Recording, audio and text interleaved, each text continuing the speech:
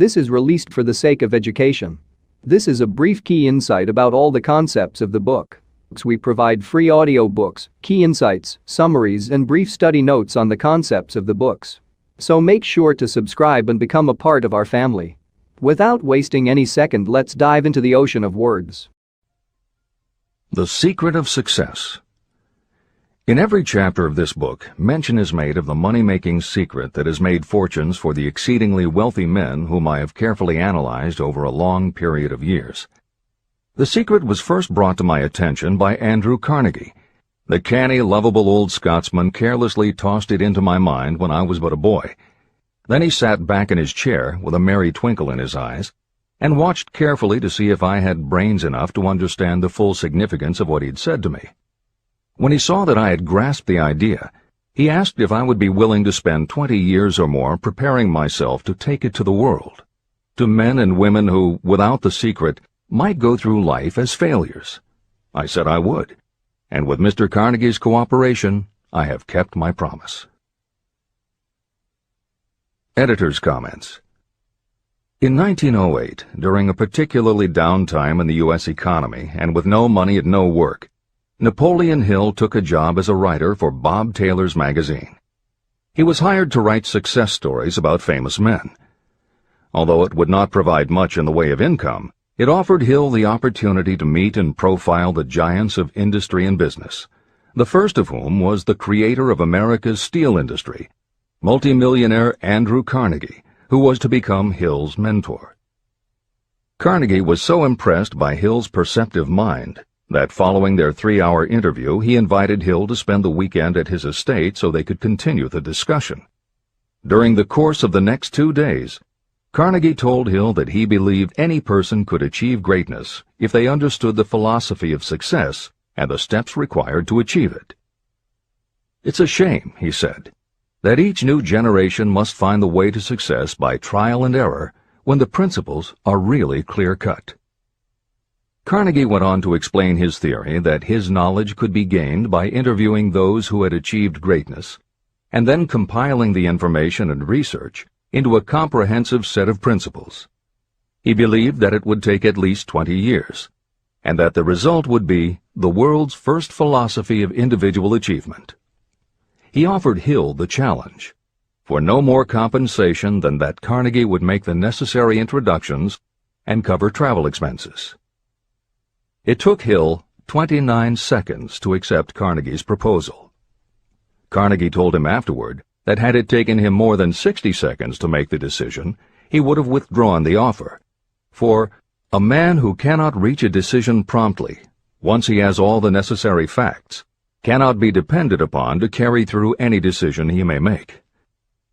It was through Hill's unwavering dedication that this book was eventually written. For detailed information on the life of Hill, read or listen to the audiobook of A Lifetime of Riches, the Biography of Napoleon Hill, by Michael J. Ritt, Jr. and Kurt Landers. Michael Ritt worked as Hill's assistant for 10 years and was the first employee of the Napoleon Hill Foundation, where he served as executive director, secretary, and treasurer. The material in his book comes from his own personal knowledge of Hill, as well as from Hill's unpublished autobiography. That is the end of the editor's comment. This book, Think and Grow Rich, contains the Carnegie secret, a secret that has been tested by thousands, now millions of people in almost every walk of life. It was Mr. Carnegie's idea that the magic formula, which gave him a stupendous fortune, ought to be placed within reach of people who do not have the time to investigate how others had made their money.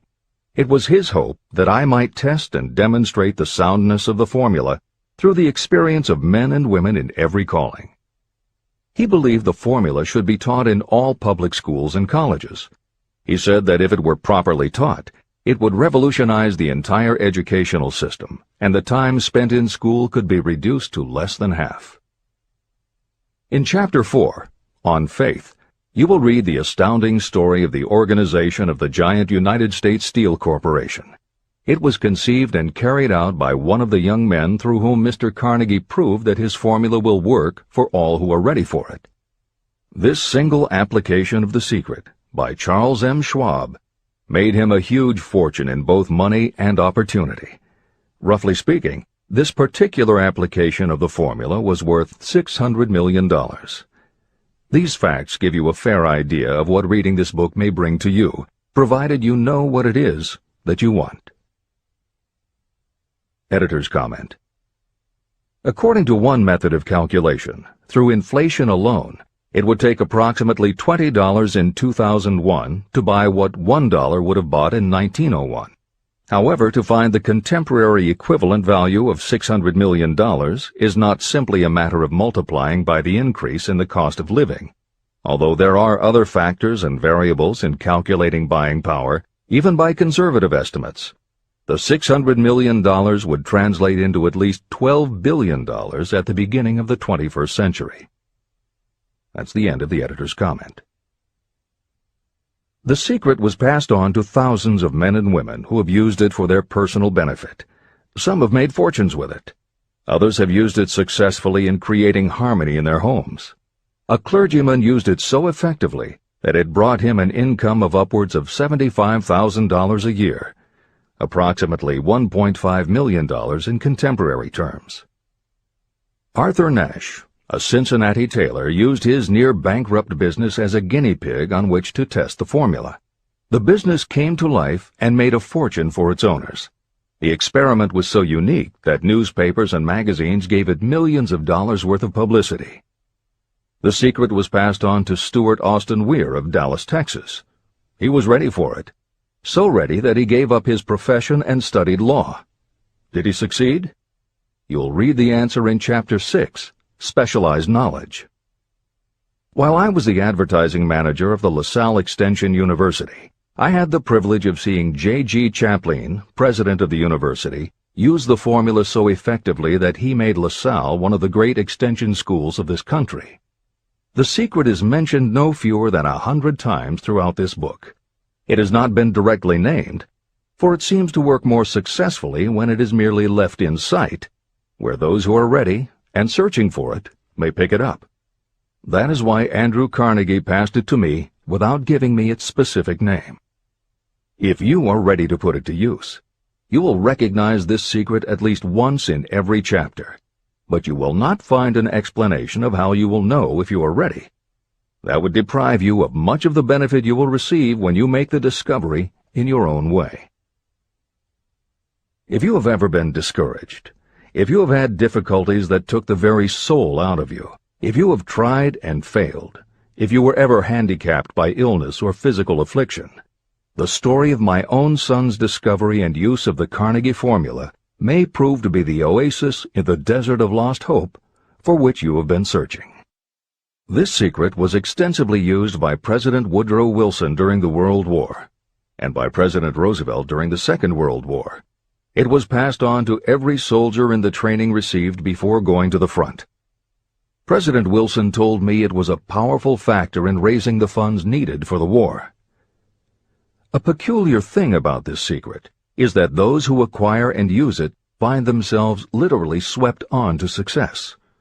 However, as is often pointed out in this book, there is no such thing as something for nothing.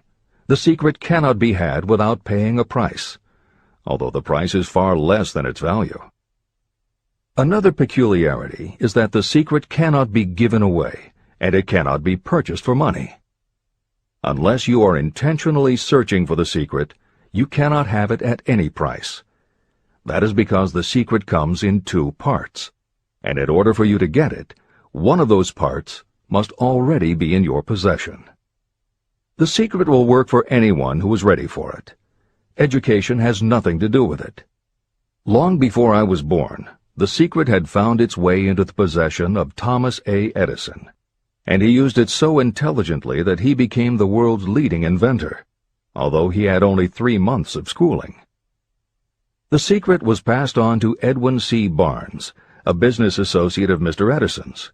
He used it so effectively that he accumulated a great fortune and retired from active business while still a young man. You will find his story at the beginning of the next chapter. It should convince you that riches are not beyond your reach, and that no matter where you are in life, you can still be what you wish to be. Money, fame, recognition, and happiness can be had by you if you are ready and determined to have these blessings. How do I know these things? You should have the answer before you finish this book. You may find it in the very first chapter or on the last page. While I was doing the research that I had undertaken at Andrew Carnegie's request, I analyzed hundreds of well-known men. Many of them attributed the accumulation of their vast fortunes to the Carnegie secret. Among these men were Henry Ford. Founder of the Ford Automobile Company, Ford started with no money and little education, yet became one of the most successful self-made businessmen in American history. William Wrigley, Jr., a traveling salesman who found that his customers liked the chewing gum he gave away as a premium better than the goods he sold, so he started his own company. John Wanamaker. Known as the Merchant Prince, he created the world's first department store and was hailed for his innovations in marketing, customer service, and employee benefits. James J. Hill. Known as the Empire Builder, he built the transcontinental Great Northern Railway, encouraged homesteading in the West, then established shipping routes linking America to Asia. George S. Parker. A school teacher who grew tired of fixing his students' pens, he created a new design, founded the Parker Pen Company, and turned a simple idea into a fortune. E. M. Statler. The son of a poor pastor, he started as a bellboy and worked his way up until he was able to start his own chain of Statler hotels, famous for their luxury and service with a smile. Henry L. Doherty. Started at age 12 as an office boy for Columbia Gas, he went on to acquire 53 utilities companies and patented 140 innovations for natural gas and oil production. Cyrus H.K. Curtis. Starting with a small agricultural weekly, Curtis turned it into Ladies' Home Journal, created Saturday Evening Post, then assembled one of the largest newspaper empires. George Eastman.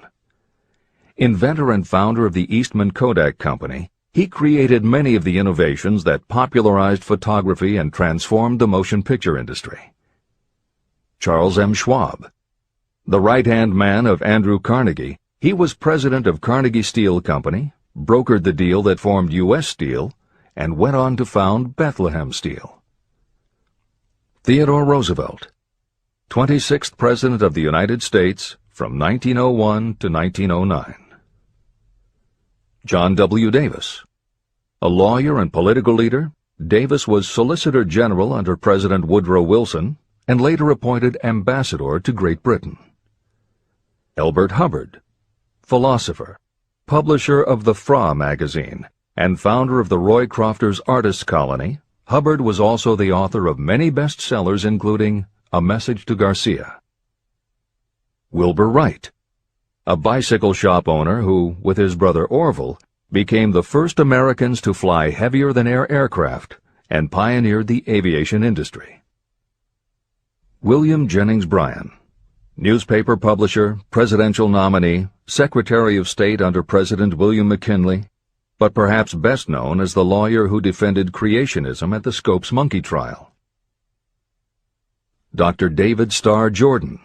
Educator, scientist, author of over 50 books, he was the nation's youngest university president at Indiana University and became the first president of Stanford University. J. Ogden Armour. Inherited his family's meatpacking business, turned it into a conglomerate with more than 3,000 products, was an owner of the Chicago Cubs, and a director of National City Bank and American International Corporation. Arthur Brisbane.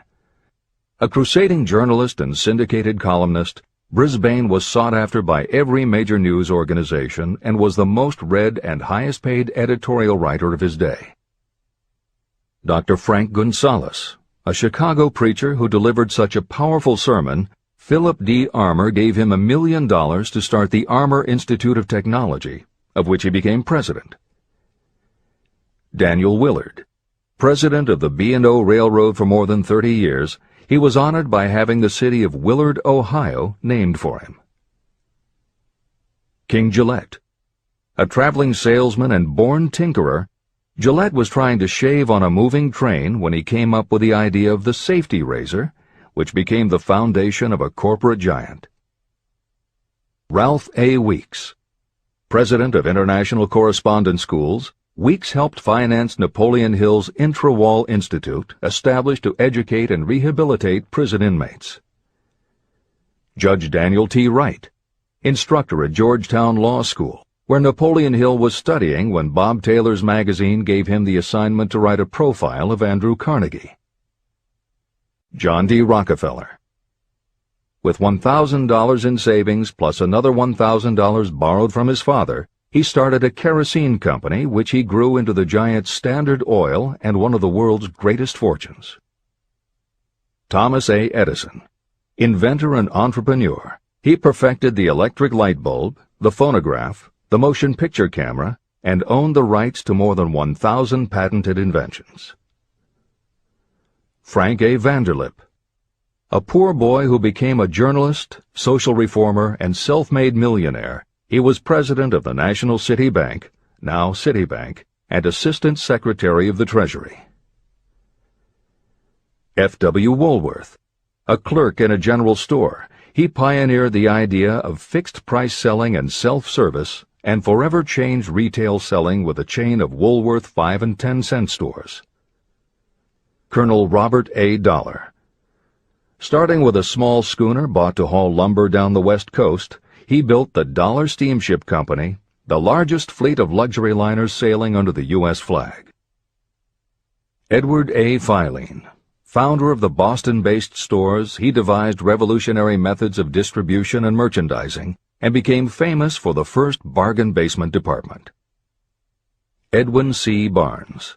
The only man Thomas Edison ever had as a partner, Barnes took Edison's failing dictaphone and sold it so successfully it became a fixture in offices and made him a multimillionaire. Arthur Nash. A Cincinnati tailor who used his bankrupt business as a guinea pig for the Carnegie Secret and was so successful the newspapers made him famous as Golden Rule Nash. Clarence Darrow. Famed as a lawyer, public speaker, and defender of the underdog, Darrow is best known as the lawyer who defended teaching the theory of evolution at the Scopes monkey trial. Woodrow Wilson.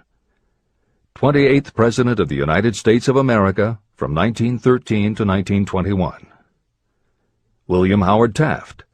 27th President of the United States of America, from 1909 to 1913.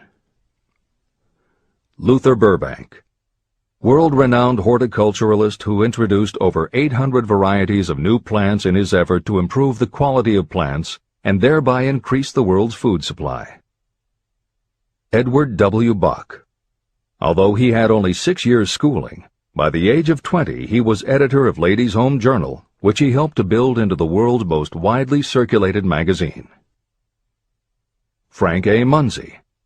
A telegraph operator who quit to launch Argosy magazine, then parlayed his fortune into a newspaper empire that included the Washington Times and the New York Herald. Elbert H. Gary. Chairman of U.S. Steel, at the time the largest corporation in the world, Gary spearheaded the construction of its first major project, the Gary Works Steel Plant, and the city of Gary, Indiana. Dr. Alexander Graham Bell. Best known as the inventor of the telephone, Bell also perfected recording devices, advances in aircraft, and was a co-founder of the National Geographic Society. John H. Patterson.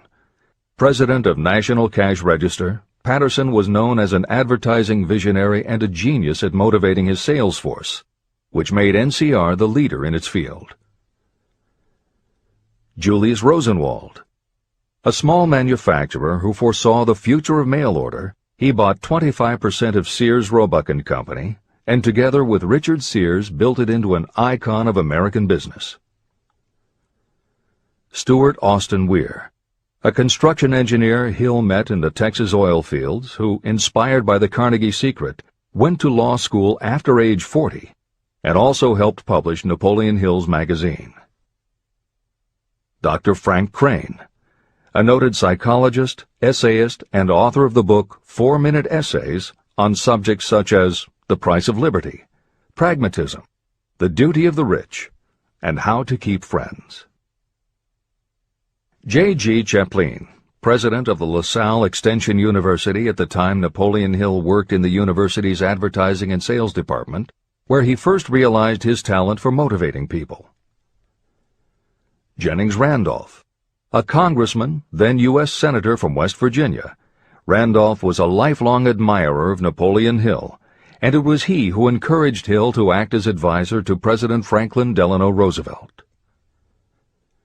These names represent a small fraction of well-known Americans whose achievements, financial and otherwise, prove that those who understand and apply the Carnegie secret reach high positions in life.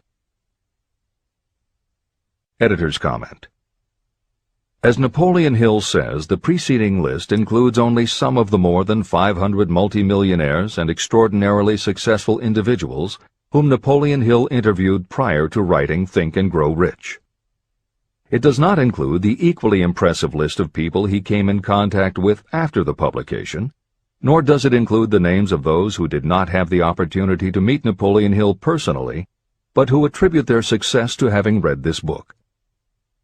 It is said that Napoleon Hill and Think and Grow Rich have made more millionaires than any other person in history. It might equally well be said that Napoleon Hill inspired more motivational experts than any other man in history.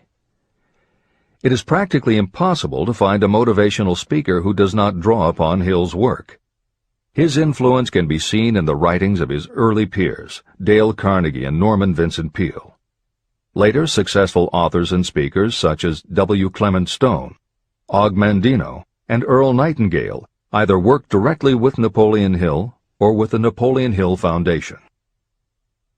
Echoes of Hill's principles can also be found in books by people as diverse as Wally Famous Amos, Mary Kay Ash, Ken Blanchard, Adelaide Bry, Chicken Soup for the Soul authors Jack Canfield and Mark Victor Hansen, Debbie Fields, Shakti Gawain, John Gray, Susan Jeffers, Bruce Jenner, Charlie Tremendous Jones, Tommy Lasorda, Art Linkletter, Joan London, Dr. Maxwell Maltz, James Redfield, Dr. Bernie Siegel, Jose Silva, Brian Tracy, Lillian Vernon, and Dennis Waitley. Stephen Covey, author of The 7 Habits of Highly Effective People, has often spoken of the influence of Napoleon Hill. Anthony Robbins, arguably the most successful motivational author and speaker at the beginning of the 21st century, has acknowledged Napoleon Hill as a personal hero. That is the end of the editor's comment. I have never known anyone who was inspired to use the Carnegie secret who did not achieve noteworthy success. On the other hand, I have never known anyone to distinguish themselves or to accumulate riches of any consequence without possession of the secret. From these two facts, I draw the conclusion that the secret is more important for self-determination than anything you receive through what is popularly known as education. Somewhere, as you read, the secret will jump from the page and stand boldly before you, if you are ready for it. When it appears, you will recognize it. Whether you receive the sign in the first chapter or the last, stop for a moment when it presents itself, and make a note of the time and place. You will want to remember, because it will mark the most important turning point of your life. Remember, too, as you go through the book, that it deals with facts and not with fiction. Its purpose is to convey a great universal truth through which you, if you are ready, may learn what to do and how to do it. You will also receive the needed stimulus to make a start. As a final word of preparation, may I offer one brief suggestion which may provide a clue how the Carnegie secret may be recognized? It is this: achievement and all earned riches have their beginning in an idea. If you are ready for the secret, you already possess one half of it. Therefore, you will recognize the other half the moment it reaches your mind. Editor's comments. Unlike much of the business and motivational literature available, Think and Grow Rich is not written for readers to skip around from chapter to chapter, taking a concept here and an idea there to solve the problem of the moment. This book is written as a carefully integrated whole, to be read in its entirety, from beginning to end. Concepts that are introduced in one chapter recur in other chapters where their meaning and significance rely upon the reader having already assimilated the earlier knowledge. The chapters are designed to build upon one another in such a way that every word is to be read, every idea is to be considered, and every concept is to be understood and absorbed. Think and Grow Rich is often called the first philosophy of personal achievement, and a philosophy is more than a collection of solutions to business problems. A philosophy is a system of principles that will guide your thoughts and actions, and provide you with a code of ethics and a standard of values. Think and Grow Rich will not just change what you think, it will literally change the way you think. In preparing this new and updated edition, every aspect of Think and Grow Rich has been analyzed to ensure its relevance to the current business climate. In those instances where material might be considered dated or out of step with contemporary practices, the original text has been updated or augmented with relevant new material. A hallmark of the original edition of Think and Grow Rich is that in every chapter Napoleon Hill cites real-life examples based on his own first-hand knowledge of America's most successful self-made multimillionaires. In this edition, every one of Hill's stories has been retained, and the editors have added contemporary examples and modern parallels which clearly demonstrate that Hill's principles are as up-to-date as today, and still guiding those who succeed. In addition to contemporary examples, where the editors felt it would be of interest to the reader, we have included marginal notes that provide relevant information about recent developments. Where applicable, we have also suggested books or other materials that complement various aspects of Napoleon Hill's philosophy. On a more technical note, the editors have approached the written text as we would that of a living author. When we encountered what modern grammarians would consider run-on sentences, outdated punctuation, or other matters of form, we opted for contemporary usage. Those readers familiar with earlier editions will note that the chapter numbers have been changed in this edition. Originally, Think and Grow Rich began with an unnumbered chapter, a word from the author. In this edition, that text appears as Chapter 1, and is renamed The Secret of Success. The chapters that follow are renumbered sequentially and proceed in their original order. The chapter that was previously titled The Mystery of Sex Transmutation has been retitled Sexuality, Charisma and Creativity, and the text has been restructured and annotated to reflect the role of women in contemporary society. All editorial commentary is clearly set off in a font and style that is different from the original text.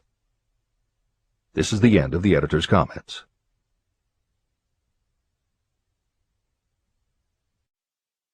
Both poverty and riches are the offspring of thought. Chapter 2. Thoughts are things. The man who thought his way into partnership with Thomas A. Edison.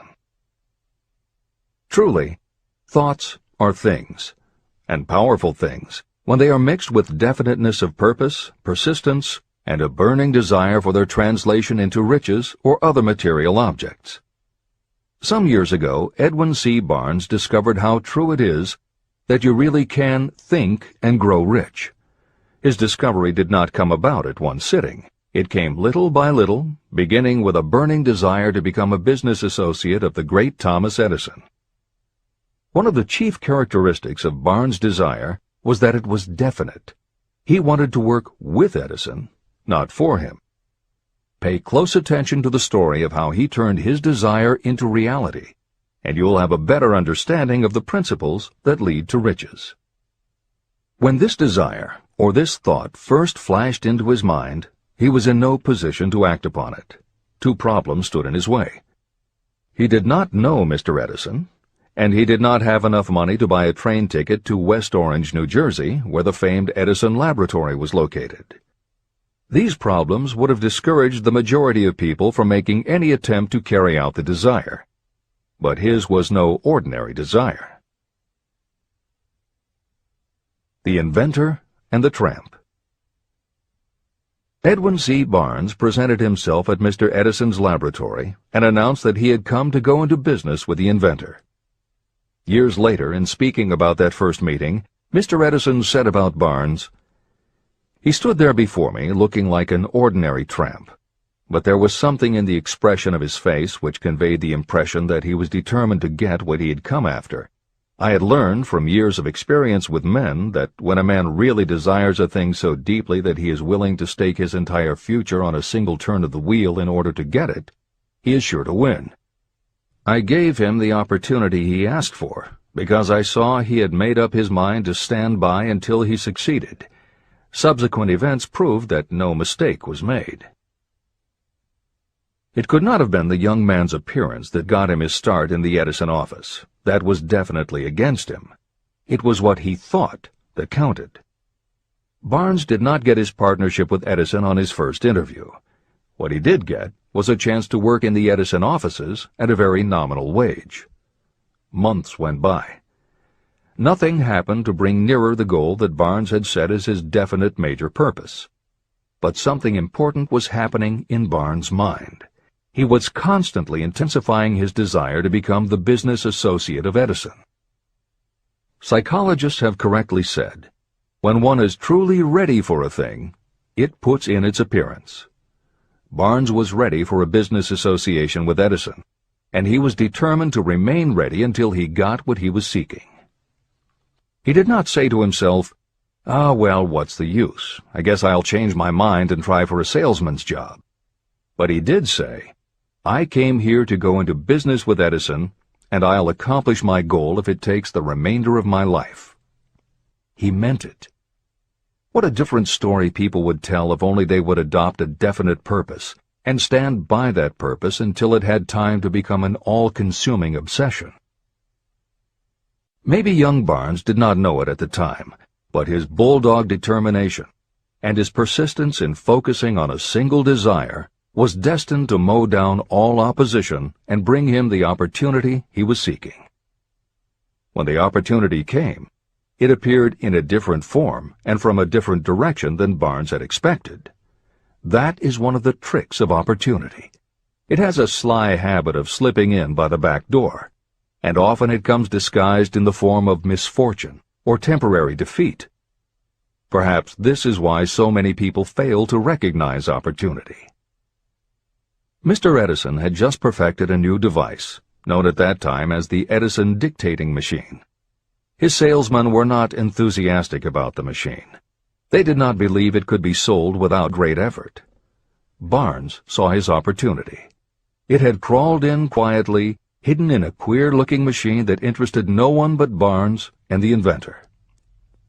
Barnes knew he could sell the Edison dictating machine, and he told Edison so. Edison decided to give him his chance. And Barnes did sell the machine.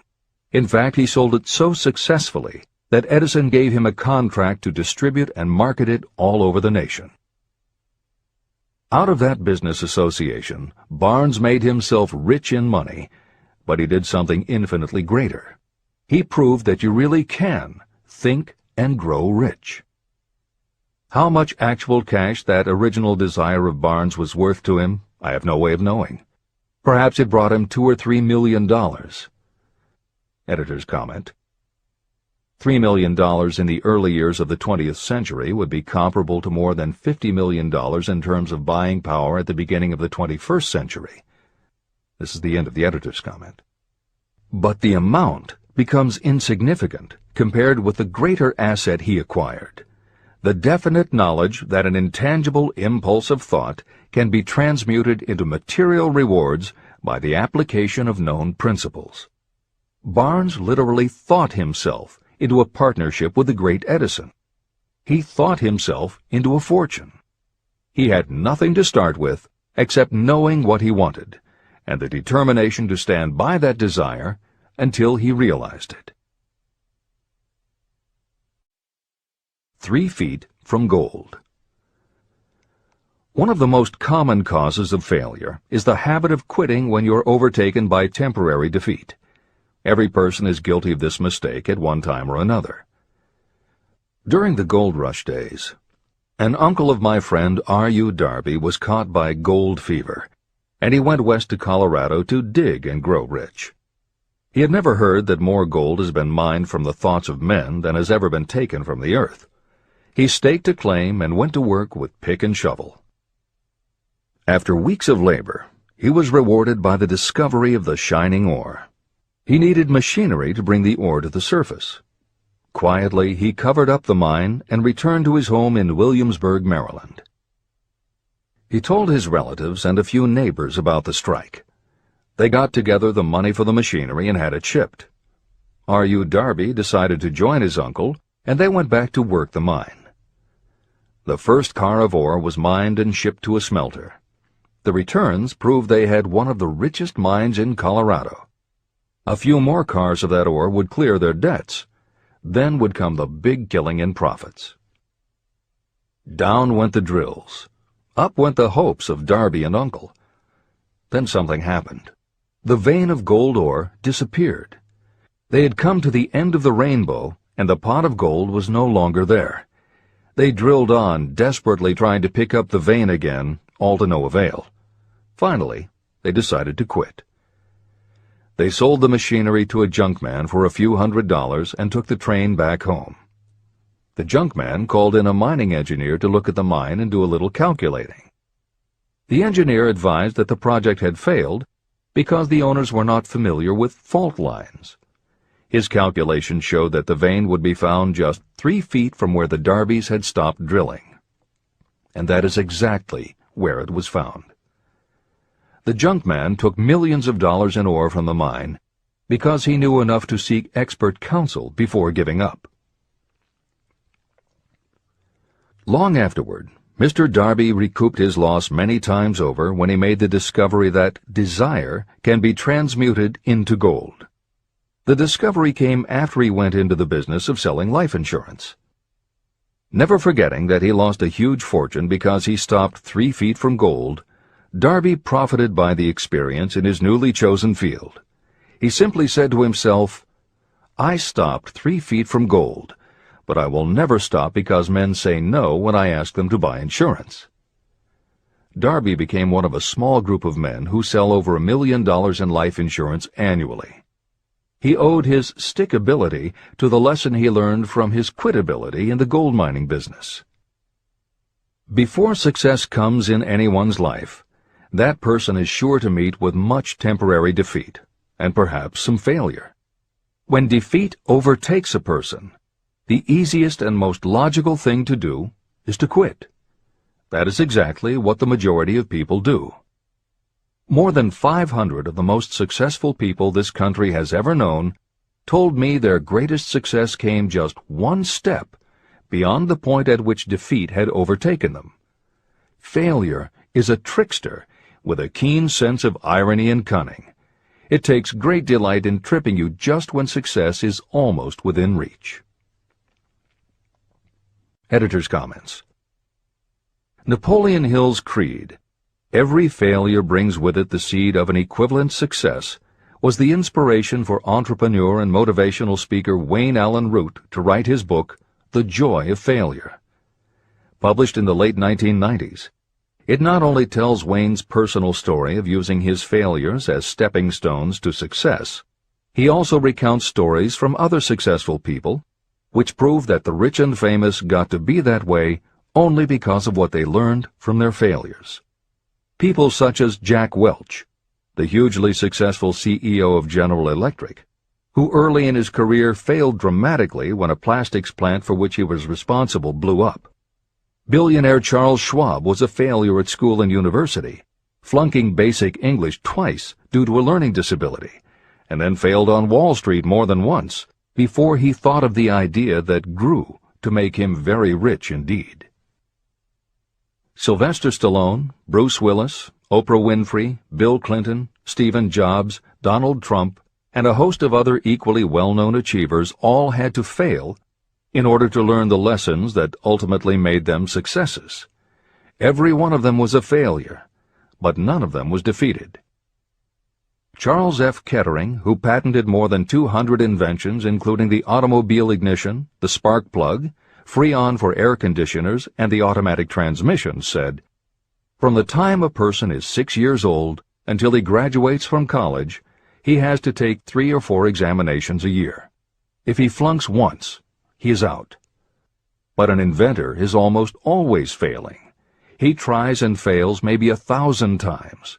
If he succeeds once, then he's in. These two things are diametrically opposite. We often say that the biggest job we have is to teach a newly hired employee how to fail intelligently. We have to train him to experiment over and over and to keep on trying and failing until he learns what will work. Failures are just practice shots. This is the end of the editor's comment. A 50-cent lesson in persistence. Shortly after Mr. Darby received his degree from the University of Hard Knocks, he witnessed something that proved to him that no does not necessarily mean no. One afternoon, he was helping his uncle grind wheat in an old-fashioned mill.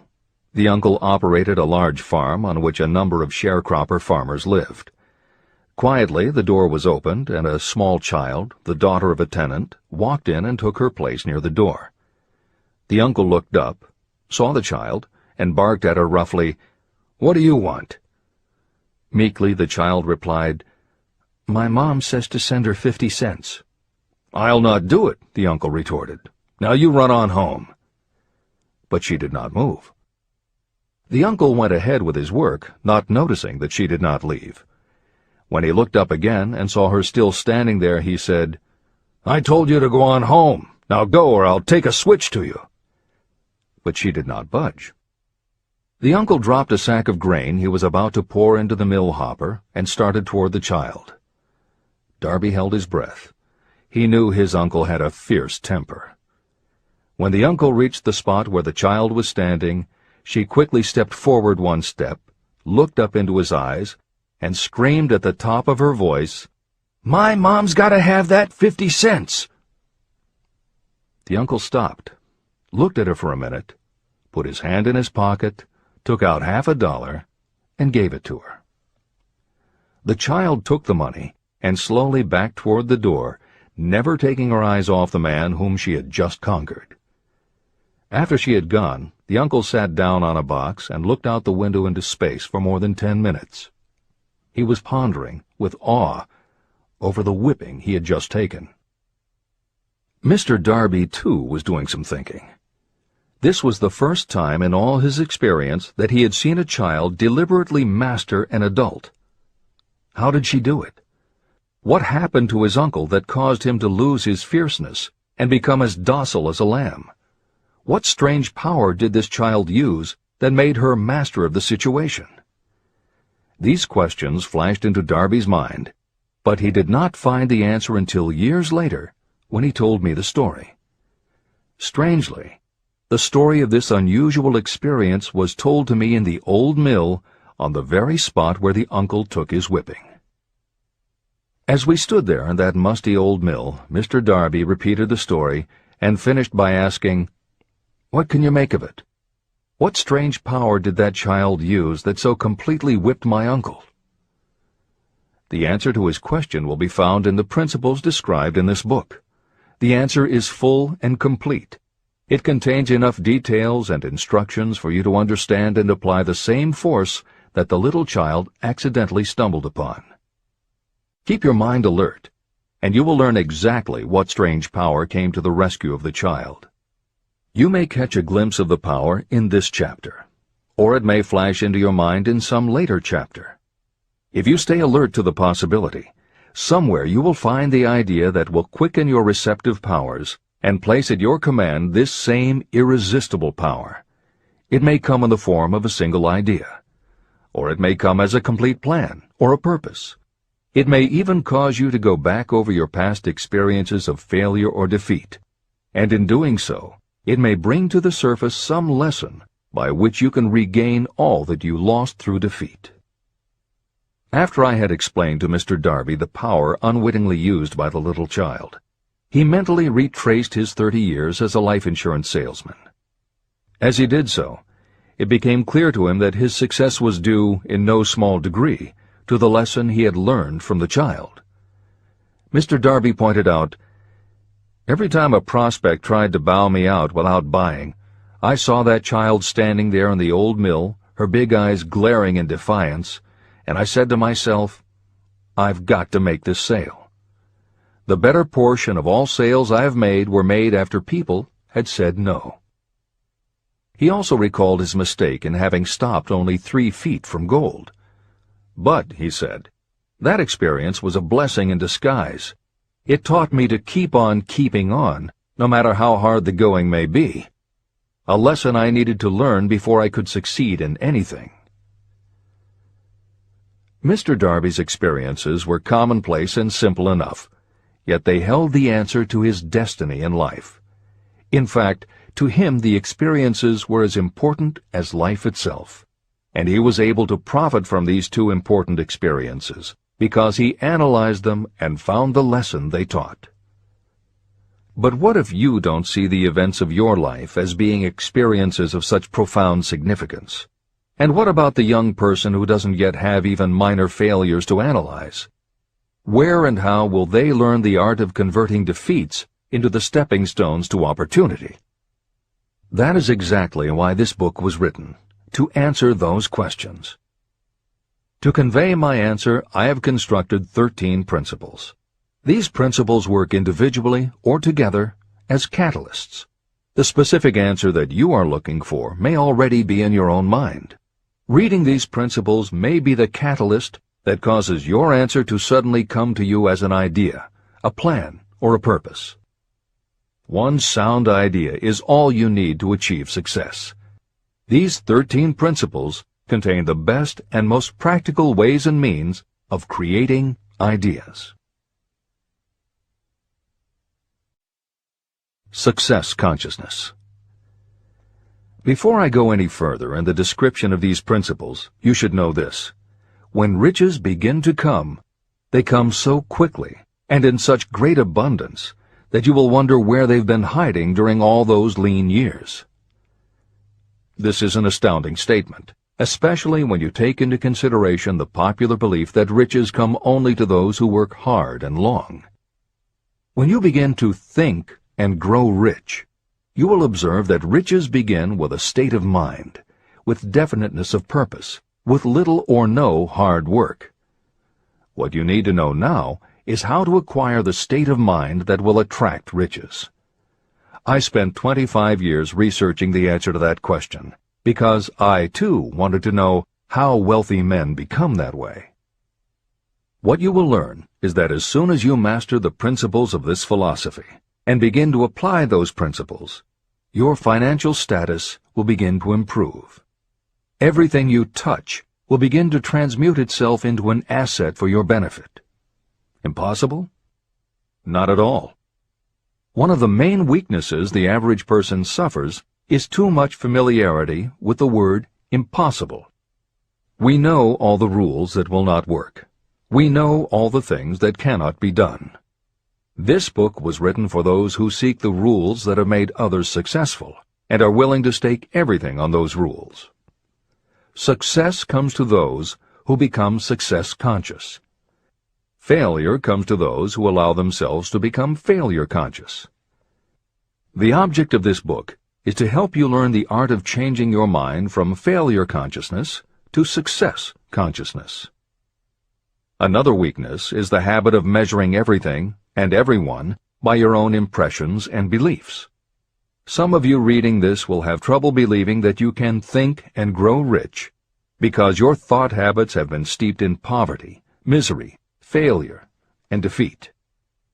This kind of thinking reminds me of the story about the man who came from China to study at the University of Chicago. One day, President Harper met this young man on campus and stopped to chat with him for a few minutes. He asked what had impressed him as being the most noticeable characteristic of the American people. "Why," the student exclaimed, "the unusual shape of your eyes." It's all a matter of perspective and habit. The same is true of your belief in what a person can achieve. If you have formed the habit of seeing life only from your own perspective, you may make the mistake of believing that your limitations are in fact the proper measure of limitations. The impossible Ford V8 motor. When Henry Ford decided to produce his famous V8 motor, he chose to build an engine with the entire 8 cylinders cast in one block. Ford instructed his engineers to produce a design for the engine. The design was drawn up on paper, but the engineers agreed to a man that it was simply impossible to cast an 8-cylinder engine block in one piece. Ford said, "Produce it anyway." But they replied, "It's impossible." "Go ahead," Ford commanded, "and stay on the job until you succeed, no matter how much time is required."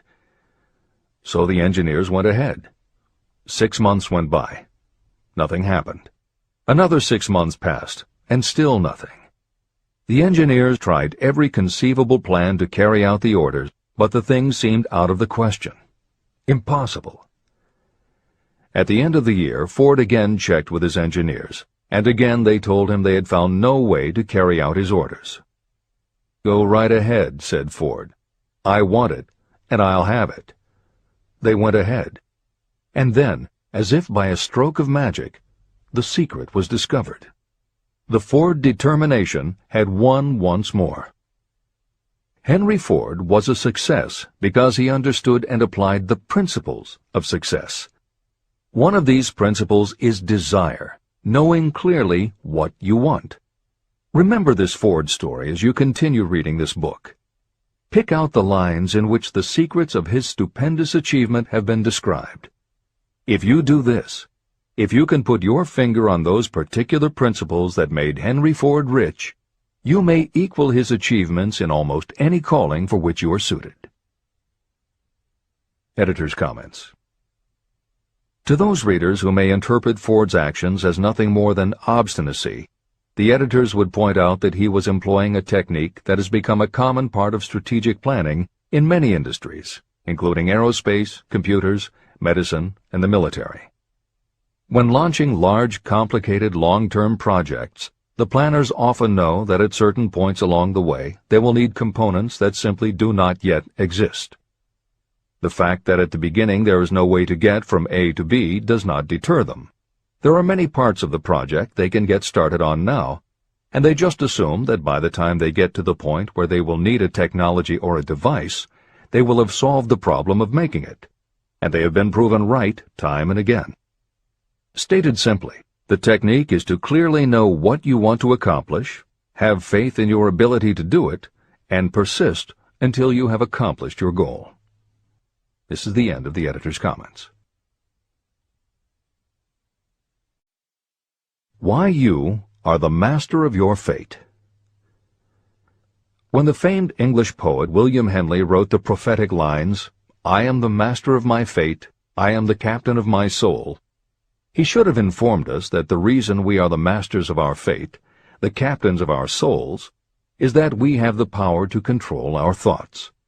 He should have told us that it is because in some way our brains become magnetized with the dominating thoughts that we hold in our minds. And it is as though our magnetized minds attract to us the forces, the people, and the circumstances of life that are in sync with our dominating thoughts. He should have told us that before we can accumulate riches in great abundance, we must magnetize our minds with intense desire for riches.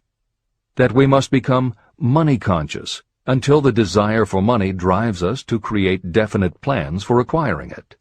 But, being a poet, Henley contented himself by stating a great truth in poetic form, leaving those who followed him to interpret the philosophical meaning of his lines. Little by little, the truth has unfolded itself, until I have come to know with certainty that the principles described in this book hold the secret of mastery over our economic fate.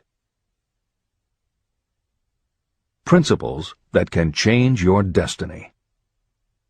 We are now ready to examine the first of these principles, and as we do, I ask you to maintain a spirit of open-mindedness.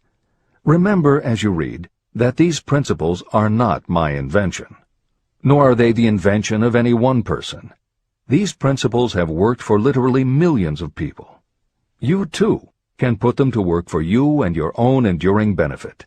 You will find it easy, not hard to do. Some years ago, I delivered the commencement address at Salem College in Salem, West Virginia. I emphasized with so much intensity the need to have a burning desire that one of the members of the graduating class became completely convinced and made it a cornerstone of his own philosophy. That young man became a congressman and an important factor in President Franklin D. Roosevelt's administration. He wrote me a letter in which he so clearly stated his opinion of the principle of desire outlined in the next chapter that I have chosen to publish his letter as an introduction to that chapter. It gives you an idea of the rewards to come.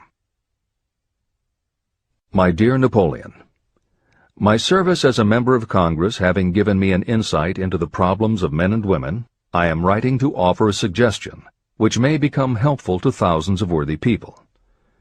In 1922, you delivered the commencement address at Salem College when I was a member of the graduating class. In that address, you planted in my mind an idea which has been responsible for the opportunity I now have to serve the people of my state, and will be responsible, in a very large measure, for whatever success I may have in the future. I recall, as though it were yesterday, the marvelous description you gave of the method by which Henry Ford, with but little schooling, without a dollar, with no influential friends, rose to great heights. I made up my mind then, even before you had finished your speech, that I would make a place for myself, no matter how many difficulties I had to surmount. Thousands of young people will finish their schooling this year and within the next few years. Every one of them will be seeking just such a message of practical encouragement as the one I received from you. They will want to know where to turn, what to do to get started in life. You can tell them, because you have helped to solve the problems of so many, many people. There are thousands of people in America today who would like to know how they can convert ideas into money. People who must start from scratch, without finances, and recoup their losses. If anyone can help them, you can. If you publish the book, I would like to own the first copy that comes from the press, personally autographed by you. With best wishes, believe me, cordially yours, Jennings Randolph. Since that time in 1922, I watched Jennings Randolph rise to become one of the nation's leading airline executives, a great inspirational speaker, and a United States Senator from West Virginia. 35 years after I made that speech, it was my pleasure to return to Salem College in 1957 and deliver the baccalaureate sermon. At that time, I received an honorary Doctor of Literature degree from Salem College. Editor's comments. As you begin the next chapter, the editors would like to reinforce the earlier statement that what you are reading is not just a collection of theories out of which you can cherry-pick what you like.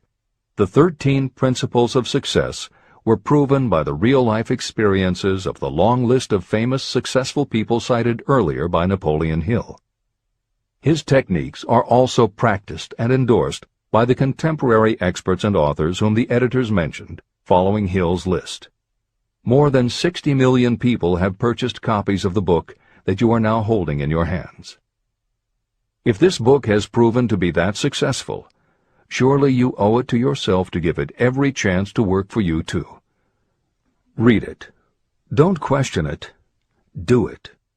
If you don't, if you think that you know better than Napoleon Hill, if you decide to pick and choose the parts that you will believe or follow, then, if you don't succeed, you will never know if your failure lies with this book or with you. This is the end of the editor's comments. Whatever the mind of man can conceive and believe, it can achieve. Chapter 3. Desire. The starting point of all achievement. The first step toward riches. When Edwin C. Barnes climbed down from the freight train in West Orange, New Jersey, he may have resembled a tramp, but his thoughts were those of a king. As he made his way from the railroad tracks to Thomas A. Edison's office, his mind was at work. He saw himself standing in Edison's presence. He heard himself asking Mr. Edison for an opportunity to carry out the one consuming obsession of his life, a burning desire to become the business associate of the great inventor. Barnes' desire was not a hope. It was not a wish. It was a pulsating desire which transcended everything else. It was definite. A few years later, Edwin C. Barnes again stood before Edison, in the same office where he first met the inventor. This time, his desire had been translated into reality. He was in business with Edison. The dominating dream of his life had become a reality. Barnes succeeded because he chose a definite goal, placed all his energy, all his willpower, all his effort. He put everything he had into achieving that goal. 5 years passed before the chance he had been seeking made its appearance. To everyone except himself, he appeared to be just another cog in the Edison business wheel. But in Edwin Barnes' own mind, he was the partner of Edison every minute from the very day that he first went to work there. It is a remarkable illustration of the power of a definite desire.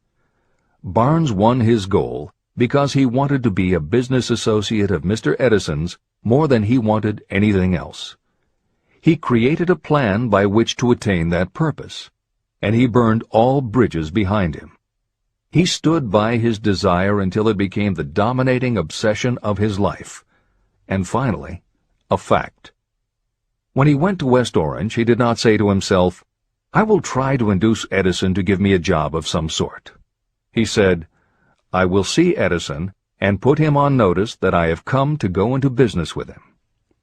He did not say, "I will keep my eyes open for another opportunity in case I fail to get what I want in the Edison organization." He said, "There is one thing in this world that I am determined to have, and that is a business association with Thomas A. Edison. I will burn all bridges behind me and stake my entire future on my ability to get what I want." He left himself no possible way of retreat. He had to win or perish. That is all there is to the Barnes story of success. Allow yourself no retreat. A long while ago, a great warrior faced a situation in which he had to make a decision that ensured his success on the battlefield. He was about to send his armies against a powerful foe whose men outnumbered his. He loaded his soldiers into boats, sailed to the enemy's country, and unloaded the soldiers and equipment. Then he gave the order to burn the ships that had carried them. Addressing his men before the first battle, he said, "You see the boats going up in smoke. That means we cannot leave these shores alive unless we win. We now have no choice. We win or we perish." They won. Every person who wins in any undertaking must be willing to burn his ships and cut all sources of retreat. That is the only way you can be sure of maintaining the state of mind known as a burning desire to win. It is essential to success. The morning after the Great Chicago Fire, a group of merchants stood on State Street, looking at the smoking remains of what had been their stores. They went into a conference to decide if they would try to rebuild, or if they would leave Chicago and start over in a more promising section of the country. They decided to leave. All except one.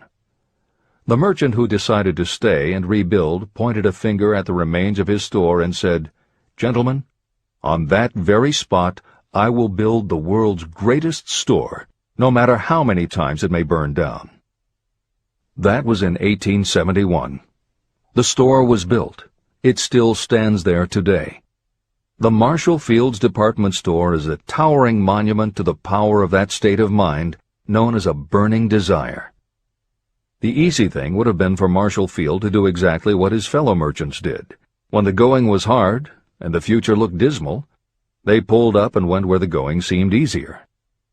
Mark well this difference between Marshall Field and the other merchants. It is that difference which distinguishes those who succeed from those who fail. Every human being old enough to understand the value of money wishes for it, but wishing will not bring riches. Desiring riches, with a state of mind that becomes an obsession, then planning definite ways and means to acquire riches, and backing those plans with persistence, a persistence which does not recognize failure, that's what will bring riches. Editor's comments. In other of his writings, Napoleon Hill uses the term definiteness of purpose as being interchangeable with desire. The following explanation is adapted from the Napoleon Hill Foundation's book, Believe and Achieve. Desire, or definiteness of purpose, is more than goal setting. In simplest terms, your desire is your roadmap to achieving an overall career objective. Your goals represent specific steps along the way. Having a desire, or definiteness of purpose for your life, has a synergistic effect on your ability to achieve your goals. As you become better at what you do, you devote all of your resources toward reaching your objective. You become more alert to opportunities, and you reach decisions more quickly. Every action you take ultimately boils down to the question, will this goal help me reach my desire, my overall objective, or won't it? Your purpose will become your life. It will permeate your mind, both conscious and subconscious. This is the end of the editor's comments. 6 ways to turn desire into gold. The method by which your desire for riches can be transmuted into its financial equivalent consists of 6 definite, practical steps. 1. Fix in your mind the exact amount of money you desire.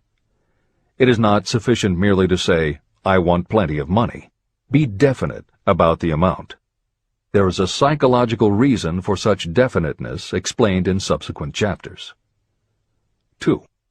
Determine exactly what you intend to give in return for the money you desire.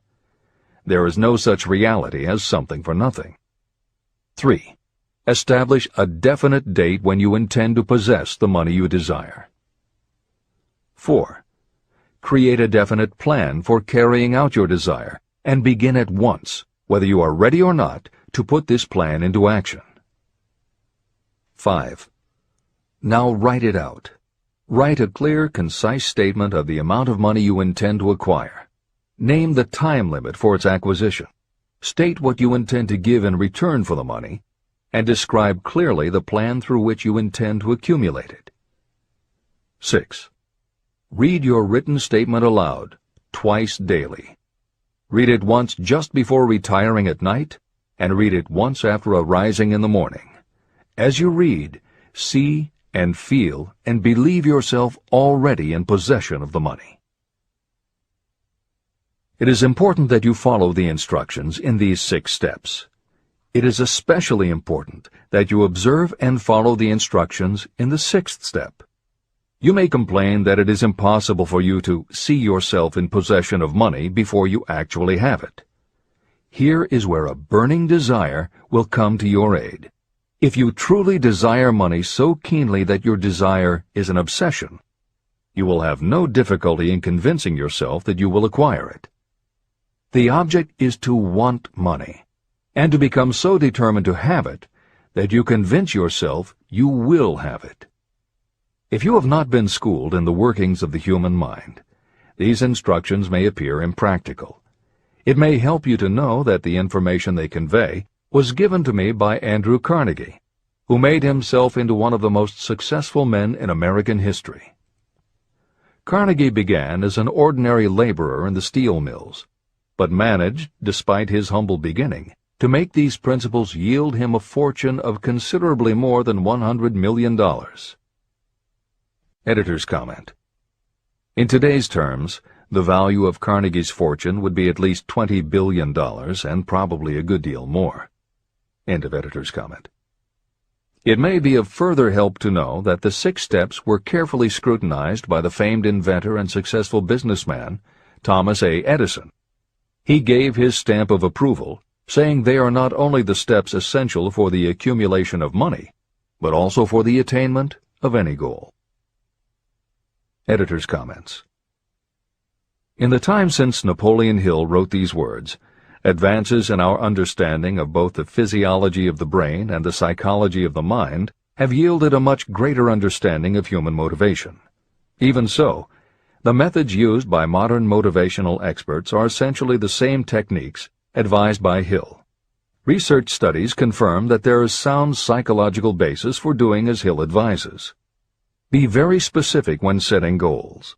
Perform the physical act of committing those goals to paper, and repeat your stated goal aloud to yourself often. These techniques have gained wide acceptance among modern experts in the field. The psychological principle at work is similar to that which underlies autosuggestion and self-hypnosis, concepts that will be discussed in greater depth in Chapter 5, Autosuggestion, and in Chapter 13, The Subconscious Mind. Hill's instruction to see yourself as you will be when you have already achieved your objective is also a specific technique. Today it is commonly taught by motivational experts under the term creative visualization. In Chapter 4 on faith and in Chapter 5 on autosuggestion, Hill elaborates on his method. Before moving on, the editors would like to reinforce Hill's advice to follow his instructions to the letter. The editors know there is a tendency for the reader to assume that it is enough for them just to intellectually understand a concept. As you read Hill's 6 points, you probably found yourself thinking, sure, some people might need to write things down, but I'm not a kid, I get the idea. Or, okay, I understand that saying it out loud might help some less sophisticated people, but I already understand the point intellectually. If you feel that way, let us remind you that many of the most successful people whom you admire did not think they were too smart or too sophisticated to follow Hill's instructions.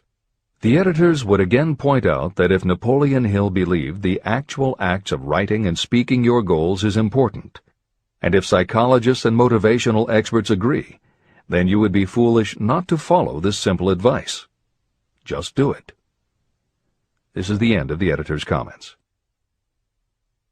The steps call for no hard labor. They call for no sacrifice. To apply them does not call for a great amount of education. But the 6 steps do call for enough imagination to see and to understand that the accumulation of money cannot be left to chance or luck. You may as well know right here that you can never have riches in great quantity unless you can work yourself into a white heat of desire for money and actually believe you will possess it.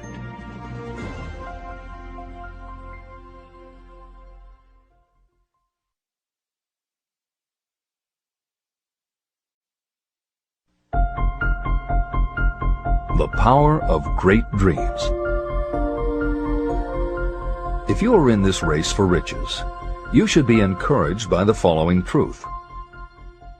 The world in which we live is demanding new ideas, new ways of doing things, new leaders, new inventions, and new methods, styles, versions, and variations of everything all the time. Behind all this demand for new and better things, there is one quality that you must possess to win, and that is definiteness of purpose, the knowledge of what you want, and a burning desire to possess it. If you truly desire riches, remember that the real leaders of the world have always been people who harnessed and put into practical use the intangible, unseen forces of opportunity. Leaders are the people who convert those opportunities into cities, skyscrapers, factories, transportation, entertainment, and every form of convenience that makes things easier, faster, better, or just make life more pleasant. In planning to acquire your share of the riches, don't let anyone put you down for being a dreamer. To win the big stakes in this changing world, you must catch the spirit of the great pioneers, whose dreams have given to civilization all that it has of value. It is that spirit which serves as the lifeblood of our own country, your opportunity and mine to develop and market our talents. A burning desire to be and to do is the starting point from which the dreamer must take off. Dreams are not born of indifference, laziness, or lack of ambition. If the thing you wish to do is right, and you believe in it, go ahead and do it. Never mind what they say if you meet with temporary defeat. They do not know that every failure brings with it the seed of an equivalent success. Marconi dreamed of a system for sending sound from one place to another without the use of wires. It may interest you to know that Marconi's friends had him taken into custody and examined in a psychiatric hospital when he announced he had discovered a principle by which he could send messages through the air. Evidence that he did not dream in vain may be found in every radio and television set, cellular phone, communication satellite, and every other wireless device in the world. Fortunately, the dreamers of today fare better. Today, your world is filled with an abundance of opportunity that the dreamers of the past never knew. If you doubt this is true, if you are feeling crushed because of a recent failure, you are about to learn how your failure can be your most valuable asset. Almost everyone who succeeds in life gets off to a bad start and passes through many heartbreaking struggles before they arrive. The turning point in the lives of those who succeed usually comes at the moment of some crisis, through which they are introduced to their other selves. Editor's comments. Napoleon Hill's concept of the other self is mentioned elsewhere in Think and Grow Rich, but he does not comment on it extensively. The following elaboration is taken from his later writings. You've been thinking about your losses to the exclusion of everything else. The more you concentrate on them, the more you attract other losses. Stop thinking about them, and make up your mind that you are going to benefit from your experience. Whatever personal obstacles you face, you must start getting to know that side of your personality that knows no obstacles, that recognizes no defeats. Cultivate a friendship with the other you, so no matter what you're doing, you are allied with someone who shares your goals. All the philosophy and advice about persuading others will be much more useful to you if you practice it yourself. This is the end of the editor's comment. Sidney Porter discovered the genius that slept within his brain only after he had met with great misfortune. He was found guilty of embezzlement and confined to a prison cell in Columbus, Ohio, and it was there that he became acquainted with his other self. He began to write short stories. Then, while locked in his cell, he began to sell those stories to magazines under the pen name O. Henry. Through the use of his imagination, he discovered himself to be a great author instead of a miserable criminal and outcast. By the time he was released from prison, O. Henry was the most popular short story writer in the country. Editor's comments. More recently, in another prison, another kind of writer met his other self, and country music gained one of its most talented songwriters and biggest stars. As a kid, Merle Haggard's family home was a converted boxcar in Bakersfield, California. After his father died when Merle was 9, more often than not, home for young Merle was a series of juvenile detention centers. At 16, he quit school, and for the next 4 years the only mark Merle Haggard made in the world was a rap sheet for stolen cars, burglaries, and bogus checks. By the age of 20, he was serving time in San Quentin and gaining a reputation as a hard-case con. Then he met his other self. Inspired by a concert Johnny Cash played for the inmates, plus conversations with men on death row and the time he spent in solitary confinement, Haggard learned that he had another self, and that self had something to say through his music. When he got out of solitary, Haggard asked for the hardest job the prison had to offer. He enrolled in night school courses at the prison, straightened himself out, and won his parole after 2.5 years. He went back to Bakersfield and dug ditches during the day so he could polish his songwriting and performing at night. Within 3 years, he had a recording contract. Within 5 years, he had his first top 10 hit, and has since gone on to become one of the most influential voices in modern country music. This is the end of the editor's comments. Thomas Edison dreamed of a lamp that could be operated by electricity, and he began where he stood to put his dream into action. He failed more than 10,000 times. Despite his failures, he stood by that dream until finally he was driven to the discovery of the genius that slept within his brain. Editor's comments. Dean Kamen got to know his other self very early in life. While he was a teenager, Kamen started his own company, building and selling control systems for automated sound and light shows. He was still in high school when he got the contract to automate the Times Square New Year's Eve ball. Though he went on to attend university, he never bothered to graduate because he was too busy working on something he called auto-syringe, the first wearable infusion pump for administering drug therapies. His invention was hailed as a medical landmark, as were many of his other breakthroughs, which include a revolutionary kidney dialysis machine, an insulin pump for diabetics, an improved stent used for heart patients, and more than 150 other devices he has patented. One day, seeing the difficulty a man in a wheelchair was having getting up a curb, Kamen set his mind to creating a device that would liberate people confined to wheelchairs. The result is the iBot, a revolutionary wheel device that uses computers and a system of stabilizing gyroscopes that imitate the working of the human body. It not only goes over curbs, but it will even go up and down stairs, travel over almost any kind of rough ground, and will allow the user to raise themselves eye to eye with a standing person. And it does it all without the user having to get out of the device or needing anyone's assistance. In 2001, Kamen hit the front pages when he introduced the Segway, a one-person people mover based on his iBot technology. It's a two-wheel scooter-like device that zips and zooms forward, backward, left, right, and comes to a stop without the rider doing anything more than barely shifting his or her body.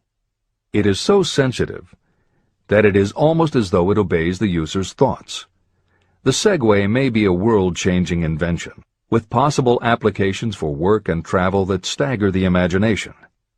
As this is being written, the Segway is already being used to navigate large warehouses and is being tested by police departments and postal employees. While traffic cops and City Hall wrangle over whether the Segway belongs on the sidewalk or the road, Dean Kamen is dreaming a new dream. This time, the dream is an invention that may literally bring light to some of the darkest corners of the earth. Kamen has developed a non-polluting electric generator that can use almost anything as fuel. But here's the extraordinary part. He has created a revolutionary closed system so that the engine's heat is used to purify 10 gallons of drinkable water every hour. This amazing invention could bring safe drinking water to parts of the world where contaminated water kills millions, and at the same time, it will provide a source of cheap, reliable electric power. Dean Kamen is not some academic hidden in a lab somewhere. Kamen is an inventor. But like Thomas Edison, he is also an entrepreneur and businessman, creating and marketing devices that are changing the public perception of what an inventor is. This is the end of the editor's comments. Henry Ford, poor and uneducated, dreamed of a horseless carriage. He went to work with what tools he possessed without waiting for opportunity to favor him, and now evidence of his dream belts the entire earth. He put more wheels into operation than any man who ever lived, because he was not afraid to back his dreams. Editor's comments. Stephen Jobs and Steve Wozniak, two university dropouts, dreamed of making and selling computers that the average person could use. Like Ford, working with the tools they possessed, they built the first Apple computer in the Jobs family garage. And like Ford, they weren't afraid to back their dreams. After showing their prototype to a local retailer, they got an order for 25 machines. Jobs sold his Volkswagen, and Woz sold his expensive Hewlett-Packard scientific calculator to raise $1,300 to start their new company. They took the money, convinced the local electronics suppliers to grant them a line of credit, and started production of the Apple I. They revolutionized the computer hardware and software industry. Released in 1976 and priced at $666, the Apple I earned them $774,000. 2 years later, they introduced the Apple II, which in the next 3 years earned $140 million. In 1980, Apple went public, and after the first day of trading, the company had a market value of $1.2 billion. Wozniak left the company in 1981, but Jobs pushed through the development of the Macintosh in 1984. In 1985, Jobs left too, but in 1998 he came back to Apple to revitalize the floundering company with the creation of the iMac computers, the animation company Pixar, the iPod, and iTunes. In presenting stories of contemporary successes, the editors have followed Hill's style of using real people to illustrate the principles of success. But Napoleon Hill was granted a rare privilege. Unlike anyone before or after, he had the opportunity to personally meet the most powerful and successful people and learn firsthand the dreams that inspired them, the obstacles that confronted them, and how they found the courage within themselves to overcome their failures.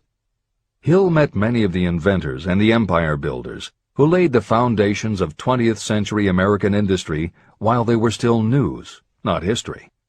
Then for more than 25 years, he studied the habits and learned the secrets of the next generations who built on the foundations, forged new industries, devised new systems, and dreamed new dreams.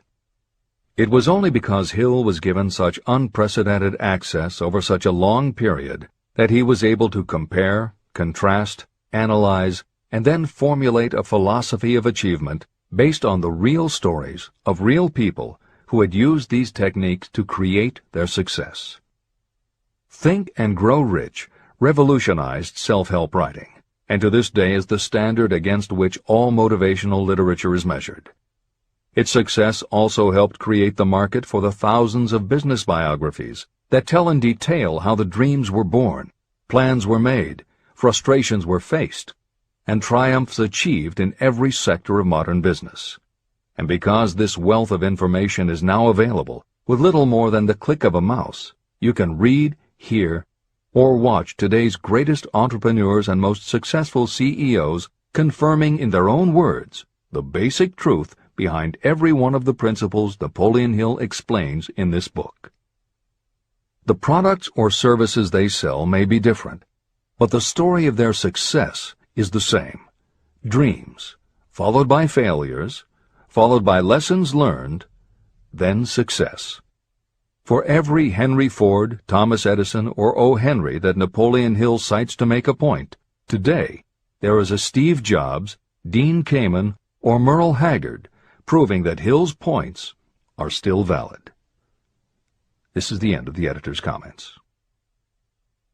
There is a difference between wishing for a thing and being ready to receive it. No one is ready for a thing until they believe they can acquire it. The state of mind must be belief, not mere hope or wish. Open-mindedness is essential for belief. Closed minds do not inspire faith, courage, and belief.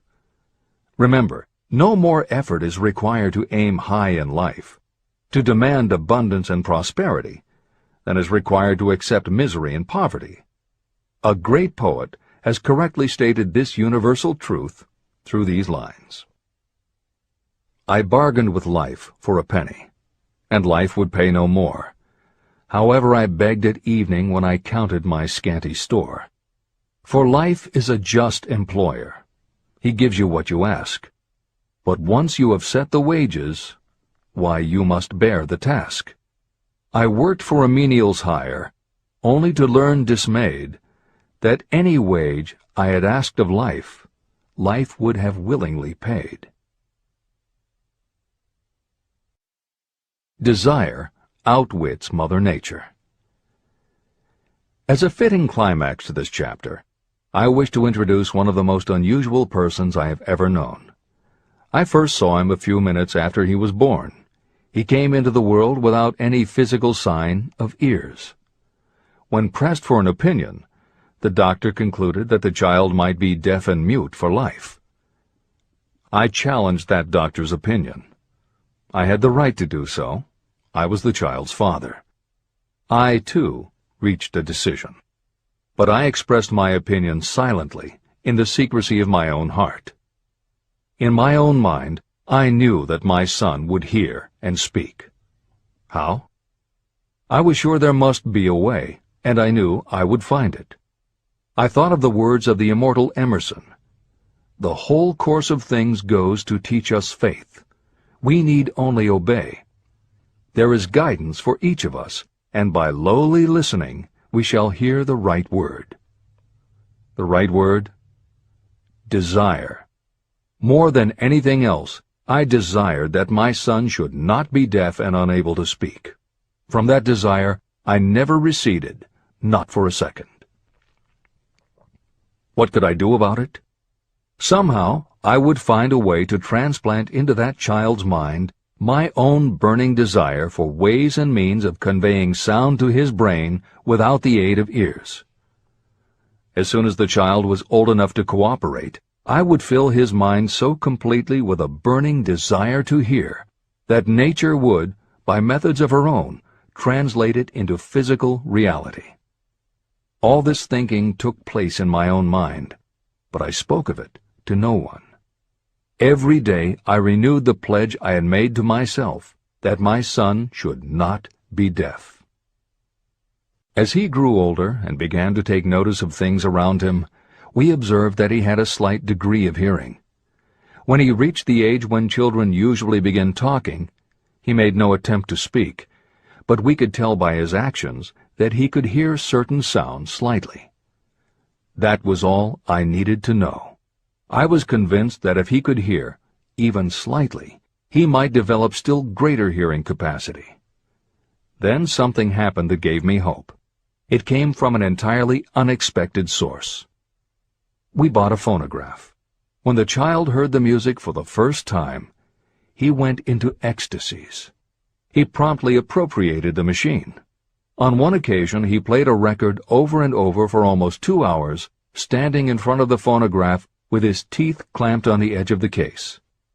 The significance of this did not become clear to us until years afterward. At the time, we had never heard of the principle of bone conduction of sound. Shortly after he appropriated the phonograph, I discovered that he could hear me quite clearly when I spoke with my lips touching his mastoid bone at the base of the skull. Having determined that he could hear the sound of my voice plainly, I began immediately to transfer to his mind the desire to hear and speak. When I discovered that my son enjoyed bedtime stories, I went to work creating stories designed to develop in him self-reliance, imagination, and a strong desire to hear. There was one storyline in particular that I emphasized over and over. Every time I told it, I gave it some new and dramatic coloring. These stories were designed to plant in his mind the thought that his affliction was not a liability, but an asset of great value. As a result of my studies and personal experience, I firmly believe that every adversity brings with it the seed of an equivalent advantage. However, despite my beliefs, I must confess that I did not have the slightest idea how this disability could ever become an asset. He won a new world with 6 cents. As I analyze the experience in retrospect, I can see now that my son's faith in me had much to do with the astounding results. He did not question anything I told him. I sold him on the idea that he had a distinct advantage over his older brother, and that this advantage would reflect itself in many ways. For example, the teachers in school would observe that he had no ears, and because of this they would show him special attention and treat him with extraordinary kindness. And they always did. I also sold him on the idea that when he became old enough to sell newspapers, his older brother had already become a newspaper merchant, he would have a big advantage over his brother. My reasoning was that people would pay him extra money for his wares because they could see that he was a bright, industrious boy, despite the fact that he had no ears. When he was about 7, he showed the first evidence that my method of stimulating his mind was bearing fruit. For several months he begged for the privilege of selling newspapers, but his mother would not give the project her consent. Finally, he took matters in his own hands. One afternoon, when he was left at home with the staff, he climbed through the kitchen window, shinnied to the ground, and set out on his own. He borrowed 6 cents in capital from the neighborhood shoemaker and invested it in papers, which he sold out. He took his earnings, reinvested in more newspapers, and kept repeating until late in the evening. After balancing his accounts and paying back the 6 cents he had borrowed from his banker, he had a net profit of 42 cents. When we got home that night, we found him in bed asleep with the money tightly clenched in his hand. His mother opened his hand, removed the coins, and cried. Of all things! To me it seemed she was crying over her son's first victory. My reaction was the reverse. I laughed, for I knew that my endeavor to plant in my son's mind an attitude of faith in himself had been successful. His mother saw in his first business venture a little deaf boy who had gone out in the streets and risked his life to earn money. I saw a brave, ambitious, self-reliant little businessman whose stock in himself had been increased 100%. He had gone into business on his own initiative and had won. I was not only pleased, I was impressed. He had clearly demonstrated the first signs of a resourcefulness that would go with him all through life. The little deaf boy went through grade school, high school, and college without being able to hear his teachers, except when they shouted loudly at close range. He did not go to a school for the deaf, and we did not use sign language. We were determined that he should live like any other boy who could hear and speak. We stood by that decision, although it cost us many heated debates with school officials. While he was in high school, he tried an electronic hearing aid, but it was of no value to him. During his last week in college, something happened that marked the most important turning point of his life. Through what seemed to be mere chance, he came into possession of another electronic hearing device, which was sent to him on trial. He was slow about testing it, due to his disappointment with a similar device. Finally, he picked it up carelessly, placed it on his head, and hooked up the battery. Suddenly, as if by magic, his lifelong desire for normal hearing became a reality. For the first time in his life, he heard practically as well as any person with normal hearing. Overjoyed because of the changed world that had been brought to him, he rushed to the telephone, called his mother, and heard her voice perfectly. The next day, for the first time in his life, he plainly heard the voices of his professors in class. For the first time in his life, he could converse freely with other people without them having to speak loudly. Truly, he had come into possession of a changed world. His desire was finally paying dividends. But the victory was not yet complete. He still had to find a definite and practical way to convert his disability into an equivalent asset. Thought that works miracles. Intoxicated with the joy of his newly discovered world of sound, he wrote a letter to the manufacturer of the hearing aid, enthusiastically describing his experience. Something in his letter prompted the company to invite him to New York. He was escorted through the factory, and while talking with the chief engineer, telling him about his changed world, a hunch, an idea, or an inspiration, call it what you wish, flashed into his mind.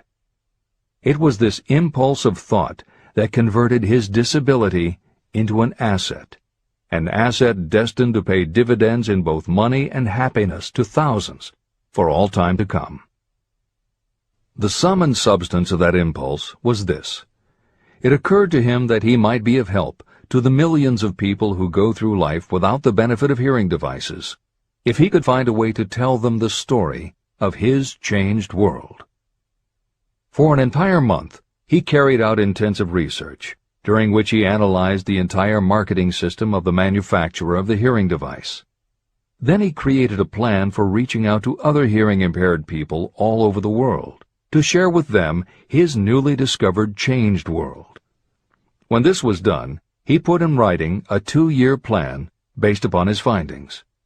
When he presented the plan to the company, he was instantly given a position for the purpose of carrying out his ambition. Little did he dream when he went to work that he was destined to bring hope and practical relief to thousands of people who, without his help, would have been limited forever by deafness. There's no doubt in my mind that Blair would have been deaf and unable to speak all his life if his mother and I had not managed to shape his mind as we did. When I planted in his mind the desire to hear and talk and live as other people, there went with that impulse some strange influence that caused nature to become bridge builder and span the gulf of silence between his brain and the outer world. Truly, a burning desire has devious ways of transmuting itself into its physical equivalent. Blair desired normal hearing. Now he has it. He was born with a condition that in those days might easily have sent a person with a less defined desire to the street with a bundle of pencils and a tin cup. The little white lie I planted in his mind when he was a child, by leading him to believe his impaired hearing would become a great asset, has justified itself. I am convinced it is a fact that there is nothing, right or wrong, that belief plus burning desire cannot make real. These qualities are free to everyone. Editor's comments.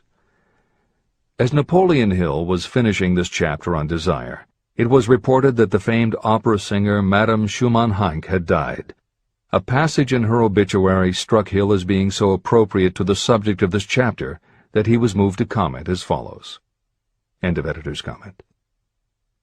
One short paragraph in the newspaper story about the famed opera singer Madame Schumann-Heink gives the clue to this unusual woman's stupendous success. I quote the paragraph because the clue it contains is none other than desire. Early in her career, Madame Schumann-Heink visited the director of the Vienna Court Opera to have him test her voice. But he did not test it. After taking one look at the awkward and poorly dressed girl, he exclaimed, none too gently, "With such a face, and with no personality at all, how can you ever expect to succeed in opera? My good child, give up the idea. Buy a sewing machine and go to work. You can never be a singer." Never is a long time. The director of the Vienna Court Opera may have known much about the technique of singing, but he knew little about the power of desire when it assumes the proportion of an obsession.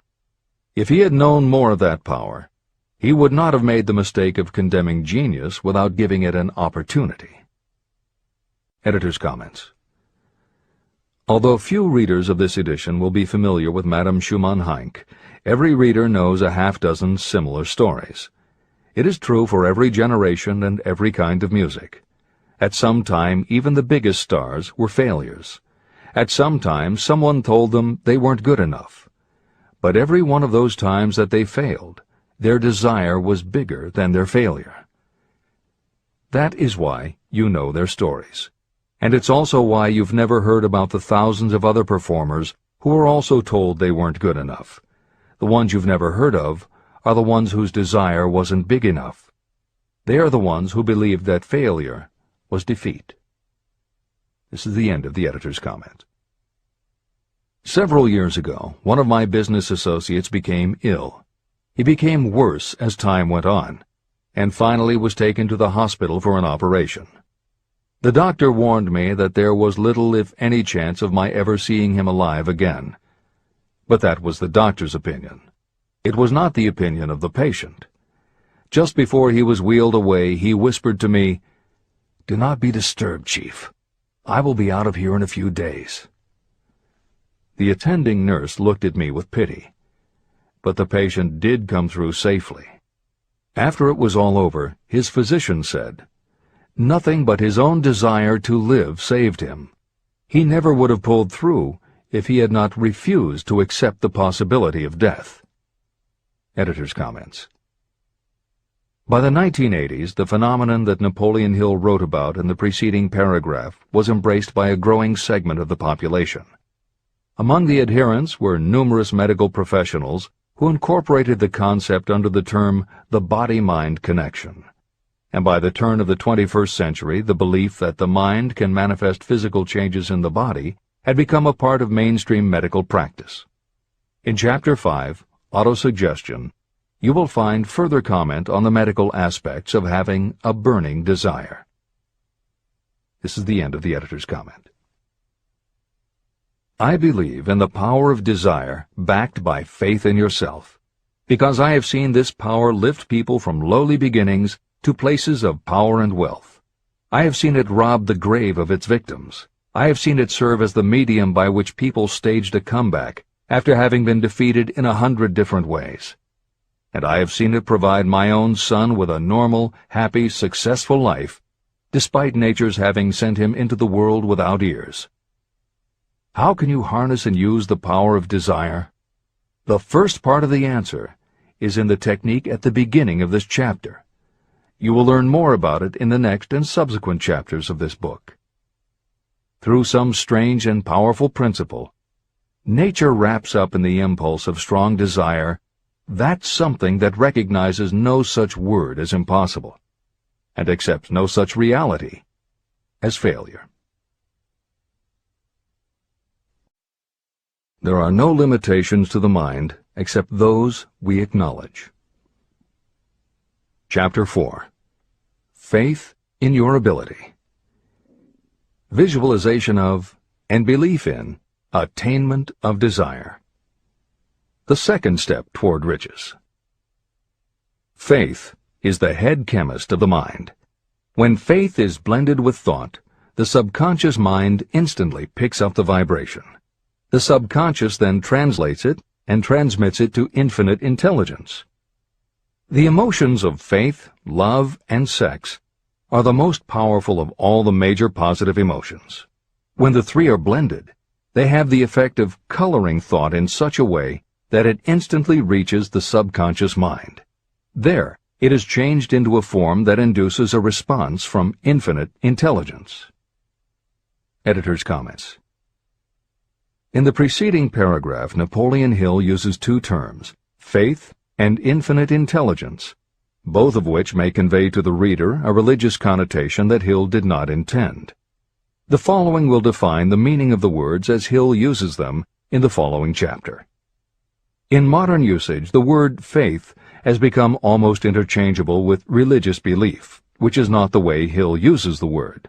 Faith, as it is used here, means having confidence, trust, and an absolute unwavering belief that you can do something. And in order for you to have faith in yourself as Hill means it, it has to be true on a subconscious level. If you have a nagging doubt in the back of your mind, or if you are just going through the motions of pretending you believe, it won't work, because your subconscious will know your doubts. Unless you have absolute total confidence, unless you are convinced without question, then you don't have faith. Hill uses the term infinite intelligence to identify that part of the human mind and thinking process that produces hunches, flashes of insight, and leaps of logic. Hill's concept has similarities to what psychologist Carl Jung called the collective unconscious. And on another level, it is very close to what contemporary psychologists refer to as working in the flow state, or being in the zone. Infinite intelligence is discussed in greater depth in later chapters. Hill also uses another term, the subconscious mind, that should be commented on before the reader proceeds with this chapter. Although there are differing schools of thought, in general modern psychology developed from the pioneering work of Sigmund Freud and Carl Jung. Each believed that the human mind operates on both a conscious and an unconscious level, but they differed on the role the subconscious plays and the way it influences attitude and action. Through his own research and studies, Napoleon Hill developed a theory of the conscious and subconscious that is closest to the Jungian view. The following briefly describes the basis of Hill's view. The conscious mind. Your conscious mind receives information through the five senses of sight, smell, taste, hearing, and touch. Your conscious mind keeps track of what you need for thinking and operating, and it filters out what you don't need. Your conscious mind, and what your memory retains, is the intelligence with which you normally think, reason, and plan. The subconscious mind. Your subconscious has access to all the same information your conscious mind receives, but it doesn't reason the way your conscious mind does. It takes everything literally. It doesn't make value judgments. It does not filter, and it does not forget. You cannot command your conscious mind to reach out and dip into your subconscious mind. However, under certain circumstances, all those forgotten facts and ideas that are always there in your subconscious can, if they are firmly rooted, influence your conscious attitudes and actions. This is the end of the editor's comments. How to develop faith. The following statement is very important in understanding the importance of autosuggestion in the transmutation of desire into its physical or monetary equivalent, namely, faith is a state of mind that may be induced or created by affirmation or repeated instructions to the subconscious mind through the principle of autosuggestion. The repetition of affirmations is like giving orders to your subconscious mind, and it is the only known method of voluntary development of the emotion of faith, absolute belief that you can do something. As an illustration, consider why you are reading this book. You want to acquire the ability to transmute the intangible thought impulse of desire into its physical counterpart, money. By following the instructions laid down in the later chapters on autosuggestion and the subconscious mind, you will learn techniques to convince your subconscious mind that you believe you will receive that for which you ask. Your subconscious will act upon that belief and pass it back to you in the form of faith, followed by definite plans for procuring that which you desire. Faith in yourself and your abilities is a state of mind that you will be able to develop at will after you have mastered the 13 principles in this book. This is true because faith is a state of mind that will develop naturally within you when you use and apply these principles. The emotions, or the feeling portion of thoughts, are what give your thoughts vitality, life, and action. The emotions of faith, love, and sex, when mixed with any thought impulse, give it even greater action. All thoughts that have been emotionalized, given feeling, and mixed with faith, absolute belief in your ability, begin immediately to translate themselves into their physical equivalent or counterpart. However, this is not only true of thought impulses that have been mixed with faith, but it is true with any emotion, including negative emotions. What this means is that the subconscious mind will translate into its physical equivalent a thought impulse of a negative or destructive nature just as readily as it will act upon thought impulses of a positive or constructive nature. The following statement made by a noted criminologist illustrates the point. When men first come into contact with crime, they abhor it.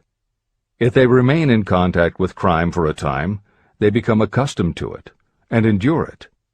If they remain in contact with it long enough, they finally embrace it and become influenced by it. This is the equivalent of saying that a negative impulse of thought that is repeatedly passed on to the subconscious mind often enough is finally accepted and acted upon by the subconscious mind. The subconscious then proceeds to translate that impulse into its physical equivalent by the most practical procedure available. This also accounts for the strange phenomenon that so many millions of people experience, referred to as bad luck. There are millions of people who believe themselves doomed to poverty and failure because of some strange force they call bad luck, over which they believe they have no control. But the truth is that they are the creators of their own misfortunes, because this negative belief in bad luck is picked up by the subconscious mind and translated into its physical equivalent. Your belief, or faith, is the element that will determine the action of your subconscious mind. Once again, let me stress that you will benefit by passing on to your subconscious mind any desire that you wish translated into its physical or monetary equivalent in a state of expectancy or belief that the transmutation will actually take place. The subconscious mind will transmute into its physical equivalent, by the most direct and practical way available, any order that is given to it in a state of belief or faith that the order will be carried out. At this point, it should also be noted that because of the way that the subconscious operates, there is nothing to stop you from deceiving your subconscious mind when giving it instructions through autosuggestion. That is what I did when I deceived my son's subconscious mind. To make this deception more realistic, when you call upon your subconscious mind, you must conduct yourself just as you would if you were already in possession of the material thing that you are demanding. Editor's comments. It is an axiom of contemporary motivation theory that the subconscious mind cannot distinguish between what is real and what is vividly imagined. One of the most frequently cited studies supporting this concept was done with a group of basketball players. The players were divided into 3 teams, and the players on each team were tested on their ability to make free throws. The teams were then separated for a period of time, and each team was given instructions which they were told would improve their abilities. One team was instructed to practice making baskets on a daily basis. The second team was instructed not to practice during the period and not to even think about basketball.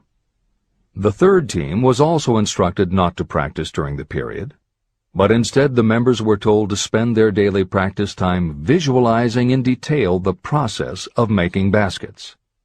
At the end of the experiment, the teams were again tested. The team that rested showed a decrease in ability. The team that practiced showed a marked increase in ability. And the team that didn't practice but visualized making baskets showed an increase in ability almost equal to those who had practiced daily.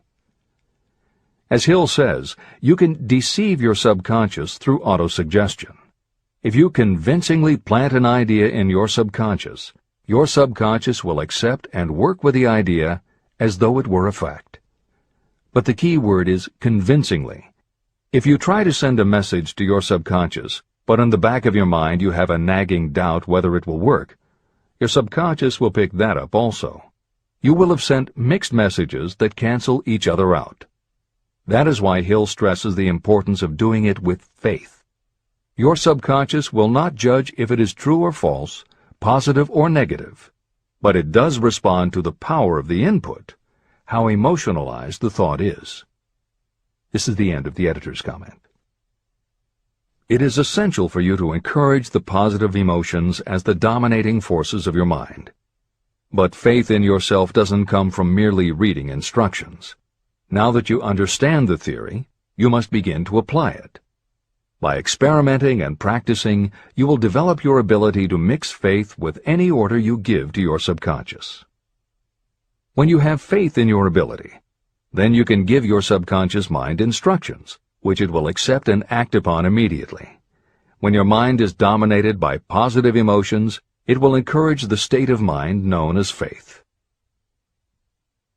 Faith in yourself is a state of mind that you can create by autosuggestion. All through the ages, religious leaders have admonished people to have faith. They say to have faith in this, that, and the other dogma or creed, but they have failed to tell people how to have faith. They have not stated that faith is a state of mind that may be induced by self-suggestion. In language that anyone can understand, this book explains the principle through which faith in your ability to accomplish a goal may be developed where it does not already exist. Before we begin, you should be reminded again that faith is the eternal elixir that gives life, power, and action to the impulse of thought. Faith is the starting point of all accumulation of riches. Faith is the basis of all miracles and of all mysteries that cannot be analyzed by the rules of science. Faith is the only known antidote for failure. Faith is the element that, when mixed with desire, gives you direct communication with infinite intelligence. Faith is the element that transforms the ordinary vibration of thought created by the human mind into the spiritual equivalent. Faith is the only way the force of infinite intelligence can be harnessed and used. The magic of self-suggestion. It is a fact that you will come to believe whatever you repeat to yourself, whether the statement is true or false. If you repeat a lie over and over, you will eventually accept that lie as truth. Moreover, you will believe it to be the truth. You are what you are because of the dominating thoughts that you permit to occupy your mind. Thoughts that you deliberately place in your own mind and encourage with sympathy, and with which you mix any one or more of the emotions, constitute the motivating forces that direct and control your every movement, act, and deed. The following sentence is a very significant statement of truth. Thoughts that are mixed with any of the feelings of emotions become like a magnetic force, which attracts other similar or related thoughts. A thought that is magnetized with one of the emotions may be compared to a seed. When it is planted in fertile soil, it germinates, grows, and multiplies itself over and over again. What was originally one small seed becomes countless millions of seeds of the same kind. The human mind is constantly attracting vibrations that are in sync with whatever dominates the mind. Any thought, idea, plan, or purpose that you hold in your mind attracts a host of its relatives. Add these relatives to its own force, and it grows until it becomes the prime motivator of the person in whose mind it has been housed. Now, let us go back to the starting point.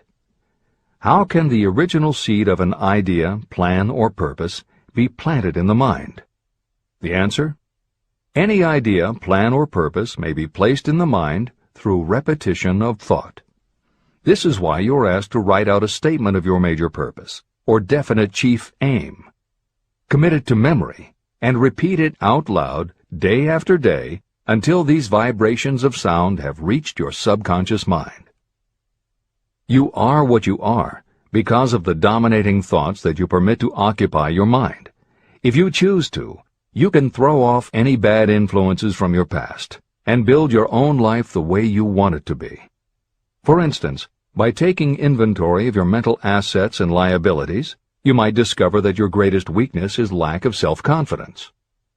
This can be overcome and translated into courage through the principle of autosuggestion. You can do this by writing out a set of simply stated positive thought impulses, memorizing them, and repeating them until they become a part of the working equipment of your subconscious mind. The following is an example for someone whose definite purpose is to overcome a lack of self-confidence.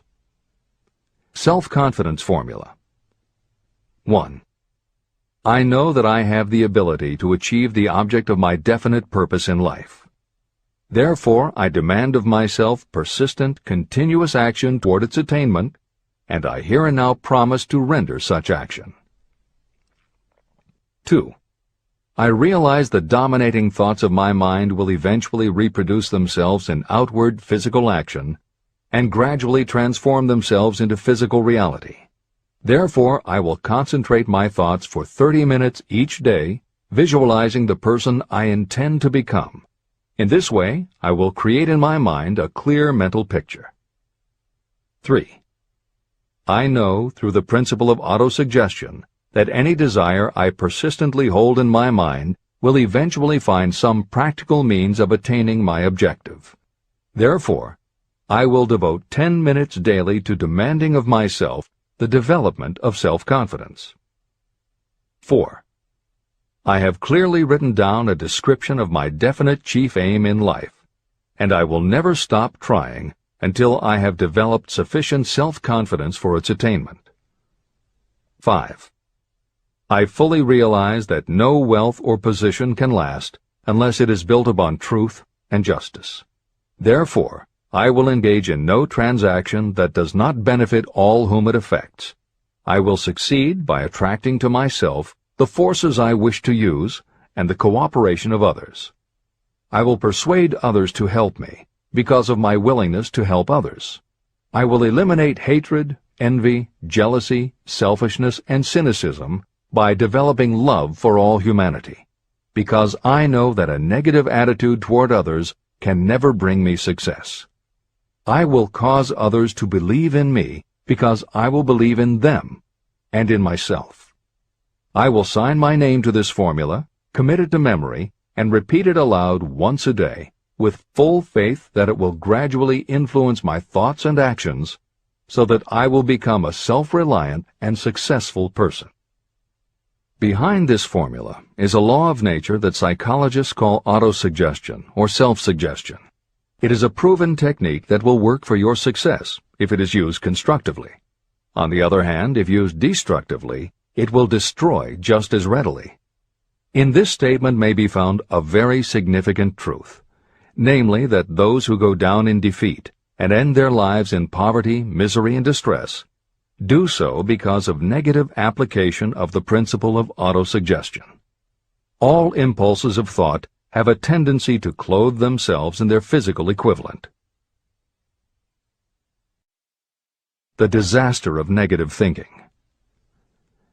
The subconscious mind makes no distinction between constructive and destructive thought impulses. It works with the material we feed it through our thought impulses.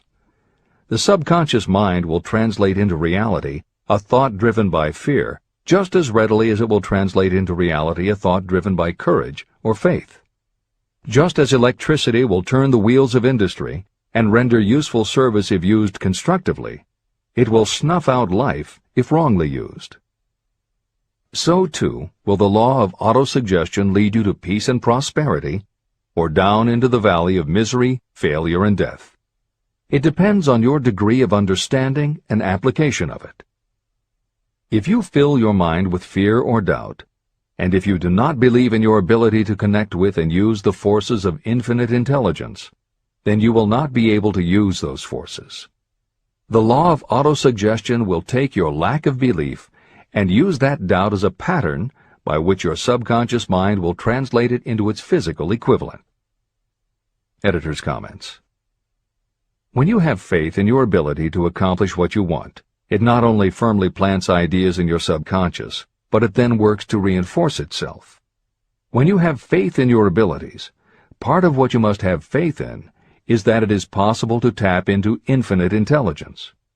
And because you have faith that it will work, your conscious mind won't be resistant. When your conscious doesn't resist, your subconscious mind can send creative ideas to your conscious mind more easily. Then the more you see the power working in your life, the easier it is for you to act on faith the next time. Will it work for you? You will never know unless you relax your resistance and just have faith that it will. This is the end of the editor's comment. Like the wind that carries one ship east and another west, the law of autosuggestion will lift you up or pull you down according to the way you set your sails of thought. The law of autosuggestion, through which any person may rise to altitudes of achievement that stagger the imagination, is well described in the following verse. Observe the words that have been emphasized, and you will catch the deep meaning that the poet had in mind. If you think you are beaten, you are. If you think you dare not, you don't. If you like to win, but you think you can't, it is almost certain you won't. If you think you'll lose, you're lost. For out in the world we find, success begins with a fellow's will. It's all in the state of mind. If you think you are outclassed, you are. You've got to think high to rise. You've got to be sure of yourself before you can ever win a prize.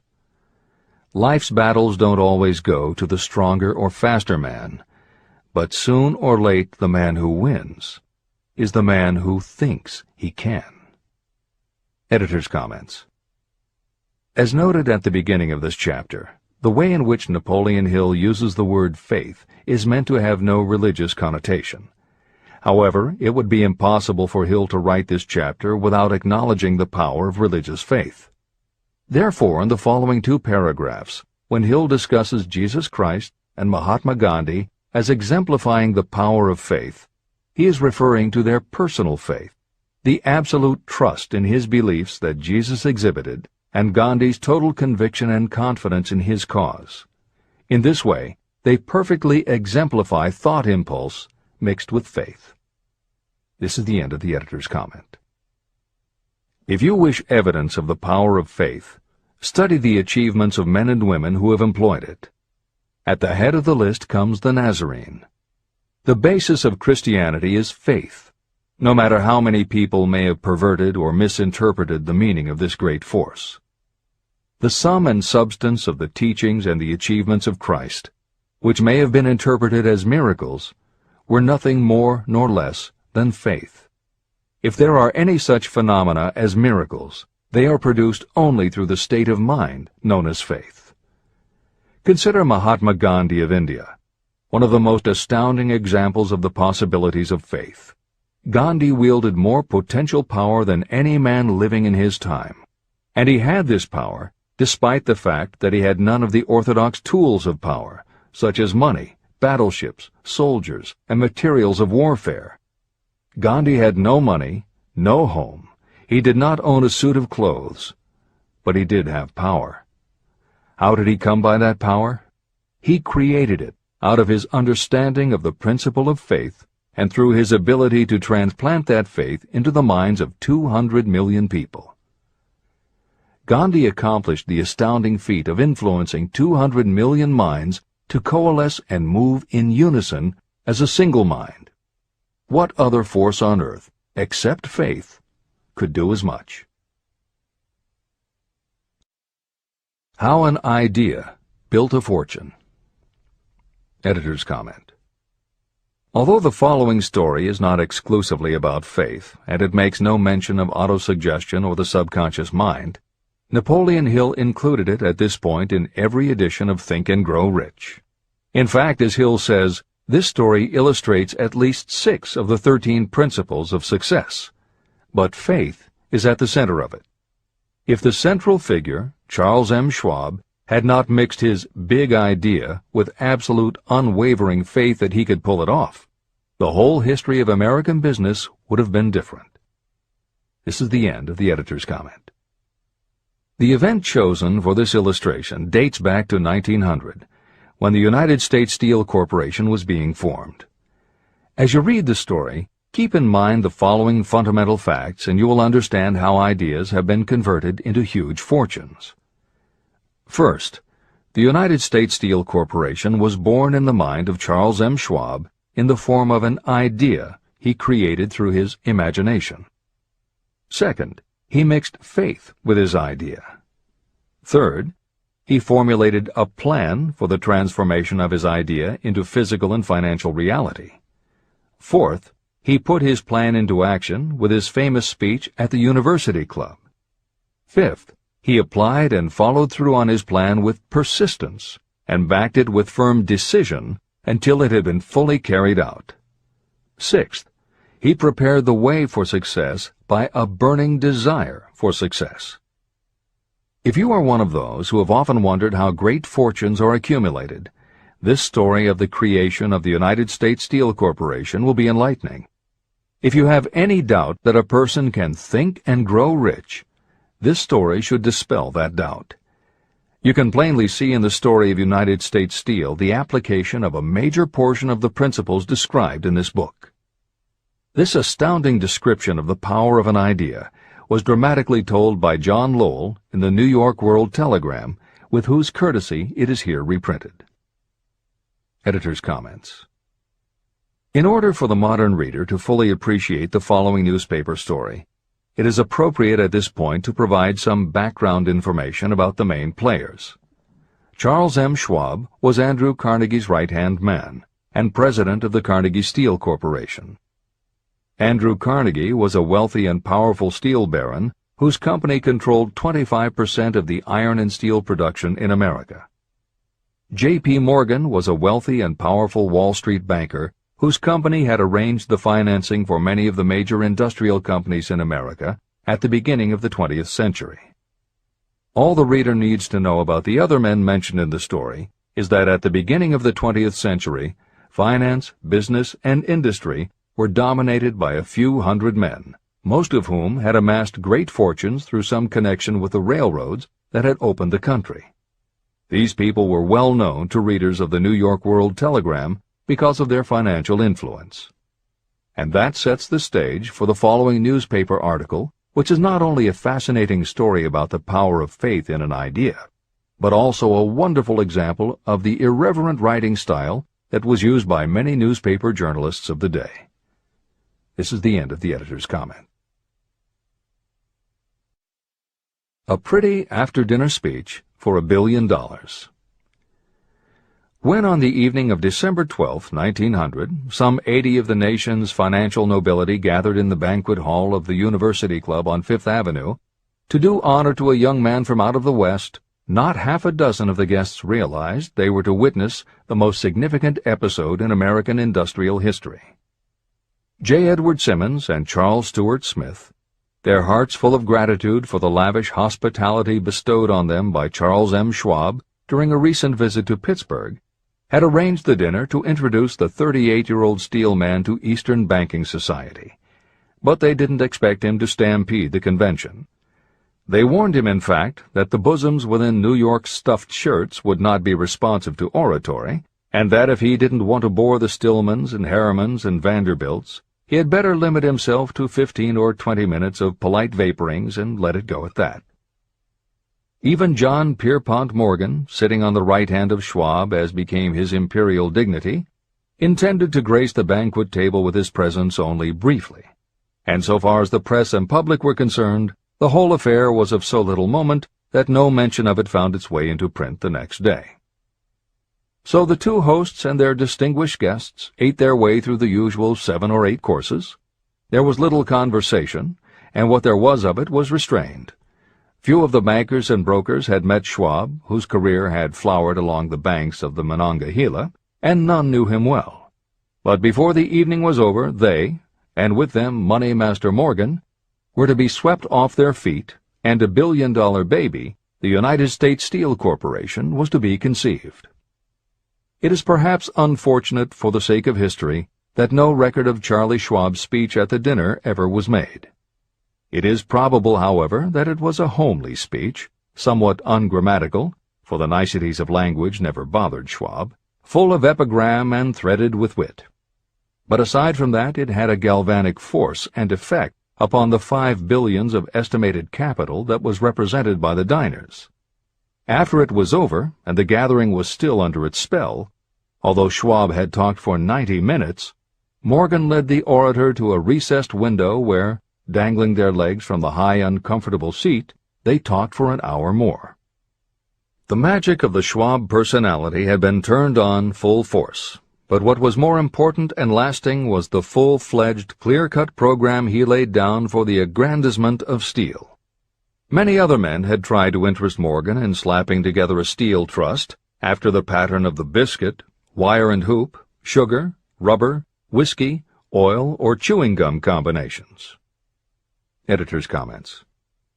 The Random House College Dictionary defines a trust as an illegal combination of industrial or commercial companies in which the stock is controlled by a central board of trustees, thus making it possible to control prices and destroy competition. Many of America's new industrial companies had grown so quickly that they were not yet profitable. They were saddled with huge debt incurred in raising the capital to finance their rapid expansion, and at the same time they were faced with having to cut costs and slash prices or go out of business. The answer for many was to join up with others in related industries to form what were called trusts or combinations. Although trusts were illegal since the passage of the Sherman Antitrust Act in 1890, companies still tried to find ways to monopolize their industries, and if their efforts weren't technically trusts, they were something very close. The one thing the large company owners who assembled these trusts needed was cash to buy up the many smaller companies they would have to own in order to effectively dominate an industry. J.P. Morgan was the banker who financed many such takeovers. This is the end of the editor's comment. John W. Gates, the gambler, had urged it, but Morgan distrusted him. The Moore boys, Bill and Jim, Chicago stock jobbers who had glued together a match trust and a cracker corporation, had urged it and failed. Elbert H. Gerry, the sanctimonious country lawyer, wanted to foster it, but he wasn't big enough to be impressive. Until Schwab's eloquence took J.P. Morgan to the heights from which he could visualize the solid results of the most daring financial undertaking ever conceived, the project was regarded as a delirious dream of easy-money crackpots. The financial magnetism that began a generation ago to attract thousands of small and sometimes inefficiently managed companies into large and competition-crushing combinations had become operative in the steel world through the devices of that jovial business pirate, John W. Gates. Gates already had formed the American Steel and Wire Company out of a chain of small concerns, and together with Morgan had created the Federal Steel Company. But by the side of Andrew Carnegie's gigantic vertical trust, a trust owned and operated by 53 partners, those other combinations were picayune. They might combine to their heart's content, but the whole lot of them couldn't make a dent in the Carnegie organization, and Morgan knew it. The eccentric old Scot knew it, too. Editor's comments. Andrew Carnegie was born in Scotland and came to America when he was just a boy. He made his first move to join the elite group of American tycoons when he quit his job as a bobbin boy in a cotton mill, earning $1.20 a week, and got a job as a telegraph messenger boy. He soon taught himself to operate a telegraph key, which got him hired as personal telegrapher and secretary to the head of the Pennsylvania Railroad. It wasn't long before he'd worked his way up the ranks to superintendent of the Pittsburgh division, which in turn put him in a position to become an early investor in the Pullman Company, which became the leading manufacturer of railway cars. Carnegie's investment in Pullman and some successful real estate ventures gave him the capital to go into business for himself. At the end of the Civil War, Carnegie left railroading and started a company that built iron bridges for railroad companies. From building iron bridges, it was a short step to starting his own steel mill, which led him to acquire control of other steel mills, then his own coal fields to supply his smelters, then his own ore boats and rail lines to haul the ore and coal. Because of Carnegie's vertical integration and his use of the most up-to-date manufacturing methods, he was able to sell top-grade steel at the lowest price. He managed to drop the price of steel from $140 a ton to $20 a ton. By 1899, the Carnegie Steel Company controlled about 25% of the iron and steel production in America. The smaller steel manufacturers couldn't compete with Carnegie, so they went to J.P. Morgan for help. He arranged for the financing, and a wide-ranging alliance was put together of companies that were in the business of manufacturing products made from steel. Part of the deal was that they would not buy steel from Carnegie. Andrew Carnegie was not about to be put out of business by a collection of small companies. He announced that he would buy or build his own manufacturing companies to produce finished goods made of steel. This is the end of the editor's comments, and the New York World Telegram story continues. From the magnificent heights of Skibo Castle he had viewed, first with amusement and then with resentment, the attempts of Morgan's smaller companies to cut into his business. When the attempts became too bold, Carnegie's temper was translated into anger and retaliation. He decided to duplicate every mill owned by his rivals. Hitherto he hadn't been interested in wire, pipe, hoops, or sheet. Instead, he was content to sell such companies the raw steel and let them work it into whatever shape they wanted. Now, with Schwab as his chief and able lieutenant, he planned to drive his enemies to the wall. So it was that in the speech of Charles M. Schwab, Morgan saw the answer to his problem of combination. A trust without Carnegie, giant of them all, would be no trust at all, a plum pudding, as one writer said, without the plums. Schwab's speech on the night of December 12, 1900, undoubtedly carried the inference, though not the pledge, that the vast Carnegie enterprise could be brought under the Morgan tent. He talked of the world future for steel, of reorganization for efficiency, of specialization, of the scrapping of unsuccessful mills and concentration of effort on the flourishing properties, of economies in the ore traffic, of economies in overhead and administrative departments, of capturing foreign markets. More than that, he told the buccaneers among them wherein lay the errors of their customary piracy. Their purposes, he inferred, had been to create monopolies, raise prices, and pay themselves fat dividends out of privilege. Schwab condemned the system in his heartiest manner.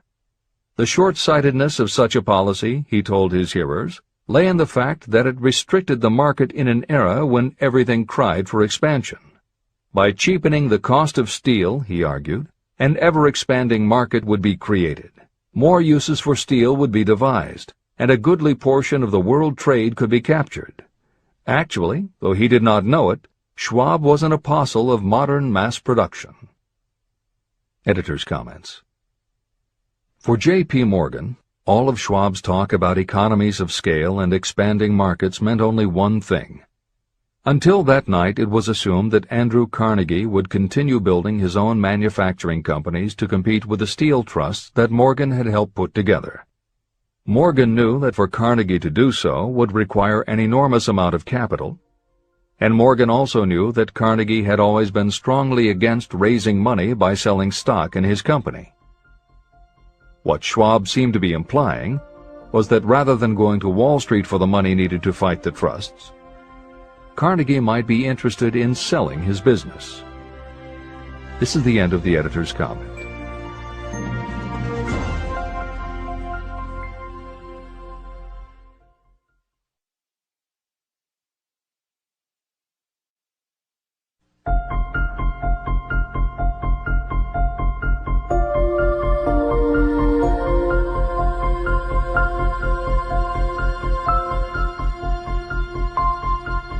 New York World Telegram story continues. So the dinner at the University Club came to an end.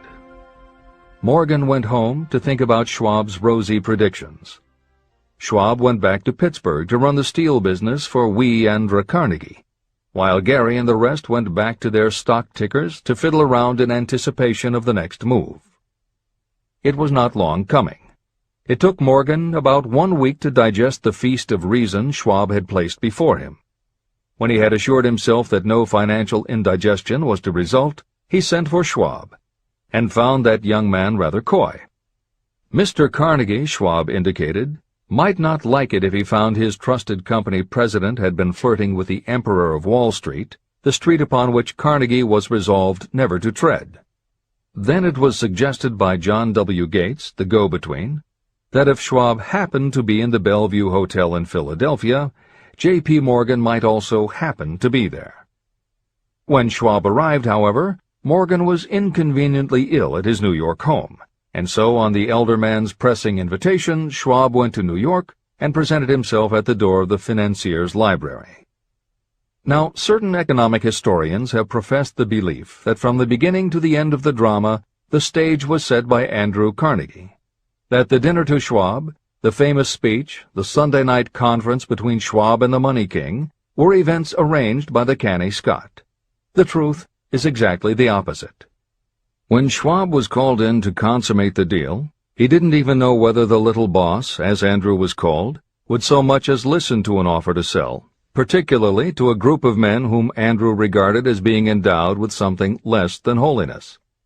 But Schwab did take into the conference with him, in his own handwriting, 6 sheets of copperplate figures, representing to his mind the physical worth and the potential earning capacity of every steel company he regarded as an essential star in the new metal firmament. 4 men pondered over these figures all night. The chief, of course, was Morgan, steadfast in his belief in the divine right of money. With him was his aristocratic partner, Robert Bacon, a scholar and a gentleman. The third was John W. Gates, whom Morgan scorned as a gambler and used as a tool. The fourth was Schwab, who knew more about the processes of making and selling steel than any whole group of men then living. Throughout that conference, the Pittsburgher's figures were never questioned. If he said a company was worth so much, then it was worth that much and no more. He was insistent, too, upon including in the combination only those concerns he nominated. He had conceived a corporation in which there would be no duplication, not even to satisfy the greed of friends who wanted to unload their companies upon the broad Morgan shoulders. When dawn came, Morgan rose and straightened his back. Only one question remained. "Do you think you can persuade Andrew Carnegie to sell?" he asked. "I can try," said Schwab. "If you can get him to sell, I will undertake the matter," said Morgan. So far, so good. But would Carnegie sell? How much would he demand? Schwab thought about $320 million. What would he take payment in? Common or preferred stocks? Bonds? Cash? Nobody could raise $1/3 billion in cash. There was a golf game in January on the frost-cracking heath of the St. Andrews Links in Westchester, with Andrew bundled up in sweaters against the cold and Charlie talking volubly as usual to keep his spirits up. But no word of business was mentioned until the pair sat down in the cozy warmth of the Carnegie cottage nearby. Then, with the same persuasiveness that had hypnotized 80 millionaires at the University Club, Schwab poured out the glittering promises of retirement and comfort, of untold millions to satisfy the old man's social caprices. Carnegie capitulated, wrote a figure on a slip of paper, handed it to Schwab and said, "All right, that's what we'll sell for." The figure was approximately $400 million, and was reached by taking the $320 million mentioned by Schwab as a basic figure, and adding to it $80 million to represent the increased capital value over the previous 2 years. Later, on the deck of a transatlantic liner, the Scotsman said ruefully to Morgan, "I wish I had asked you for $100 million more." "If you had asked for it, you'd have gotten it," Morgan told him cheerfully. There was an uproar, of course. A British correspondent cabled that the foreign steel world was appalled by the gigantic combination. President Hadley of Yale declared that unless trusts were regulated, the country might expect an emperor in Washington within the next 25 years. But that able stock manipulator Keene went at his work of shoving the new stock at the public so vigorously that all the excess water, estimated by some at nearly $600 million, was absorbed in a twinkling. So Carnegie had his millions, and the Morgan Syndicate had $62 million for all its trouble, and all the boys, from Gates to Gary, had their millions. Editor's comment. The 38-year-old Charles M. Schwab had his reward, too. He was made president of the new corporation, United States Steel, and remained in control until 1930. When Schwab left U.S. Steel, he went on to found the mammoth Bethlehem Steel Corporation, of which he also became president. This is the end of the editor's comment. Riches begin with thought. The dramatic story of big business that you've just finished is a perfect illustration of the method by which desire can be transmuted into its physical equivalent. That giant organization was created in the mind of one man. The plan by which the organization was provided with the steel mills that gave it financial stability was created in the mind of the same man. His faith, his desire, his imagination, his persistence were the real ingredients that went into United States Steel. The steel mills and equipment acquired by the corporation, after it had been brought into legal existence, were incidental. However, careful analysis reveals that the appraised value of the properties acquired by the corporation increased in value by an estimated $600 million, approximately $12 billion today. The increase in value of the assets is attributable to the mere transaction that consolidated them under one management. In other words, Charles M. Schwab's idea, plus the faith with which he conveyed it to the minds of J.P. Morgan and the others, was marketed for a profit of approximately $600 million. Not an insignificant sum for a single idea. The United States Steel Corporation prospered and became one of the richest and most powerful corporations in America, employing thousands of people, developing new uses for steel and opening new markets, thus proving that the $600 million in profit that the Schwab idea produced was earned. Riches begin in the form of thought. The amount is limited only by the person in whose mind the thought is put into motion. Faith removes limitations. Remember this when you are ready to bargain with life for whatever it is that you ask as your price for having passed this way. Editor's comments. In the years since that article appeared in the New York World Telegram, the well-told business story has become its own genre within the publishing industry. There are best-selling books and biographies by and about the insiders who run every industry. The editors of this edition of Think and Grow Rich strongly encourage you to sample some of these books. They can be entertaining and inspirational, and in them you will be able to see examples of Hill's principles of success at work in the real world. The best of them are not only entertaining and inspirational, but they are filled with ideas and techniques you can adapt and use. There are literally too many bestsellers from which to select a best of listing for inclusion here. Any such choice the editors might make would not necessarily be the best, but merely reflective of the interests of the person doing the choosing. However, there are 2 books the editors recommend that are not by or about a single individual or industry. These books are In Search of Excellence by Tom Peters and Breakthroughs by P.R. Nyack and John N. Ketteringham. Each of these books deals with a broad spectrum of industries, and within each industry they single out certain companies and individuals for analysis. Both were published at the beginning of the business book trend in the 1980s, but there are few books since then that better convey the importance of faith in a good idea. In Search of Excellence, chosen by a panel of experts as the most influential book of the past 20 years, was a runaway bestseller and will likely be in print for years to come. Breakthroughs may be harder to find, but it will be well worth the effort. This is the end of the editor's comments.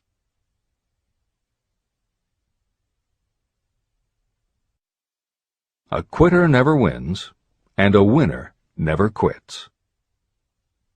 Chapter 5. Autosuggestion. The medium for influencing the subconscious mind. The third step toward riches. Autosuggestion is a term that applies to all suggestions and all self-administered stimuli that reach your mind through the 5 senses. Stated in another way, autosuggestion is self-suggestion. It is the way of communicating between that part of the mind where conscious thought takes place and that which serves as the seat of action for the subconscious mind. Through the dominating thoughts that you permit to remain in your conscious mind, it doesn't matter whether these thoughts are negative or positive, the principle of autosuggestion reaches the subconscious mind and influences it with these thoughts. Nature has built human beings so that we can have control over the material that reaches our subconscious mind through our 5 senses. However, this does not mean that we always exercise this control. In the great majority of instances, we do not exercise it, which explains why so many people go through life in poverty. Recall what I said about the subconscious mind resembling a fertile garden, in which weeds will grow if the seeds of more desirable crops are not sown. Autosuggestion is the way you may feed your subconscious on creative thoughts. Or you can, by neglecting it, permit thoughts of a destructive nature to find their way into this rich garden of the mind. Editor's comments. Numerous psychological studies and experiments with hypnotherapy have validated Napoleon Hill's concept that a person's subconscious mind retains everything that person ever experienced. Studies also support the theory that the subconscious is non-judgmental. It does not filter or interpret, it simply processes information literally and stores it. For those readers who may be dubious about the subconscious, or that thoughts stored below the level of consciousness can exert enough influence to affect attitude and behavior, the following explanation should alleviate any such doubts. There is no doubt about the existence of the conditions known by the psychological terms fixations, phobias, and compulsive behaviors. These conditions occur when a child has learned something in such a powerful or dramatic way that the knowledge becomes firmly planted in the child's subconscious mind. Then, even as the child grows to adulthood and the conscious mind learns to understand that information from a mature point of view, because the childhood learning experience was so powerful, the subconscious still retains the childhood understanding of the information. The result is a fixation, phobia, or compulsive behavior that causes a response rooted in childhood, which does not make logical sense to the adult's conscious mind. That is because it does not come from the conscious. It comes from the subconscious belief that was so emotionalized it overrides the adult's logical conscious mind. Hill's theory is based on exactly the same psychological principles. Thoughts do remain stored in the subconscious. They remain just as they were when they were input, and the more highly emotionalized the thoughts are when they are input, the more influence they exert on attitude and behavior. It is this aspect of the subconscious that will allow you to use autosuggestion as a tool with which to input the positive thoughts that will help you achieve the success you desire. This is the end of the editor's comments. See and feel money in your hands. You were instructed in the last of the 6 steps described in Chapter 3 on Desire to read aloud twice daily the written statement of your desire for money. You were also directed to see and feel yourself already in possession of the money. By following these instructions, you communicate the object of your desire directly to your subconscious mind in a spirit of absolute faith.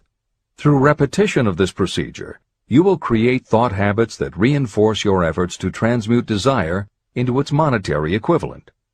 Read these steps again, very carefully, before you proceed further. 1. Fix in your mind the exact amount of money you desire. It is not sufficient merely to say, "I want plenty of money." Be definite about the amount. 2. Determine exactly what you intend to give in return for the money you desire. There is no such reality as something for nothing.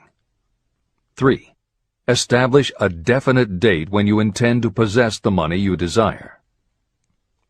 4. Create a definite plan for carrying out your desire and begin at once, whether you are ready or not, to put this plan into action. 5. Now write it out. Write a clear, concise statement of the amount of money you intend to acquire, name the time limit for its acquisition, state what you intend to give in return for the money, and describe clearly the plan through which you intend to accumulate it. 6. Read your written statement aloud twice daily. Read it once just before retiring at night, and read it once after arising in the morning. As you read, see and feel and believe yourself already in possession of the money. Remember, when reading aloud the statement of your desire, through which you will develop a money consciousness, that the mere reading of the words is of no consequence, unless you mix emotion or feeling with your words. Your subconscious mind recognizes and acts only upon thoughts that have been well mixed with emotion or feeling. This is a fact of such importance as to warrant repetition in practically every chapter. The lack of understanding of this is the main reason the majority of people who try to apply the principle of autosuggestion get no desirable results. Plain, unemotional words do not influence the subconscious mind. You will get no appreciable results until you learn to reach your subconscious mind with thoughts or spoken words that have been well emotionalized with belief. Do not become discouraged if you cannot control and direct your emotions the first time you try. Remember, there is no such possibility as something for nothing. You cannot cheat even if you desire to do so. The price of ability to influence your subconscious mind is persistence in applying the principles described here. You cannot develop the desired ability for a lower price. You, and you alone, must decide whether or not the reward, the money consciousness, is worth the price you must pay for it in effort. Your ability to use the principle of autosuggestion will depend very largely upon your capacity to concentrate on a given desire until that desire becomes a burning obsession. How to strengthen your powers of concentration. When you begin to carry out the instructions in the 6 steps, it will be necessary for you to make use of the principle of concentration. Following are suggestions for the effective use of concentration. When you begin the first of the 6 steps, which instructs you to fix in your own mind the exact amount of money you desire, close your eyes and hold your thoughts on that amount of money until you can actually see the physical appearance of the money. Do this at least once each day. As you go through these exercises, follow the instructions given in Chapter 4 on faith, and see yourself actually in possession of the money. Here is a most significant fact. The subconscious mind takes any orders given to it in a spirit of absolute faith and acts upon those orders. But the orders often have to be presented over and over again, repeated positive affirmation, before they are interpreted by the subconscious mind. Because of this, you might consider the possibility of playing a perfectly legitimate trick on your subconscious mind. Make it believe, because you believe it, that you must have the amount of money you are visualizing. Make it believe that this money is already awaiting your claim, so the subconscious mind must hand over to you practical plans for acquiring the money that is yours. Give this thought to your imagination, and see what your imagination can or will do to create practical plans for the accumulation of money through transmutation of your desire. Do not wait for a definite plan through which you will exchange services or merchandise in return for the money you are visualizing. Just start right now to see yourself in possession of the money, demanding, and expecting that your subconscious mind will hand over the plans you need. Be on the alert for these plans, and when they appear, put them into action immediately. When the plans appear, they will probably flash into your mind in the form of an inspiration or intuition from infinite intelligence. Treat it with respect and act upon it as soon as you receive it. In the fourth of the 6 steps, you are instructed to create a definite plan for carrying out your desire and begin at once to put this plan into action. Do the same thing here. Close your eyes and create in your mind a vivid image of you carrying out the instructions. Do not trust to your reason when creating your plan for accumulating money through the transmutation of desire. Your reasoning faculty may be lazy, and if you depend entirely upon it to serve you, it may disappoint you. When visualizing the money you intend to accumulate, see yourself rendering the service or delivering the merchandise you intend to give in return for this money. This is important. Editor's comments. The basic principle underlying autosuggestion is closely related to self-hypnosis, and both techniques played an important role in the development of modern psychology. Although all 3 concepts, autosuggestion, hypnosis, and psychology, had to overcome initial public skepticism, unfortunately, autosuggestion and hypnotism were hampered by events that further delayed their acceptance. Hypnosis was an integral part of the therapies used by the major figures in the development of psychology, including Sigmund Freud, Carl Jung, and William James. It fell out of favor as a therapeutic method when stage magicians began to use the technique in their acts. People found it difficult to give serious consideration to a method that was being used in theaters and nightclubs to make members of the audience do ridiculous things for comic effect. Autosuggestion encountered a similar problem. French psychiatrist Émile Coué was the best-known early advocate of autosuggestion. A contemporary of Sigmund Freud, Coué operated a clinic that treated patients diagnosed with psychosomatic ailments, individuals who have convinced themselves they are ill and even show symptoms but do not actually have a disease. Coué treated his patients with an autosuggestion technique that involved the repetition of statements he termed positive affirmations. Coué devised a general, non-specific phrase that would give the subconscious a positive instruction, but was open enough that it did not tell the subconscious how to do it. The positive affirmation was, "Every day, in every way, I am getting better and better." And he instructed his patients to repeat the phrase several times a day. Improvements among his patients happened so quickly and dramatically that his method became the talk of medical and scientific circles, and the use of the phrase practically became a movement in Europe. Word of the success Coué was having with his method spread to America, and he was soon booked to do a lecture tour. At one of his early speaking engagements, a cynical newspaper reporter made a joke of the technique, calling it, "Hell's bells, I'm well." The joke followed Coué wherever he spoke, and the press coverage was so negative he canceled his tour and returned to practice in Europe. Serious scientists and therapists continued to work with autosuggestion. But just as had happened when stage magicians cast doubt upon the efficacy of hypnosis, Coué's method of positive affirmation fell out of favor with the general public. It took the openness of the latter part of the 20th century before the techniques of hypnosis and autosuggestion gained general acceptance once again. Today, if you go on the Internet, there are over 40,000 web links featuring positive affirmations, and numerous bestsellers have been written on the subject. Virtually every newspaper, magazine, and television news program regularly features stories on the crucial role the mind plays in personal growth and achievement. Techniques based on autosuggestion have fostered countless best-selling books, audiobooks, and video programs. And every week thousands of people attend seminars, lectures, and retreats to be inspired by motivational speakers or spiritual leaders, and to learn techniques that will help them achieve success, almost all of which are based on the basic principles Napoleon Hill advocates in this book.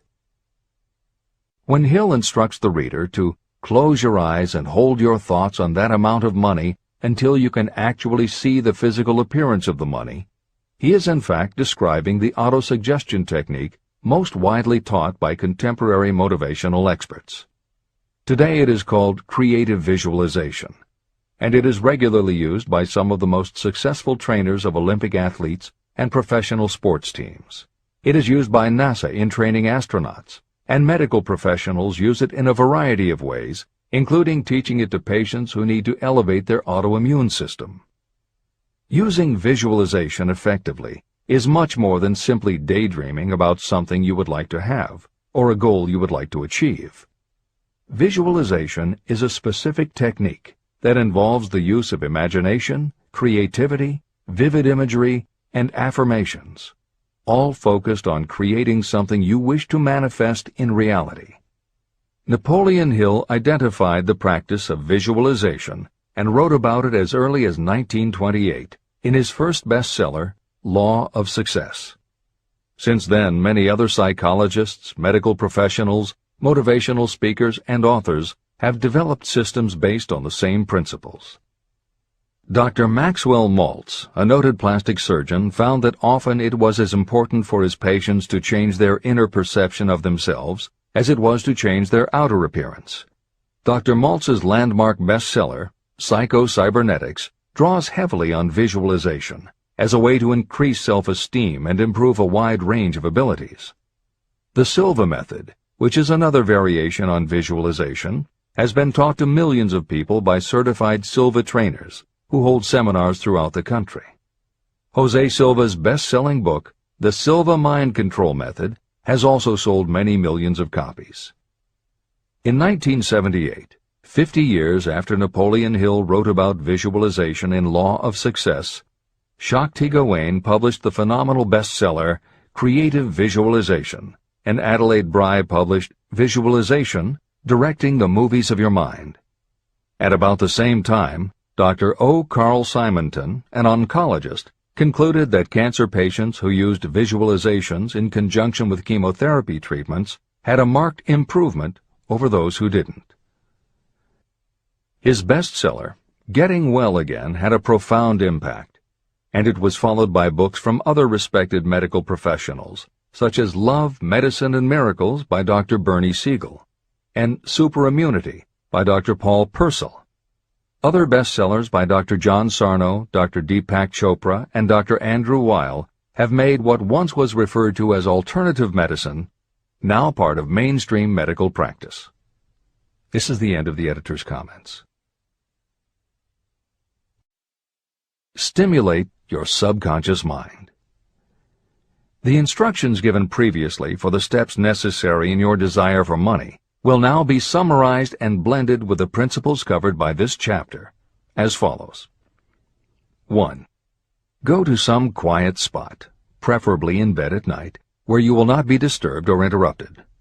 Close your eyes, and repeat aloud, so that you may hear your own words, the written statement of the amount of money you intend to accumulate. Be specific about the time limit for its accumulation, and a description of the service or merchandise you intend to give in return for the money. As you carry out these instructions, see yourself already in possession of the money. For example, suppose that you intend to accumulate $50,000 by the 1st of January 5 years from now, and that you intend to give your personal services as a salesperson in return for the money. Your written statement of your purpose should be similar to the following. By the first day of January, I will have in my possession $50,000, which will come to me in various amounts from time to time during the interim. In return for this money, I will give the most efficient service of which I am capable. I will give the fullest possible quantity and the best possible quality of service as a salesperson of, and describe the service or merchandise you intend to sell. I believe that I will have this money in my possession. My faith is so strong that I can now see this money before my eyes. I can touch it with my hands. It is now awaiting transfer to me at the time and in the proportion that I deliver the service in return for it. I am awaiting a plan for getting this money, and I will follow that plan when it is received. 2. Repeat this program night and morning until you can see in your imagination the money you intend to accumulate. 3. Place a written copy of your statement where you can see it night and morning, and read it just before retiring and upon rising until it has been memorized. Editor's comments. The following is another suggestion, adapted from Hill's later writings, which appear in Napoleon Hill's Keys to Success. Surround yourself with books, pictures, mottos, and other suggestive devices. Pick things that symbolize and reinforce achievement and self-reliance. Constantly add to your collection, and move things to new places where you can see them in a different light and in association with different things. I had a friend who was a realtor who kept her $1 Million Club certificate over her desk to remind herself of what she was capable. One day she took it down to dust and set it on top of a newspaper. When she picked it up again, she saw beneath it an article about the new football coach who had been hired at the university. Guess who bought a house she had been struggling to sell? This is the end of the editor's comments. Remember, as you carry out these instructions, that you are applying the principle of autosuggestion for the purpose of giving orders to your subconscious mind. Remember also that your subconscious mind will act only upon instructions that are emotionalized and handed over to it with feeling. Faith is the strongest and most productive of the emotions. These instructions may at first seem abstract. Do not let this disturb you. Follow the instructions no matter how abstract or impractical they may appear to be. If you do as you have been instructed, in spirit as well as in act, the time will soon come when a whole new universe of power will unfold to you. Skepticism, in connection with all new ideas, is characteristic of all human beings.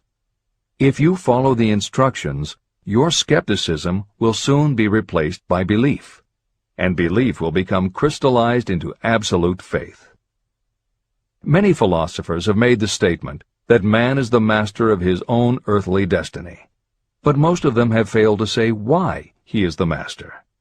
The reason that man may become the master of himself and of his environment is because he has the power to influence his own subconscious mind. The actual performance of transmuting desire into money is through autosuggestion.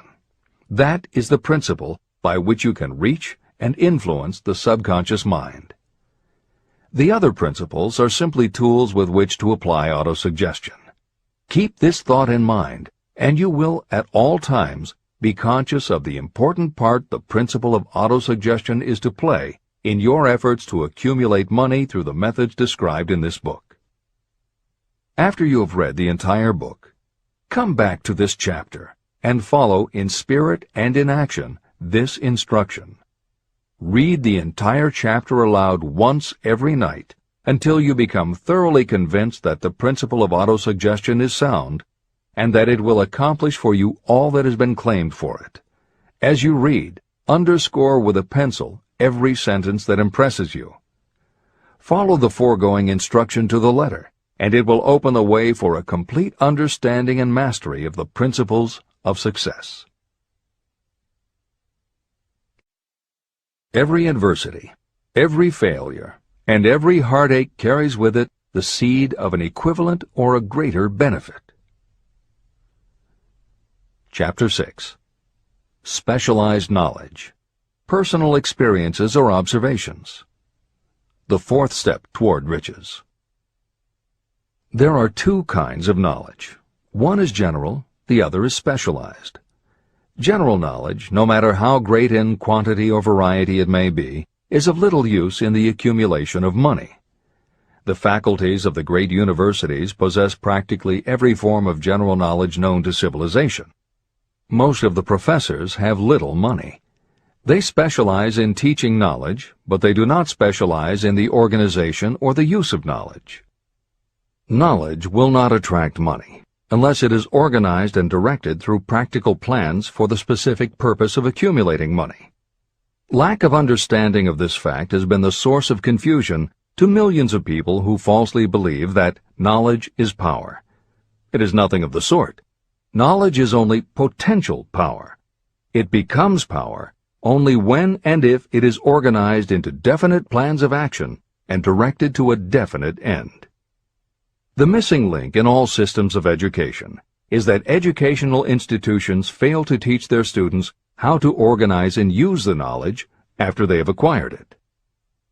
Many people made the mistake of assuming that because Henry Ford had little schooling, he was not a man of education. Those who made this mistake did not understand the real meaning of the word educate. That word is derived from the Latin word educo, meaning to educe, to draw out, or to develop from within. An educated person is not necessarily one who has an abundance of general or specialized knowledge. An educated person is one who has so developed the faculties of their mind that he or she may acquire anything they want, or its equivalent, without violating the rights of others. During the World War, a Chicago newspaper published editorials in which, among other statements, Henry Ford was called an ignorant pacifist. Mr. Ford objected to the statements and sued the paper for libeling him. When the suit was tried in the courts, the attorneys for the paper called Mr. Ford to the witness stand for the purpose of proving to the jury that he was ignorant. They asked Mr. Ford a great variety of questions. All of them intended to prove that while he might possess considerable specialized knowledge about manufacturing automobiles, he was in the main ignorant. Mr. Ford was asked such questions as, who was Benedict Arnold, and how many soldiers did the British send over to America to put down the rebellion of 1776? In answer to the last question, Mr. Ford replied, I do not know the exact number of soldiers the British sent over, but I have heard that it was a considerably larger number than ever went back. Finally, Mr. Ford became tired of this line of questioning.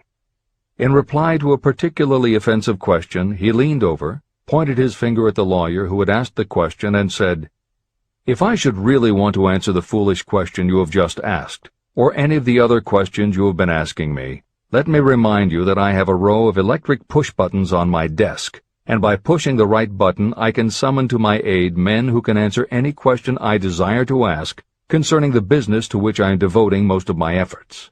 Now, will you kindly tell me why I should clutter up my mind with general knowledge for the purpose of being able to answer questions when I have men around me who can supply any knowledge I require? That answer floored the lawyer. Every person in the courtroom realized it was the answer not of an ignorant man, but of a man of education. Any person is educated who knows where to get knowledge when they need it and how to organize that knowledge into definite plans of action.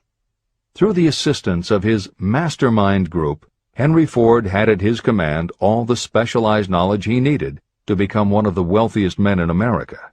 It was not essential that he have this knowledge in his own mind.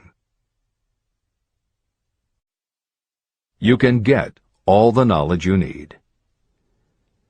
Before you can transmute your desire into money, you will require specialized knowledge of the service, merchandise, or profession that you intend to offer in return for fortune. Perhaps you may need much more specialized knowledge than you have the ability or the inclination to acquire. If this is true, you may bridge your weakness through the aid of your mastermind group. The mastermind is defined as coordination of knowledge and effort in a spirit of harmony between two or more people for the attainment of a definite purpose. The larger meaning of the mastermind group is explained in greater detail in later chapters. Editor's comments. After reading Hill's definition of the mastermind, many people may assume that he is describing teamwork. That would not be correct. The following explanation is adapted from the Napoleon Hill Foundation's book, Believe and Achieve.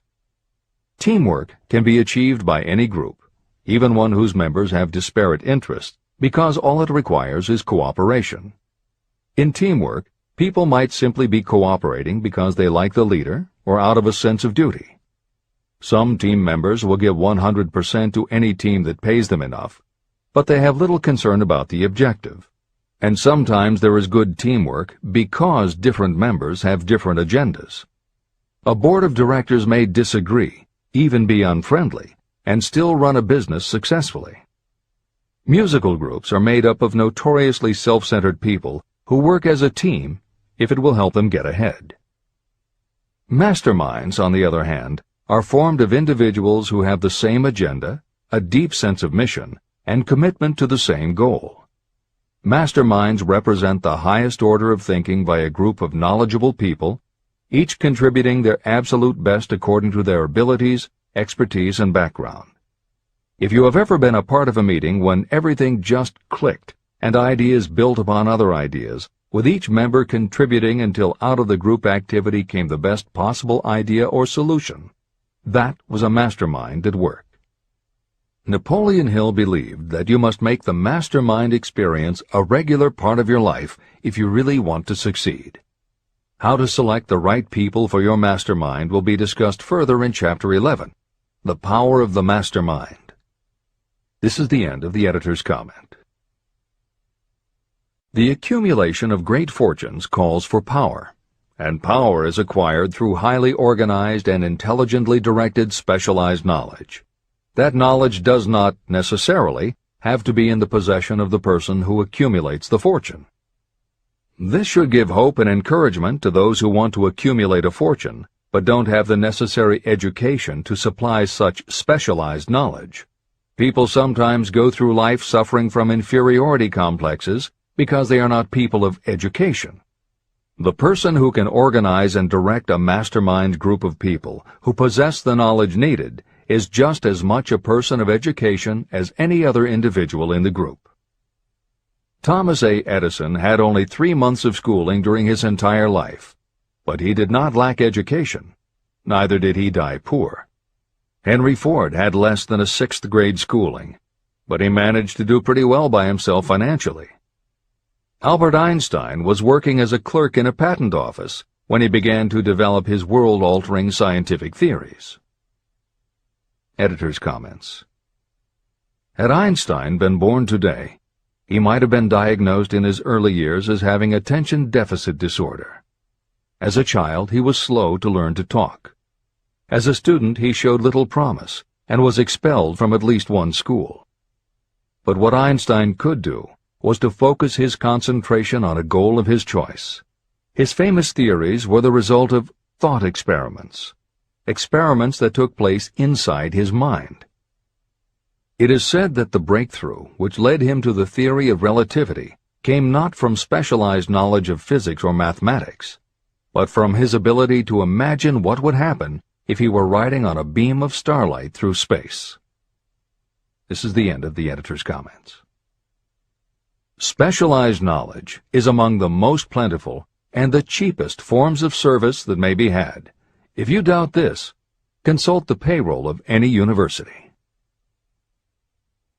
It pays to know how to purchase knowledge, and it pays to know where to look. First of all, decide the sort of specialized knowledge you require and the purpose for which it is needed. To a large extent, your major purpose in life, the goal toward which you are working, will help determine what knowledge you need. Your next move requires that you have accurate information concerning dependable sources of knowledge. The more important of these are your own experience and education, experience and education available through cooperation of others, mastermind alliance, colleges and universities, public libraries, and even easier, the Internet, special training courses, through night schools and home study courses in particular. As knowledge is acquired, it must be organized and put into use for a definite purpose through practical plans. Knowledge has no value except for what can be gained from its application toward some worthy end. Successful people never stop acquiring specialized knowledge related to their major purpose, business, or profession.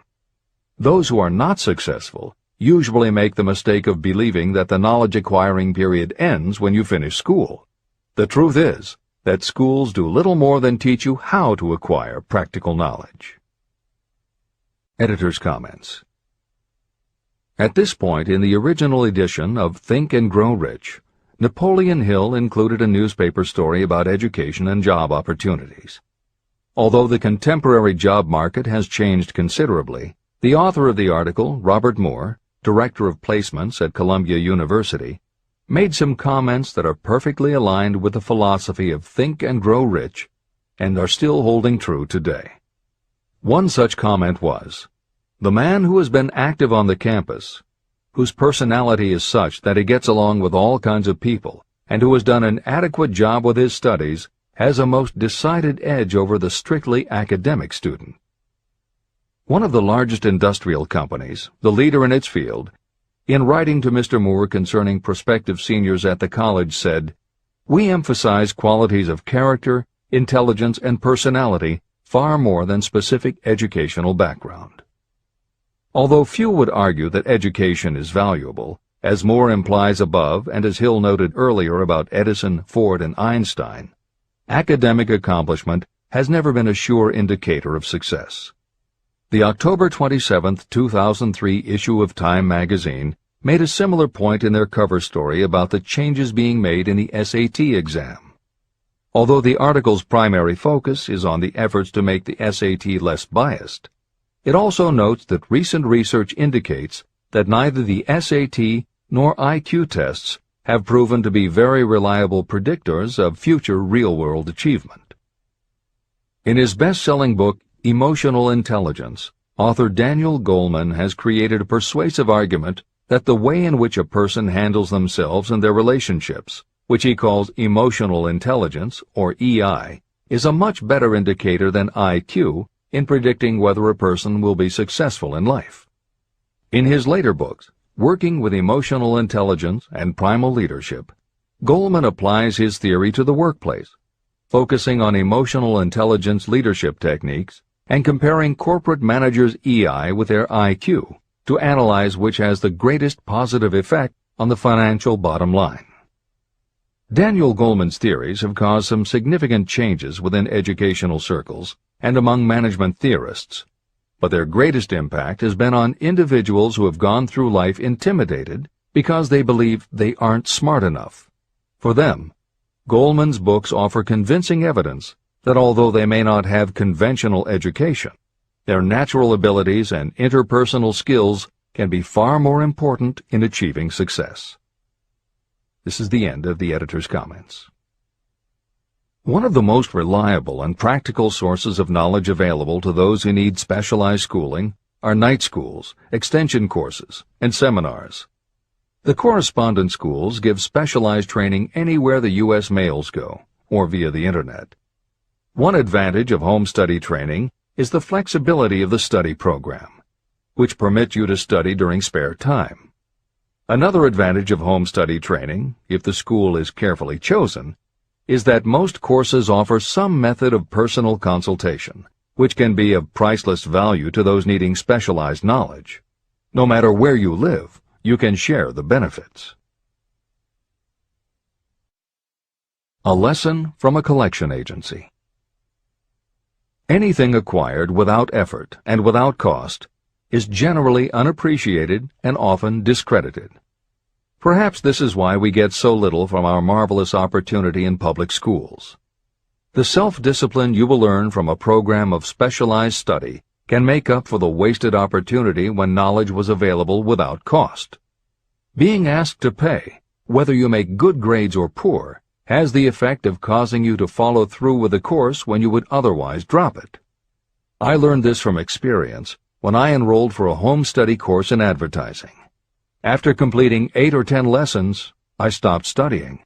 But the school did not stop sending me bills. In fact, they insisted upon payment, whether I kept up my studies or not.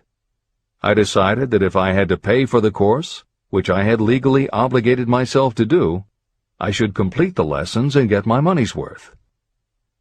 Correspondence schools are well-organized businesses. At the time, I felt that their collection system was somewhat too well organized, but I learned later in life that it was a valuable part of my education. The truth is that their collection department constituted the very finest sort of training on decision-making, promptness, and the habit of finishing what you begin. The collection system that forced me to finish the course turned out to be worth much in the form of money earned. The road to specialized knowledge. We have in this country what is said to be the greatest public school system in the world. One of the strange things about human beings is that they value only that which has a price. The free schools of America and the free public libraries do not impress people because they are free. This is the major reason why so many people find it necessary to acquire additional training after they finish school and go to work. It is also one of the major reasons why employers give greater consideration to employees who take specialized training courses. They have learned that those who have the ambition to give up a part of their spare time to studying at home have in them those qualities that make for leadership.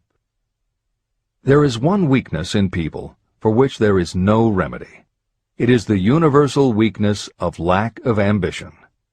People who give up some of their spare time to take courses seldom remain at the bottom very long. By taking such courses, they open the way for the upward climb, remove many obstacles from their path, and attract the interest of those who have the power to help them. The home study method of training is especially suited to people who have already started working. They often find that after having left school, they still need additional specialized knowledge, but cannot spare the time to go back to school. Stuart Austin Weir was a construction engineer. He followed this line of work until the Depression hit and severely limited the construction business. He took inventory of himself and decided to change his profession to law. He went back to school and took special courses to prepare himself as a corporation lawyer. He completed his training, passed the bar examination, and quickly built a lucrative law practice as a patent attorney. Just to keep the record straight, and to anticipate the excuses of those who will say, "I couldn't go to school because I have a family to support," or "I'm too old," I will add that Mr. Weir was past 40 and married when he went back to school. Moreover, by carefully selecting highly specialized courses, Mr. Weir completed in 2 years the work that it takes the majority of law students 4 years to do. It pays to know how to purchase knowledge. A simple idea that paid off. Here's another specific example about a salesman in a grocery store who found himself suddenly unemployed. Having had some bookkeeping experience, he took a special course in accounting, familiarized himself with all the latest bookkeeping and office equipment, and went into business for himself. Starting with a grocer for whom he had formerly worked, he made contracts with more than 100 small merchants to keep their books at a very nominal monthly fee. His idea was so practical that he soon found it necessary to set up a portable accounting office in a light delivery truck. He now has a fleet of these bookkeeping offices on wheels. He employs a large staff of assistants who provide small merchants with accounting services equal to the best that money can buy at very nominal cost. Specialized knowledge plus imagination were the ingredients that went into this unique and successful business. Last year, the owner of that business paid income taxes of almost 10 times as much as was paid by the grocery store that fired him. Editor's comments. It would be impossible to write a contemporary book about success without including the story of Bill Gates. And although the connection between the world's wealthiest man and Hill's story about a man who started a mobile accounting business may not be immediately obvious, the fact is that this is a very apt place to include the story of Microsoft. Just as with the mobile accountant, The two defining characteristics of Bill Gates' success are specialized knowledge and imagination. Everyone had recognized at an early age that Bill Gates was a very bright student, but he had little interest in anything other than science and math. And when the mothers group at his school arranged for the students to learn about computing, that became his passion. By the time he was 13, he taught himself computer programming. And throughout high school and his years at university, his life revolved around computer clubs and odd jobs working for companies that had something to do with computers. Although at various times he toyed with the idea of a career in science or law, it is probably fair to say that while he was still in school, Bill Gates knew, in general terms, what his burning desire in life would be. He paid little attention to general knowledge, but devoted himself to assembling the specialized knowledge he would need to achieve his definite major purpose. Gates' burning desire heated up the day his friend and fellow computer club member Paul Allen bought a copy of the January 1975 issue of Popular Electronics. On the cover was a picture of an inexpensive desktop computer, the Altair 8800, which could be built from a kit. Gates and Allen knew in their gut that there were other students just like them who would love to get their hands on one of these things. At the time, it took a lot of imagination to foresee the impact computers might have on the average person. And even though they didn't own an Altair, they decided they could write a computer program for it. That took even more imagination. They contacted Ed Roberts, the founder of the company that made the Altair, and pitched their idea. Roberts told them he was getting offers from all over, and his policy was that whoever wrote it first would get the job. For the next 2 months, they tore apart the manual, gleaning the specialized knowledge they would need to write the program. They were the first to deliver a workable operating system, and Roberts bought it from them for $3,000 plus a royalty on sales. With their vision of the future burning in their imaginations, Gates and Allen used the advance and their royalties to launch a company that would be in the business of writing computer programs. They named their new company Microsoft and called old friends from their high school computer club to staff it. Bill Gates was 19 and Paul Allen was only a few years older. They and about 9 of their friends started writing programs for Apple Computer, Commodore, and anyone else who would contract with the company for their services. For the next 5 years, Bill Gates and Paul Allen had their share of imaginative ideas, but mostly they concentrated on learning the specialized knowledge needed to run and grow a successful business. Then in 1980, IBM, which had finally decided to get into the small computer business, needed help getting up to speed. They approached Microsoft to write an operating system for the new computer venture. Once again, specialized knowledge and imagination were the qualities that guided Bill Gates. In their imagination, Gates and Allen could see an even bigger future than before, and through specialized knowledge of what computers were capable of, they knew the role they could play in that future. They then made 2 business moves that are the foundation of the Microsoft success. First, because IBM had such a tight schedule, Gates went to a computer programmer, Tim Patterson, and bought from him a rudimentary but already developed operating system. Gates then set to work modifying the system, and he renamed it MS-DOS, for Microsoft Disk Operating System. The other move that was crucial to their success was the negotiation with IBM. They started from the position that they would not sell an operating system to IBM. What they would do was license the system to IBM in exchange for a royalty on every copy sold with an IBM computer. And it would not be an exclusive license, which meant that Microsoft could also license the system to other computer companies. If you were to continue to track the history of Microsoft, you would find those same qualities: a burning desire, an idea, specialized knowledge, and imagination behind each move Bill Gates made and continues to make, just as they were behind the success of the man who started the mobile accounting business. This is the end of the editor's comments. The beginning of the successful mobile accounting business was an idea. I know this is true because I was the one who gave him that idea. Now I'd like to pass on the story of another idea. and it was my accountant friend who indirectly suggested this one to me. When I first proposed the accounting idea to him, he said, "I like the idea, but I would not know how to turn it into cash." In other words, he did not know how to market his bookkeeping knowledge after he had acquired it. So, with the aid of a young woman copywriter, a very attractive presentation was prepared describing the advantages of the new system of bookkeeping. The brochure told the story of this new business so effectively that its owner soon had more accounts than he could handle. There are thousands of people all over the country who need the services of a merchandising specialist capable of preparing an attractive way to market personal services. This idea was born of the necessity to solve a specific problem.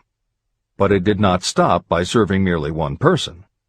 The woman who created the presentation has a keen imagination. She saw in her newly born brainchild the making of a new profession to serve thousands of people who need practical guidance in marketing personal services. Spurred to action by the success of her first prepared plan to market personal services, this woman turned to solving a similar problem for her son. He had just finished college, but had been totally unable to find a market for his services. The plan she created for him was the best example of merchandising personal services I have ever seen. When the presentation had been completed, it contained nearly 50 pages of beautifully typed, properly organized information. It told the story of her son's natural abilities, schooling, personal experiences, and a great variety of other information. The book also contained a complete description of the position her son desired, together with a marvelous word picture of the exact plan he would use in filling his position. The preparation of the presentation required several weeks of her time, during which she sent her son to the public library almost daily to get specific data needed to sell his services to best advantage. She also sent him to all the competitors of his prospective employer, where he gathered information concerning their business methods. This was of great value in the formation of the plan he intended to use in filling the position he sought. When the plan was finished, it contained more than half a dozen very fine suggestions that would benefit the prospective employer. You don't have to start at the bottom. You may be inclined to ask, why go to all this trouble to secure a job? The answer is, doing a thing well is never trouble. The plan prepared by this woman for her son helped him get the job at the first interview and at a salary fixed by himself. Moreover, and this too is important, the position did not require the young man to start at the bottom. He began as a junior executive at an executive salary. Why go to all this trouble? Well, for one thing, this young man's planned presentation saved him no less than 10 years of working his way up. The idea of starting at the bottom and working your way up may appear to be sound, but the major objection to it is this. Too many of those who begin at the bottom never manage to lift their heads high enough to be seen by those who count. And the outlook from the bottom is not very bright or encouraging. It has a tendency to kill off ambition. You get into a rut, and you accept your fate because you form the habit of daily routine. Often this habit finally becomes so strong you don't even try to throw it off.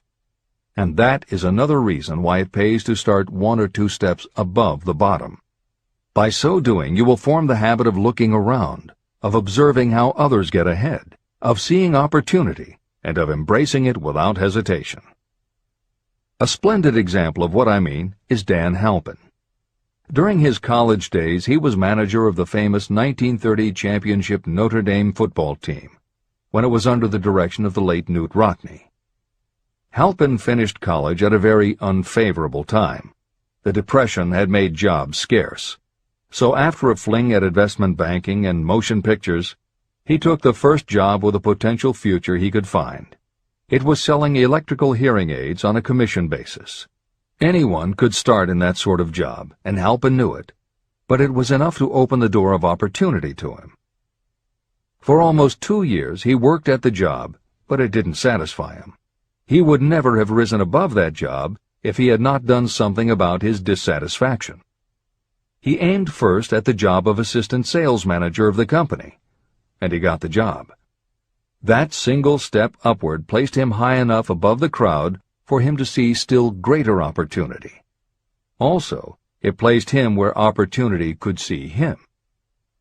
In his new position, he did so well selling hearing aids that A.M. Andrews, chairman of the board of the Dictograph Products Company, a competitor of the company for which Halpin worked, asked to meet with him.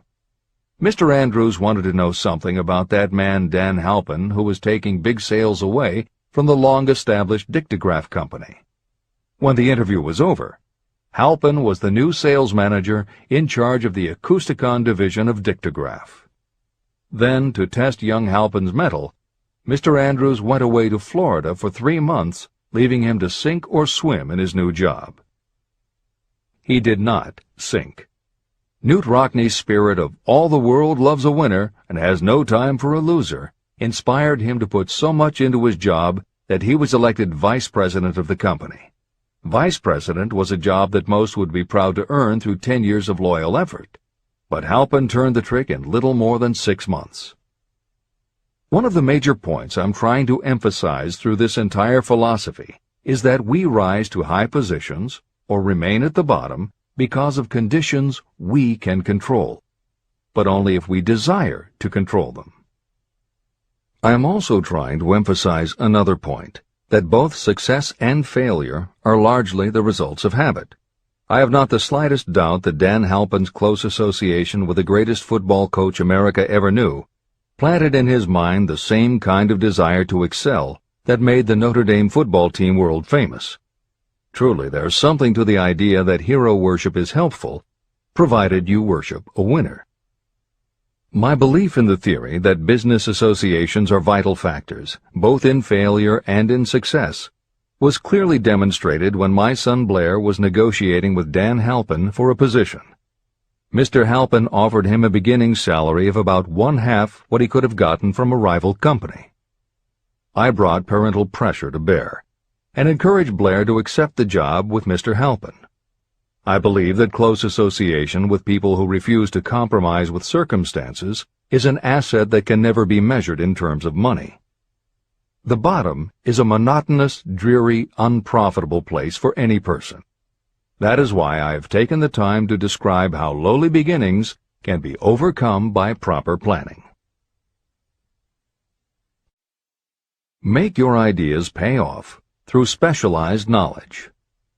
The woman who prepared the personal service sales plan for her son now receives requests from all parts of the country, from others who want to market their personal services for more money.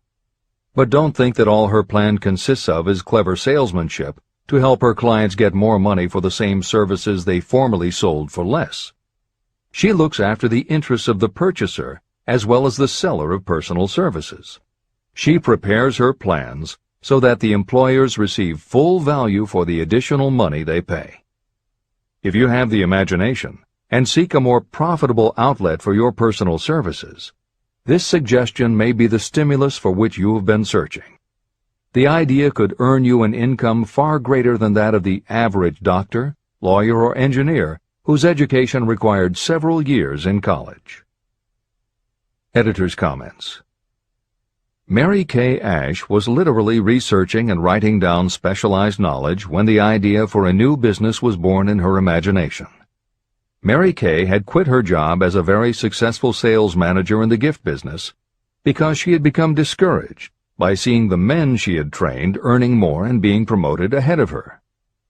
She decided to write an advice book for career women, but as she assembled the knowledge women would need to get ahead, she realized she was writing a business plan for the kind of business she would like to run. She took her life savings of $5,000, went out and found a skincare cream she liked, acquired the rights to it, and began to contact her friends and friends of friends to see if they would like to be beauty consultants for her new company. But what she was offering wasn't just a chance to sell skincare products. It was a very imaginative combination of philosophy and opportunity that gave women the chance to achieve both personal satisfaction and financial success. The company showed a modest profit in its first year, and continued to grow each year until, by the beginning of the 21st century, There were over 1 million independent beauty consultants in 30 countries with wholesale sales of more than $1.5 billion. 3 times Mary Kay Cosmetics was named as one of the 100 best companies to work for in America, and Lifetime Television Network named Mary Kay the businesswoman of the century. She became one of the most in-demand motivational speakers and the best-selling author of 3 books. Neil Balter also started his company based on specialized knowledge and imagination. He got his specialized knowledge from his job as a carpenter's apprentice. His imagination came into play the day he was hired by a customer who wanted to clear up a messy closet by having shelves installed. Now that kind of job must have been offered to thousands of carpenters, but not one of them had the imagination to see in it what Neil Balter saw. When he finished the work, Balter didn't just see nicely fitted shelves. He saw that he had created a solution for a problem that was common to every household in America. He took the money he earned from the job and started his own business, California Closet Company, which specialized in shelves and fittings designed to attractively organize closet space for maximum efficiency. But Balter's imagination didn't stop once he had his own business up and running. Now he could imagine an even bigger operation. So he went out to find new specialized knowledge about operating and franchising a business. Neil Balter had licensed more than 100 California Closet franchises when Williams-Sonoma offered to buy the company for $12 million. Lillian Vernon's specialized knowledge was in an area that many women had, but they didn't have the imagination she had. To quote from her autobiography, An Eye for Winners, handbags. I knew about those. Why not sell them? And belts to match. Didn't every teenage girl strolling along the street anywhere in the United States sport a handbag and belt? And my handbags would offer something special. Each one would be personalized with initials. I knew with absolute certainty that teenagers would go for items that made them feel unique. She believed enough in her idea that she spent $495 to take a small ad in 17 magazine.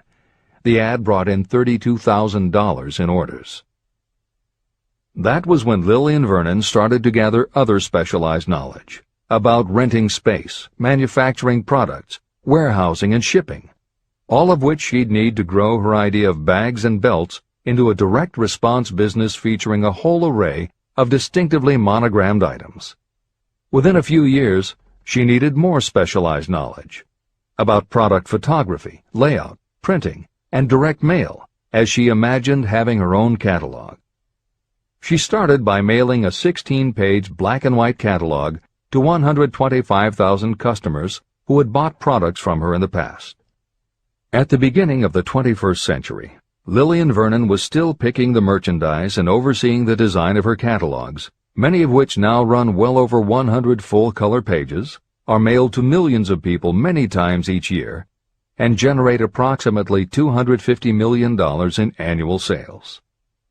There is another story about gathering specialized knowledge that is so good we will use it to conclude this editorial comment. It actually comes from the Napoleon Hill archives, and although he did not include it in Think and Grow Rich, he often used it as an example in his lectures and seminars. There was a young man who started out working for the railroad in 1893. As a machinist at 5 cents an hour. He was always taking courses and learning what he could about steam engines, and by 1905 he had worked his way up through the ranks until he was superintendent of motive power for Chicago Great Western in Olwine, Iowa.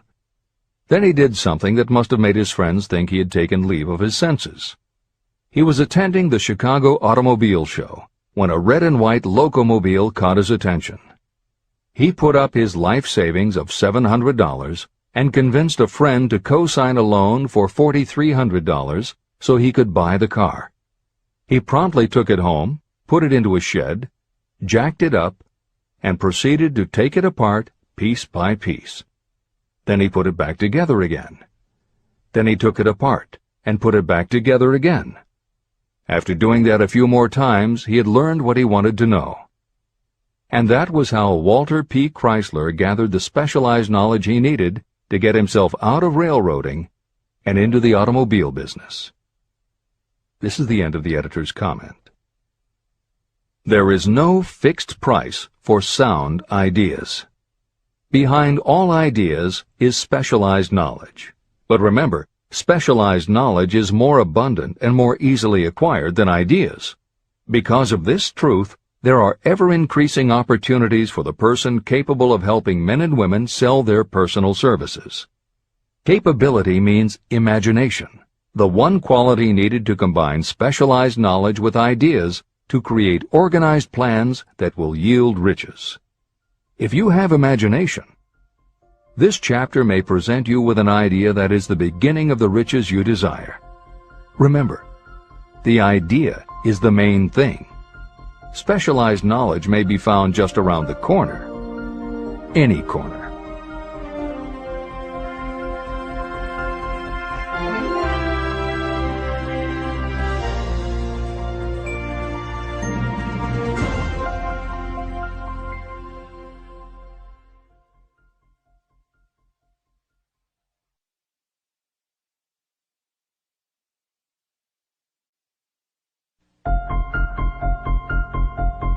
Happiness is found in doing, not merely in possessing. Chapter 7. Imagination, the workshop of the mind. The fifth step toward riches. The imagination is literally the workshop where all plans are created. It is where the impulse, the desire, is given shape, form, and action through the aid of the imaginative faculty of the mind. It has been said that we can create anything that we can imagine. Through the aid of imagination, we have discovered and harnessed more of nature's forces during the past 50 years than during the entire history of the human race previous to that time. And even with all we have accomplished, we have come nowhere near the limit of what we are capable. Our only limitation, within reason, lies in the development and use of our imagination. The human imagination offers so much possibility, it is as though we have merely discovered that we have an imagination, and have just started to use it in a very elementary way. Two forms of imagination. The imaginative faculty functions in two forms. One is known as synthetic imagination, and the other as creative imagination. Editor's comments. In modern usage, the word synthetic has taken on a negative connotation, implying that something is artificial, not the real thing. Today the word synthesized, which is defined as something made up from component parts, would better describe what Hill had in mind, and has been substituted here accordingly. This is the end of the editor's comment. Synthesized imagination. Through this faculty, you arrange old concepts, ideas, or plans into new combinations. Synthesized imagination does not create anything. It merely works with the material of experience, education, and observation with which it is fed. It is the faculty used by most inventors, with the exception of those geniuses who draw upon the creative imagination when they cannot solve problems through synthesized imagination. Creative imagination. Through the faculty of creative imagination, the finite human mind has direct communication with infinite intelligence, the faculty through which hunches and inspirations are received. It is by this faculty that all basic or new ideas are handed over to mankind. It is through this faculty that we pick up vibes from other people, and in that way one individual may tune in or communicate with the subconscious minds of others.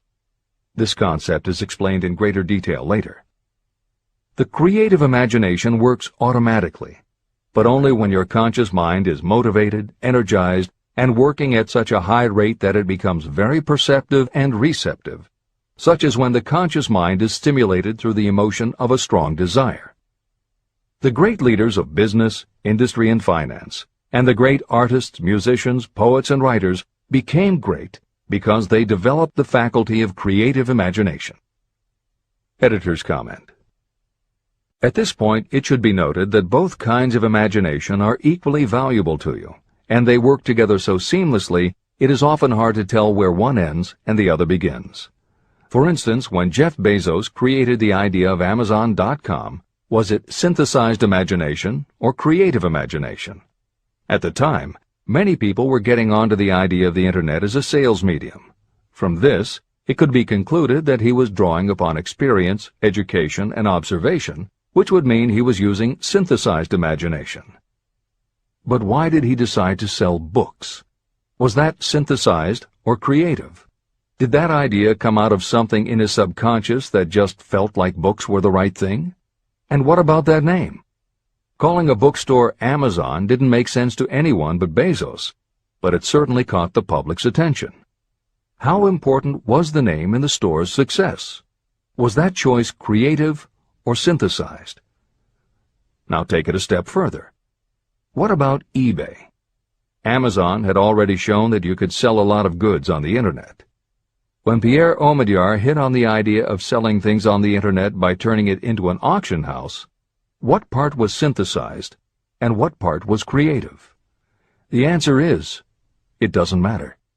Whether you are consciously assembling the parts of a plan, or if subconsciously the pieces fall into place and suddenly hit you in a flash of inspiration, all that matters is that you are putting your imagination to work.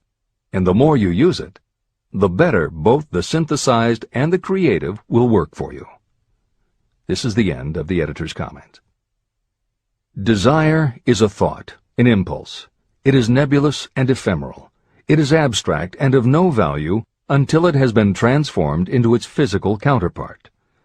While the synthesized imagination is the one that will be used most frequently in the process of transforming desire into money, there will be circumstances and situations that demand the use of the creative imagination as well. Both the synthesized and the creative imagination become more alert and receptive with use. And though your imaginative faculty may have become weak through lack of use, you can revive it. Just as any muscle or organ of the body develops the more it is used, your imagination also becomes more receptive in direct response to the amount that you use it. Use your synthesized imagination. First, let us focus attention on the development of the synthesized imagination. This is the faculty that you will use more often in converting desire into money. Transformation of the intangible impulse of desire into the tangible reality of money calls for the use of a plan or plans. To make plans, you must use your imagination. Mainly, this will require you to use your synthesized imagination as you draw upon your experience, your education, and your observations. Editor's comment. The following is adapted from Hill's later writing and appears in Napoleon Hill's Keys to Success. An excellent example of synthesized imagination is Edison's invention of the light bulb. He began with one recognized fact that other people had discovered. A wire could be heated by electricity until it produced light. The problem was that the intense heat quickly burned the wire out, and the light never lasted more than a few minutes. Edison failed more than 10,000 times in his attempt to control this heat. When he found the method, it was by applying another common fact that had simply eluded everyone else. He realized that charcoal is produced by setting wood on fire, covering it with soil, and allowing the fires to smolder.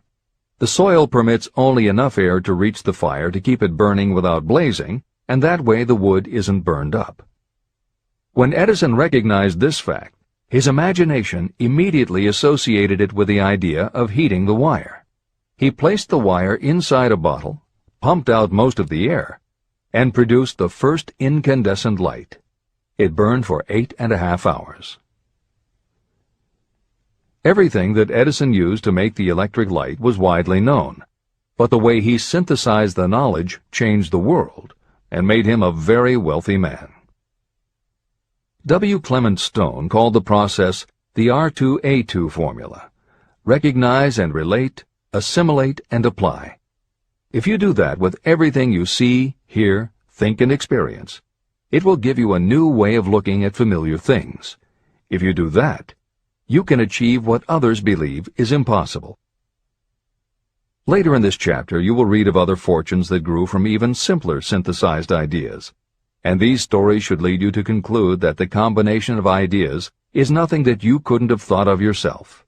That alone should start your own imagination synthesizing ideas. However, Even though these stories will inspire you, and you will be anxious to get started, this is not yet the point for you to start making plans. Here, and throughout Think and Grow Rich, Napoleon Hill reminds the reader that this book is meant to be read all the way through before beginning to put the philosophy into practice. There are other ideas to be assimilated from later chapters that will influence your imagination and therefore affect the plans you may develop. This is the end of the editor's comments. Read the entire book through, then come back to this chapter and begin to put your imagination to work on the building of a plan for transforming your desire into money. Examples and instructions for creating plans are given in almost every chapter. Carry out the instructions that are best suited to your needs and put your plan in writing. The moment you complete this, you will have definitely given concrete form to your intangible desire. Now, read that sentence once more in a slightly different way. The moment I put my plan in writing, I will have definitely given concrete form to my desire. Now read it aloud and realize what you are telling yourself. Desire is only a thought. Through synthesized imagination, your experience, education, and observations will give it shape, form, and action. From the moment you follow those instructions and write out your desire and your plan, you will have actually taken the first of a series of steps that will enable you to convert the thought into its physical counterpart. Editor's comments.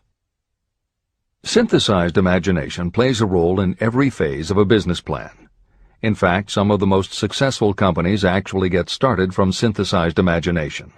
When an entrepreneur, drawing upon his or her education, experience, and observations, takes an idea from one source and gives it a new application. That is exactly what happened with Ruth Handler. She and her husband, along with another partner, had started a small manufacturing company which had evolved into toy manufacturing. The success of their business depended on coming up with new toy ideas.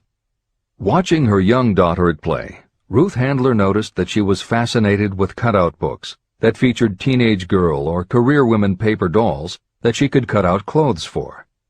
She also knew that little girls loved to play dress-up in grown-up clothes. These ideas, drawn from Ruth Handler's education, experience, and observations, synthesized themselves in her imagination and came together as a new idea. Ruth Handler announced that they should make a lifelike teenage girl doll. Not a paper doll, but a real three-dimensional grown-up doll with a woman's figure, and they could also make grown-up clothes to fit it, so that girls could play dress-up with the doll. In honor of the source of inspiration, Ruth Handler named the new doll after her daughter, Barbie. As obvious as it seems now, until Ruth Handler, no one had the imagination to make and market a doll that looked like a woman, and certainly no one had ever made endless collections of tiny women's fashions for a doll to wear. Previously, we mentioned Jeff Bezos creating Amazon by combining the idea of a bookstore with the Internet, and Pierre Omidyar doing the same thing with auctions when he launched eBay. Mary Kay Ash took the idea of women running their own businesses and added the idea of door-to-door sales. Anita Roddick took the trend of all-natural ingredients, combined it with cosmetics, and created the body shop empire. Bernard Marcus and Arthur Blank took the concept of the supermarket, combined it with hardware, and created Home Depot. Thomas Stemberg and Leo Kahn did the same thing with office supplies and launched Staples. Once the connections are made, it may seem obvious, but making these supposedly obvious connections has brought success to many people. Napoleon Hill says imagination is like a muscle that can be strengthened through use. Just as there are specific exercises that will build and improve physical muscles, specific exercises have been developed to improve and build imagination, and it is commonly accepted that creativity developed in one area will affect your creativity in others. Dr. Edward de Bono, one of the most highly regarded experts in the field, has written more than 25 books, including the bestsellers Lateral Thinking and 6 Thinking Hats, that are literally designed to make you think. Dr. Betty Edwards' bestseller, Drawing on the Right Side of the Brain, uses drawing techniques to awaken creativity. Dr. Gabrielle Rico's bestseller, Writing the Natural Way, uses a technique called clustering as a way to break writer's block. And Tony Buzan uses a similar method for opening your mind that he terms mind mapping. In their bestseller, Super Learning, Sheila Ostrander and Lynn Schroeder show ways to use classical music. And Roger Von Eck suggests puzzles and riddles as stimuli in A Whack on the Side of the Head. This is the end of the editor's comments. Tapping into creative imagination. The earth on which you live, you yourself, and every other material thing are the result of evolutionary change, through which bits of matter have been organized and arranged in an orderly fashion. As far as science has been able to determine, the entire universe consists of but two things, matter and energy.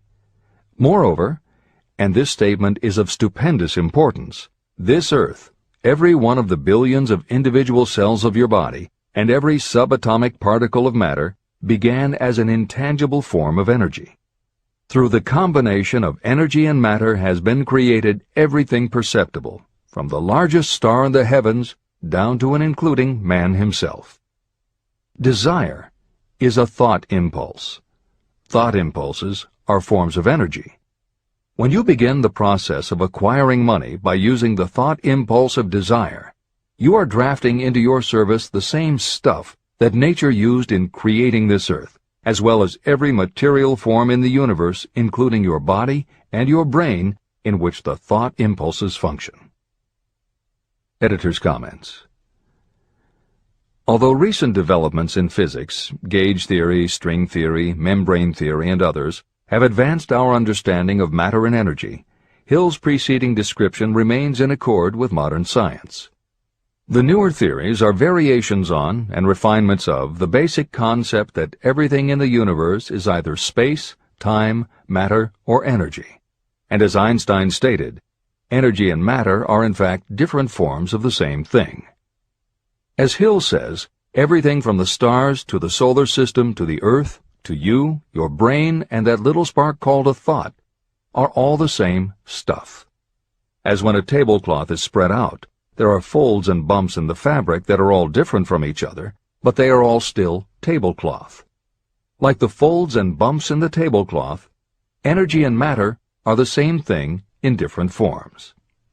Therefore you, matter, your thoughts, energy, and everybody else, matter, and their thoughts, energy, and all other things, matter, are not just interconnected, but are in essence all the same thing. Hill calls this interrelation of everything to everything else infinite intelligence. In the chapter on faith, he made his first mention of infinite intelligence being the source of hunches, intuition, and flashes of inspiration. In the chapter on autosuggestion, he proposed that the subconscious mind is the connection with infinite intelligence. In this chapter, Hill elaborates that creative imagination is the receiver through which these flashes of insight come to us from infinite intelligence.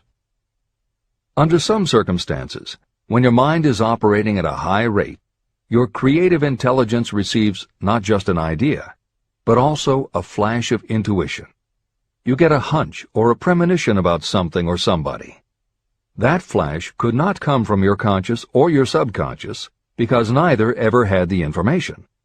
Because everything is a part of everything else, your creative imagination, energy, pulled the thought, energy, directly from the common pool of infinite intelligence, energy, that contains not just your subconscious, energy, but all other subconscious minds, energy, as well. Infinite intelligence is a complex concept, and for those readers who find themselves questioning the process, be assured that Hill expands on the theory in later chapters.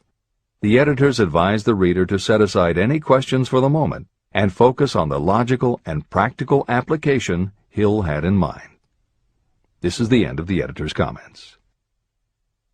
You are engaged in trying to turn your desire into its physical or monetary counterpart, and there are laws of physics and principles of psychology that can help you. But first, You must give yourself time to become familiar with these laws and learn to use them. Through repetition, and by describing these principles from every conceivable angle, I hope to reveal to you the secret through which every great fortune has been accumulated. Strange and paradoxical as it may seem, the secret is not a secret. It is made obvious in the earth, the stars, the planets, in the elements above and around us, in every blade of grass, and every form of life within our vision. Do not be discouraged if you do not fully understand or accept this theory. I do not expect that you will accept all that is in this chapter on your first reading. Assimilate as much as you can now as you read this for the first time. Later, when you reread and study it, you will discover that something has happened to clarify it and give you a broader understanding of the whole. Above all, do not stop nor hesitate in your study of these principles until you have read the book at least 3 times. Then you will not want to stop.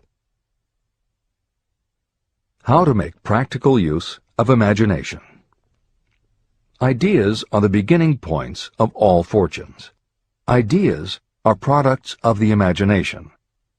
Following are 2 true stories about ideas that have yielded huge fortunes. I hope that these stories will convey how important a role imagination can play in turning an idea into success, and that they will illustrate the method by which imagination may be used in accumulating riches. The Enchanted Kettle.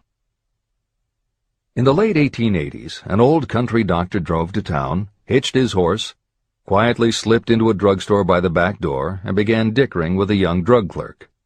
For more than an hour, behind the prescription counter, the old doctor and the clerk talked in low tones. Then the doctor left. He went out to the buggy and brought back a large, old-fashioned kettle, a big wooden paddle, used for stirring the contents of the kettle, and deposited them in the back of the store. The clerk inspected the kettle, reached into his inside pocket, took out a roll of bills, and handed it over to the doctor. The roll contained exactly $500, the clerk's entire savings. The doctor handed over a small slip of paper on which was written a secret formula. The words on that small slip of paper were worth a king's ransom, but not to the doctor. Those magic words were needed to start the kettle to boiling, but neither the doctor nor the young clerk knew what fabulous fortunes were destined to flow from that kettle. The old doctor was glad to sell the outfit for $500. The clerk was taking a big chance by staking his entire life savings on a mere scrap of paper and an old kettle. He never dreamed his investment would start a kettle to overflowing with gold that would one day surpass the miraculous performance of Aladdin's lamp. What the clerk really purchased was an idea. The old kettle and the wooden paddle and the secret message on a slip of paper were incidental. The miracle of that kettle only began to take place after the new owner mixed with the secret instructions an ingredient of which the doctor knew nothing. See if you can discover what it was that the young man added to the secret message, which caused the kettle to overflow with gold. Here you have a story of facts stranger than fiction, facts that began in the form of an idea. Just look at the vast fortunes of gold this idea has produced. It has paid, and still pays, huge fortunes to men and women all over the world who distribute the contents of the kettle to millions of people. The old kettle is now one of the world's largest consumers of sugar, thus providing jobs to thousands of men and women engaged in growing sugar cane and in refining and marketing sugar.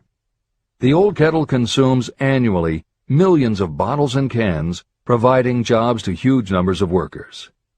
The old kettle gives employment to an army of clerks, stenographers, copywriters, and advertising experts throughout the nation. It has brought fame and fortune to scores of artists who have created magnificent pictures describing the product. The old kettle has converted Atlanta, which was a small southern city, into the business capital of the South, where it now benefits, directly or indirectly, every business and practically every resident of the city. The influence of this idea now benefits every civilized country in the world, pouring out a continuous stream of gold to all who touch it. Gold from the kettle built and maintains one of the most prominent colleges of the South, where thousands of young people receive the training essential for success. If the product of that old brass kettle could talk, it would tell thrilling tales in every language, tales of love, of business, of professional men and women who are daily being stimulated by it.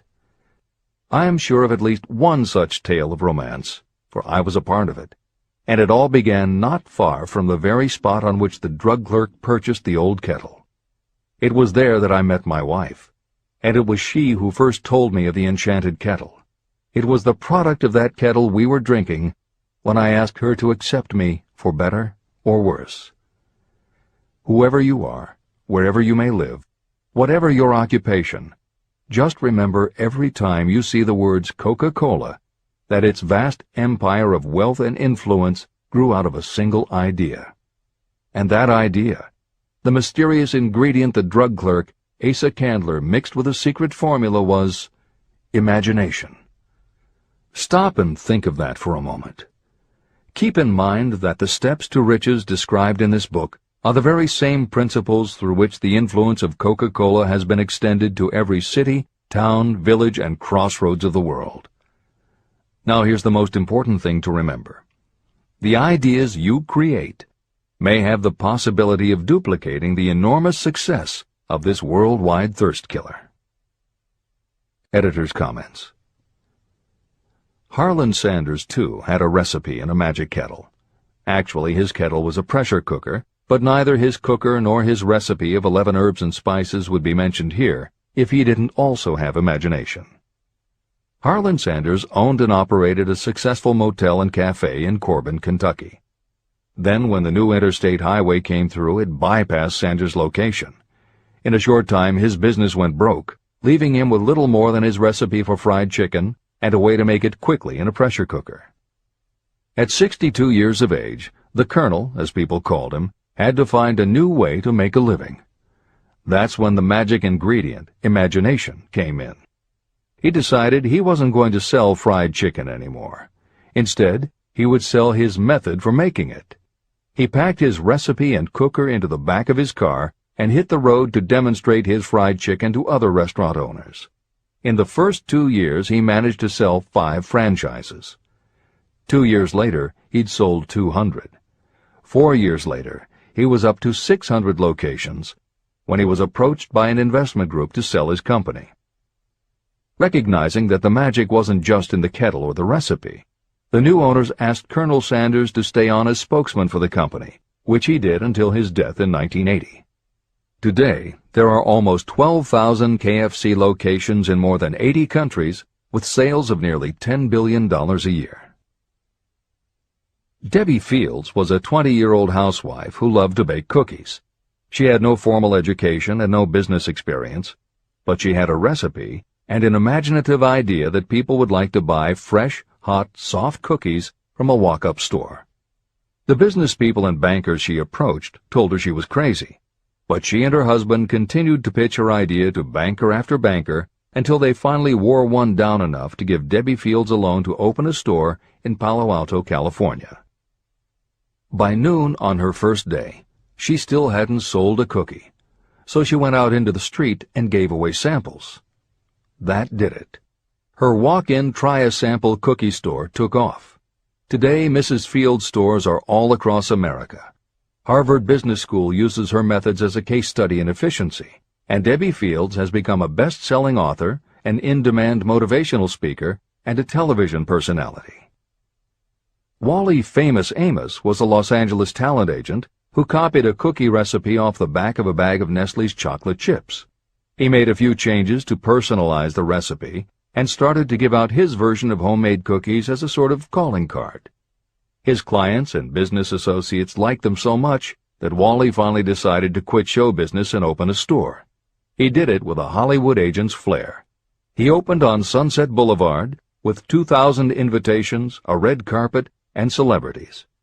With the same flair, he put his picture on the bag, filled the bags with cookies, and started selling them to exclusive department stores and specialty shops. 10 years later, Famous Amos cookies were a $10 million business. Ray Kroc was over 50 and selling milkshake mixers when he heard about a hamburger stand in California, owned by Dick and Mac McDonald, that was doing great business. He packed his car and headed to San Bernardino to check it out. What he saw was a sit-down restaurant that had a limited menu featuring a good hamburger recipe, and they were serving them faster than any place he'd ever seen. Figuring that if there were more places like this, he could sell them a lot of milkshake mixers, Kroc pitched the McDonald brothers on the idea of opening some more McDonald's. They were interested, but they didn't know who they could get to open the new restaurants.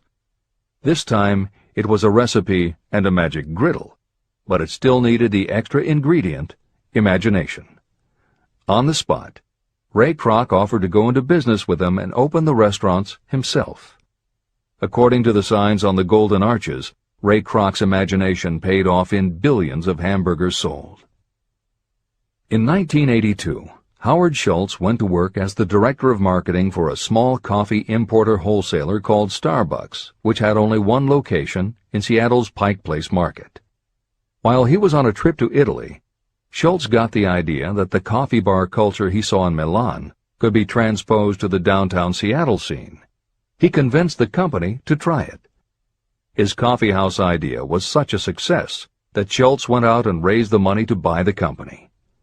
5 years after he'd joined Starbucks, he was CEO of a company that had 17 locations. 15 years later, Schultz's coffeehouse culture was on every corner of America, and there were more than 7,000 Starbucks worldwide. As a final example of imagination, we offer Paul Newman's salad dressing.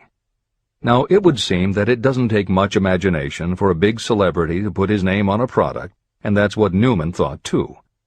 But when he and his partner, A.E. Hotchner, pitched their salad dressing idea to companies that specialize in marketing foods, nobody was interested unless they would personally put up about $1 million for the first year's operations.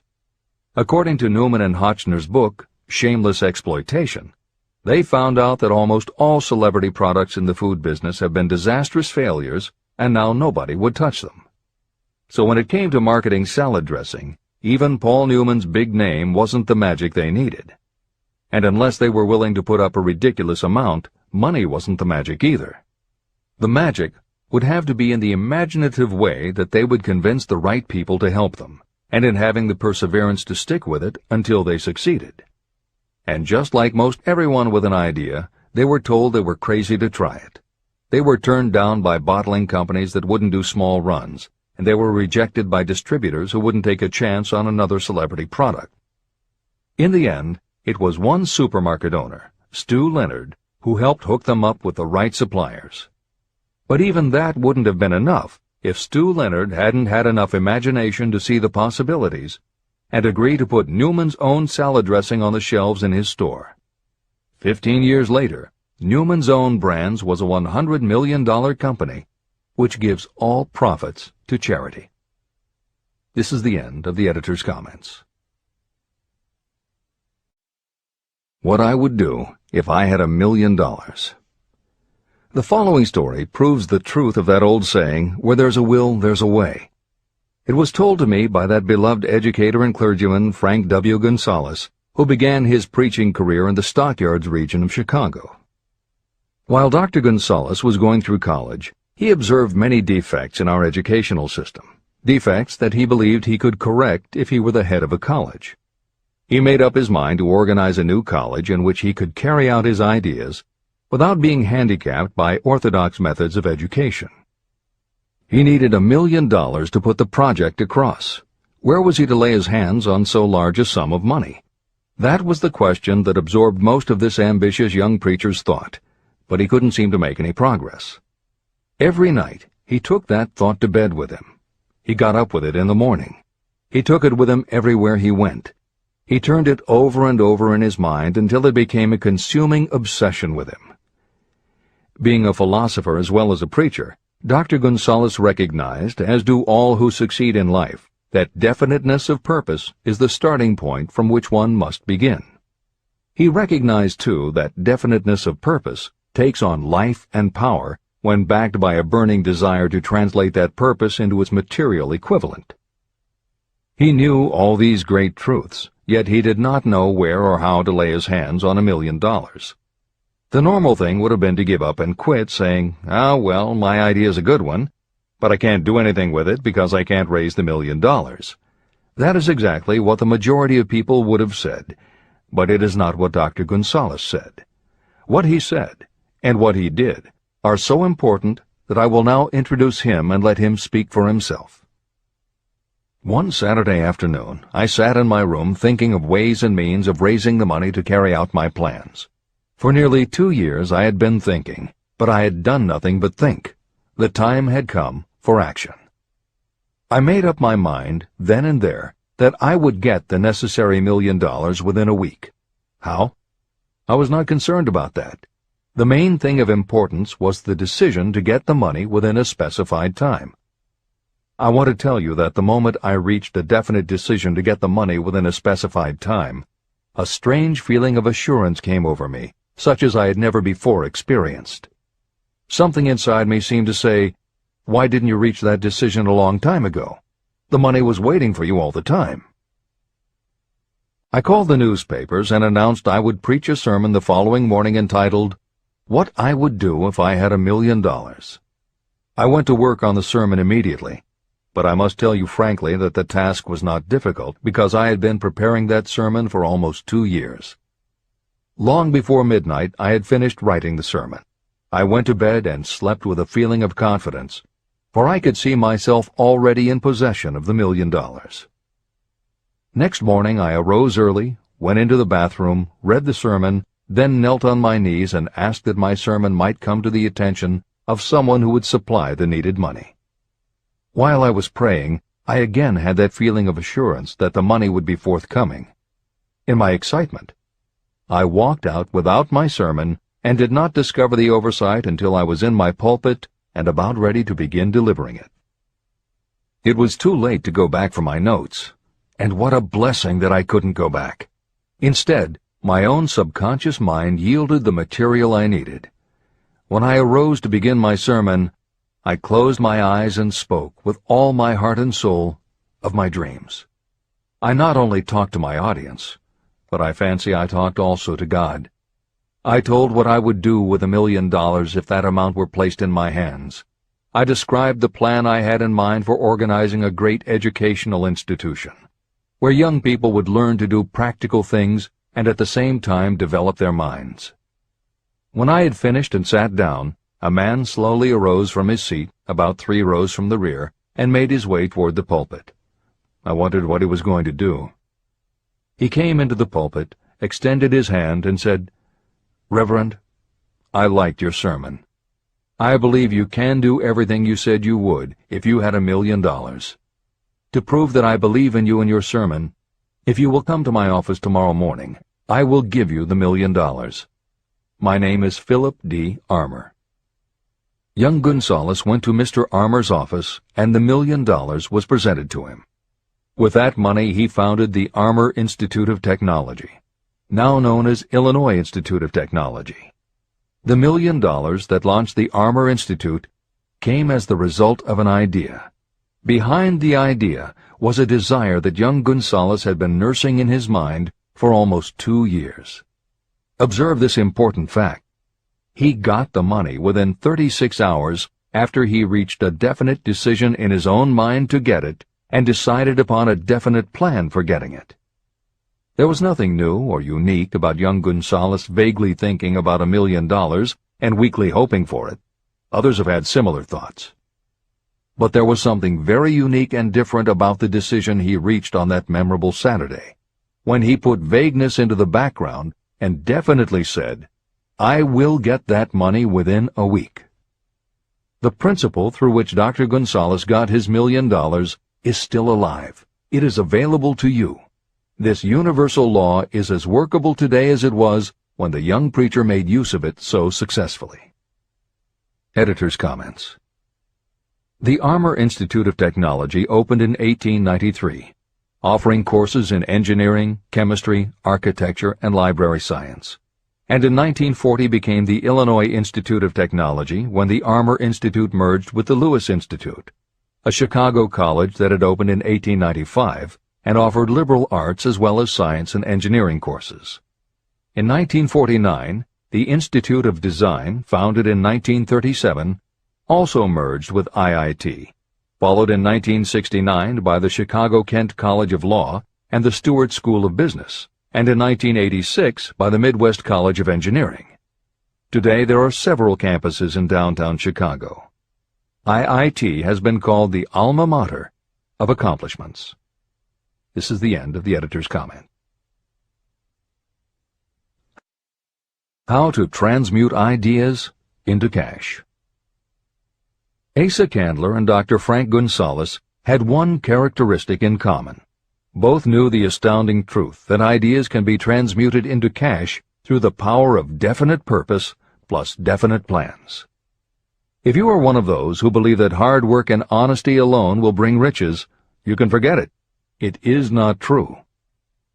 Riches, when they come in huge quantities, are never the result of hard work alone.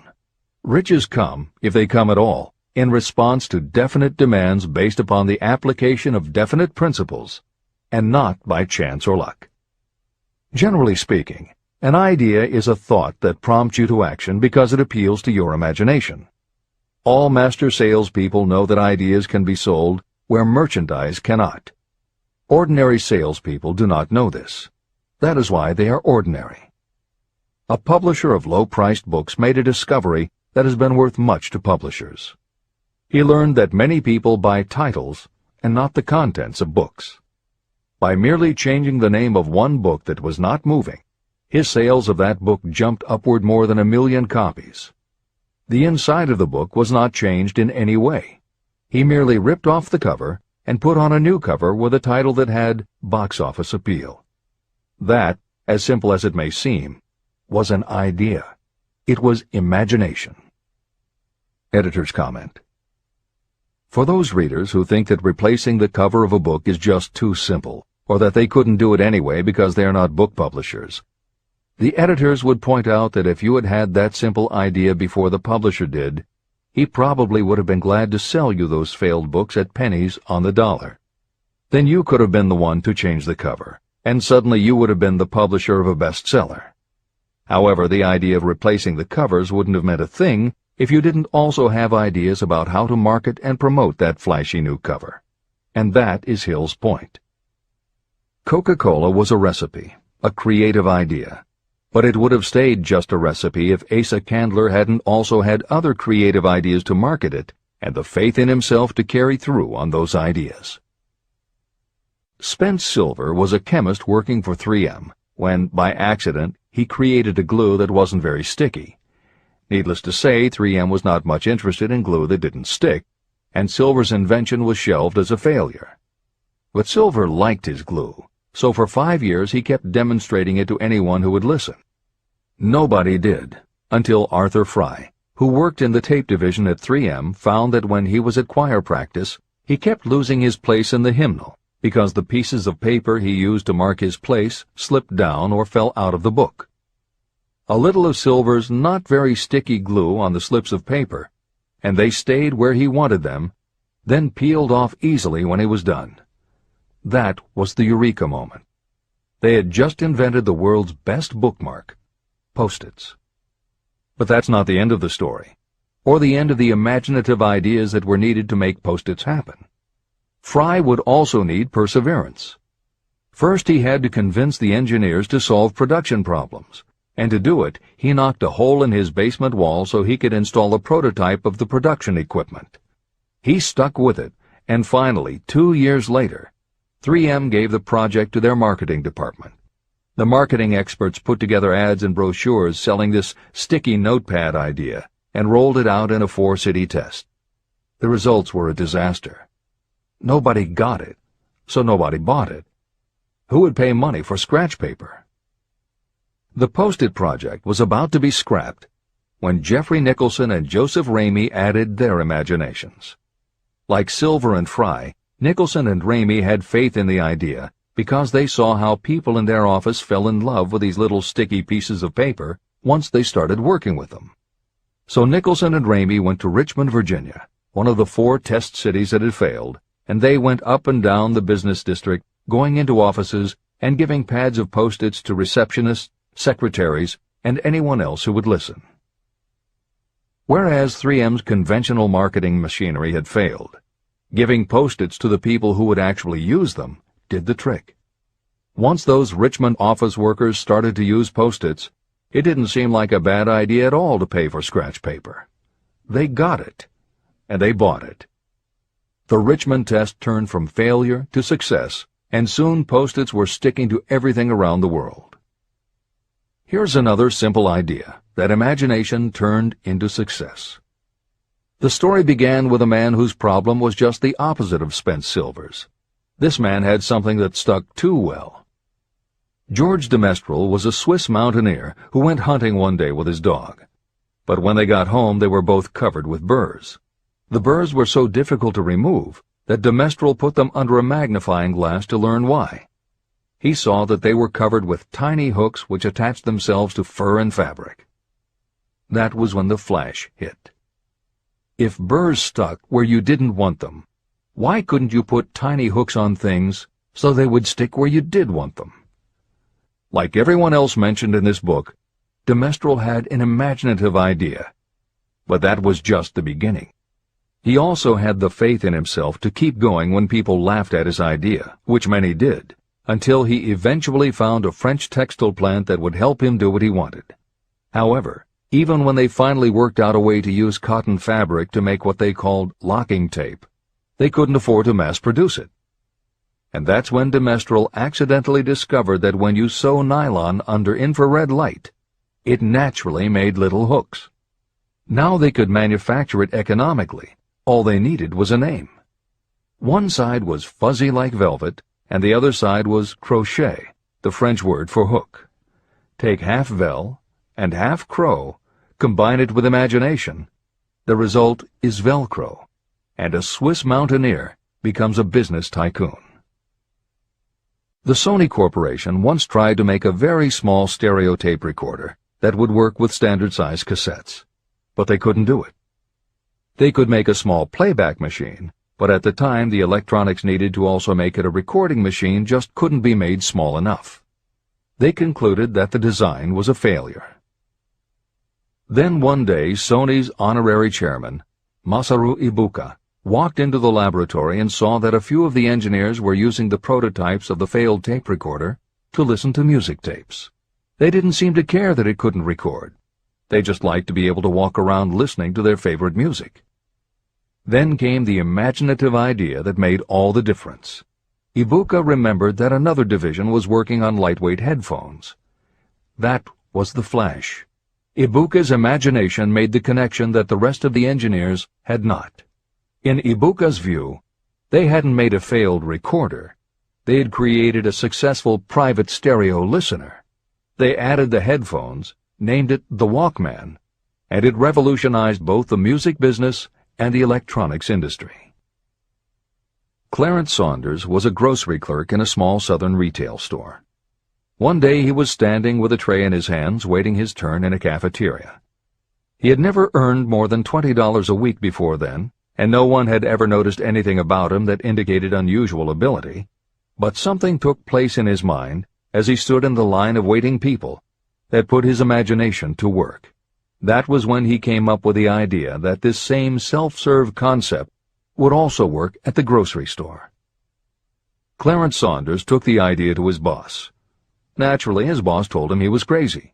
So Clarence Saunders quit his job, went out and did what he needed to do to raise the money, and opened the first self-serve grocery store. He called it Piggly Wiggly, and Clarence Saunders, the $20-a-week grocery clerk, rapidly became the multi-million-dollar chain store grocery man of America. Sylvan Goldman was the owner of a number of Piggly Wiggly stores in Oklahoma, and like any good businessman, he spent a lot of time watching his customers go up and down the aisles, putting their choices into their baskets or net shopping bags. One night, while trying to figure out how to get his customers to buy more at one time, he found himself staring at a basket sitting on the seat of a wooden folding chair. Eureka! He called in his mechanic, Fred Young. They put some wheels on the bottom of the legs, added another basket below the seat, and the shopping cart was born. As this edition is being readied for publication, there are about 35 million shopping carts in America, and approximately 1.25 million new carts are sold each year. Thomas Stemberg, whom we also mentioned earlier, was another supermarket executive who watched his customers as they shopped. By this time, shopping carts were well established in supermarkets, and it was because his customers were pushing shopping carts up and down the aisles that he got his flash of inspiration. He was so sure of his idea that he convinced another supermarket executive, Leo Kahn, to join him. Together, they took the supermarket concept and applied it to selling office supplies. And in 1986 they opened their first store in Brighton, Massachusetts. They called it Staples. In 1989 they took the company public, and 10 years later there were more than 1,000 Staples stores with revenues exceeding $7 billion. We'll end this commentary with another set of connected stories, which make the point that sometimes the most imaginative part of marketing is in the timing. If you were to go shopping in the late 1800s, it usually meant bartering with a merchant who would then have to get the goods from storage shelves kept behind the counter. In the 1870s, fixed pricing was just starting to be used by storekeepers. Merchants were trying the idea by setting out a table of merchandise that was all priced the same, usually 5 cents. Frank Winfield Woolworth was a clerk in a general store, and he convinced the store owner to let him try the 5-cent table idea. Although it worked, the owner wasn't impressed. So Woolworth borrowed $350 from his boss, and in 1879 opened his first 5-cent store in Utica, New York. It was an entire store full of goods where everything cost a nickel. A year later, he had 4 stores, and the 4th one, in Lancaster, Pennsylvania, was the first that he named F.W. Woolworth's 5 and 10 cent store. 20 years later, he had 238 stores.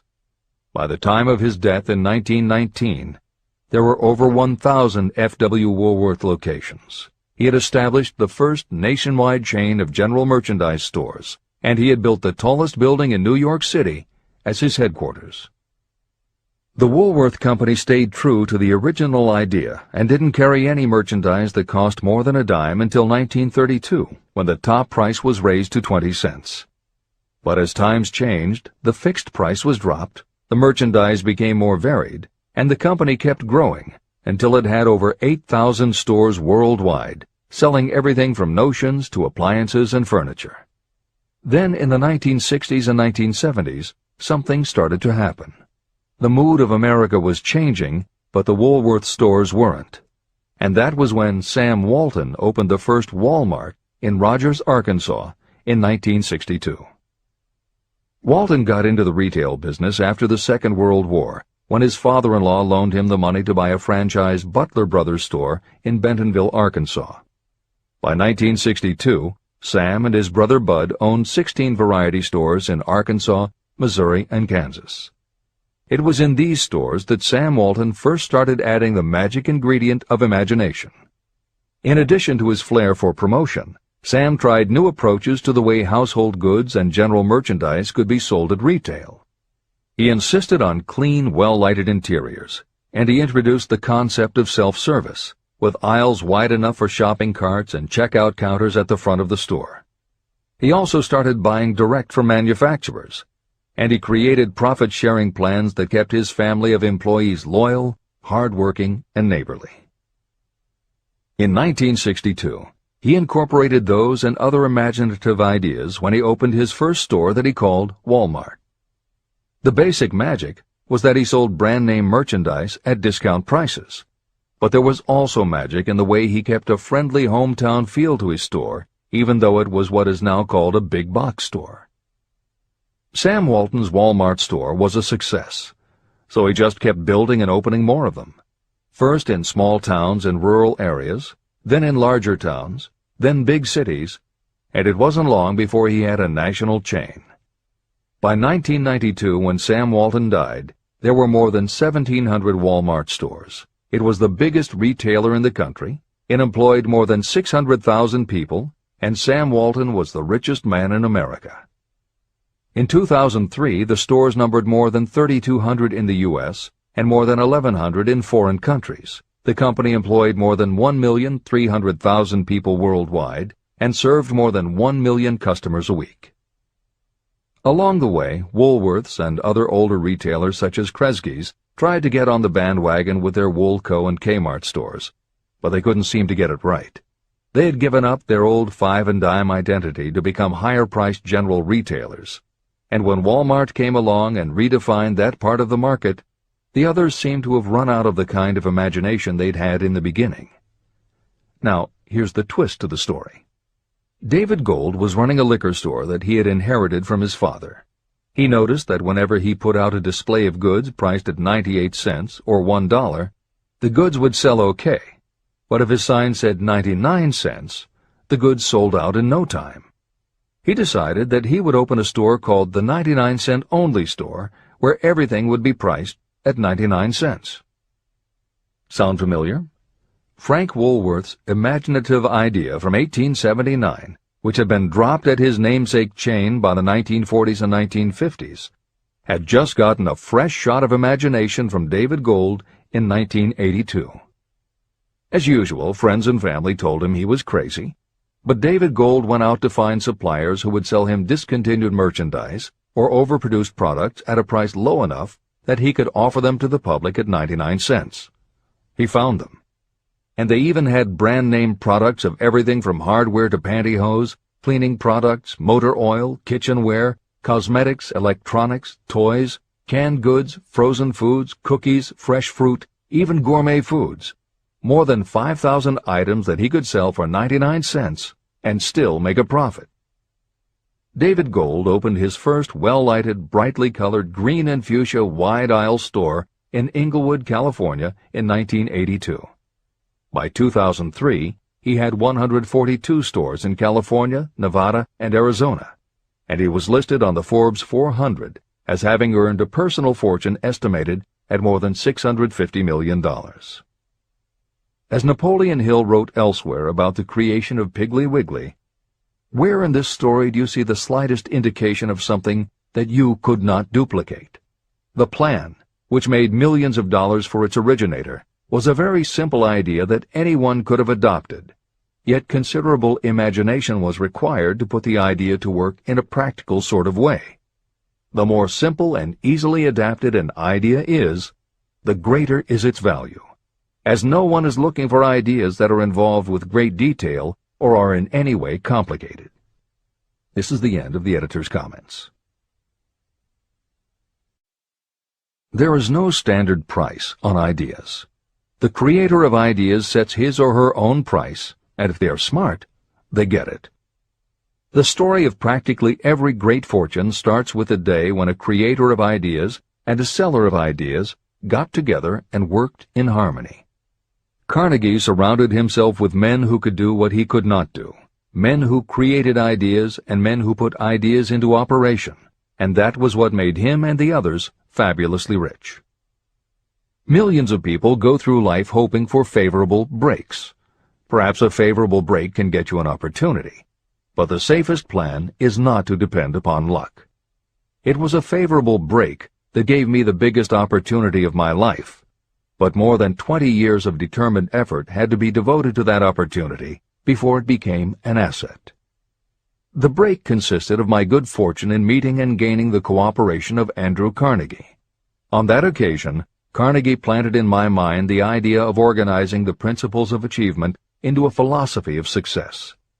Millions of people have profited by the discoveries made in the years of research, and fortunes have been accumulated through the application of the philosophy. The beginning was simple. It was an idea that anyone might have developed. The favorable break came through Carnegie. But what about the determination, definiteness of purpose, and the desire to attain the goal, and the persistent effort of all those years of research? It was no ordinary desire that survived disappointment, discouragement, temporary defeat, criticism, and the constant reminding that I was wasting my time. It was a burning desire, an obsession. When the idea was first planted in my mind by Mr. Carnegie, it was coaxed, nursed, and enticed to remain alive. Gradually, the idea became a giant under its own power, and it coaxed, nursed, and drove me. Ideas are like that. First you give life and action and guidance to ideas. Then they take on a power of their own and sweep aside all opposition. Ideas are intangible forces. but they have more power than the physical brains that give birth to them. They have the power to live on after the brain that creates them has returned to dust. Tell the world what you intend to do, but first, show it. Chapter 8. Organized Planning. The crystallization of desire into action.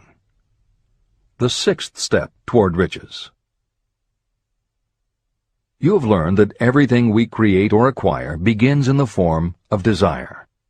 Desire is taken on the first lap of its journey from the abstract to the concrete in the workshop of the imagination, where plans for its transition are created and organized. In Chapter 3, Desire, you were instructed to take 6 practical steps to begin translating your desire for money into its monetary equivalent. One of the steps you must take is the formation of a definite practical plan or plans through which this transformation may be made. Following are the basic instructions for making practical plans. Ally yourself with a group of as many people as you may need for the creation and carrying out of your plan or plans for the accumulation of money, making use of the mastermind principle. Compliance with this instruction is absolutely essential. Do not neglect it. Editor's comment: the Mastermind Alliance is built of 2 or more minds working actively together in perfect harmony toward a common goal. This concept was introduced in Chapter 6, Specialized Knowledge, and is described in more detail in Chapter 11, The Power of the Mastermind. This is the end of the editor's comment. Before forming your Mastermind Alliance, decide what advantages and benefits you may offer the individual members of your group in return for their cooperation. No one will work indefinitely without some form of compensation. No intelligent person should request or expect another to work without adequate compensation, although this may not always be in the form of money. Arrange to meet with the members of your mastermind group at least twice a week, and more often if possible, until you have jointly perfected the necessary plan or plans for the accumulation of money. Maintain perfect harmony between yourself and every member of your mastermind group. If you fail to carry out this instruction to the letter, you may expect to meet with failure. The mastermind principle cannot work where perfect harmony does not prevail. Keep in mind these facts. You are engaged in an undertaking of major importance to you. To be sure of success, you must have plans that are faultless. You must have the advantage of the experience, education, native ability, and imagination of other minds. This is the way it has been done by every person who has accumulated a great fortune. No individual has sufficient experience, education, natural ability, and knowledge to ensure the accumulation of a great fortune without the cooperation of other people. Every plan you adopt for making money should be the joint creation of yourself and every other member of your mastermind group. You may originate your own plans, either in whole or in part, but see that those plans are checked and approved by the members of your mastermind alliance. If your first plan fails, try another. If the first plan that you adopt does not work successfully, replace it with a new plan. If this new plan fails to work, replace it with still another, and so on, until you find a plan that does work. Right here is the point at which the majority of people meet with failure, because of their lack of persistence in creating new plans to take the place of those that fail. The most intelligent person living cannot succeed in accumulating money, or in any other undertaking, without plans that are practical and workable. Just keep this fact in mind, and remember when your plans fail that temporary defeat is not permanent failure. It may only mean that your plans have not been sound. Build other plans. Start all over again. Temporary defeat should mean only one thing: the certain knowledge that there is something wrong with your plan. Millions of people go through life in misery and poverty because they lack a sound plan through which to accumulate a fortune. Your achievement can only be as good as the plans you make. You are never whipped until you quit in your own mind. James J. Hill, who was the greatest railroad builder of them all, met with temporary defeat when he first tried to raise the capital needed to build the Great Northern Railroad from the east to the west. But he turned defeat into victory through new plans. Henry Ford met with temporary defeat not only at the beginning of his automobile career, but even after he had gone a long way toward the top. But he, too, created new plans and went marching on to financial victory. We see people who have accumulated great fortunes, but we often recognize only their triumph, and we overlook the temporary defeats that they had to surmount before arriving. No follower of this philosophy can reasonably expect to accumulate a fortune without experiencing temporary defeat. When defeat comes, accept it as a signal that your plans are not sound. Rebuild those plans and set sail once more toward your goal. If you give up before your goal has been reached, you're a quitter. A quitter never wins, and a winner never quits. Write this sentence on a piece of paper in letters an inch high and place it where you will see it every night before you go to sleep and every morning before you go to work. When you begin to select members for your mastermind group, choose those who do not take defeat seriously. Some people foolishly believe that only money can make money. This is not true. Desire, transmuted into its monetary equivalent through the principles in this book, is the way money is made.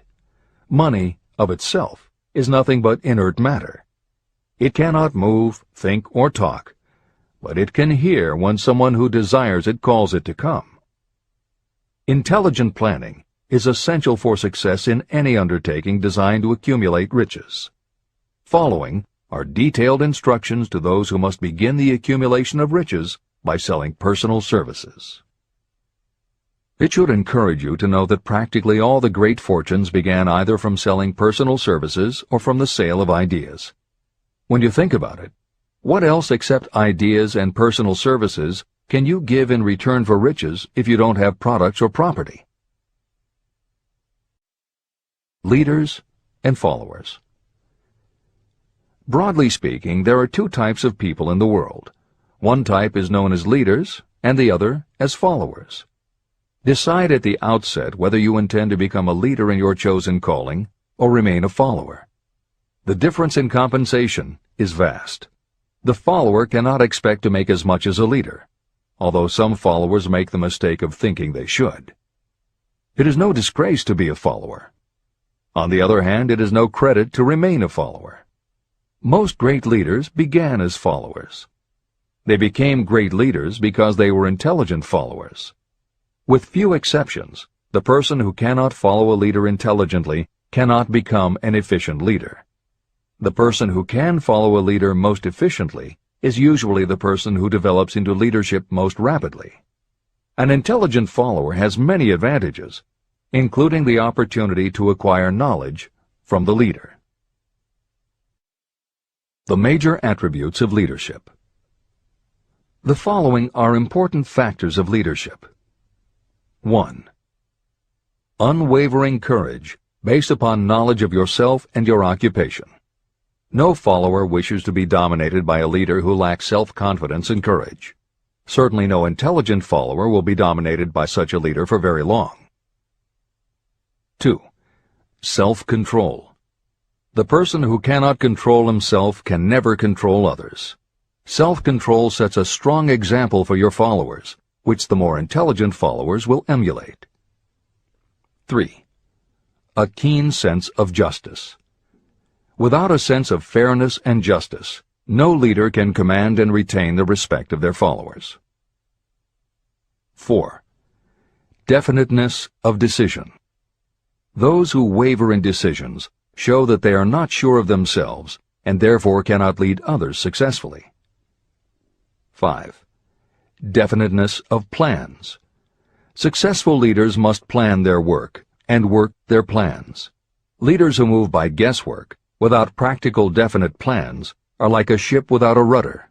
Sooner or later, they will land on the rocks. 6. The habit of doing more than paid for. One of the penalties of leadership is the necessity of the leaders to willingly do more than they require of their followers. 7. A pleasing personality. Leadership calls for respect. Followers will not respect a leader who does not grade high on all of the factors of a pleasing personality. 8. Sympathy and understanding. Successful leaders must be in sympathy with their followers. Moreover, they must understand them and their problems. 9. Mastery of detail. Successful leadership calls for mastery of the details of the leader's position. 10. Willingness to assume full responsibility. Successful leaders must be willing to assume responsibility for the mistakes and the shortcomings of their followers. If a leader tries to shift this responsibility, that leader will not remain the leader. If one of your followers makes a mistake or is incompetent, you must consider that it is you who failed. 11. Cooperation. The successful leader must understand and apply the principle of cooperative effort and be able to induce followers to do the same. Leadership calls for power, and power calls for cooperation. There are two forms of leadership. The first, and by far the most effective, is leadership by consent of and with the sympathy of the followers. The second is leadership by force, without the consent and sympathy of the followers. History is filled with evidences that leadership by force cannot endure. The downfall and disappearance of dictators and kings is significant. It means that people will not follow forced leadership indefinitely. Napoleon, Mussolini, Hitler were examples of leadership by force. Their leadership passed. Editor's comment. The following may also be added to the list: Idi Amin, Francisco Franco, Saddam Hussein, Ferdinand Marcos, Slobodan Milosevic, Juan Perón, General Augusto Pinochet, Pol Pot, General Suharto, the Taliban leaders in Afghanistan, Marshal Josip Broz Tito, Joseph Stalin, and subsequent leaders of the Soviet Union, East Germany, and the other countries in the Communist bloc. This is the end of the editor's comment. Those that remain see their power eroding and slipping away. Leadership by consent of the followers is the only leadership that can endure. People may follow forced leadership temporarily, but they will not do so willingly. Successful leaders will embrace the 11 factors of leadership described in this chapter, as well as some other factors. Those who make these attributes the basis of their leadership will find abundant opportunity to lead in any walk of life. The 10 major causes of failure in leadership. The following are the major faults of leaders who fail. It is just as essential for you to know what not to do as it is to know what to do. 1. Inability to organize details. Efficient leadership calls for the ability to organize and master details. No genuine leader is ever too busy to do anything that may be required in the capacity as leader. Whether a leader or follower, when you admit that you are too busy to change your plans or to give attention to any emergency, you are admitting your inefficiency. The successful leader must be the master of all details connected with the position. That means, of course, that you must acquire the habit of relegating details to capable lieutenants. 2. Unwillingness to render humble service. Truly great leaders are willing, when occasion demands, to perform any sort of labor that they would ask another to perform. The greatest among ye shall be the servant of all is a truth that all able leaders observe and respect. 3. Expectation of pay for what they know, instead of what they do with what they know. The world does not pay you for what you know. It pays you for what you do, or what you induce others to do. 4. Fear of competition from followers. Leaders who fear that one of their followers may take their position are practically sure to realize that fear sooner or later. Able leaders train understudies to whom they may delegate any of the details of their position. Only in this way can leaders multiply themselves and be at many places and give attention to many things at one time. It is an eternal truth that leaders receive more pay for their ability to get others to perform than they could possibly earn by their own efforts. An efficient leader may, through knowledge of the job and a magnetic personality, greatly increase the efficiency of others and get them to render more service and better service than they could render without the leader's guidance. 5. Lack of imagination. Without imagination, the leader is incapable of meeting emergencies or of creating plans by which to guide followers efficiently. 6. Selfishness. Leaders who claim all the honor for the work of their followers are sure to be met by resentment. The really great leader claims none of the honors. Great leaders are content to see the honors, when there are any, go to their followers, because the great leaders know that most people will work harder for commendation and recognition than they will for money alone. 7. Intemperance. Followers do not respect an intemperate leader. Moreover, intemperance in any form destroys the endurance and the vitality of those who indulge in it. 8. Disloyalty. Perhaps this should have come at the head of the list. Leaders who are not loyal to their duty, and to those both above and below them, cannot maintain their leadership for long. Disloyalty marks you as being less than the dust of the earth, and it will bring the contempt it deserves. Lack of loyalty is one of the major causes of failure in every walk of life. 9. Emphasis of the authority of leadership. The efficient leader leads by encouraging, and not by trying to instill fear in the hearts of those who follow. Leaders who try to impress their followers with their authority come within the category of leadership through force. If you are a real leader, you will have no need to advertise that fact. It is apparent in your conduct, by your sympathy, understanding, fairness, and a demonstration that you know your job. 10. Emphasis of title. Competent leaders require no title to give them the respect of their followers. Leaders who make too much of their titles generally have little else to emphasize. The doors to the office of the real leader are open to all and free from formality or ostentation. These are among the most common causes of failure in leadership. Any one of these faults is sufficient to cause failure. Study the list carefully if you aspire to leadership, and make sure that you are free of these faults. Editor's comment. Warren Bennis, a professor who teaches management and organization, said, "A manager is someone who does things right. A leader is someone who does the right thing." Admiral Grace Hopper was the ranking female Navy officer when she was interviewed for 60 Minutes.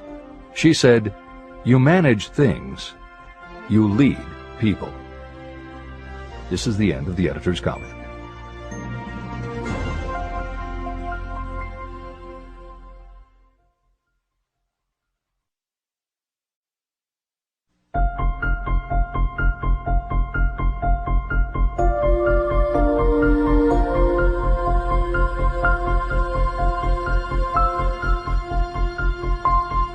When and how to apply for a position. The information described here is the net result of many years of experience, during which thousands of men and women were helped to market their services effectively. Editor's comment. The Internet, email, and faxed resumes have radically changed the way employers search for new employees, and the way that most people apply for jobs. However, Think and Grow Rich was never intended for most people. It was written for those who want to stand out. If you are such a person, the editors of this revised and updated edition strongly advise that you give serious thought to each of the following suggestions about how to apply for a position and how to prepare a resume. If you are tempted to think the suggestions are too obvious, simplistic, or out of date, we assure you they are not.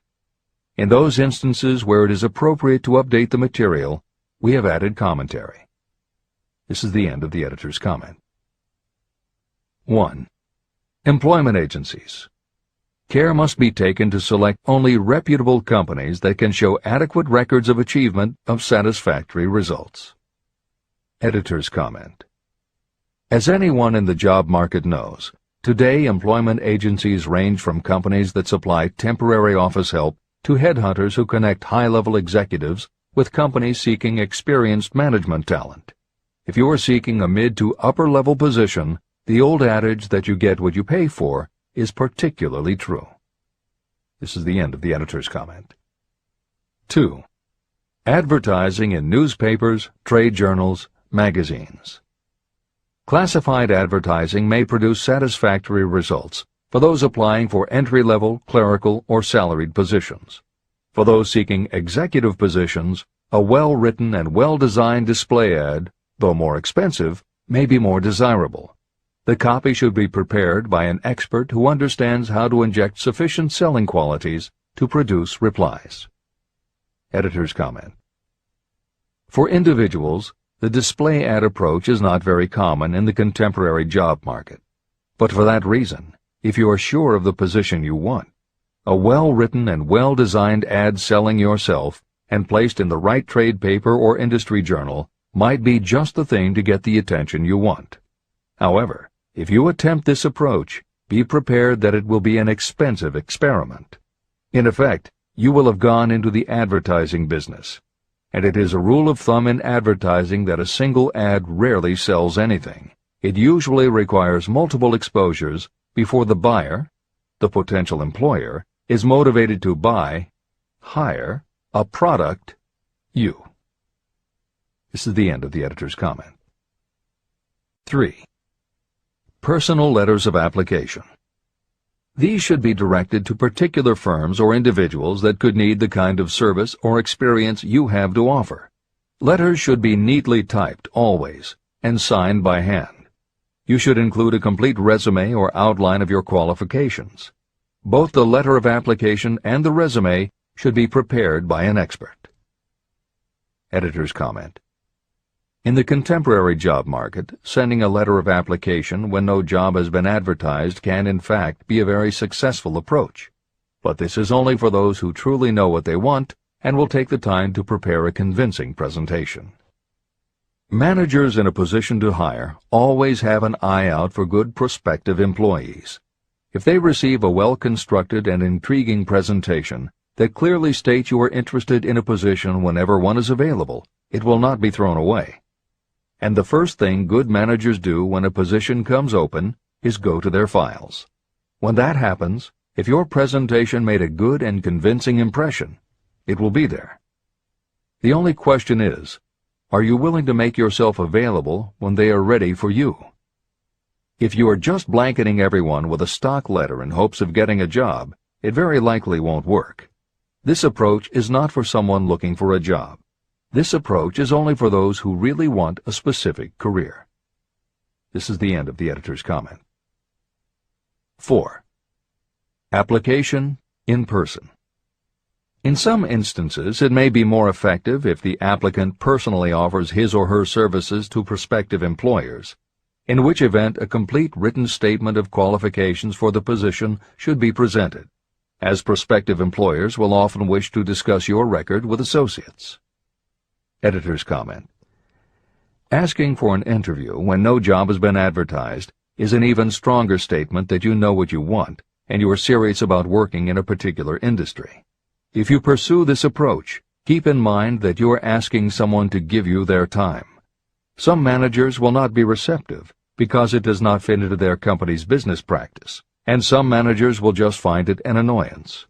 This approach will work for you only if you are confident that you can make an outstanding impression in person.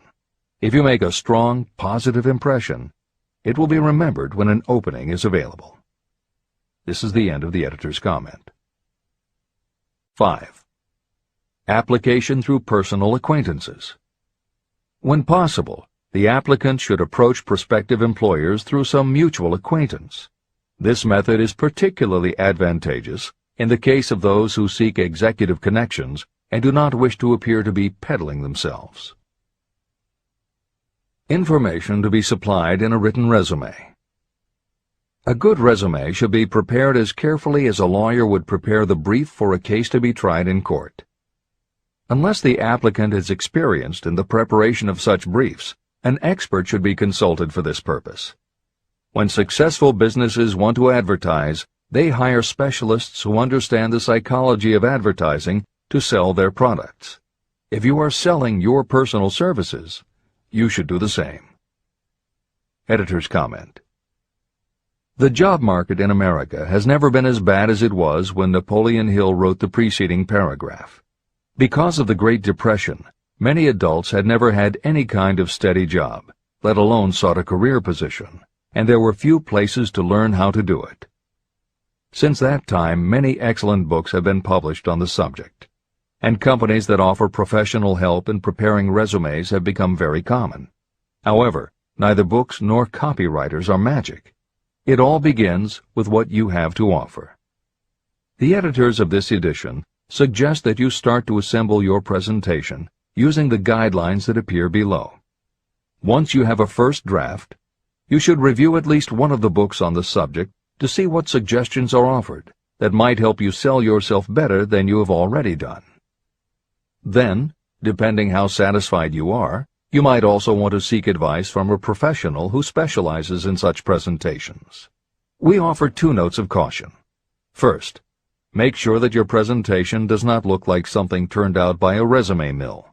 Having received many resumes over the years, the editors warn you that some professionals use the same stock phrases, buzzwords, and formats for every client, and this can be a dead giveaway that someone else prepared your resume, or that you have simply copied from a book.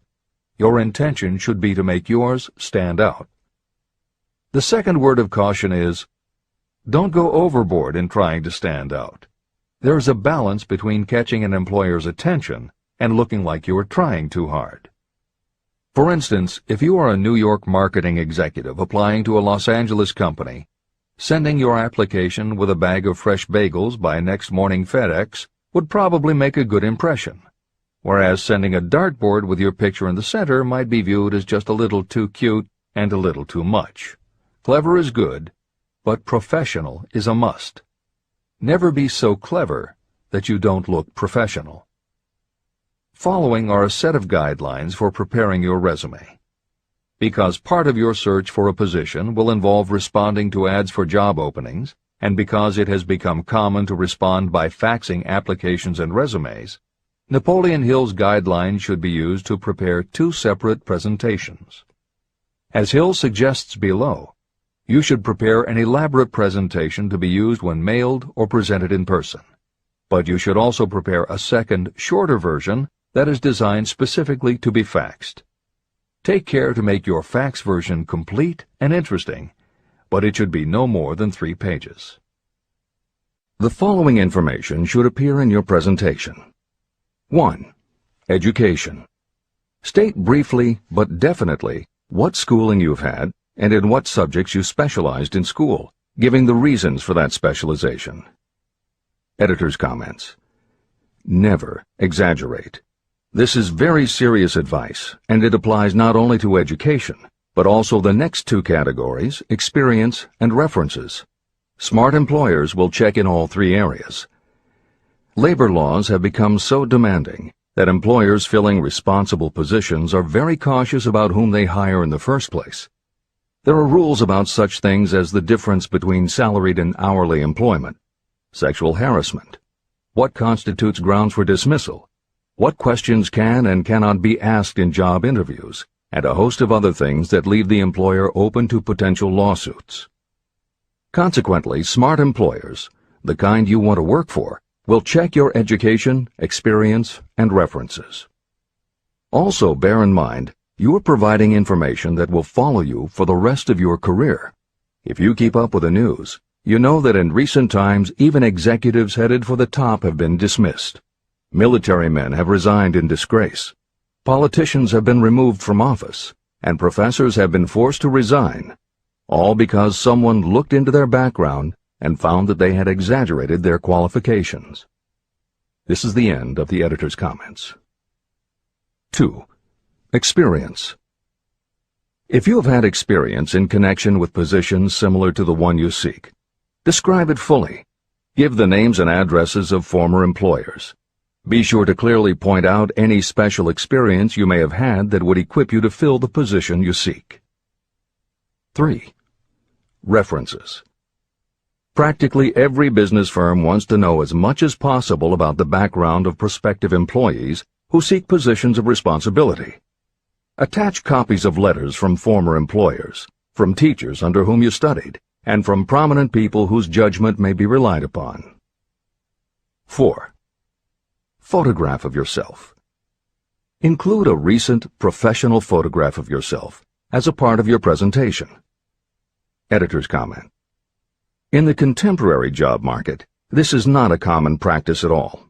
However, from personal experience, the editors of this edition know it can be advantageous.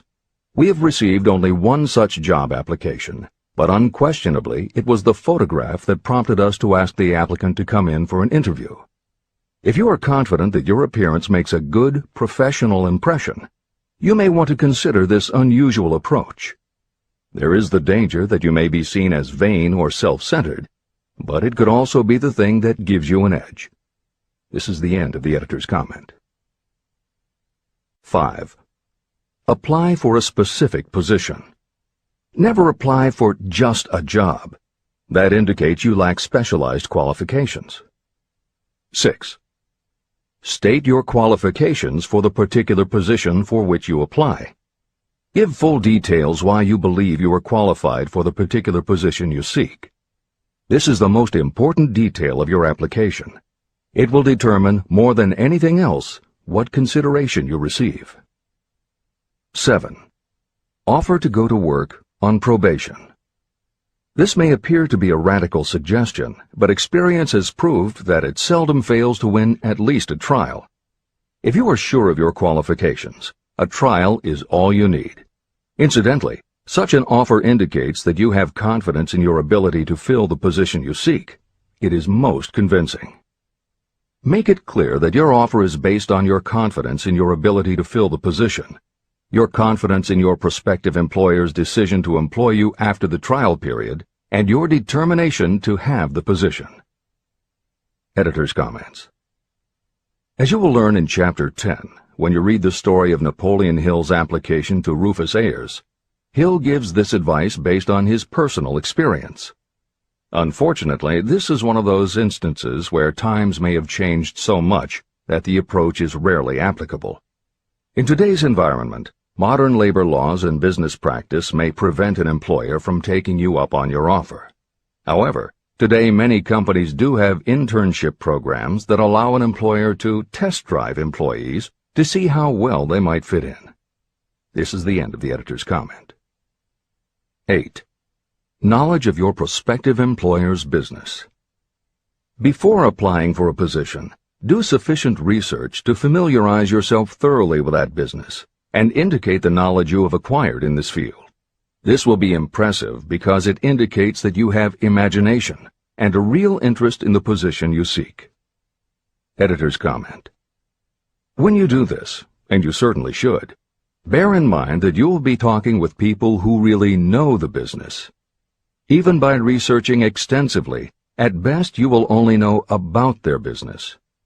If you try to appear too knowledgeable or familiar, it may backfire and reveal that you have only a superficial view of the business. Unless you are already working in a particular industry and have insights based on experience, do not be presumptuous. Use your knowledge to indicate that you have taken the time to educate yourself and that you really are interested, but don't try to tell a prospective employer how you would run the business. This is the end of the editor's comment. Remember that it is not the lawyer who knows the most law, but the one who best prepares his case who wins. If your case is properly prepared and presented, your victory will have been more than half won at the outset. Do not be afraid of making your presentation too long. Employers are just as much interested in purchasing the services of well-qualified applicants as you are in securing employment. In fact, the success of most successful employers is due to their ability to select well-qualified lieutenants. They want all the information available. Editor's comment. As noted above, when faxing a resume, it should be no more than 3 pages and should state that you will be pleased to provide a more detailed resume if required. This is the end of the editor's comment. Remember another thing.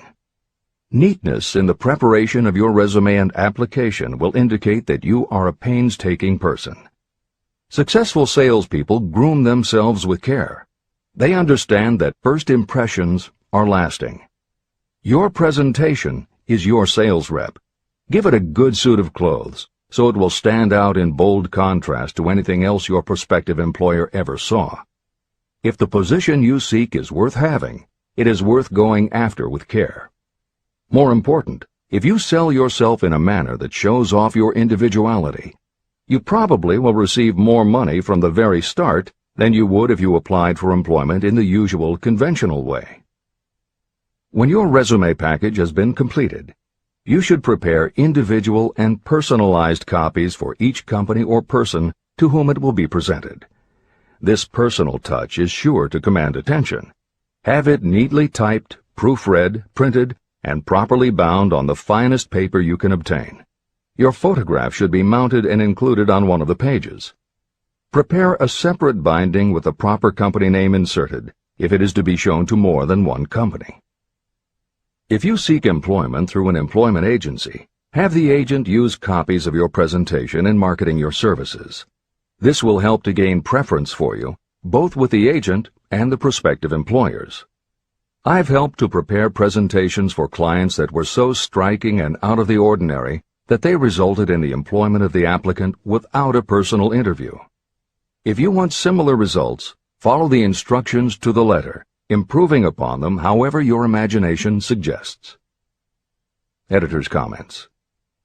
Today, every office supply store offers a wide variety of paper stock, folders, binders, and presentation materials that can be put together in a way that is both unique and professional looking. With all of those possibilities available, if you simply present standard sheets of paper stapled in the corner, the response will very likely be standard too. If you apply a little creativity, you should have no trouble preparing a presentation that is tailored to the company to which you are applying, appropriate for the position you seek, and reflective of your personality and style. This is the end of the editor's comments. How to get the exact position you desire. Everyone enjoys doing the kind of work for which he or she is best suited. An artist loves to work with paints, a craftsman with his or her hands, a writer loves to write. Those with less definite talents have their preferences for certain fields of business and industry. If America does anything well, it offers a full range of occupations. 1. Decide exactly what kind of a job you want. If the job doesn't already exist, perhaps you can create it. 2. Choose the company or individual for whom you wish to work. 3. Study your prospective employer as to policies, personnel, and chances for advancement. 4. By analysis of yourself, your talents, and your capabilities, figure what you can offer. Plan specific ways and means of giving advantages, services, developments, or ideas that you believe you can successfully deliver. 5. Forget about a job. Forget whether or not there is an opening. Forget the usual routine of, have you got a job for me? Concentrate on what you can give. 6. Once you have your plan in mind, put it on paper in neat form and in full detail. 7. Present it to the proper person with authority, and the rest will come automatically. Every company is looking for people who can give something of value, whether it is ideas, services, or connections. Every company has room for the person who has a definite plan of action that is to the advantage of that company. This procedure may take a few days or weeks of extra time, but the difference in income, in advancement, and in gaining recognition will save years of hard work at small pay. It has many advantages, the main one being that it will often save you from 1 to 5 years of your time in reaching a chosen goal. Every person who starts, or gets in halfway up the ladder, does so by deliberate and careful planning. The new way of marketing services. Men and women who market their services must recognize the change that has taken place in connection with the relationship between employer and employee. The future relationship should be more in the nature of a partnership, consisting of the employer, the employee, and the public they serve. In the past, employers and employees have bartered among themselves, not considering that in reality they were bargaining at the expense of the third party, the public they served. Both the employer and the employee should consider themselves as fellow employees whose business it will be to serve the public efficiently. Editor's comment. In the preceding paragraph, Napoleon Hill once again demonstrates his foresight into the future direction of American business. As you will recognize in the following section, the point he makes by citing the coal and gas companies would at a later time be equally applicable to the telephone monopolies, and later still to computer software and internet companies, and to cable television suppliers when competitors started to offer satellite TV. This snapshot of how and why business has changed should provide you with a blueprint for the attitude you must adopt and the way you must conduct yourself if you are going to attain the success you're seeking. This is the end of the editor's comment. During the Depression, I spent several months in the anthracite coal region of Pennsylvania, studying conditions that all but destroyed the coal industry. The coal operators and the unions drove hard bargains in negotiating their labor contracts. The cost of the bargaining was passed on to the customer by adding to the price of the coal. However, in the end, they discovered their actions had worked against them. What their delays and high prices had actually accomplished was to open the market to their competitors. Inadvertently, they had built up a wonderful business for the manufacturers of oil-burning stoves and furnaces, as well as for the producers of oil. A similar experience happened to the gas companies. We can all remember the time when the gas meter reader pounded on the door hard enough to break the panels. When the door was opened, he pushed his way in uninvited with a scowl on his face that plainly said, "What the hell did you keep me waiting for?" All that has undergone a change. The meter man now conducts himself as a gentleman who is delighted to be at your service, sir. Before the gas companies learned that their scowling meter men were offending customers, their competitors, the polite salesmen of oil burners, came along and did a land office business. These illustrations are mentioned here to show that we are where we are and what we are because of our own conduct. If there is a principle of cause and effect that controls business, finance, and transportation, this same principle controls individuals and determines their economic status. Courtesy and service are the watchwords of merchandising today, and they apply to the person who is marketing personal services even more directly than to the employer. In the final analysis, you are employed by the customer. If you fail to serve well, both you and your employer will pay for it by the loss of the privilege of serving. What is your QQS rating? In the preceding, the causes of success in marketing services effectively and permanently have been clearly described. Unless those causes are studied, analyzed, understood, and applied, no one can market services effectively and permanently. Every man or woman must be their own sales force of their personal services. The quality and the quantity of service rendered, and the spirit in which it is rendered, determine the price and the duration of employment. To market your personal services effectively, which means a permanent market at a satisfactory price under pleasant conditions, you must adopt and follow the QQS formula. QQS means that quality plus quantity plus the proper spirit of cooperation equals perfect salesmanship of service. Remember the QQS formula, but do more. Apply it as a habit. Analyze the formula to make sure you understand exactly what it means. Quality of service means the performance of every detail in connection with your position in the most efficient manner possible, with the object of greater efficiency always in mind. Quantity of service means the habit of rendering all the service of which you are capable at all times, with the purpose of increasing the amount of service rendered as you develop greater skill through practice and experience. Emphasis is again placed on the word habit. Spirit of service means the habit of agreeable, harmonious conduct, which will induce cooperation from associates and fellow employees. Adequate quality and adequate quantity of service is not sufficient to maintain a permanent market for your services.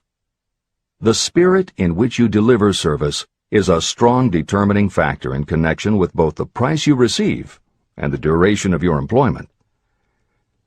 Andrew Carnegie stressed this point in his description of the factors that lead to success in the marketing of personal services.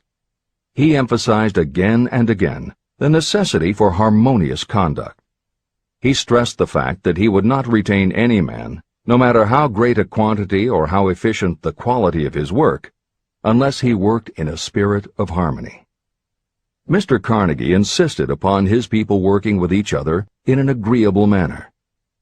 To prove that he placed a high value on this quality, he helped many who met his standards to become very wealthy. Those who did not conform had to make room for others who did. The importance of a pleasing personality has been stressed because it is so important in rendering service in the proper spirit. If you have a personality that pleases, and you render service in a spirit of harmony, these assets often make up for what you may lack in both the quality and the quantity of service you render. Nothing, however, can be successfully substituted for pleasing conduct. The capital value of your services. The person whose income is derived entirely from the sale of personal services is a merchant, just like the person who sells hard goods, and such a person is subject to exactly the same rules of conduct as the merchant who sells merchandise.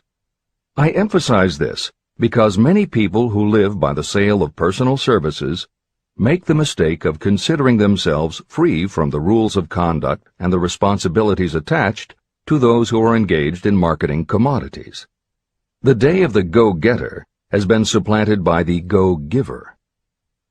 The actual capitalized value of your brainpower may be determined by the amount of income you can produce by marketing your services. A fair estimate of the capital value of your brainpower may be made by using the following assumptions. Money, the amount of capital, can be borrowed from a bank at a certain rate of interest. Money is worth no more than brains, and it is often worth much less.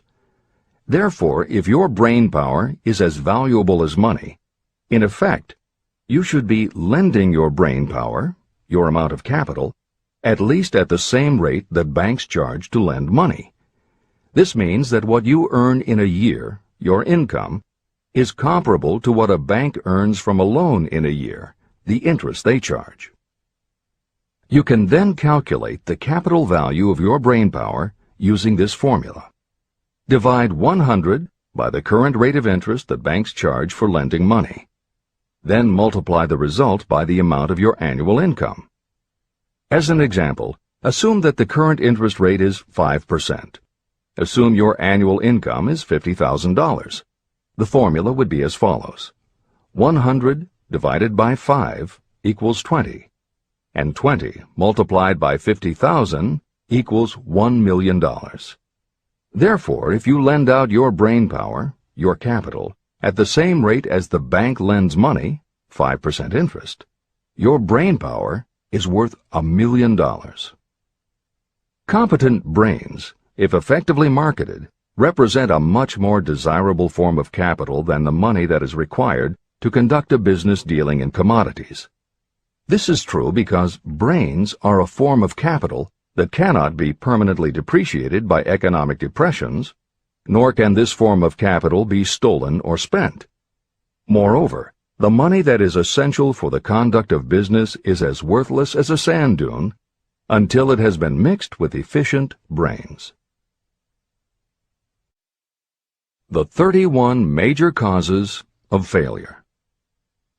Life's greatest tragedy consists of men and women who earnestly try and fail.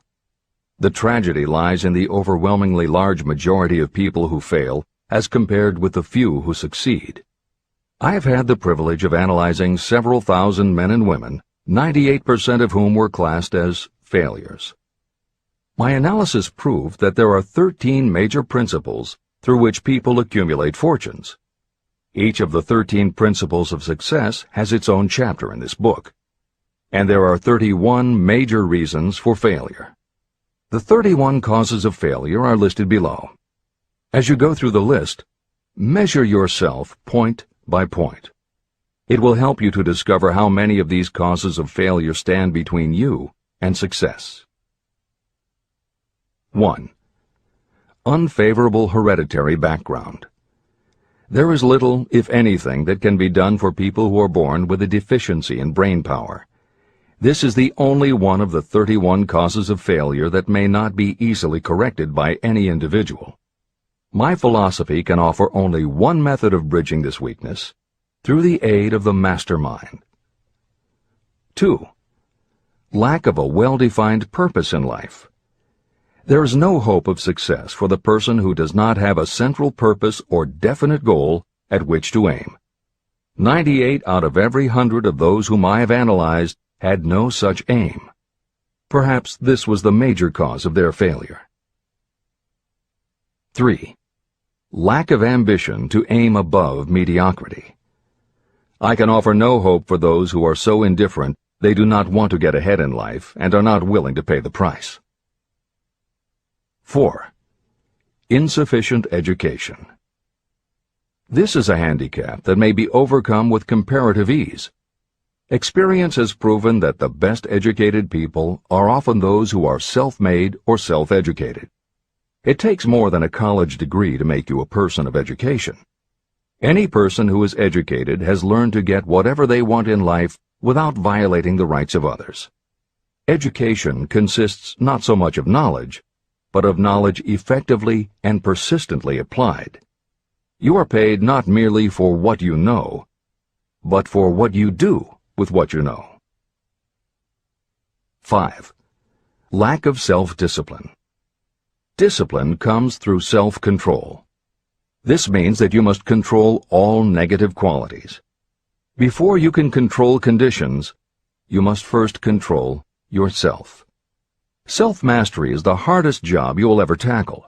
If you do not conquer yourself, you will be conquered by yourself. By stepping in front of a mirror, you may see both your best friend and your greatest enemy. 6. Ill health. No person may enjoy outstanding success without good health. Many of the causes of ill health are subject to mastery and control. These, in the main, are overeating of foods not conducive to health, wrong habits of thought or negative thinking, wrong use of and overindulgence in sex, lack of proper physical exercise, an inadequate supply of fresh air due to improper breathing. 7. Unfavorable environmental influences during childhood.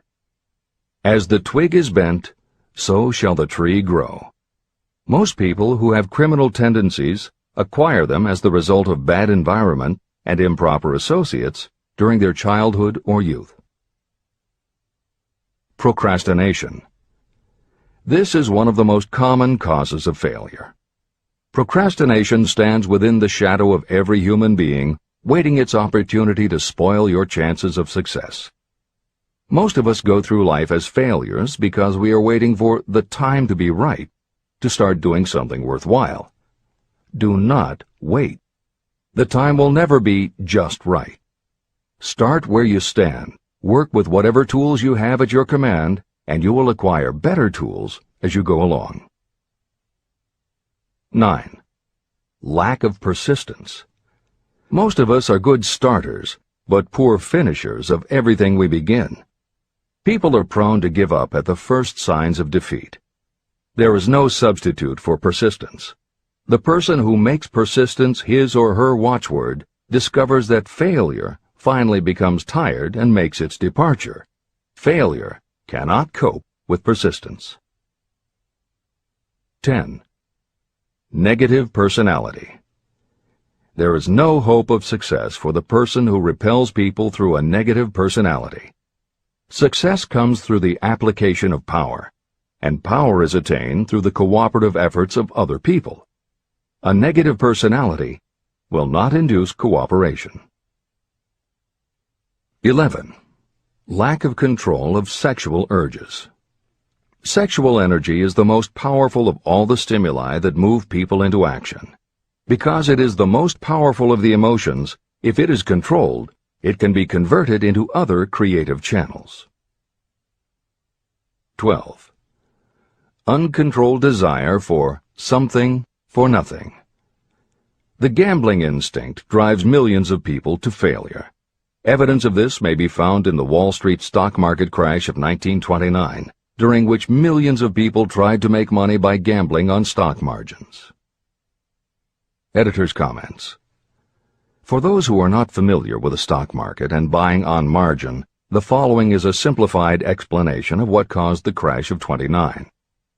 The first thing to understand is that prior to the Great Depression there was widespread optimism about the expanding economy. Businesses were booming, and the people who had invested in those companies were making fortunes almost overnight. When the average person saw how much money was being made, they wanted to get in on it, and there was a way for them to do it. Even average people who didn't have enough ready cash to buy stocks could do so because brokers allowed customers to purchase stocks on margin by making what amounted to a down payment. However, part of the purchase agreement stated that when the brokers called in the margin accounts, which they could do at any time, the customers would have to come up with the rest of the cash immediately to pay the balance owing on the original purchase price. That is why Hill used the term gambling when he referred to the stock market. These average people weren't investing in companies. They were betting on the future rise in value.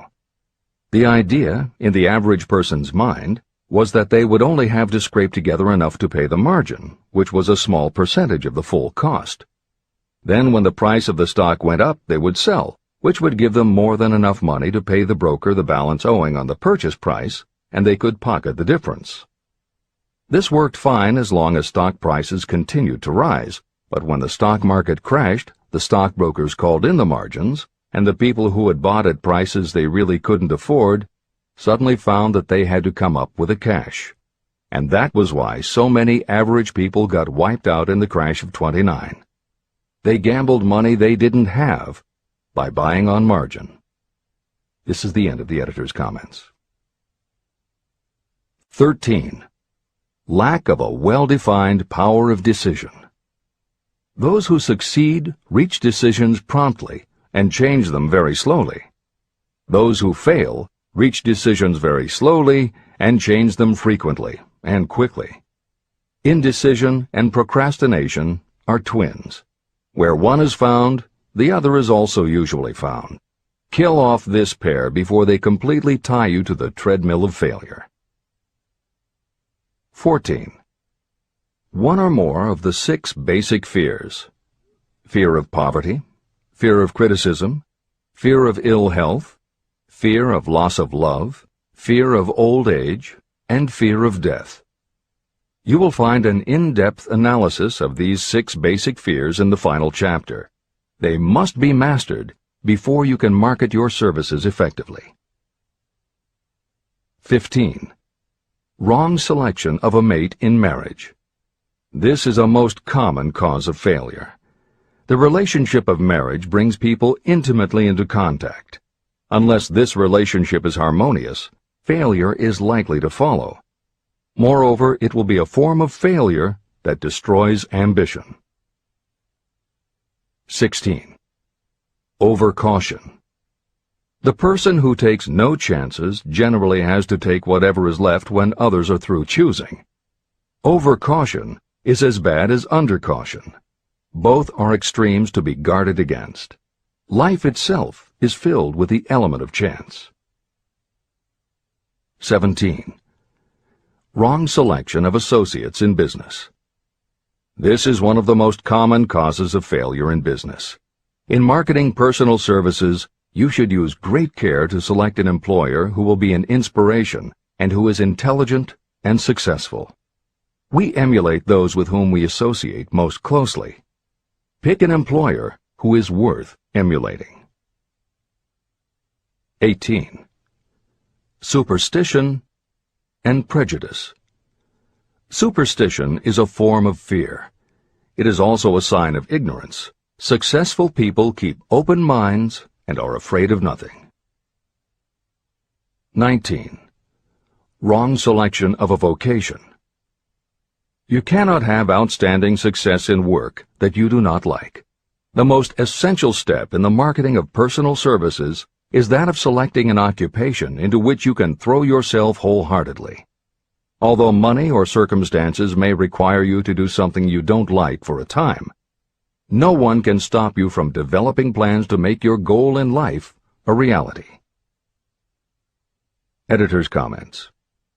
Most contemporary experts agree with Napoleon Hill's statement that finding the work you love is of key importance in achieving success that is truly rewarding. This concept coincides so well with modern attitudes that it has inspired a number of books, including Feel the Fear and Do It Anyway by Susan Jeffers, Wishcraft by Barbara Sher, and Do What You Love, The Money Will Follow by Marcia Sinitar. All three books became bestsellers by expanding upon that single concept. This is the end of the editor's comments. 20.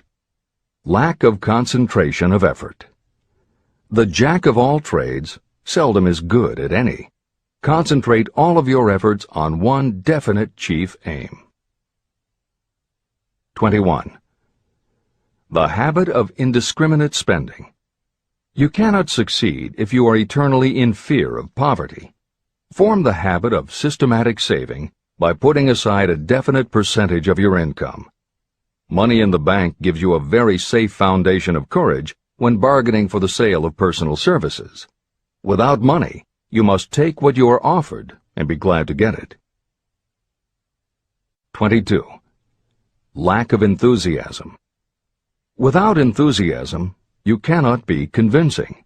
Moreover, enthusiasm is contagious, and the person who has it under control is generally welcome in any group of people. 23. Intolerance. The person with a closed mind on any subject seldom gets ahead. Intolerance means that you have stopped acquiring knowledge.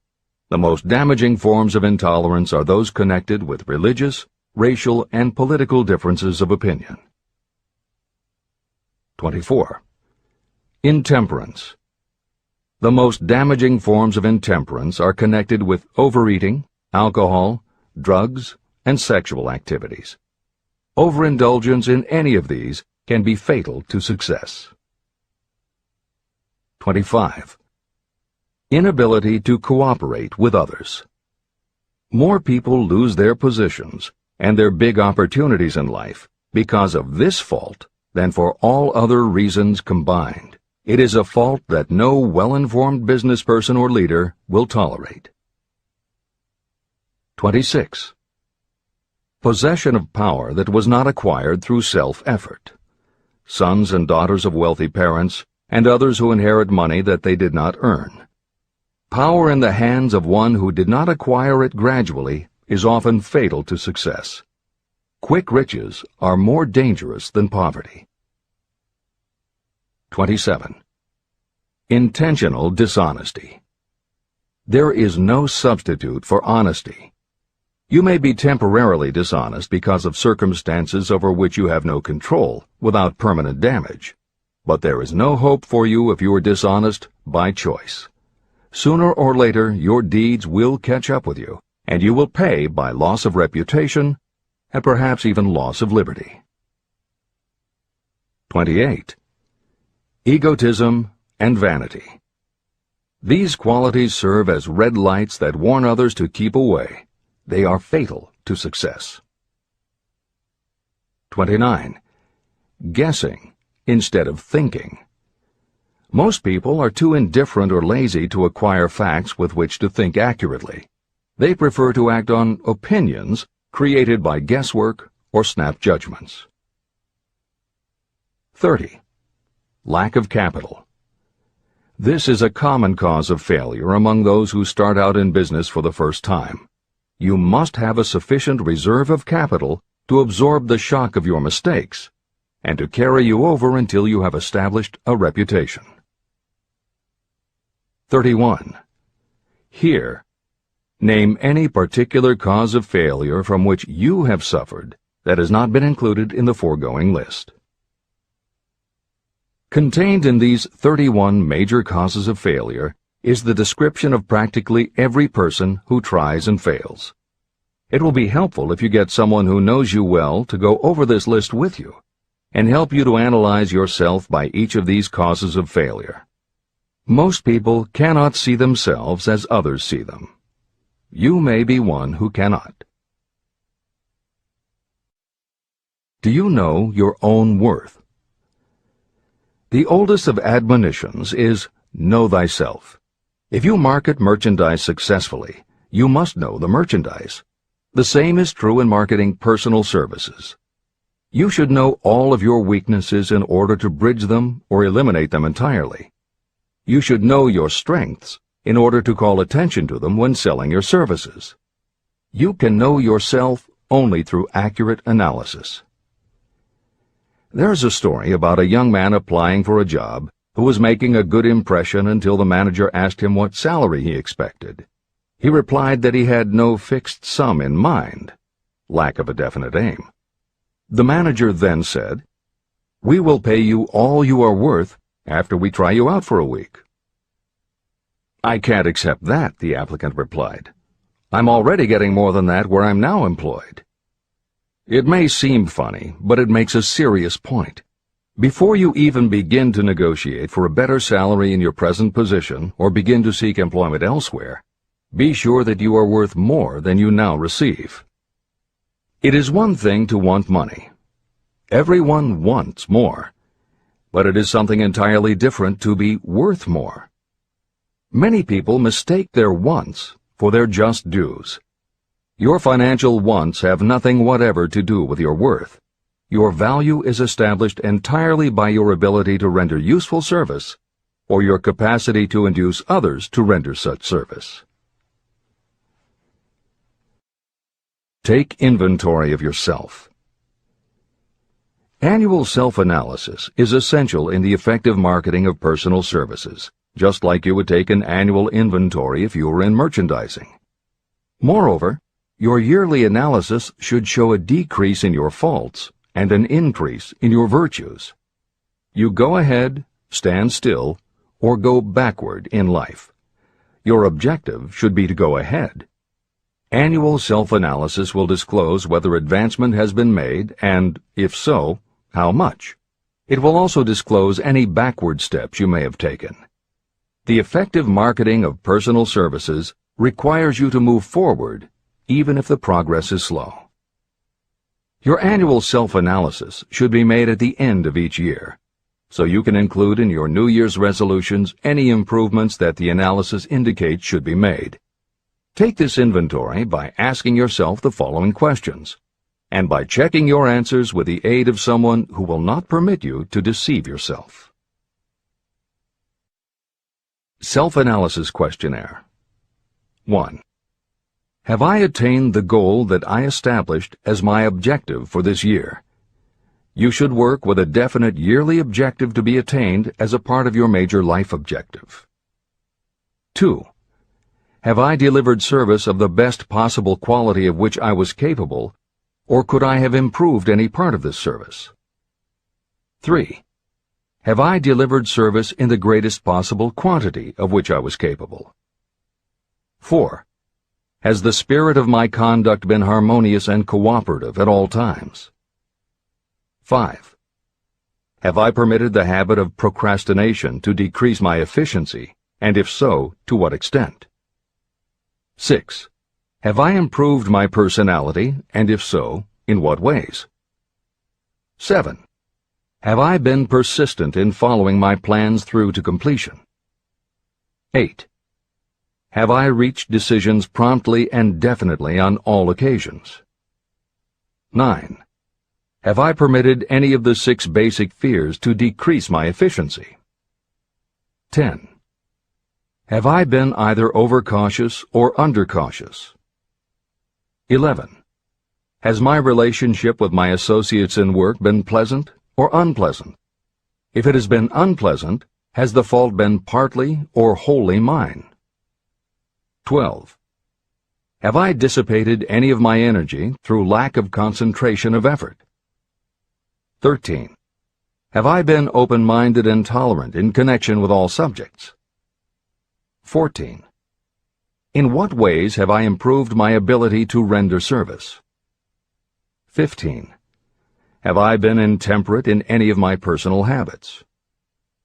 16. Have I expressed, either openly or secretly, any form of egotism? 17. Has my conduct toward my associates been such that they respect me? 18. Have my opinions and decisions been based upon guesswork or accuracy of analysis and thought? 19.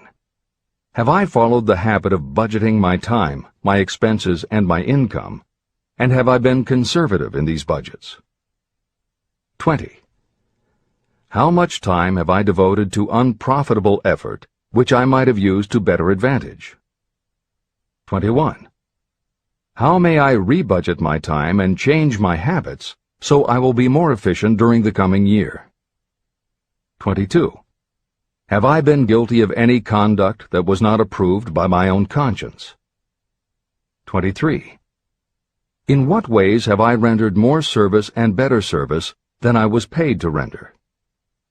24. Have I been unfair to anyone, and if so, in what way? 25. If I had been the purchaser of my own services for the year, would I be satisfied with my purchase? 26.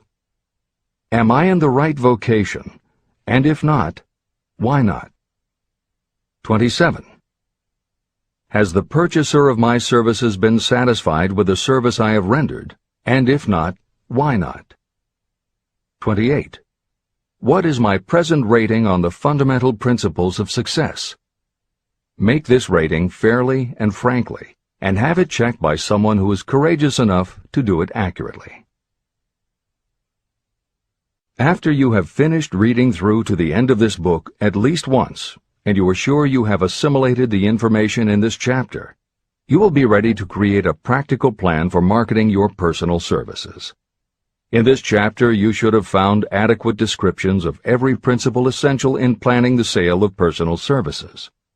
These include the major attributes of leadership, the most common causes of failure in leadership, a description of the fields of opportunity for leadership, the main causes of failure in all walks of life, and the important questions that should be used in self-analysis. This extensive and detailed presentation has been included because it will be needed by you if you are going to earn your riches by marketing your personal services. Those who have lost their fortunes and those who are just beginning to earn money have nothing but personal services to offer in return for riches.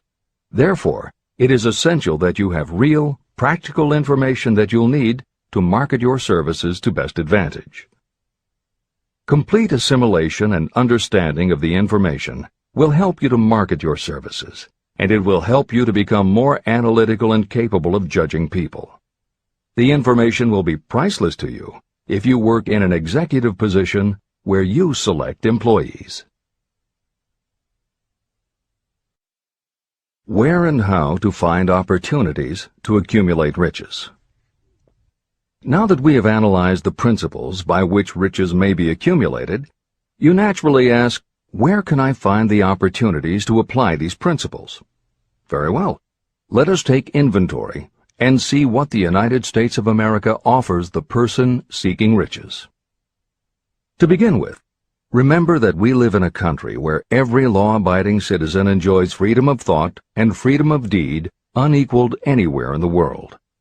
Most of us have never taken inventory of the advantages of this freedom. We have never compared our unlimited freedom with a curtailed freedom in other countries. Here we have freedom of thought, freedom in the choice and enjoyment of education, freedom in religion, freedom in politics, freedom in the choice of a business, profession, or occupation, freedom to accumulate and own all the property we can accumulate, freedom to choose our place of residence, freedom in marriage, freedom through equal opportunity to all races, freedom of travel from one state to another, freedom in our choice of foods, and freedom to aim for any station in life for which we have prepared ourselves, even for the presidency of the United States. We have other forms of freedom, but this list gives an overview of the most important freedoms that offer you the opportunity to think and grow rich. The United States is the only country guaranteeing to every citizen, whether native-born or naturalized, so broad and varied a list of freedoms. Next, let us recount some of the blessings that our widespread freedom has placed within our hands. Take the average American family of average income and sum up the benefits available to every member of the family in this land of opportunity and plenty. Food. Next to freedom of thought and deed comes food, clothing, and shelter, the three basic necessities of life. Because of our universal freedom, the average American family has available at its door the choicest selection of food to be found anywhere in the world, and at prices within its financial range. Shelter. This family lives in a comfortable apartment or house, complete with light, heat, water, and many conveniences. The toast they had for breakfast was toasted in an electric toaster, which cost but a few dollars. The apartment is cleaned with a vacuum cleaner that is run by electricity. Hot and cold water is available at all times in the kitchen and the bathroom. The food is kept cool in a refrigerator. Clothes are washed and dried, dishes are cleaned, and numerous labor-saving devices are run on power obtained by putting a plug into a wall socket. The family receives entertainment and information from all over the world 24 hours a day if they want it, by merely flipping a switch on their radio or television or computer. There are other conveniences, but the foregoing list will give a fair idea of some of the concrete evidences of the freedoms that we, of America, enjoy. Clothing. Anywhere in the United States, the family with average clothing requirements can dress very comfortably at a cost that is only a small portion of their earnings. Only the three basic necessities of food, clothing, and shelter have been mentioned. The average American also has other options and advantages that are available in return for reasonable effort. The average American has security of property rights not found in any other country in the world. We can place any surplus money in a bank with the assurance that our government will protect it and make good to us if the bank fails. If an American citizen wants to travel from one state to another, he or she needs no passport and no one's permission. You may go when you please, and you may travel by car, train, bus, airplane, ship, or any other method that you can afford. The miracle that has provided these blessings. We often hear politicians proclaiming the freedom of America when they solicit votes, but they seldom take the time or trouble to analyze the source of this freedom. Having no axe to grind, no grudge to express, and no ulterior motives, I will give you a frank analysis of that mysterious, abstract, greatly misunderstood something that gives to every citizen of America more blessings, more opportunities to accumulate wealth, and more freedom of every nature than may be found in any other country. I have the right to analyze the source and nature of this unseen power because I know, and have known for more than half a century, many of the men who organized that power, and many who are now responsible for its maintenance. The name of this mysterious benefactor of mankind is capital. Capital consists not only of money, but also of highly organized, intelligent groups of individuals who plan ways and means of using money efficiently for the good of the public and profitably to themselves. These groups consist of scientists, educators, chemists, inventors, business analysts, publicists, transportation experts, accountants, lawyers, doctors, and other men and women who have highly specialized knowledge in all fields of industry and business. They pioneer, experiment, and blaze trails in new fields of endeavor. They support colleges, hospitals, schools, build good roads, publish newspapers, pay most of the cost of government, and take care of the many details essential to human progress. Stated briefly, the capitalists are the brains of civilization because they supply the entire fabric of which all education, enlightenment, and human progress consist. Money without brains is always dangerous. Properly used, it is the most important essential of civilization. To give you an idea of how important organized capital is, try to imagine that it is your job to provide and prepare a simple family breakfast, but you have to do it without the aid of capital. To supply the tea, you would have to make a trip to China or India. Unless you are an excellent swimmer, you would become rather tired before making the round trip. Then, too, another problem would confront you. What would you use for money, even if you had the physical endurance to swim the ocean? To supply sugar, you would have to take another swim to the Caribbean islands, or a long walk to the sugar beet section of Utah. But even then you might come back without the sugar, because organized effort and money are necessary to produce sugar, to say nothing of what is required to refine, transport, and deliver it to the breakfast table anywhere in the United States. Eggs you could obtain easily enough from nearby farms, but you might have a very long walk to Florida or California and back before you could serve grapefruit juice. You would have another long walk to Kansas or one of the other wheat-growing states when you went after wheat bread. Dry cereal would have to be omitted from the menu because it would not be available except through the labor of a trained group of workers and suitable machinery, all of which call for capital. After resting, you could take off for another little swim down to South America, where you would pick up a couple of bananas. On your return, you could take a short walk to the nearest farm having a dairy and pick up some butter and cream. Then your family would be ready to sit down and enjoy breakfast. Seems absurd, doesn't it? Well, the procedure described would be the only possible way these simple items of food could be delivered if we had no capitalistic system. The capital cornerstone of our lives. The sum of money required for the building and maintenance of the planes, trucks, trains, and cargo ships used in the delivery of that simple breakfast is so huge that it staggers imagination. It runs into billions of dollars. Not to mention the armies of trained employees required to run all those planes, trucks, ships, and trains. But transportation is only a part of the requirements of modern civilization in capitalistic America. Before there can be anything to haul, something must be grown from the ground, or manufactured and prepared for market. This calls for more billions of dollars for equipment, machinery, packaging, marketing, and to pay the wages of millions of men and women. Transportation systems do not spring up from the earth and function automatically. They come in response to the call of civilization. They come through the labor and ingenuity and organizing ability of people who have imagination, faith, enthusiasm, decision, and persistence. These men and women are known as capitalists. They are motivated by the desire to build, construct, achieve, render useful service, earn profits, and accumulate riches. And because they render service without which there would be no civilization, they earn for themselves great riches.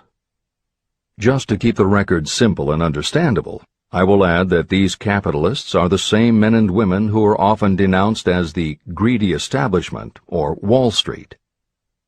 I'm not attempting to present a case for or against any group or any system of economics. The purpose of this book, a purpose to which I have faithfully devoted more than half a century, is to present to anyone who wants the knowledge the most dependable philosophy through which individuals may accumulate riches in whatever amounts they desire.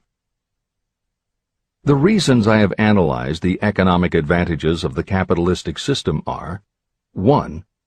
To point out that all who seek riches must recognize and adapt themselves to the system that controls all approaches to fortunes, large or small. 2. To present the side of the picture opposite to the one portrayed by politicians and demagogues and the media, who often refer to organized capital as if it were something poisonous. This is a capitalistic country. It was developed through the use of capital. We who claim the right to partake of the blessings of freedom and opportunity, we who seek to accumulate riches here, should know that neither riches nor opportunity would be available to us if organized capital had not provided these benefits. There is only one dependable method of accumulating and legally holding riches, and that is by rendering useful service. No system has ever been created by which anyone can legally acquire riches through mere force of numbers, or without giving in return an equivalent value of one form or another. Your opportunities in the midst of riches. America provides all the freedom and all the opportunity to accumulate riches that any honest person may require. When you go hunting for game, you select hunting grounds where game is plentiful. When you are seeking riches, the same rule naturally applies.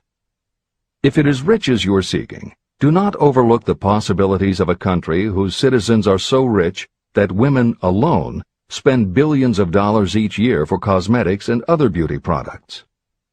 Do not be in too big a hurry to get away from a country whose men willingly, even eagerly, hand over more billions of dollars annually for football, basketball, baseball, and all the related products that go with these and other sporting events. Only a few of the luxuries and non-essentials have been mentioned, but remember that the business of producing and marketing these few products gives regular employment to many millions of men and women, who receive for their services many millions of dollars monthly, and spend it freely for both the luxuries and the necessities. Especially, remember that behind all this exchange of merchandise and personal services is an abundance of opportunity to accumulate riches. Here our American freedom comes to your aid. There is nothing to stop you or anyone from engaging in any portion of the effort necessary to carry on these businesses. If you have superior talent, training, experience, you may accumulate riches in large amounts. Those not so fortunate may accumulate smaller amounts. Anyone may earn a living in return for a very nominal amount of labor. So there you are. Opportunity has spread its wares before you. Step up to the front, select what you want, create your plan, put the plan into action, and follow through with persistence. Capitalistic America will do the rest. You can depend on this much. Capitalistic America ensures every person the opportunity to render useful service and to collect riches in proportion to the value of the service. The system denies no one this right, but it does not and cannot promise something for nothing. The system itself is irrevocably controlled by the law of economics, which neither recognizes nor tolerates for long getting without giving.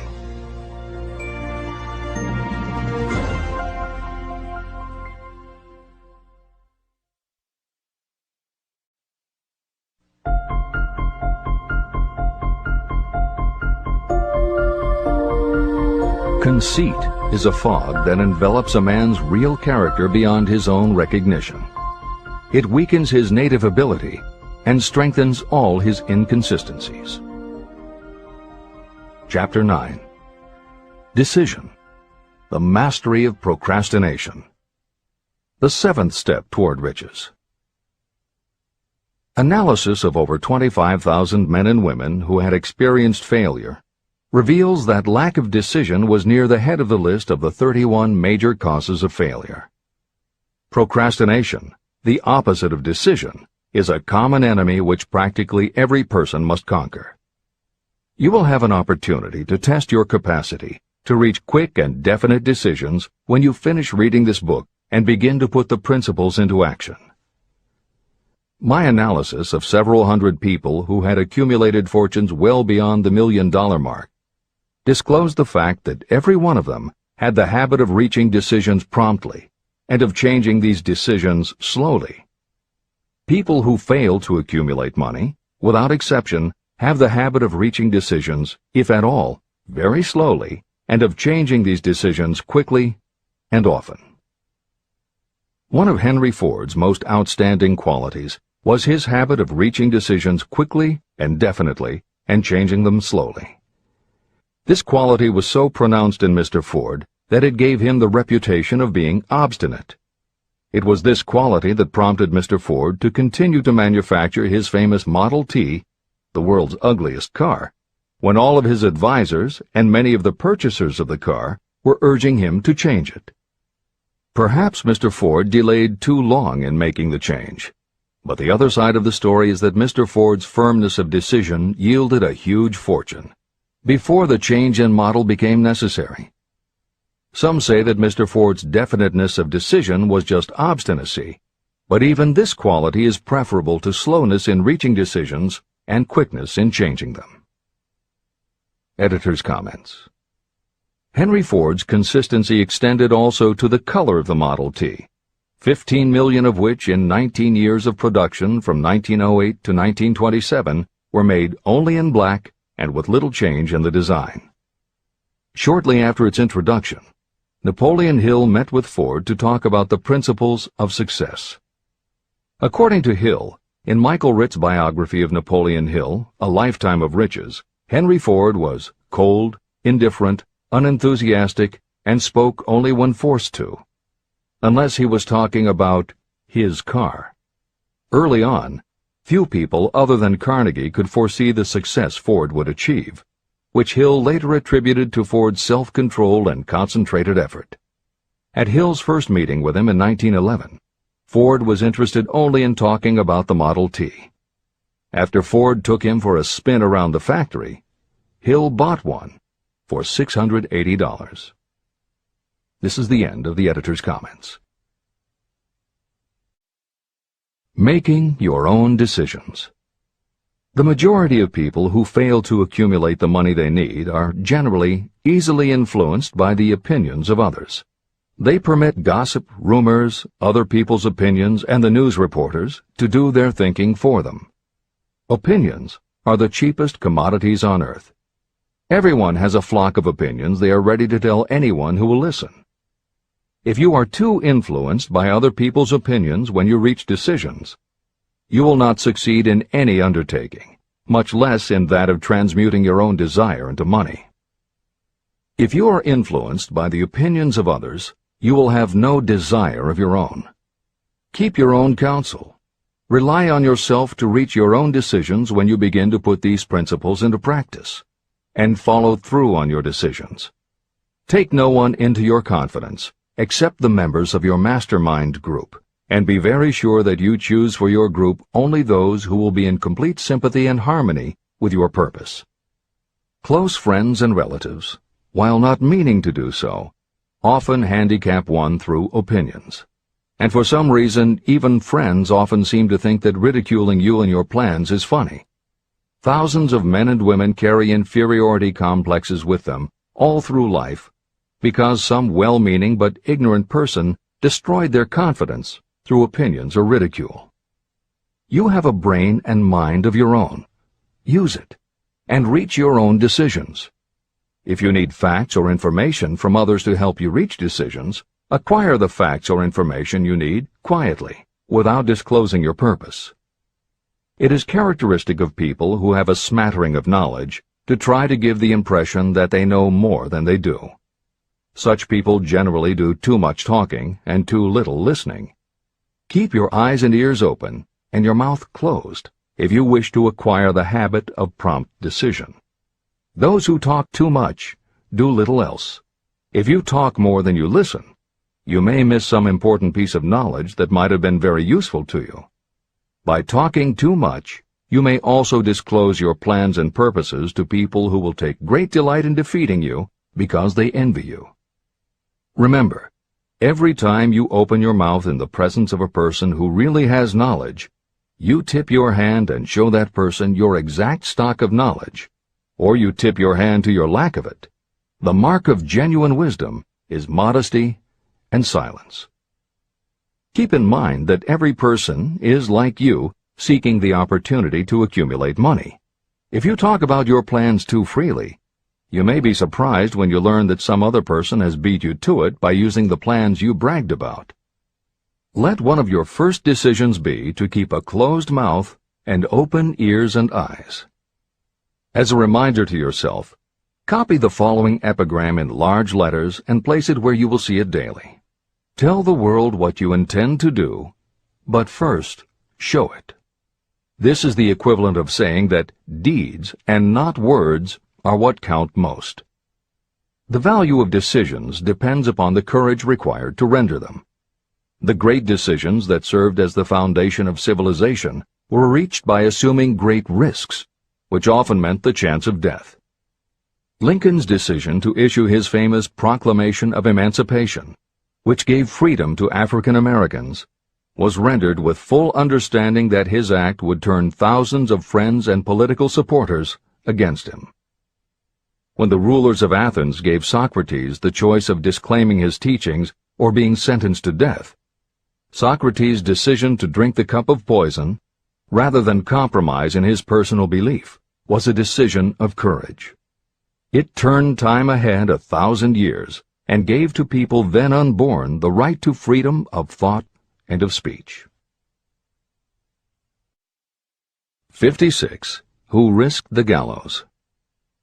The greatest decision of all time, as far as any American citizen is concerned, was reached in Philadelphia on July 4, 1776, when 56 men signed their names to a document that they well knew would bring freedom to all Americans, or leave every one of the 56 hanging from a gallows. You have heard of this famous document, the Declaration of Independence. But have you taken from it the great lesson in personal achievement it so plainly taught? We all remember the date of this momentous decision, but few of us realize what courage that decision required. We remember our history as it was taught.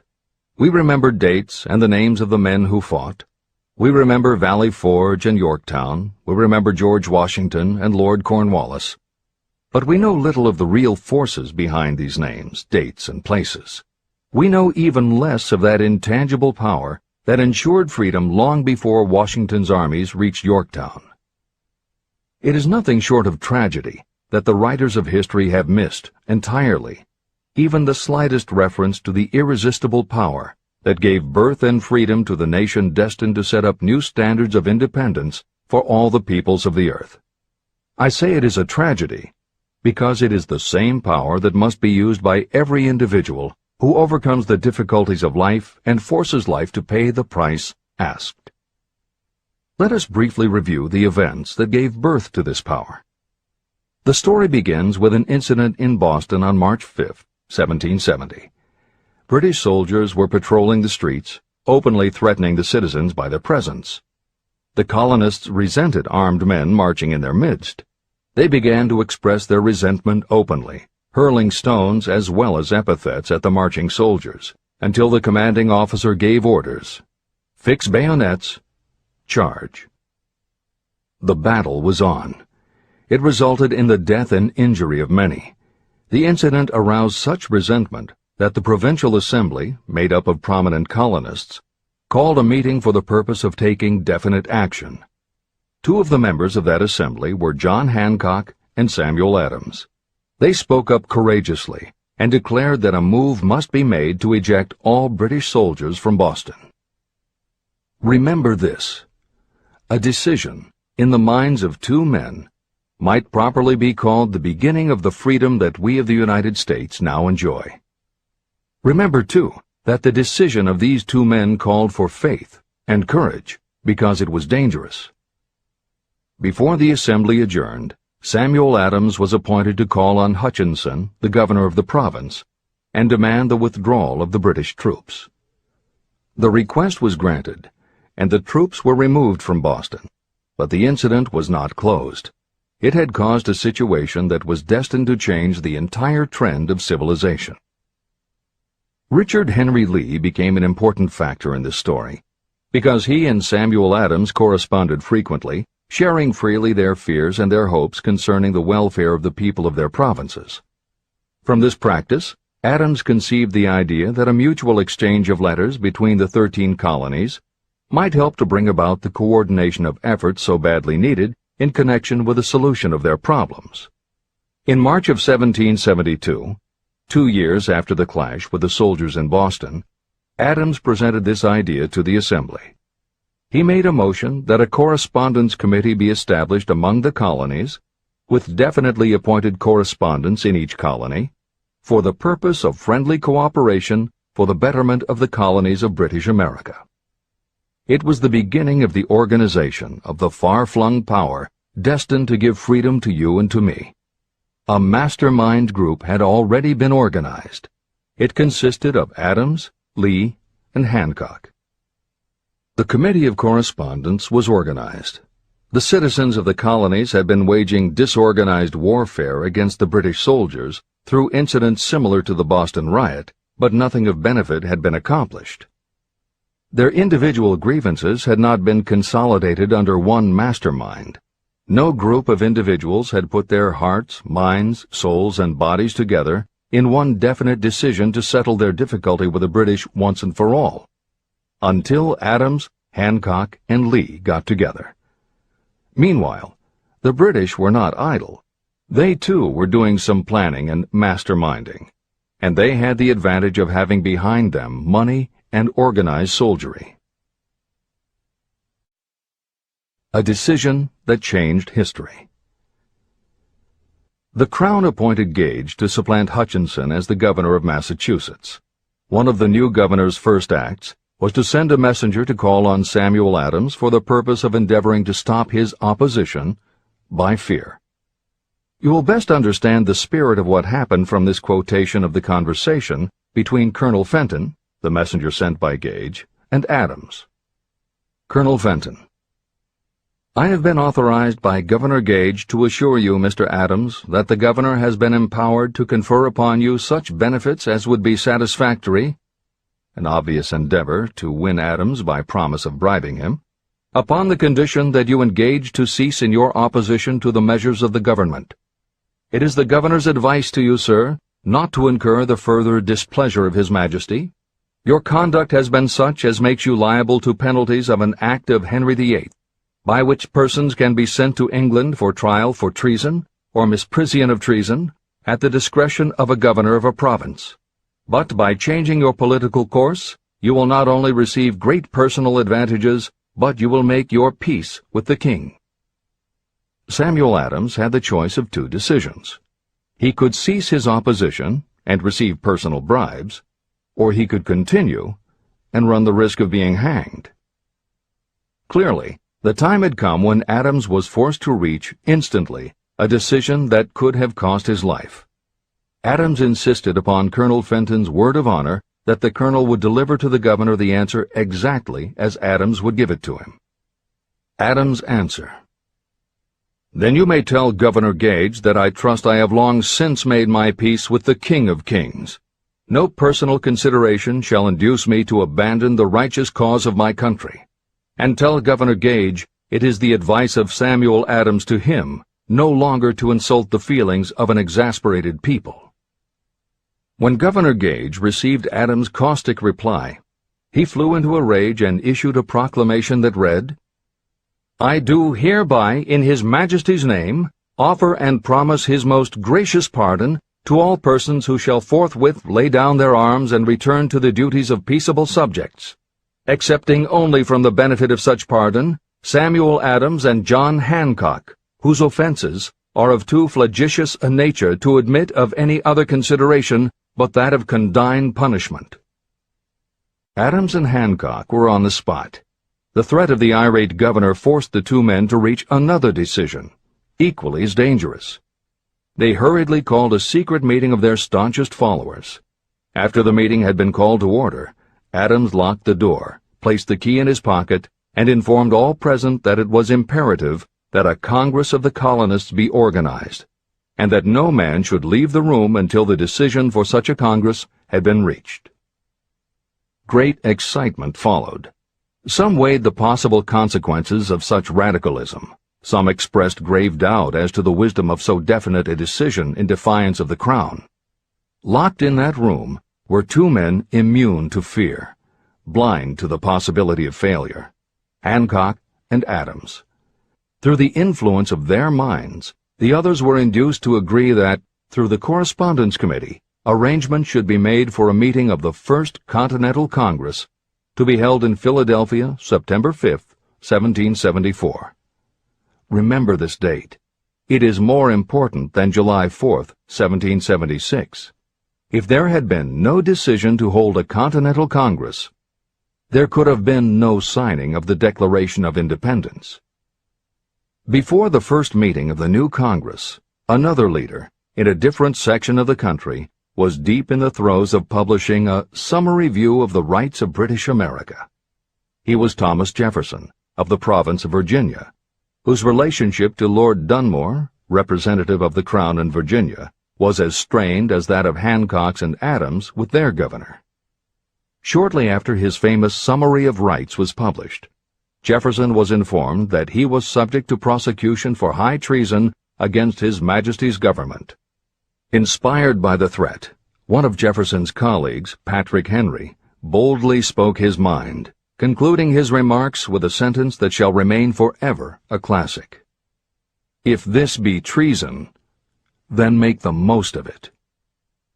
It was such men as these who, without power, without authority, without military strength, without money, sat in solemn consideration of the destiny of the colonies, beginning at the opening of the First Continental Congress and continuing at intervals for 2 years, until on June 7, 1776, Richard Henry Lee arose, addressed the chair, and to the startled assembly made this motion: "Gentlemen, I make the motion that these united colonies are, and of right ought to be, free and independent states, that they be absolved from all allegiance to the British Crown, and that all political connection between them and the state of Great Britain is, and ought to be, totally dissolved."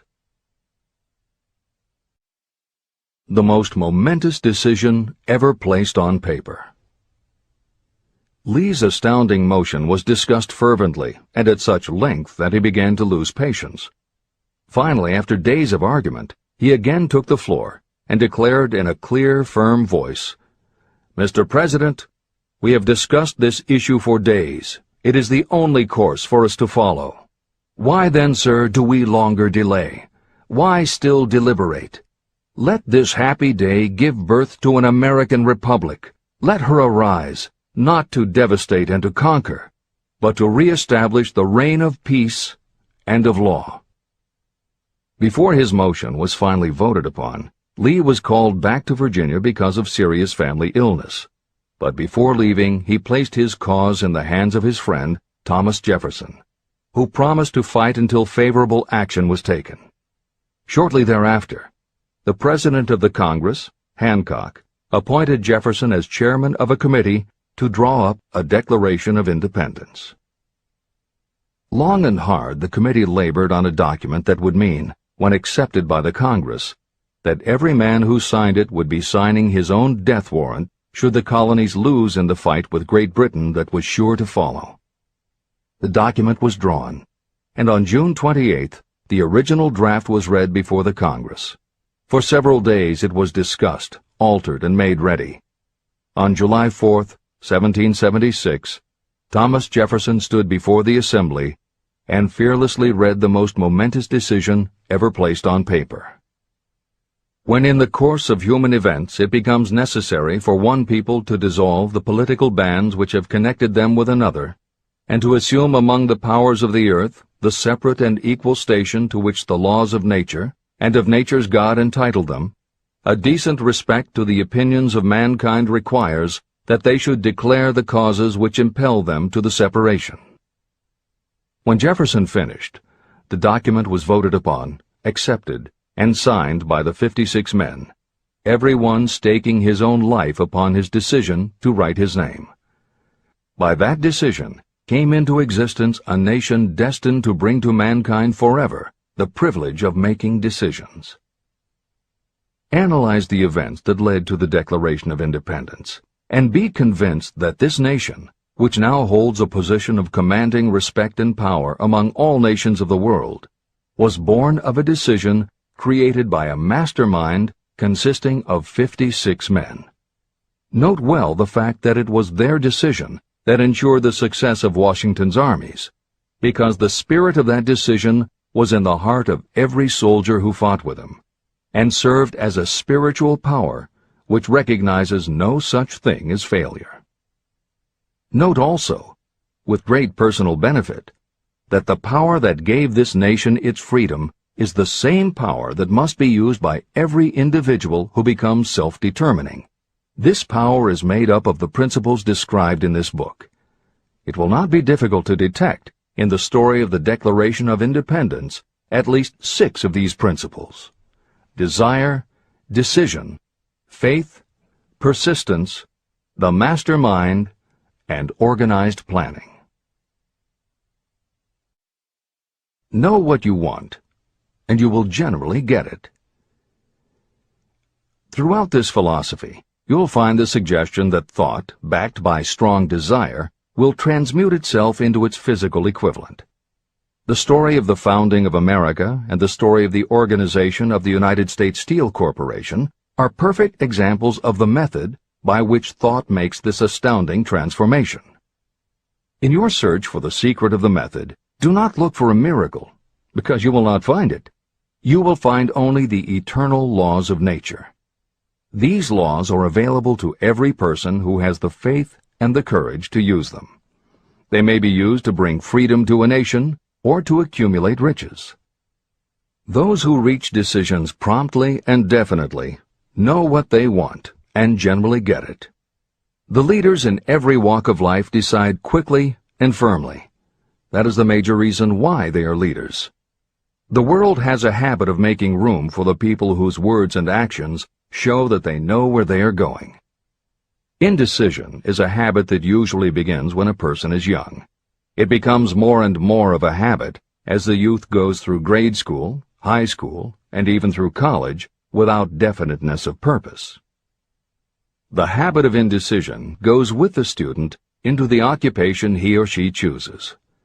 Generally, a young person just out of school seeks any job that can be found. Young people take the first job they can find because they have fallen into the habit of indecision. The vast majority of people working today are in the positions they hold because they lack the definiteness of decision to plan a definite position and the knowledge of how to choose an employer. Definiteness of decision always requires courage, sometimes very great courage. The 56 men who signed the Declaration of Independence staked their lives on the decision to affix their signatures to that document. The person who reaches a definite decision to go after a specific job and make life pay the price he or she asks does not stake his or her life on that decision. They stake their economic freedom. Financial independence, riches, and desirable business positions are not within reach of the person who neglects or refuses to expect, plan, and demand these things. The person who desires riches in the same spirit that Samuel Adams desired freedom for the colonies is sure to accumulate wealth. No man achieves great success who is unwilling to make personal sacrifices. Chapter 10. Persistence. The sustained effort necessary to induce faith. The 8th step toward riches. Persistence is an essential factor in the procedure of transmuting desire into its monetary equivalent. The basis of persistence is the power of will. Willpower and desire, when properly combined, make an irresistible pair. Those who accumulate great fortunes are sometimes called cold-blooded or ruthless. Frequently, it is simply because their critics simply don't understand that what they have is a strong desire, backed up by willpower, which they mix with persistence. It is the combination that ensures the attainment of their objectives. The majority of people are ready to throw their aims and purposes overboard and give up at the first sign of opposition or misfortune. A few carry on despite all opposition until they attain their goal. There may be no heroic connotation to the word persistence, but persistence does for your character what carbon does to iron. It hardens it to steel. The building of a fortune will involve the application of the entire 13 factors of this philosophy. These principles must be understood, and they must be applied with persistence by all who accumulate money. Your test of persistence. If you are reading this book with the intention of seriously applying the knowledge, the first test of your persistence will come when you begin to follow the 6 steps described in the 3rd chapter. Desire. Unless you are one of the few people who already have a definite goal and a definite plan for its attainment, you may read the instructions, but you will never actually apply them in your daily life. Lack of persistence is one of the major causes of failure. Moreover, my experience with thousands of people has proved that lack of persistence is a weakness common to the majority of people. However, it is a weakness that may be overcome by effort. The ease with which lack of persistence may be conquered will depend entirely upon the intensity of your desire. The starting point of all achievement is desire. Keep this constantly in mind. Weak desires bring weak results, just as a small amount of fire makes a small amount of heat. If you are lacking in persistence, this weakness may be remedied by building a stronger fire under your desires. Continue reading through to the end of this book. Then go back to Chapter 3 and start immediately to carry out the instructions for using the 6 steps. The eagerness with which you follow these instructions will indicate clearly how much or how little you really desire to accumulate money. If you find that you are indifferent, you may be sure that you have not yet acquired the money consciousness that you must possess before you can be sure of accumulating a fortune. Fortunes gravitate to those whose minds have been prepared to attract them, just as surely as water gravitates to the ocean. If you are weak in persistence, focus on the instructions in Chapter 11, Power of the Mastermind. Surround yourself with a mastermind group, and through the cooperation of the members of this group, you can develop persistence. You will find additional instructions for the development of persistence in Chapter 5, Autosuggestion, and in Chapter 13, The Subconscious Mind. Follow the instructions in these chapters until you build up habits that convey to your subconscious mind a clear picture of the object of your desire.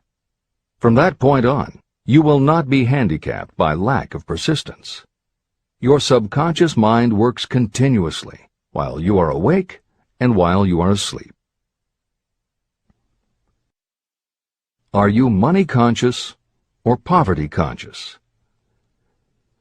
Occasional effort to apply the rules will be of no value to you.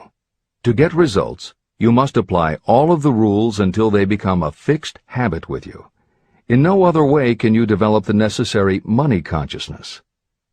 Just as money is attracted to those who have deliberately set their mind on it, poverty is attracted to those whose mind is open to it.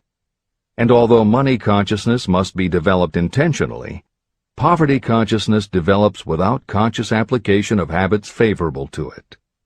Poverty consciousness will seize the mind that is not occupied with money consciousness. If you understand the point of the preceding paragraph, you will understand the importance of persistence in the accumulation of a fortune. Without persistence, you will be defeated even before you start. With persistence, you will win. If you have ever had a nightmare, you will realize the value of persistence. You are lying in bed, half awake, with a feeling that you are about to smother. You are unable to turn over or to move a muscle. You realize that you must begin to regain control over your muscles. Through persistent effort of willpower, you finally manage to move the fingers of one hand. By continuing to move your fingers, you extend your control to the muscles of one arm until you can lift it. Then you gain control of the other arm. You finally gain control over the muscles of one leg, and then extend it to the other leg. Then, with one supreme effort of will, you regain complete control over your muscular system and snap out of your nightmare. You did it step by step. You may find it necessary to snap yourself out of your mental inertia in a similar way. First, by moving slowly, then increasing your speed, until you gain complete control over your will. Be persistent, no matter how slowly you may have to move at first. With persistence will come success. Snap out of mental inertia. If you select your mastermind group with care, you will have in it at least one person who will aid you in the development of persistence. Some people who have accumulated great fortunes did so because of necessity. They developed the habit of persistence because circumstances forced them to become persistent. Those who have cultivated the habit of persistence seem to enjoy insurance against failure. No matter how many times they are defeated, they finally arrive up toward the top of the ladder. Sometimes it appears that there is a hidden guide whose duty is to test us through all sorts of discouraging experiences. Those who pick themselves up after defeat and keep on trying finally arrive, and the world says, "I knew you could do it." The hidden guide lets no one enjoy great achievement without passing the persistence test. Those who can't take it simply do not make the grade. Those who can take it are rewarded for their persistence, and in return they get the goal they are pursuing. But that is not all. They receive something infinitely more important than material compensation: the knowledge that every failure brings with it the seed of an equivalent advantage. Persist past your failures. The people who learn from experience the importance of persistence will not accept defeat as being anything more than temporary. They are the ones whose desires are so persistently applied that defeat is finally changed into victory. We see that an overwhelmingly large number of people go down in defeat, never to rise again.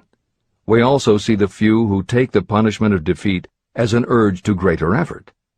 But what we do not see, what most of us never suspect of existing, is the silent but irresistible power that comes to the rescue of those who fight on in the face of discouragement. If we speak of this power at all, we call it persistence and let it go at that.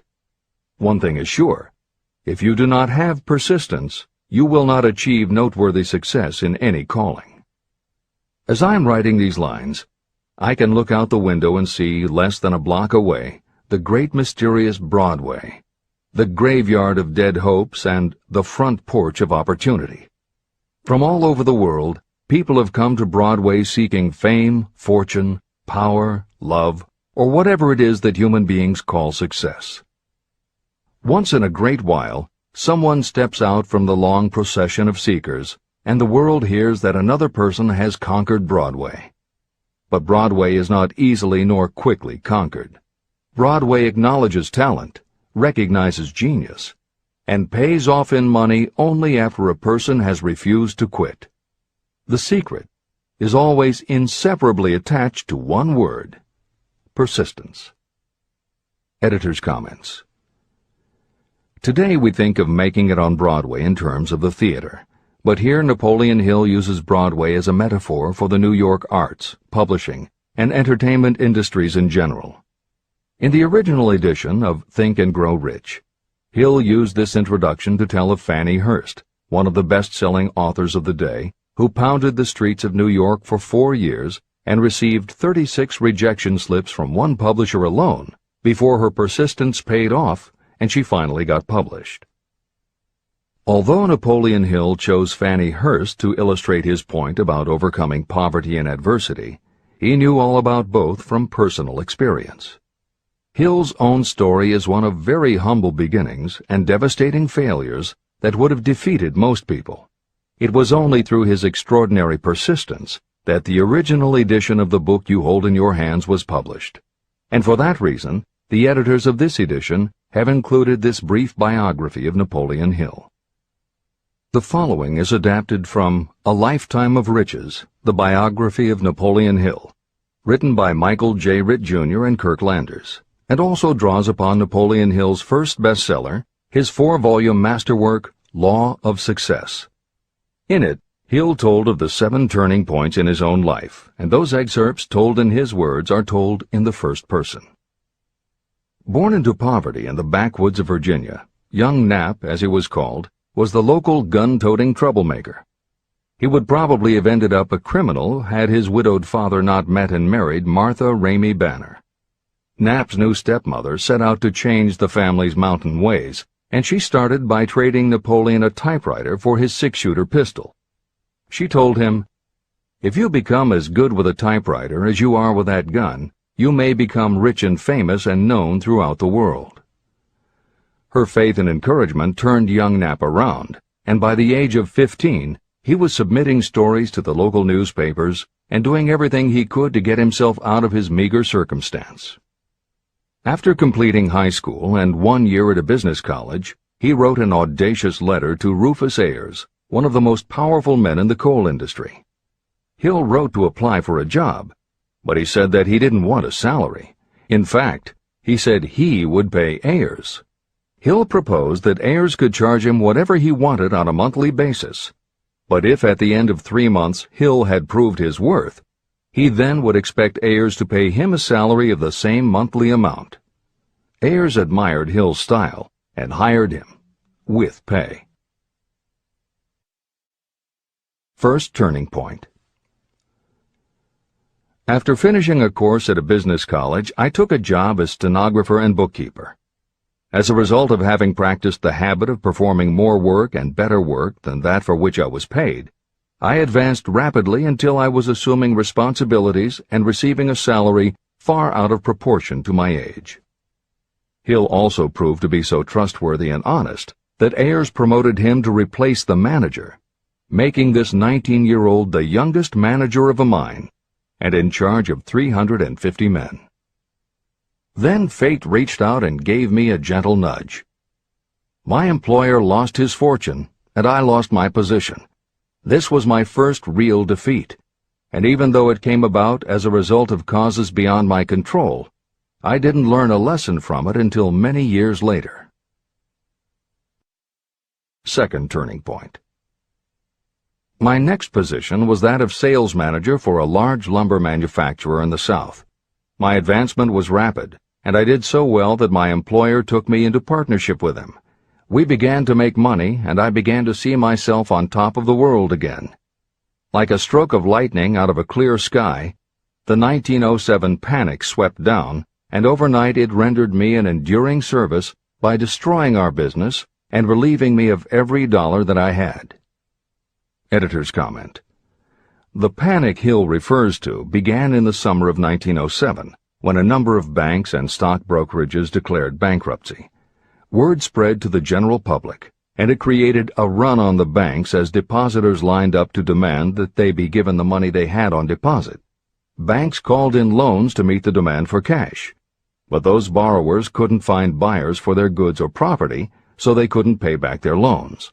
When the banks couldn't get back the money they had loaned, they repossessed the homes or businesses that the borrowers had put up as collateral. Businesses were closed, farmers were evicted from their land, jobs were lost, so even more banks were forced to close, and it just kept getting worse.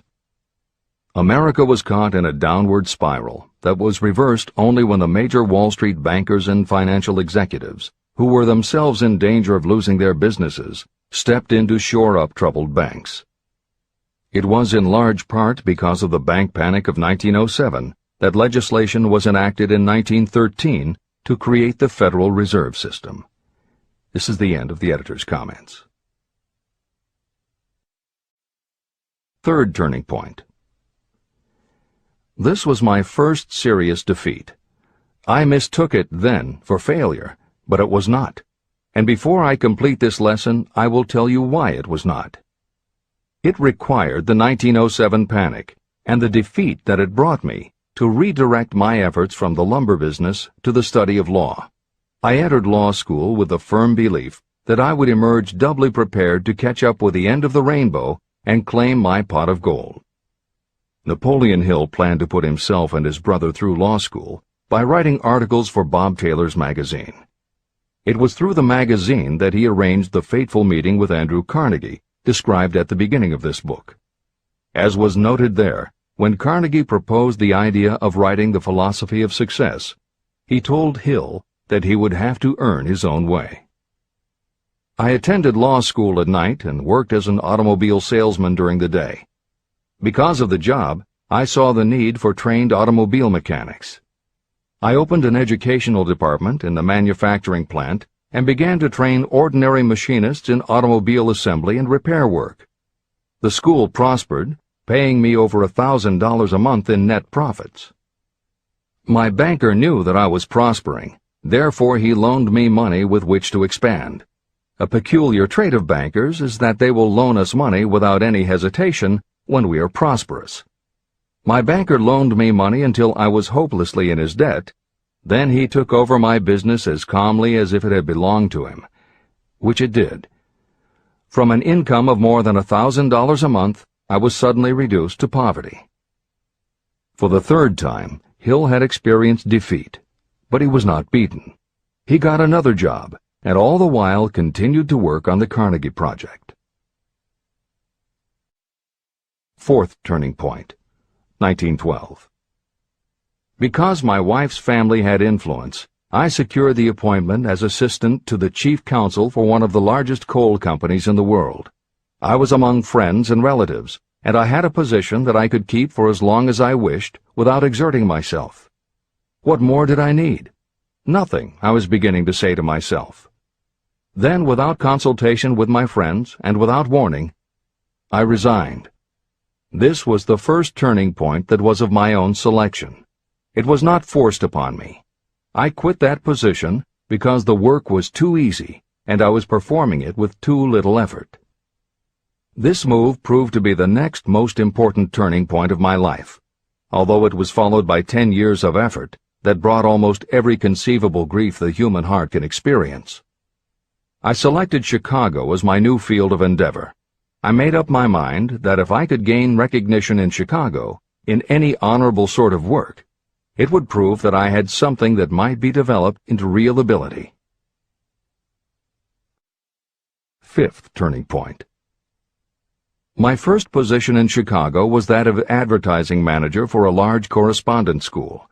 I did so well that the president of the school induced me to resign my position and go into the candy manufacturing business with him.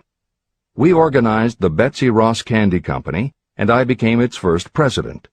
The business grew rapidly, and soon we had a chain of stores in 18 different cities. They did so well, in fact, Hill's partners decided they wanted to take over the business. They had Hill arrested on a false charge, and then offered to withdraw the charge if he would turn over to them his interest in the business. Outraged at the suggestion, Hill refused. When the case went to court, his partners failed to appear for the hearing. Hill sued them for malicious damage to his character. The judge's ruling completely vindicated Hill and allowed him the option to have his partners thrown in jail.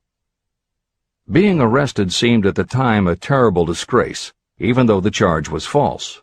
It was not a pleasant experience, and I would not wish to go through a similar experience again, but I must admit that it was worth all the grief it cost me, because it gave me the opportunity to find out that revenge was not a part of my makeup.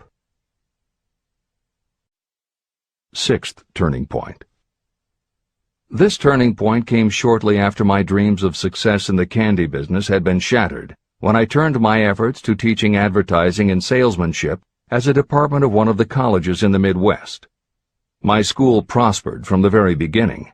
I had a resident class and also a correspondence school, through which I was teaching students in nearly every English-speaking country. It was 1917, and in April of that year, President Woodrow Wilson declared the United States would enter the war against Germany.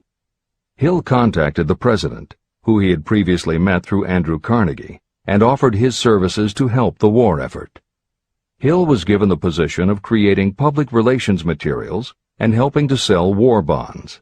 When not operating his school, he threw himself into his war work, for which he insisted that he be paid only $1 a year.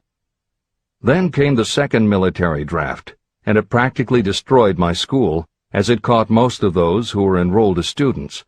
At one stroke, I charged off more than $75,000 in tuition fees. Once more, I was penniless.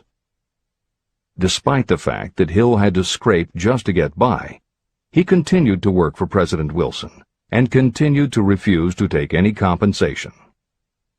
Though Hill had a family to support, and the ridicule of his relatives put a tremendous strain on relations, he also continued to work on the Carnegie Project. Hill later said, "Believe me, there were times when between the needling of my relatives and the hardships I endured, it was not easy to maintain a positive mental attitude and persevere. Sometimes in barren hotel rooms, I almost believed my family was right. The thing that kept me going was my conviction that one day I would not only successfully complete my work, but also be proud of myself when it was finished." Seventh turning point. To describe the seventh of the turning points in my life, I must go back to November 11th, 1918. Armistice Day, the end of the World War. The war had left me without a penny, as I have already said, but I was happy to know that the slaughter had ceased and reason was about to reclaim civilization. The time had come for another turning point. I sat down at my typewriter, and to my astonishment, my hands began to play a tune on the keyboard. I had never written so rapidly or so easily before. I did not plan or think about what I was writing. I just wrote whatever came into my mind. What Hill wrote was a long essay in which he described a new idealism based on the Golden Rule that he thought could emerge from the war. He declared that he would help spread the word, and promised that somehow he was going to find the money to launch a new magazine to be called Hill's Golden Rule. He took his essay to George Williams, a Chicago printer he had met while working at the White House, and by early January of 1919, Hill's Golden Rule magazine was on the newsstands. The first issue was 48 pages. In the beginning, with no money to pay anyone else, Hill wrote and edited every word himself, changing his writing style for each article as well as using a variety of pen names. Additional staff was hired later, which soon led to problems on the inside and on the outside, and Williams attempted to buy out Hill's share of the business. But when Hill realized that one stipulation of the buyout prevented him from any involvement in a competing publication, in October of 1920, he simply left.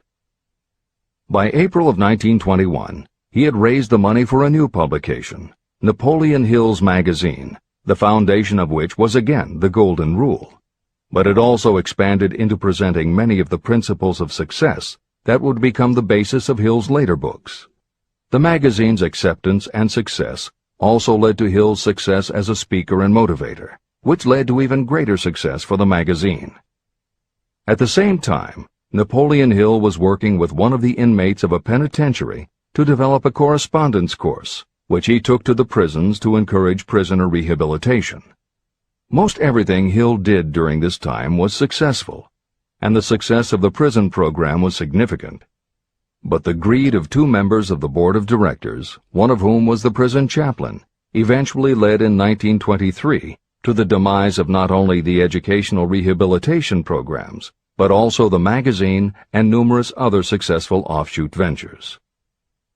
The bleak irony, as Michael Ritt notes in A Lifetime of Riches, was that few enterprises in the 1920s could have been more idealistic or humanitarian in concept. Yet in seeking to stir goodness in men's souls, these enterprises had stirred mean-spirited men to a bloodlust that destroyed everything. Without his magazine, Hill went back to teaching and lecturing, which led to an introduction to a crusading newspaper publisher, Don Mellett, who offered to help Hill publish the results of his work on the Carnegie Project. At this same time, Mellett learned that Prohibition gangsters were selling narcotics and bootleg liquor to school children in Canton, and members of the local police force were being bribed to do nothing about it. Mellett was outraged and wrote an expose in his Canton Daily News, while Hill contacted the governor to implement a state investigation of the corrupt police department. A week before Hill and Mellett were to finalize the financing for the publication of Hill's book, Don Mellett was ambushed outside his home and assassinated by a gangster and a renegade cop. They tried to kill Hill, too, but through pure luck he escaped and fled to the Smoky Mountains, where he remained holed up in a backwoods shack for most of a year. Destitute and in fear for his life, he lapsed into a state of deep depression. Then, in one extraordinary night of self-analysis, he willed himself out of his depression and resolved to finish the challenge Carnegie had posed almost 20 years earlier. Hill went to Philadelphia, convinced a publisher to put up the money, then worked night and day for almost 4 months to finish the manuscript. In March of 1928, Hill published the results of his efforts, a multi-volume masterwork entitled Law of Success. No one had ever seen anything like it. It was a phenomenon, a runaway bestseller. A little over a year later, while Hill was finally enjoying the fruits of his long labors, the stock market crash of '29 hit. The bottom fell out of everything, including the market for books. Though he never gave up on his vision, like the rest of America, Hill struggled through the Depression. He lectured, he wrote, and he taught in every way he could, but it was very hard to preach personal achievement to a country that had lost faith in itself. Napoleon Hill made it his personal mission to turn the tide by creating a variety of self-help programs, but it became disappointingly apparent that it was going to take more than one man to do it. When Franklin Delano Roosevelt was elected president, he reached out to Hill. Though Napoleon Hill was an avowed capitalist, he believed enough in the ultimate goal of FDR's policies that he committed himself to helping the new administration. Throughout the Depression years, he became a close confidant of the president's, helping to guide Roosevelt in his efforts to revitalize America. It is said that it was Hill who gave FDR the famous line, "We have nothing to fear but fear itself." And though Hill was dead broke, just as he had done for President Wilson, he refused to accept more than $1 a year for his efforts. In 1937, as America was finally beginning to see glimmerings of hope that the Great Depression might end, Hill convinced his publisher that America now needed a book to help shake off the mental and emotional stigma of those terrible times. He was right. They released Think and Grow Rich to such resounding success that it sold well over 1 million copies even before the Depression ended. At this writing, it has sold more than 60 million copies worldwide, and to this day it still sells more than 1 million copies a year in its various editions. Take your own persistence inventory. Persistence is a state of mind. Therefore, it can be cultivated. Like all states of mind, persistence is based upon definite causes, among them these. Definiteness of purpose. Knowing what you want is the first and most important step toward the development of persistence. A strong motive will force you to surmount difficulties. Desire. It is comparatively easy to acquire and maintain persistence in pursuing the object of intense desire. Self-reliance. Belief in your ability to carry out a plan encourages you to follow the plan through with persistence. Self-reliance can be developed through the principle described in Chapter 5, Autosuggestion. Definiteness of plans. Organized plans, even ones that may be weak or impractical, encourage persistence. Accurate knowledge. Knowing that your plans are sound, based upon experience or observation, encourages persistence. Guessing, instead of knowing, destroys persistence. Cooperation. Sympathy, understanding, and cooperation with others tend to develop persistence. Willpower. The habit of concentrating your thoughts on making plans to attain your definite purpose leads to persistence. Habit. Persistence is the direct result of habit. The mind absorbs and becomes a part of the daily experiences upon which it feeds. Fear, the worst of all enemies, can be overcome by forcing yourself to perform and repeat acts of courage. Everyone who has seen active service in war knows this. Take inventory of yourself and determine what you are lacking in this essential quality of persistence. Measure yourself point by point and see how many of the previous 8 factors of persistence you lack. The analysis may lead to discoveries that will give you a new understanding of yourself and what you need to get ahead. The following is a list of the real enemies that stand between you and achievement.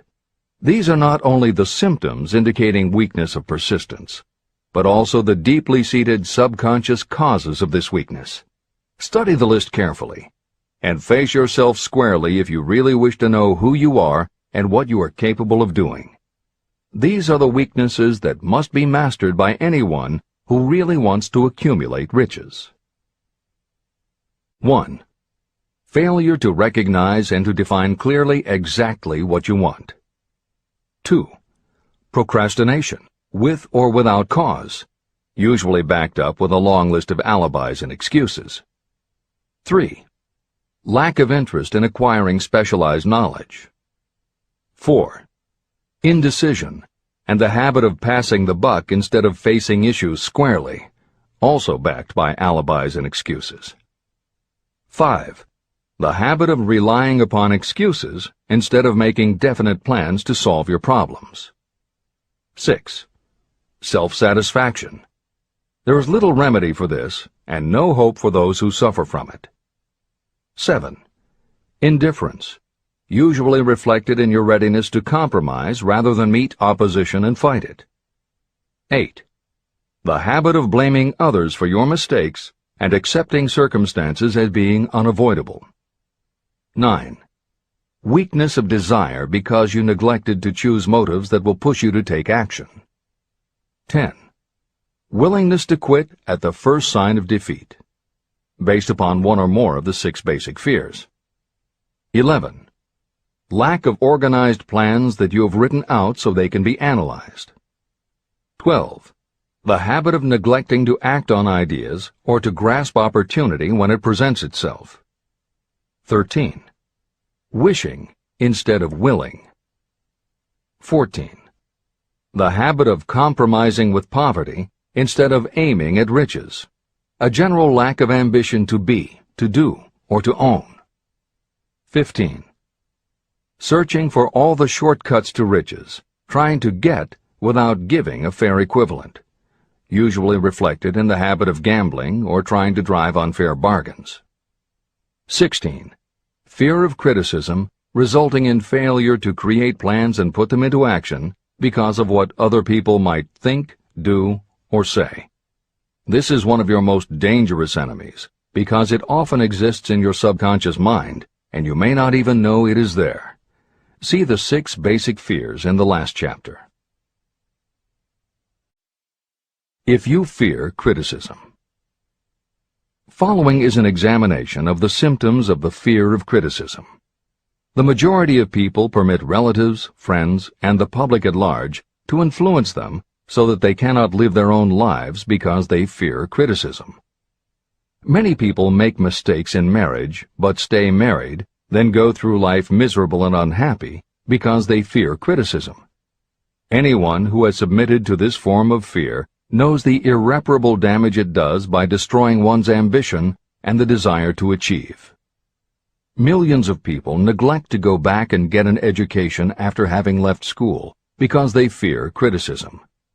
Countless numbers of men and women permit relatives to wreck their lives in the name of family duty because they fear criticism. Duty does not require you to submit to the destruction of your personal ambitions and the right to live your own life in your own way. People refuse to take chances in business because they fear the criticism that may follow if they fail. The fear of criticism in such cases is stronger than the desire for success.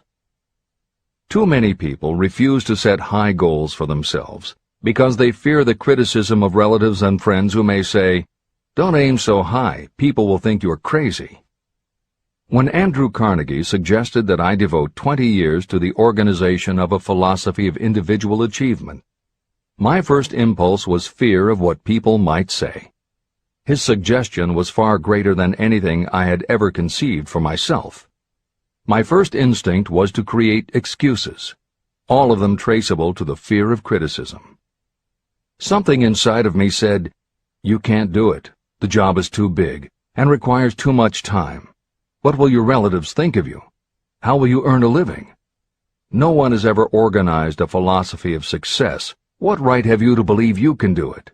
Who are you anyway to aim so high? Remember your humble birth. What do you know about philosophy? People will think you are crazy, and they did. Why hasn't some other person done this before now? These and many other questions flashed into my mind. It seemed as if the whole world had suddenly turned its attention to me with the purpose of ridiculing me into giving up all desire to carry out Mr. Carnegie's suggestion. Later in life, after having analyzed thousands of people, I discovered that most ideas are stillborn. To grow, ideas need the breath of life injected into them through definite plans of immediate action. The time to nurse an idea is at the time of its birth. Every minute it lives gives it a better chance of surviving. The fear of criticism is what kills most ideas that never reach the planning and action stage. Breaks can be made to order. Many people believe that success is the result of lucky breaks. There may be something to that, but if you depend upon luck, you will almost surely be disappointed. The only break anyone can afford to rely on is a self-made break. These come through the application of persistence. The starting point is definiteness of purpose. Editor's comments. In 1999, Mark Myers, editor of one of the country's most influential self-help newsletters, Bottom Line Personal, wrote a book entitled How to Make Luck: 7 Secrets Lucky People Use to Succeed. In it, he tells of a study that was done by the psychology department at the University of Hertfordshire near London. They assembled a group of people, half of whom either thought themselves lucky or were considered to be lucky by others. The other half of the group believed they were unlucky. They were all brought to campus to watch a computerized random coin toss. Each person watched as a cartoon elf came on screen and flipped a coin. Each was asked to call heads or tails. The results of the experiment proved that the unlucky group guessed right approximately the same number of times as the lucky group. In follow-up interviews, the researchers concluded that the only difference between so-called lucky and unlucky people was that the lucky people tended to remember the good things that had happened in their lives, and those that thought they were unlucky tended to dwell on the bad things. The scientific fact is that luck, in terms of calling a coin toss, spinning a wheel, or turning a card, is completely random, and there's nothing we can do about it. All we can control is what we say and do. Everything else that happens to us depends upon the actions of others and the random world in which we live. Then why do some people seem to be so lucky and get all the lucky breaks?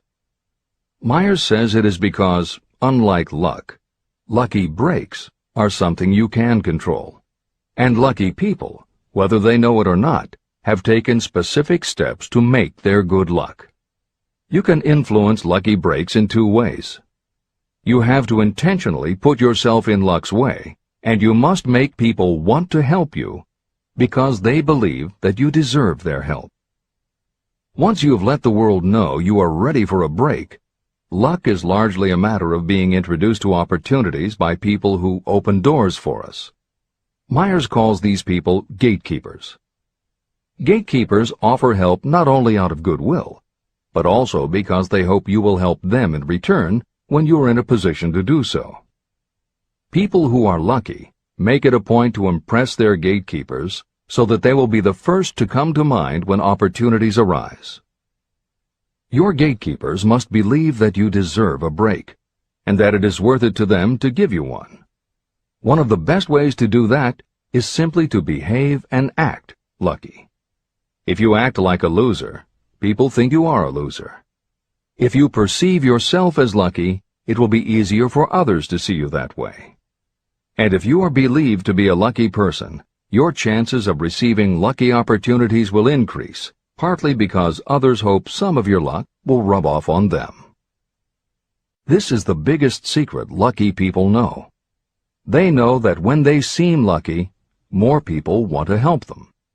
There are people waiting to make a difference in your life if you show them you are willing to make an effort and that you are enthusiastic. Mark Myers' book is devoted to explaining ways to do that. As Hill says, the only lucky break anyone can afford to rely upon is a self-made break. These come through the application of persistence. The starting point is definiteness of purpose. This is the end of the editor's comments. If you stop the first 100 people you meet on the street and ask them what they want most in life, 98 of them would not be able to tell you. If you press them for an answer, some will say security, many will say money, a few will say happiness, and others will say fame and power. Some might tell you they want social recognition, ease in living, the ability to sing, dance, or write. But none of them will be able to give you the slightest indication of a plan by which they hope to attain these vaguely expressed wishes. Riches do not respond to wishes. They respond only to definite plans backed by definite desires through constant persistence. How to develop persistence. There are 4 simple steps that lead to the habit of persistence. They call for no great amount of intelligence, no particular amount of education, and little time or effort. These necessary steps are: 1. A definite purpose, backed by a burning desire for its fulfillment. 2. A definite plan, expressed in continuous action. 3. A mind closed tightly against all negative and discouraging influences, including negative suggestions of relatives, friends, and acquaintances. 4. A friendly alliance with one or more persons who will encourage you to follow through with both plan and purpose. These 4 steps are essential for success in all walks of life. An important purpose of the 13 principles of this philosophy is to enable you to take those 4 steps as a matter of habit. They are steps by which you may control your economic destiny. They are steps that lead to freedom and independence of thought. They are steps that lead to riches, in small or great quantities. They are steps that lead the way to power, fame, and worldly recognition. They are 4 steps that guarantee favorable breaks. They are steps that convert dreams into physical realities. They are steps that lead also to the mastery of fear, discouragement, indifference. There is a magnificent reward for anyone who learns to take these 4 steps. It is the privilege of writing your own ticket and of making life yield whatever price is asked. How to master difficulties. What mystical power gives people of persistence the capacity to master difficulties? Does the quality of persistence set up in your mind some form of spiritual, mental, or chemical activity that gives you access to supernatural forces? Does infinite intelligence throw itself on the side of the person who still fights on when the whole world seems to be against them? These and many other similar questions were in my mind as I watched Henry Ford start from scratch and build an industrial empire with little more than persistence. Or Thomas A. Edison, who, with less than 3 months of schooling, became the world's leading inventor. He turned his persistence into sound recording and playback machines, motion picture cameras and projectors, and the incandescent light, to say nothing of 100 other useful inventions. I had the opportunity to analyze both Mr. Edison and Mr. Ford up close and personal, year by year, over a long period of time. So I speak from actual knowledge when I say that I found no quality except persistence in either of them that even remotely suggested the major source of their stupendous achievements. If you make an impartial study of the prophets, philosophers, and religious leaders of the past, you will come to the inevitable conclusion that persistence, concentration of effort, and definiteness of purpose were the major sources of their achievements. Consider, for example, the fascinating story of Muhammad. Analyze his life. Compare him with men of achievement in this modern age of industry and finance, and observe how they all have one outstanding trait in common: persistence. If you want to understand more about the power of persistence and how it works, I strongly suggest that you read a biography of Muhammad. Editor's comments. At the beginning of the 21st century, there was an increased interest in Islam due to the attacks on the World Trade Center and the subsequent war on terror. Consequently, the modern reader will have no difficulty finding a number of very good books about Muhammad. At the time that Hill was writing the first edition of Think and Grow Rich, one of the best biographies of Muhammad was written by Esad Bey, who was born in Baku, Azerbaijan, the son of a Jewish businessman named Nusenbaum. Later, he changed his name when he converted to Islam. During the Russian Revolution, he fled his home for Berlin, where he lived until the rise of Hitler again forced him to move, first to Austria and then finally to Italy. It is believed by some that this man known as Esad Bey also wrote under another pen name, Kurban Said, and was in fact the author of the acclaimed Azerbaijani novel, Ali and Nino. That Napoleon Hill was very impressed with this particular biography of Muhammad is clear from his recommendation, which follows. I strongly suggest that you read a biography of Muhammad, especially the one by Esad Bey. This brief review of that book, which appeared in the Herald Tribune, will provide a preview of the rare treat in store for those who take the time to read the entire story of one of the most astounding examples of the power of persistence known to civilization. The Last Great Prophet. Reviewed by Thomas Sugru. Muhammad was a prophet, but he never performed a miracle. He was not a mystic. He had no formal schooling. He did not begin his mission until he was 40. When he announced that he was the messenger of God, bringing word of the true religion, he was ridiculed and labeled a lunatic. Children tripped him, and women threw filth upon him. He was banished from his native city, Mecca, and his followers were stripped of their worldly goods and sent into the desert after him. When he had been preaching 10 years, he had nothing to show for it but banishment, poverty, and ridicule. Yet before another 10 years had passed, he was dictator of all Arabia, ruler of Mecca, and the head of a new world religion which was to sweep to the Danube and the Pyrenees before exhausting the impetus he gave it.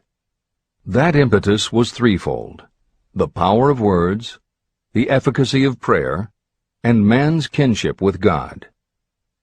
His career never made sense. Muhammad was born to impoverished members of a leading family of Mecca.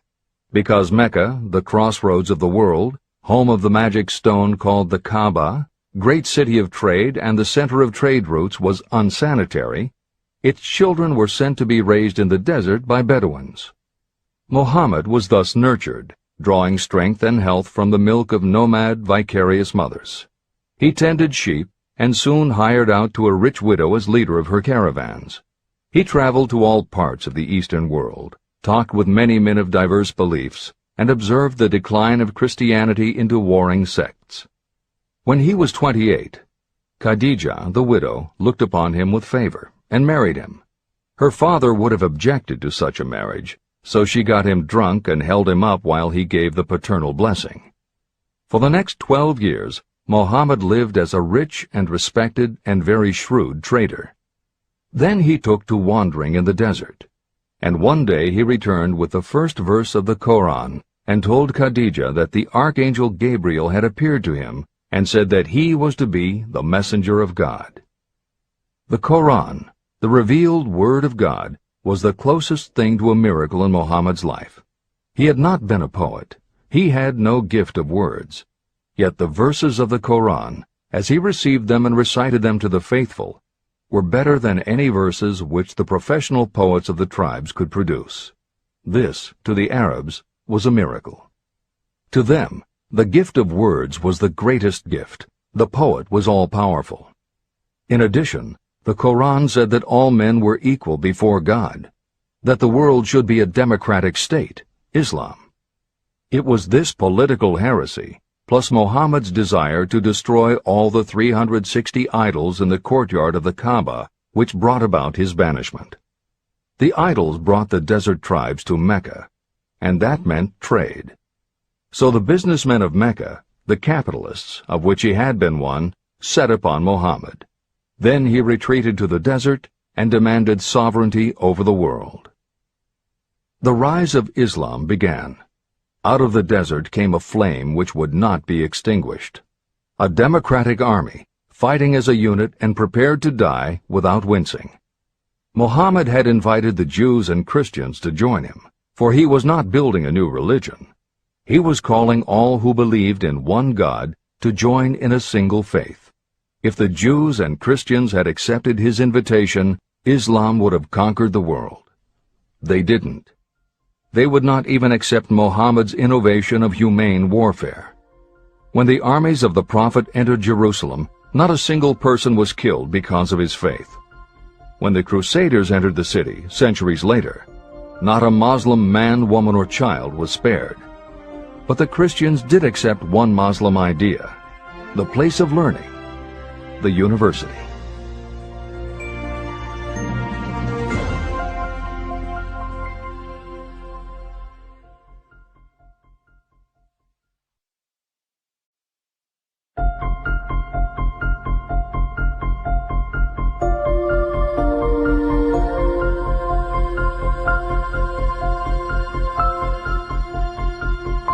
The ladder of success is never crowded at the top. Chapter 11. Power of the Mastermind, the Driving Force. The ninth step toward riches.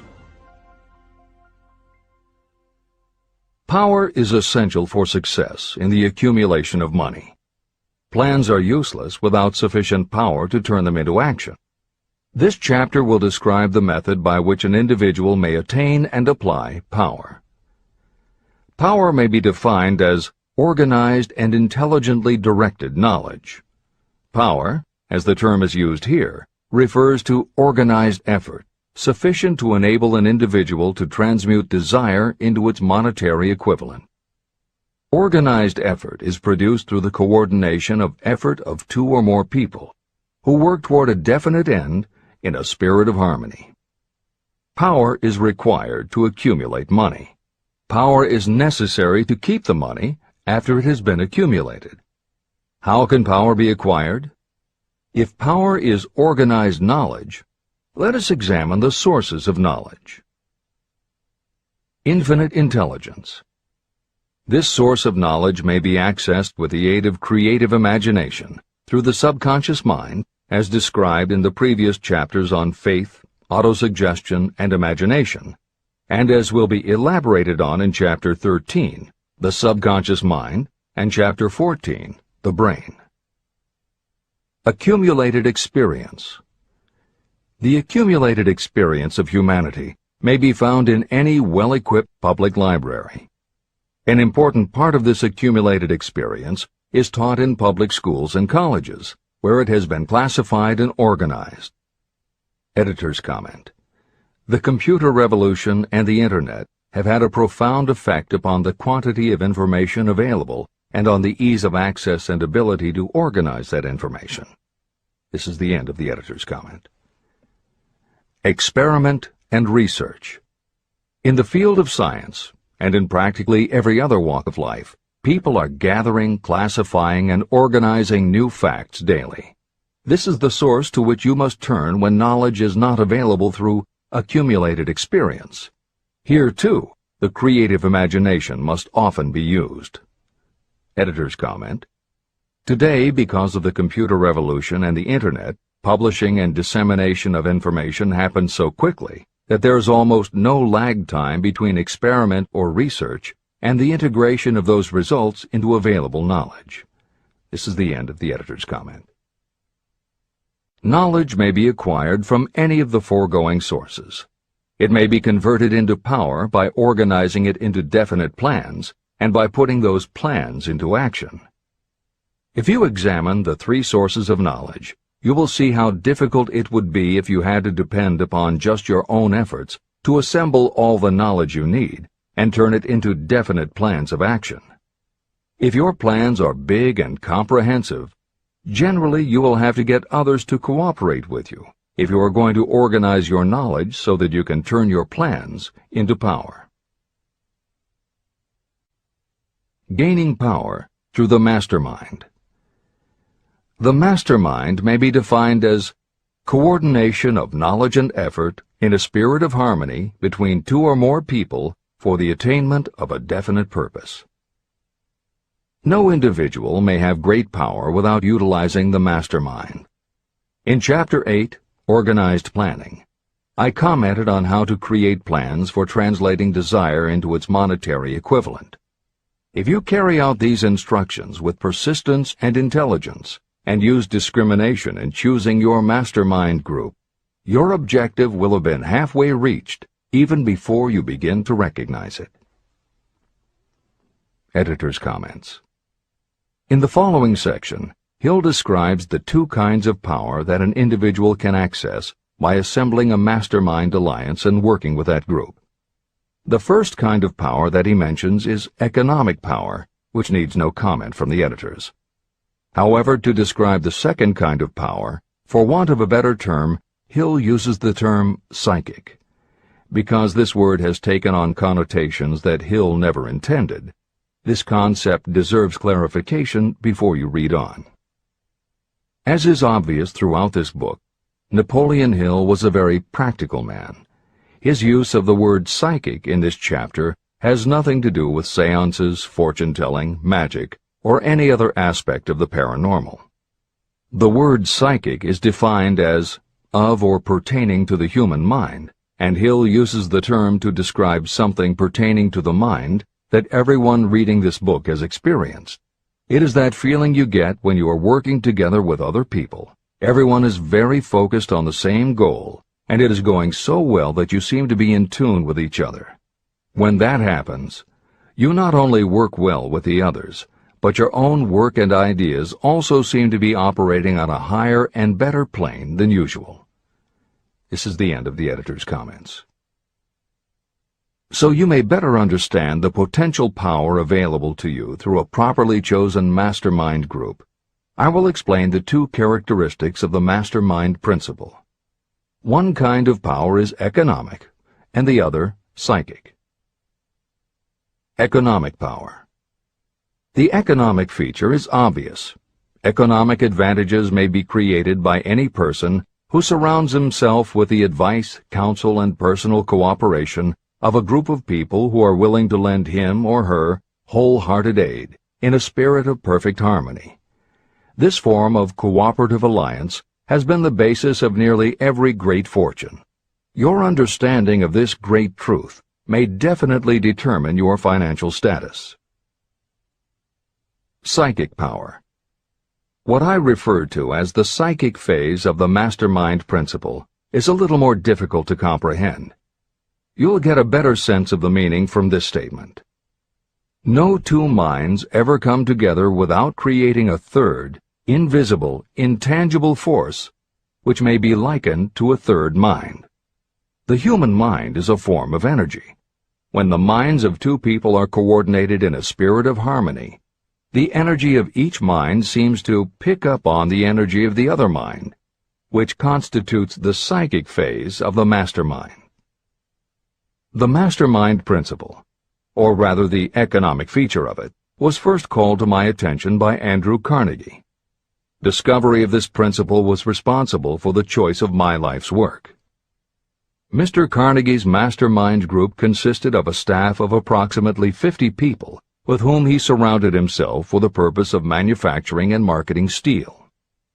He knew little of the technical side of the steel business. His strength was his ability to get others to work together in perfect harmony toward achieving a common goal. Carnegie attributed his entire fortune to the power he accumulated through this mastermind alliance.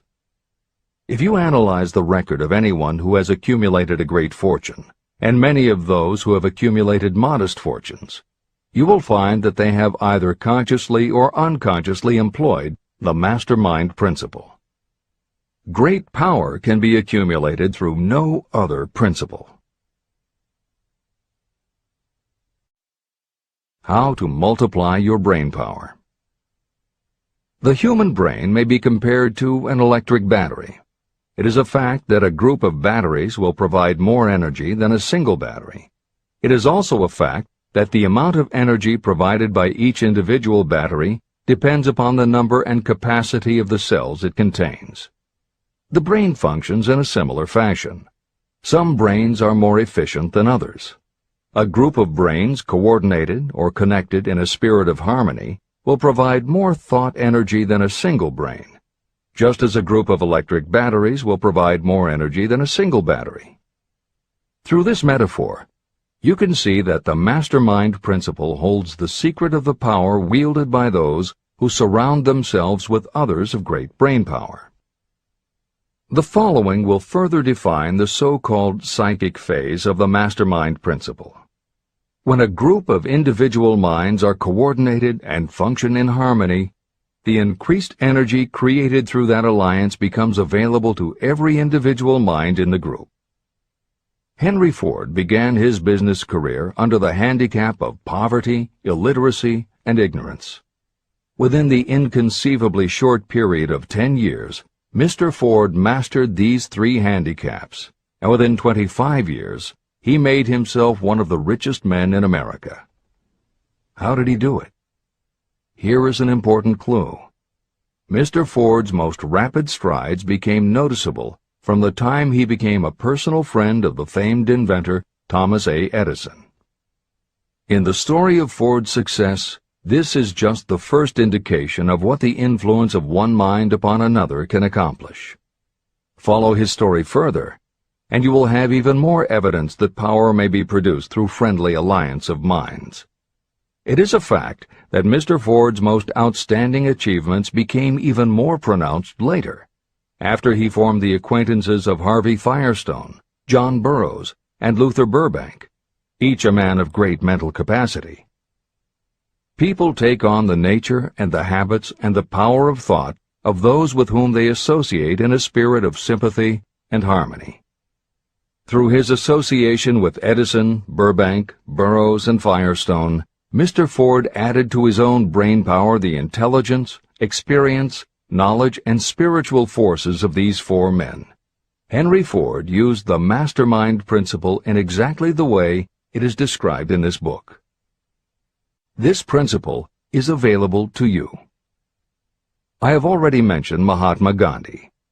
Let me review the method by which he attained his stupendous power. It may be explained in a few words. He came by power through inducing over 200 million people to coordinate with mind and body in a spirit of harmony for a definite purpose. In brief, Gandhi accomplished a miracle, for it is a miracle when 200 million people can be induced, not forced, to cooperate in a spirit of harmony. If you doubt that this is a miracle, try to get even 2 people to cooperate in a spirit of harmony for any length of time. Every person who manages a business knows how difficult it is to get employees to work together in a spirit even remotely resembling harmony. Editor's comments. The first step in putting together your mastermind alliance is to clearly know your desire. Your desire will tell you what you need. It could be a small group, just 2 or 3 people, as was the case with Stephen Jobs and Steve Wozniak when they formed Apple, Bill Gates and Paul Allen launching Microsoft, or Steven Spielberg, Jeffrey Katzenberg, and David Geffen creating DreamWorks SKG. Or it could be a large group, such as the Mastermind Alliance of 30 regional directors of Century 21 Real Estate, which founder Arthur Bartlett firmly believes was essential to the company's success. Napoleon Hill suggests that in most cases it should be a dozen people or less, and generally the smaller the better. Choosing the people means finding those who not only share your vision, but who will also share their ideas, information, and contacts with you. They will let you use the full strength of their experience, training, and knowledge as if it were your own, and they will do it in a spirit of perfect harmony. The question that immediately comes to every reader's mind is, where do I find people who will help me to that degree? Napoleon Hill cannot answer that question for you, but he does tell you what to look for. Where you look is up to you. And if you really do have the desire to succeed, you will start looking and you won't give up until you find the right people. Napoleon Hill's description of the mastermind that appears below is augmented with additional material from articles and speeches he wrote after the publication of Think and Grow Rich. These were compiled for publication by Hill's friend, mentor, and business associate, W. Clement Stone, and appear in 2 books, Napoleon Hill's Keys to Success and Believe and Achieve. This is the end of the editor's comments. Finding your mastermind members. Ally yourself with a group of as many people as you may need in order to assemble a mastermind that will assist you in creating and carrying out your plan or plans for the accumulation of money. Compliance with this instruction is absolutely essential. Choose to associate with people who share common values, goals, and interests, yet who each have a strong desire to contribute to the overall effort. Trial and error will be part of the process, but there are 2 qualities to keep foremost in your mind. The first is ability to do the job. Do not select people for your alliance merely because you know them and like them. Such people are valuable to you because they improve the quality of your life, but they are not necessarily suited to a mastermind alliance. Your best friend may not be the most knowledgeable marketing professional, but perhaps he or she can introduce you to someone who is. The second quality is the ability to work in a spirit of harmony with others. There must be a complete meeting of minds without any reservations. Personal ambition must be subordinate to the achievement of the purpose of the alliance. This includes your own. You must also insist upon confidentiality.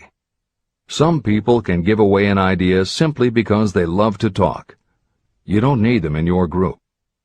Attune yourself to every member of the group. Try to imagine how you would react in a given situation if you were in his or her shoes. Pay attention to body language. Sometimes facial expressions and movements say far more about what a person feels than the words that come out of his or her mouth. Be sensitive to what is not being said. Sometimes what is left out is far more important than what is included. Don't try to force the group along too quickly. Allow for those who want to test ideas by playing devil's advocate. Compensating your mastermind. Before forming your mastermind alliance, decide what advantages and benefits you may offer the individual members of your group in return for their cooperation. No one will work indefinitely without some form of compensation. No intelligent person should request or expect another to work without adequate compensation. Wealth will obviously have the most appeal to your members. Be fair and generous in your offer. Recognition and self-expression may be just as important as money to some of your members. Remember that in such partnerships, the principle of going the extra mile, doing more and better than paid for, is especially important. As the leader, you should set an example for the others to follow. Each member must agree at the outset on the contribution each will make, and on the division of benefits and profits. Otherwise, be assured that dissension will arise, you will have wasted everyone's time, you will ruin friendships, and your venture will be destroyed. Meeting with your mastermind. Arrange to meet with the members of your mastermind group at least twice a week, and more often if possible, until you have jointly perfected the necessary plan or plans for the accumulation of money. The first meeting will be involved in sorting out strengths and weaknesses, and in fine-tuning your plans. Your alliance must be active to do any good. Establish specific responsibilities and action steps to be taken. As your mastermind matures and harmony grows among the members, you will find that the meetings create a flow of ideas into every member's mind. Don't let the meetings become so regular and formalized that they inhibit phone calls and other less formal contact. Mastermind maintenance. Maintain perfect harmony between yourself and every member of your mastermind group. If you fail to carry out this instruction to the letter, you may expect to meet with failure. The mastermind principle cannot work where perfect harmony does not prevail. Create a non-threatening environment. Explore all ideas with equal interest and concern for the originator's feelings. Everyone must deal with everyone else on a completely ethical basis, No member should seek unfair advantage at the expense of others. As the leader, you must inspire confidence in your members by your dedication to your desire, which is the object of the group. The members must know with certainty that you are reliable, trustworthy, and loyal. When you are finally ready to present the results of your efforts to investors, buyers, or the public, you may face your greatest leadership challenge in maintaining the harmony of your mastermind. The group's efforts will now be judged by outsiders, and facing judgment takes courage and persistence. The courage of separate individuals is nothing compared with that of a united team. The more you are able to maintain harmony, the greater the power, and the greater the power, the more resistance you can overcome. Marriage and the mastermind. A mastermind alliance with the person you love most deeply is of untold importance. If you are married and have not built your relationship on the same principles of harmony that are crucial to any alliance, you may have some reselling to do with your spouse. Set aside time each day to talk about what you want to achieve and how you are going about it. Rely on your definiteness of purpose to build your persuasive abilities, to convince your partner of the benefits of the work you are doing. It is very unlikely that your work will not affect your husband or wife in some significant way, and you absolutely must not drag your partner unwillingly into any adventure. Build your mastermind alliance into your marriage from the start, and it will steady and support you through the darkest moments. In fact, your whole family should be incorporated into your alliance. Lack of harmony at home can easily spill over elsewhere. A united family is a great team. The mastermind and infinite intelligence. The list of sources from which you can get power is headed by infinite intelligence. When two or more people coordinate in a spirit of harmony and work toward a definite objective, they place themselves in position to absorb power directly from that great universal storehouse that I refer to as infinite intelligence. This is the greatest of all sources of power. It is the source to which geniuses and great leaders turn, whether they may be conscious of the fact or not. In Chapter 13, The Subconscious Mind, and Chapter 14, The Brain, the methods for accessing infinite intelligence will be described in greater detail. This is not a course on religion. Neither the principle of infinite intelligence nor any other principle in this book should be interpreted as interfering with, endorsing, or rejecting any person's religious beliefs. This book is confined exclusively to instructing the reader how to transmute the definite purpose of desire for money into its monetary equivalent. Read, and really think about what you are reading. Soon the entire subject will unfold, and you will see it in perspective. At this point, you are only seeing the detail of the individual chapters. Editor's comments. This chapter would not be complete without commenting on a mastermind that came into being almost 15 years after the first publication of Think and Grow Rich. Napoleon Hill's own mastermind alliance with multimillionaire businessman and philanthropist W. Clement Stone.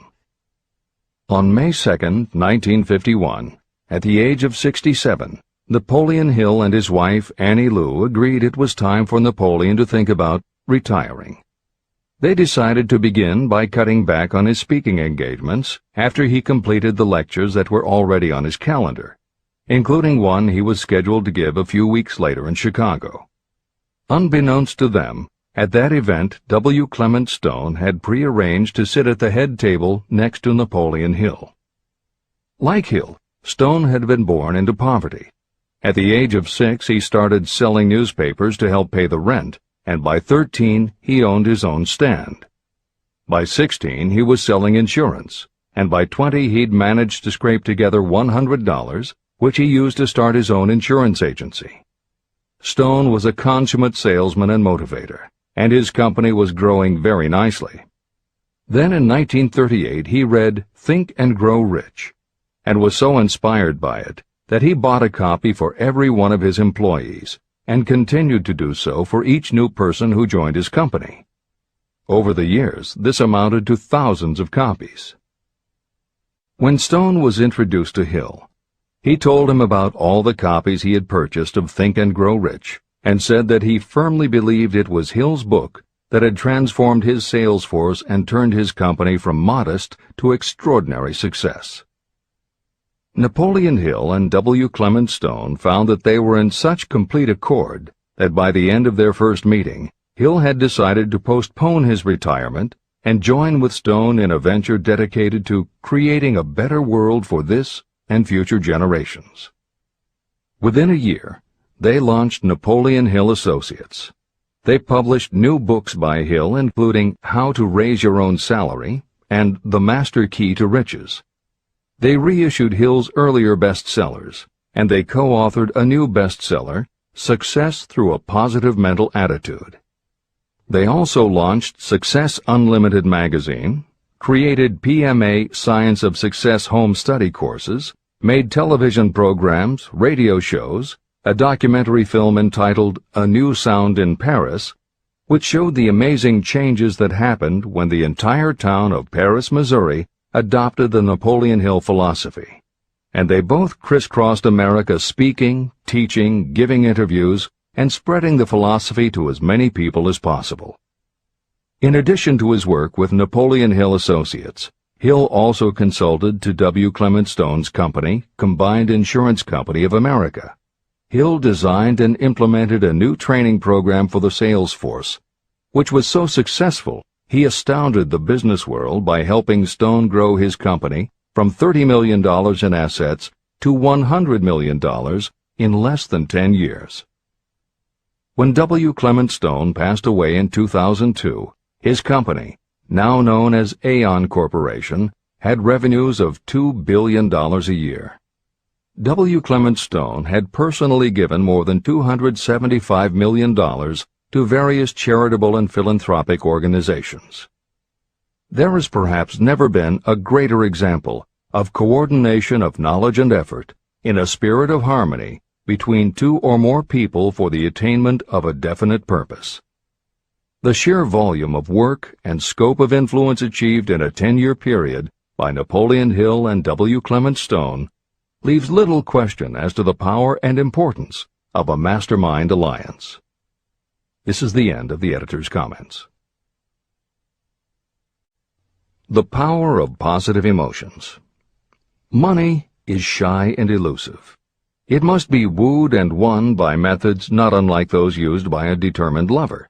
And the power you use in the wooing of money is not greatly different from what you use to attract the one you love. It is the power of positive emotion.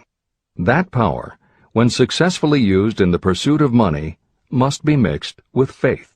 It must be mixed with desire. It must be mixed with persistence.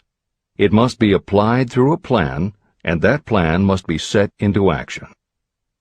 When money comes in large quantities, it flows to the one who accumulates it as easily as water flows downhill. There exists a great unseen stream of power, which may be compared to a river that flows in two directions.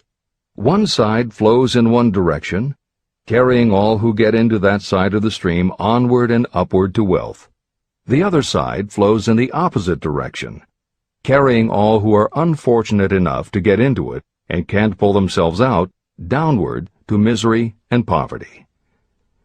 Everyone who has accumulated a great fortune has recognized the existence of this stream of life. It consists of one's thinking process. Positive emotions form the side of the stream that carries you to fortune. Negative emotions form the side that carries you down to poverty. This is a point of great importance to the person who is following this book with the object of accumulating a fortune. If you are caught in the side of the stream of power that leads to poverty, this book will serve as an oar by which you may propel yourself over into the other side of the stream. But it can serve you only through application and use. Merely reading and passing judgment on it, either one way or another, will be of no benefit to you. Poverty and riches can change places, but when riches take the place of poverty, the change only happens through well-conceived and carefully executed plans. The same is not true of poverty. Poverty needs no plan. It needs no one to help it because it is bold and ruthless. Riches are shy and timid. They have to be attracted. More gold has been mined from the thoughts of men than has ever been taken from the earth. Chapter 12. Sexuality, Charisma, and Creativity. The 10th step toward riches. Editor's comments. What motivates human beings is the subject of continuing scientific research and philosophical debate. There is general agreement that the prime motivators are the basic human needs for food and water, shelter and clothing, and safety. Beyond these basic life-sustaining needs, however, there are other factors that motivate people to action. It is the definition of the other factors and their order of importance that continues to be open to interpretation. Perhaps the most widely known theory is psychologist Abraham Maslow's hierarchy of human needs, which lists 8 levels of motivational forces, starting with the basic physiological and safety needs, then ascends through belonging and love, esteem, understanding, aesthetics, self-actualization, and transcendence. Other psychologists and sociologists have defined and arranged the categories differently, but in almost all cases there is agreement that after the primary life-sustaining needs are met, sex and love are the next most important motivating forces. Napoleon Hill also compiled a hierarchy of what he referred to as mind stimuli. Like Maslow and other researchers, Hill identified sex and love as the most powerful non-life-sustaining factors in human motivation, but his focus was not on sex and love as they pertain to procreation.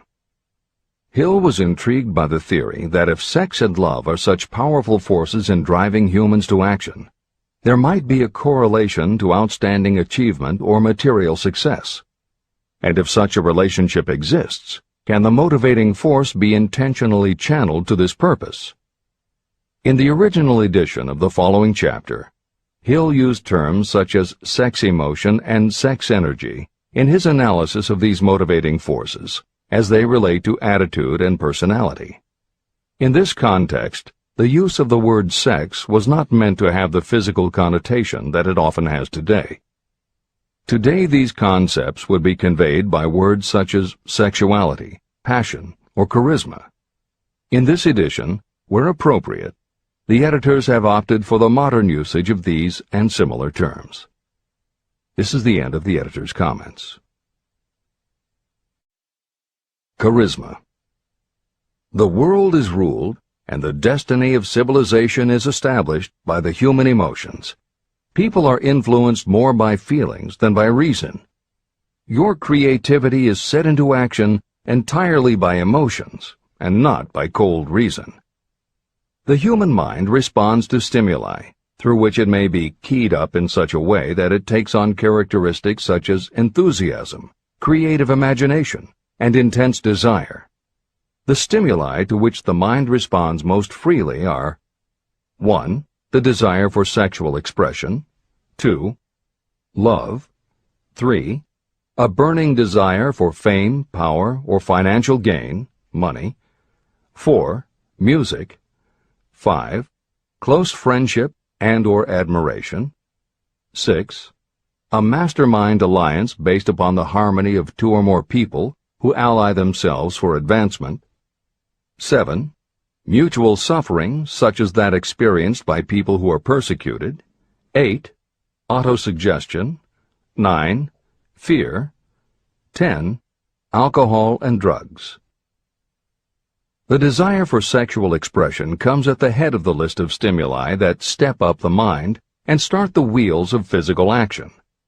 The emotions associated with a human sexual drive bring into being a state of mind. When motivated by this desire, people often show courage, willpower, persistence, imagination, and creative ability that they don't normally have. So strong and impelling is the desire for sexual expression that people freely run the risk of life and reputation because of it. A river may be dammed and its water controlled for a time, but eventually it will force an outlet. The same is true of the emotions related to sexual expression. It may be submerged and controlled for a time, but its very nature causes it to be ever-seeking means of expression. The desire for sexual expression is inborn and natural. The desire cannot and should not be submerged or eliminated, but it can be given other outlets that enrich the body, mind, and spirit. When harnessed and redirected, this motivating force has been used as a powerful creative force in literature, art, and other pursuits, including the accumulation of riches. A teacher who has trained more than 30,000 salespeople came to the conclusion that individuals who are most confident sexually are the most efficient salespeople. The explanation is that the factor of personality known as personal magnetism is a manifestation of sexual energy. Editor's comments. There have been numerous psychological and sociological studies about the relationship between sexuality and success that tend to support Hill's observation. Because physical characteristics are the most quantifiable aspects of sexuality, most research studies focus on gender, attractiveness, body size, and age, and they measure indicators such as first impressions, expectation of performance, perception of performance, and social interaction. These studies generally conclude that when comparing individuals of equal competence, for men, the perception is that taller men will do better than short, a full head of hair will outperform balding, handsome or virile will beat out plain or older. For women, the results are comparable. The perception is that attractive performs better than plain, slim or shapely scores higher than overweight, younger is expected to be superior to older. These observations about physical sexuality may seem obvious, but they lead to a conclusion that is very significant. Obviously, not all people who succeed are tall and virile or attractive and shapely. It is also a fact that the success of those who are short, balding, plump, or plain isn't always due to superior skill or luck. Clearly, there is another kind of attractiveness that often supersedes physical appeal. This other kind of attractiveness is connected to human sexuality, but it is not what would usually be referred to as sexy. People who have this quality are often said to have chemistry, personality, charm, or appeal. Hill called this kind of attraction personal magnetism. Today, the more common term is charisma. This is the end of the editor's comments.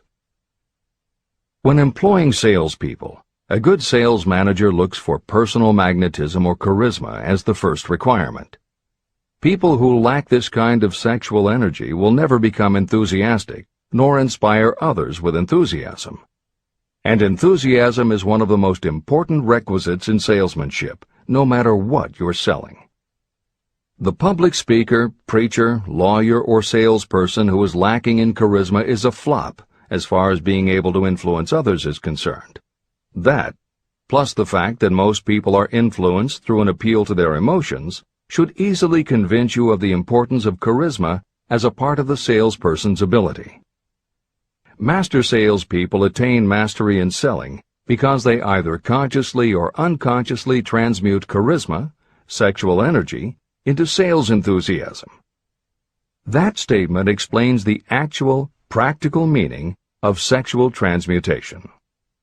The meaning of the word transmute is, in simple language, the changing or transferring of one element or form of energy into another. The transmutation of sexual energy means switching the mind from thoughts of physical expression to thoughts of some other nature. Salespeople who know how to turn on charisma have acquired the art of sexual transmutation, whether they know it or not. The majority of salespeople who transmute their sexual energy do so without being aware of what they are doing or how they are doing it. You can cultivate and develop this quality in your dealings with others. Through cultivation and understanding, this vital motivating force may be drawn upon and used to great advantage in relationships between people. This energy may be communicated to others in the following ways. The handshake. The touch of the hand indicates instantly the presence of charisma or the lack of it.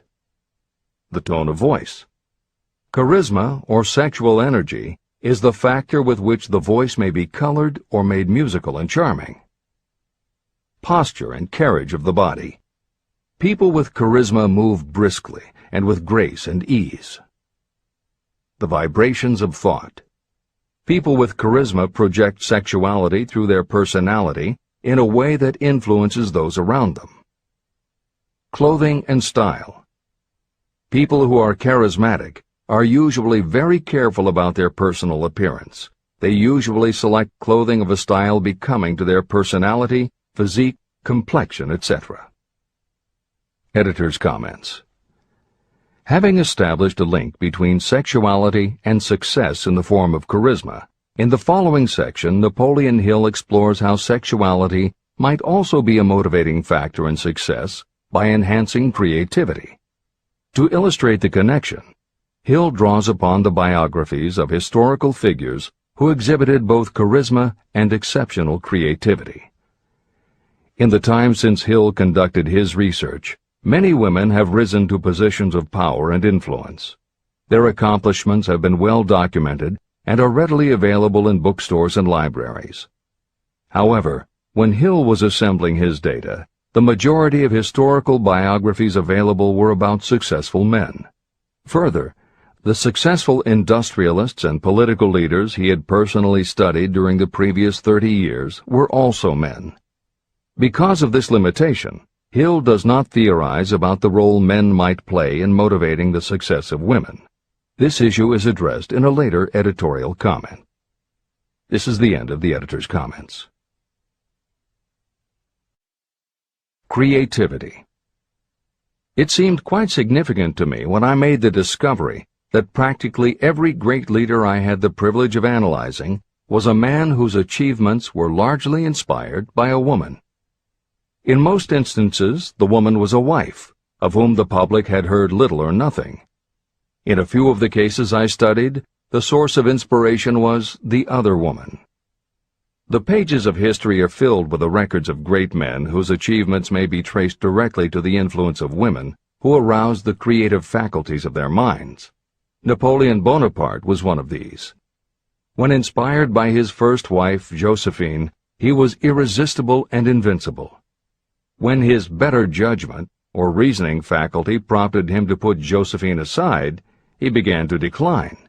His defeat and exile to St. Helena were not far distant. Abraham Lincoln was a notable example of a great leader who achieved his greatness through the discovery and use of his faculty of creative imagination. It is noted in practically every book written about Lincoln that he discovered and began to use this faculty as the result of the love that he experienced when he met Anne Rutledge. This is more than an interesting historical fact. It is of significance in connection with the role sexuality plays in the study of the source of genius. Following is a list of famous men of outstanding achievement: George Washington, Napoleon Bonaparte, William Shakespeare, Abraham Lincoln, Ralph Waldo Emerson, Robert Burns, Thomas Jefferson, Elbert Hubbard, Elbert H. Gary, Woodrow Wilson, John H. Patterson, Andrew Jackson, Enrico Caruso. Wherever there was evidence available in connection with the lives of these men of achievement, it indicated most convincingly that each possessed a highly developed sexual nature. An analysis of the information taken from biographies and historical writings leads to the following conclusions. 1. Those of greatest achievement have a highly developed sexual nature, but have learned the art of transmutation of sexual energy. 2. Those who have accumulated great fortunes and achieved outstanding recognition in literature, art, industry, architecture, and the professions were motivated by the influence of a mate or lover. When driven by these emotions, people become gifted with a superpower for action. If you understand this, you will also understand that sexual transmutation contains the secret of creative ability. Editor's comments. As noted previously, although Hill's analysis focused on men, today there is a wide range of biographies about women who have succeeded in every aspect of life, including business, politics, religion, sports, entertainment, and the arts. Bearing in mind that biographical information is always subjective, the reader can now find ample material from which to draw a conclusion as to whether Hill's theory about sexuality as a motivating force is equally evident in women.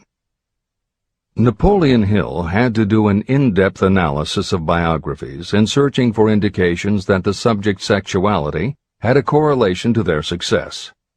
Today, we just turn on the television, and we're inundated with intimate details about both men and women suggesting that the best and the brightest are apparently also the sexiest. Although scandals aren't usually cited as scientific proof, the exposés of some of the biggest entertainment and sports stars, high-profile CEOs of major companies, numerous politicians, and even a few presidents, all make at least a common-sense case for Hill's theory about the correlation between sexuality and success. This is the end of the editor's comments. Obviously, this does not mean that everyone who is highly sexed is a genius. People attain the status of a genius only when and if they stimulate their minds so that they can draw upon the forces available through the creative faculty of the imagination. Although it is the most important of the stimuli or motivators, the mere possession of sexual energy is not sufficient to produce a genius. The energy must be transmuted from desire for physical contact into some other form of desire and action before it will lift one to the status of a genius. Genius and creative imagination. A definition of genius might be someone who has discovered how to increase the intensity of thought to the point where that person can freely communicate with sources of knowledge not available through the ordinary rate of thought. This definition should prompt some questions in the mind of anyone reading this book. The first question should be, how may one communicate with sources of knowledge that are not available through ordinary thought? The next question should be, are there known sources of knowledge that are available only to geniuses, and if so, what are these sources and exactly how may they be reached? In the following, I will offer methods so that you can experiment and prove to yourself that this is true. By doing so, you will have the answer to both questions. Editor's comment. Humans perceive things through the 5 senses of sight, smell, taste, hearing, and touch. Another kind of perception, as when you have a feeling about something, was discussed in the chapters on desire, faith, and autosuggestion. This kind of perception is often referred to as the 6th sense, and in the following Hill explores the relationship between sexuality, motivation, creative imagination, and the 6th sense. This is the end of the editor's comment. The reality of a 6th sense has been fairly well established. This 6th sense is creative imagination. The faculty of creative imagination is something the majority of people never use during an entire lifetime, and if they do use it, it usually happens by mere accident. Only a small number of people deliberately use their creative imagination for a specific purpose. Those who do use this faculty voluntarily and with understanding of its functions are geniuses. Creative imagination is the direct link between your finite mind and what I have termed infinite intelligence. All revelations and all discoveries of basic or new principles in the field of invention take place through the faculty of creative imagination. When ideas, concepts, or hunches flash into your mind, they can only have come from one or more of the following sources. 1. From the mind of some other person who has just released the thought, idea, or concept through conscious thought. 2. Your subconscious mind, which stores every thought and impression that ever reached your brain through any of the 5 senses. 3. From another person's subconscious storehouse. 4. Infinite intelligence. There are no other possible sources from which inspired ideas or hunches may be received. When brain action has been stimulated through one or more of the 10 mind stimulants listed at the beginning of this chapter, it has the effect of lifting you far above the horizon of ordinary thought. It permits you to envision distance, scope, and quality of thoughts not available on the lower plane, such as when you are solving routine problems of business. When you are lifted to a higher level of thought through mind stimulation, it is as though you have taken off in an airplane. You can now see over and beyond the horizon that limits your vision when you are on the ground. Not only that, but while you are on this higher level of thought, you are not even aware of such things as the problems of gaining the 3 basic necessities of food, clothing, and shelter. You are in a world of thought in which the ordinary workaday thoughts have been removed, just as the hills and valleys that obstruct your vision on the ground don't interfere when you are in an airplane. While on this exalted plane of thought, the creative faculty of the mind is given freedom for action. The way has been cleared for the 6th sense to function. It becomes receptive to ideas that could not reach the individual under any other circumstances. The 6th sense is the faculty that marks the difference between a genius and an ordinary individual. Developing your creative imagination.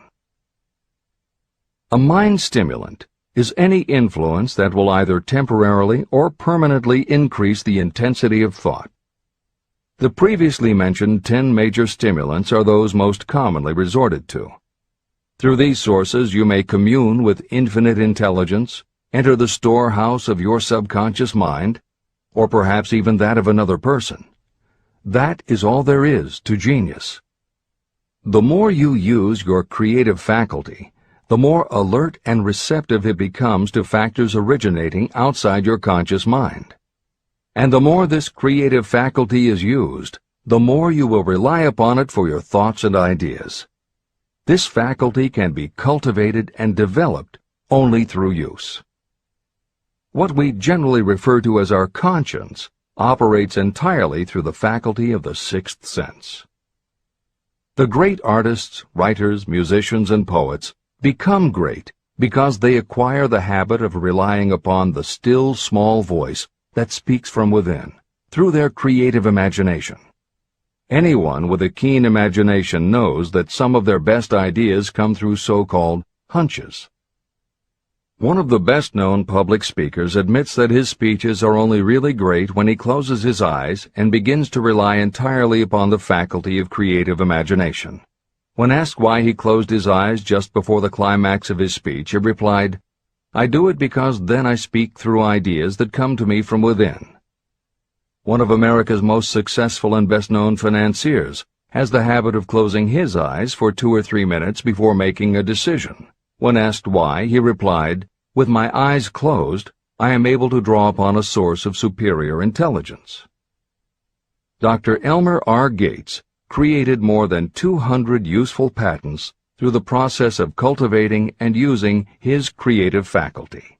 His method is significant to anyone interested in attaining to the status of genius. Dr. Gates was one of the really great, though less publicized, scientists of the world. In his laboratory, he had what he called his personal communication room. It was practically soundproof, and all light could be shut out. It had a small table on which he kept a pad of writing paper. In front of the table, on the wall, was a light switch. When Dr. Gates desired to draw upon the forces available to him through his creative imagination, he would go into this room, seat himself at the table, shut off the lights, and concentrate on the known factors of the invention he was working on. He would stay in that position until ideas began to flash into his mind in connection with the unknown factors of the invention. On one occasion, ideas came through so fast that he was forced to write for almost 3 hours. When the thoughts stopped flowing, he examined his notes and found they contained a minute description of principles that had no parallel in the known data of the scientific world. Moreover, the answer to his problem was right there in those notes. Dr. Gates earned his living by sitting for ideas. He did it for individuals and corporations, and some of the most sensible people and largest traditional corporations in America paid him to do it. The part of your mind that you generally use for reasoning may be faulty, because it is largely guided by your accumulated experience. Not all knowledge that you have learned through experience is accurate. Many times your creative ideas are much more reliable because they come from sources that are more reliable than those available to the reasoning faculty of the mind. Methods used by geniuses are available to you. The major difference between the genius and the ordinary inventor is that the genius makes use of both the synthesized and the creative faculties of imagination. For example, the scientific inventor begins an invention by organizing and combining the known ideas or principles accumulated through experience through the synthesized faculty, the reasoning faculty. If the inventor finds this accumulated knowledge is insufficient, the scientist then draws upon the sources of knowledge available through the creative faculty. The method by which the inventor does this varies with the individual, but this is the essence of the procedure. 1. The inventor stimulates his or her mind so that it functions on a higher-than-average plane through one or more of the mind stimulants. 2. The inventor then concentrates on the known factors, the finished part of the invention, and creates in his or her mind a perfect picture of the unknown factors, the unfinished part of the invention. The inventor holds this picture in mind until it has been taken over by the subconscious, then relaxes by clearing his or her mind of all thought and waits for the answer to flash into mind. Sometimes the results are both definite and immediate. At other times the results are negative, depending on the state of development of the sixth sense or creative faculty. Thomas Edison tried out more than 10,000 different combinations of ideas through the synthetic faculty of his imagination, before he tuned in through the creative faculty and got the answer that perfected the incandescent light bulb. His experience was similar when he produced the phonograph. Editor's comments. Synchronicity, precognition, intuition, flashes of insight, hunches, gut feelings, symbolic dreams. These are all aspects of the phenomena Napoleon Hill was describing in his two correlated terms, creative imagination and infinite intelligence. And the fact that Hill made a serious study of this function of the mind puts him in exceptional company. The fathers of modern psychology, Sigmund Freud and Carl Jung, recognized and tried to explain this sixth sense. Jung's concept of the collective unconscious, which is the very basis of Jungian psychology, is in many ways identical to Hill's concept of infinite intelligence. Scientists from Archimedes to Newton to Einstein to the team of Watson and Crick, who determined the structure of DNA, all conceded that intuition was instrumental in their discoveries. Duke University created a department for the sole purpose of studying these phenomena under scientific conditions. Many scientists admit to using personalized techniques similar to Hill's method for accessing intuition and creativity. These include Friedrich Kekule, who discovered the molecular structure of benzene through a dream symbol; physiologist Otto Loewi, who had a hunch followed by a dream that won him the Nobel Prize in Medicine; and as mentioned above, James Watson's breakthrough in the structure of DNA. Mozart, Shelley, Coleridge, Huxley, Descartes, Robert Louis Stevenson all claimed intuition played a role in their creations. William Blake learned the secret to a copper engraving process from a dream.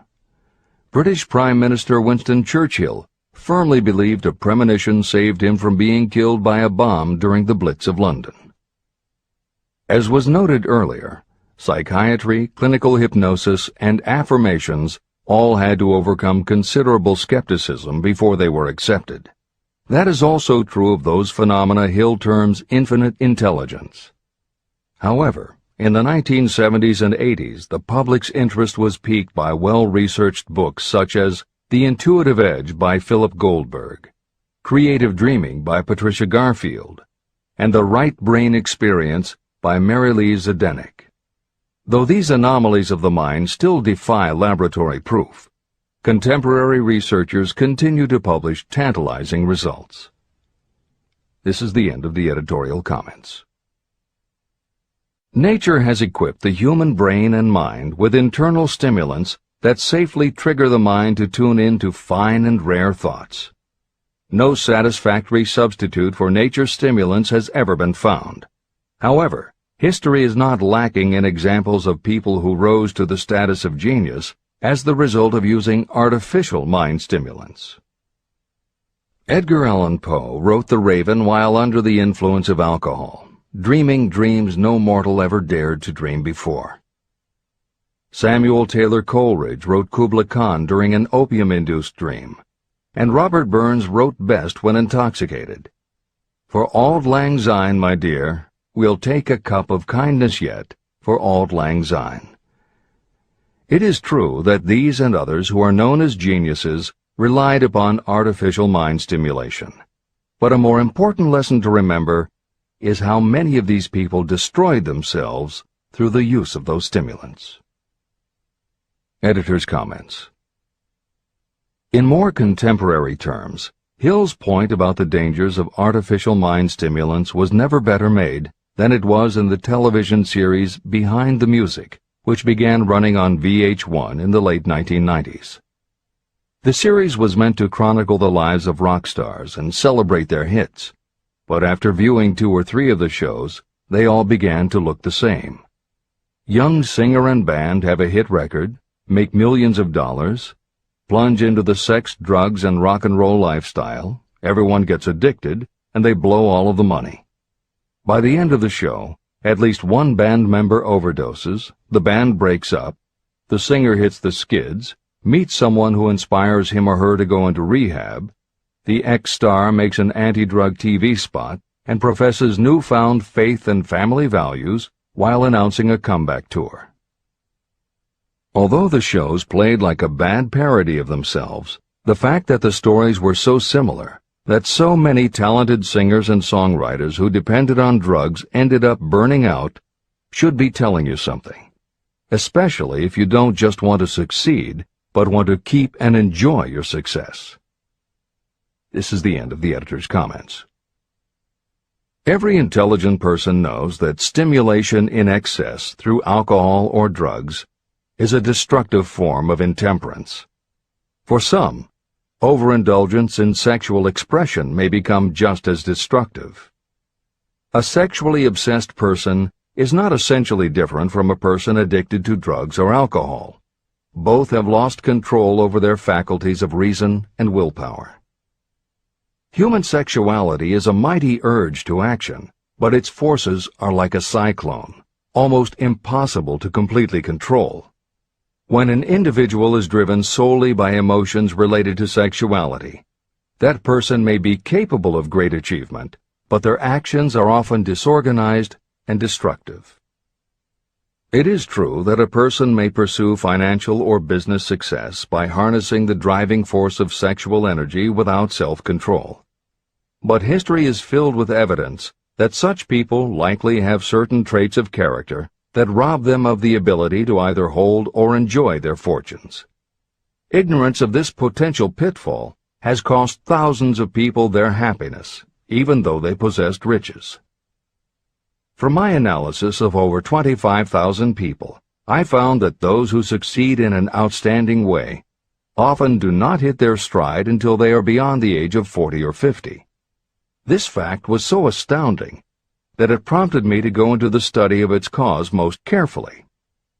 My investigation disclosed that the major reason why many people do not succeed early in life is their tendency to dissipate their energies through overindulgence. The majority of people never learn that sexual energy has possibilities other than physical expression. And many of those who make this discovery only do so after having wasted many years during the time when their sexual energy was at its height.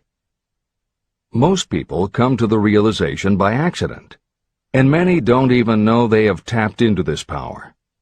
They may recognize that their power of achievement has increased, but they have no idea what caused the change. They are just vaguely aware that nature begins to harmonize the emotions of love and sex, so that they may draw upon these great forces and apply them as stimuli to action. The importance of love. Love, romance, and sex are all emotions capable of driving people to heights of superachievement. When combined, these three emotions may lift you to an altitude of a genius. Every person who has been moved by genuine love knows that it leaves enduring traces upon the human heart. The effect of love endures, because love is spiritual in nature. Those who cannot be stimulated to great heights of achievement by love are hopeless. They are dead, though they may seem to live. If you believe you are unfortunate because you have loved and lost, you are wrong. One who has loved truly can never lose entirely. Love is whimsical and temperamental. It comes when it pleases and goes away without warning. Accept and enjoy it while it remains, but spend no time worrying about its departure. Worry will never bring it back. Dismiss the thought that love only comes once. Love may come and go times without number, but there are no two love experiences that affect you in just the same way. There may be one love experience that leaves a deeper imprint on the heart than all the others. But all love experiences are beneficial, except to the person who becomes resentful and cynical when love makes its departure. Even the memories of love can lift you and stimulate your mind. Go back into your yesterdays at times and bathe your mind in the beautiful memories of past love. It will soften your worries and give you a source of escape from the unpleasant realities of life. And maybe, during this temporary retreat into the world of fantasy, your subconscious mind will yield to you ideas or plans that may change the entire financial or spiritual status of your life. There should be no disappointment over love, and there would be none if people understood the difference between the emotions of love and sex. Love is an emotion of many shades and colors, but the most intense and burning of all is that experienced in the blending of the emotions of love and sex. Marriages or committed relationships that are not blessed with love properly balanced with sex cannot be happy ones, and seldom endure. Love alone will not bring happiness, nor will sex alone. Love is spiritual. Sex is biological. No experience that touches the human heart with a spiritual force can possibly be harmful, except through ignorance or jealousy. The presence of destructive emotions in the human mind may poison it in a way that destroys your sense of justice and fairness. Just as a chemist can take certain chemical elements, none of which are harmful in themselves, and by mixing them together create a deadly poison, in a similar manner the emotions of sex and jealousy, when mixed, may turn just as lethal. Love is the emotion that serves as a safety valve and brings balance, reason, and constructive effort. Love is, without question, life's greatest experience. It can bring you into communion with infinite intelligence. When love guides the emotions, it may lead you well on your way toward creative effort. The road to genius consists of the development, control, and use of sex, love, and romance. Briefly, the process may be stated as follows. Encourage the presence of the positive emotions as the dominating thoughts in your mind, and discourage all the destructive emotions. The mind is a creature of habit. It thrives on the dominating thoughts fed to it. Through your willpower, you may discourage the presence of any emotion and encourage the presence of any other. Control of your mind, through the power of your will, is not difficult. Control comes from persistence and habit. The secret of control lies in understanding the process of transmutation. When any negative emotion presents itself in your mind, it can be transmuted into a positive or constructive emotion by the simple procedure of changing your thoughts.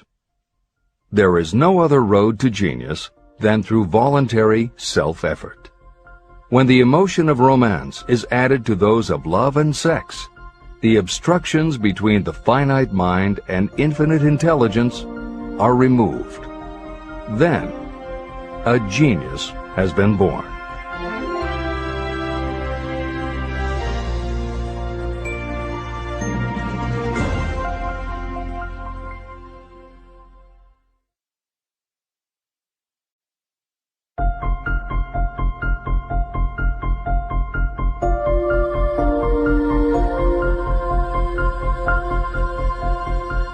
Success requires no explanations. Failure permits no alibis. Chapter 13. The Subconscious Mind. The Connecting Link. The 11th Step Toward Riches. The subconscious mind consists of a field of consciousness, in which every impulse of thought that reaches the conscious mind, through any of the five senses, is classified and recorded. The subconscious receives and files sense impressions or thoughts regardless of their nature. You can plant in your subconscious mind any plan, thought, or purpose that you desire to translate into its physical or monetary equivalent. Those desires that have been mixed with emotional feeling and faith in your ability are the ones that are strongest. Therefore, they are the first to which the subconscious responds. The subconscious mind works day and night, and in some way which is not fully understood, the subconscious seems able to draw upon the forces of infinite intelligence for the power to transmute your desires into their physical equivalent. And it does it in the most straightforward and practical way. You cannot entirely control your subconscious mind, but you can hand over to it any plan, desire, or purpose that you wish transformed into concrete form. Refer again to the instructions for using the subconscious mind in Chapter 5, Autosuggestion. Editor's comments. In the chapter on autosuggestion, the four primary methods for planting and reinforcing suggestions in your subconscious are: 1. The formulation and writing out of your desire. 2. The repetition of positive affirmations. 3. The creative visualization of your goal. And 4. By acting as though the goal is already yours.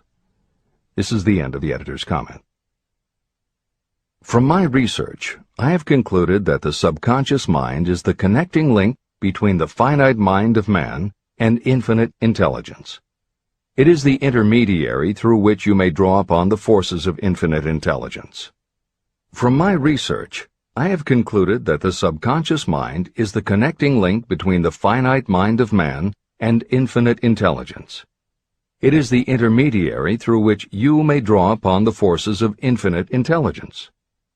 Only the subconscious mind contains the process by which mental impulses, thoughts, are modified and changed into their spiritual, energy, equivalent.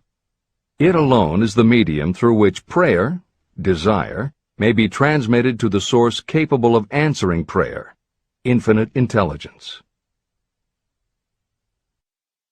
How to energize your subconscious mind for creative effort. The possibilities of what you can do when you connect creative effort with the subconscious mind are stupendous. They inspire me with awe. I never approach the discussion of the subconscious mind without a feeling of littleness and inferiority, due to the fact that man's entire stock of knowledge on this subject is so pitifully limited. First, you must accept as a reality the existence of the subconscious mind and what it can do for you. This will enable you to understand its possibilities as a medium for transmuting your desires into their physical or monetary equivalent, and then you will comprehend the full significance of the instructions given in Chapter 3, Desire. You will also understand the importance of making your desires clear and putting them in writing. You will understand as well the necessity of persistence in carrying out instructions. The 13 principles that are the basis of this book are the stimuli with which you acquire the ability to reach and to influence your subconscious mind. Do not become discouraged if you cannot do this on your first attempt. Remember that the subconscious mind can be directed only through habit. You have not yet had time to master faith. Be patient. Be persistent. Editor's comments. There are two aspects to Hill's theory of the subconscious mind. There are two aspects to Hill's theory of the subconscious mind. One is the concept of the subconscious as the storehouse of all information and thoughts that you have ever experienced. The second is the concept of the subconscious as the gateway to infinite intelligence. In this chapter, Hill focuses primarily on the subconscious as a storehouse. Expanding on the editorial comment about the subconscious mind that appears in the chapter on autosuggestion, proof that the subconscious is a storehouse of information is confirmed in the use of hypnotherapy by psychiatrists.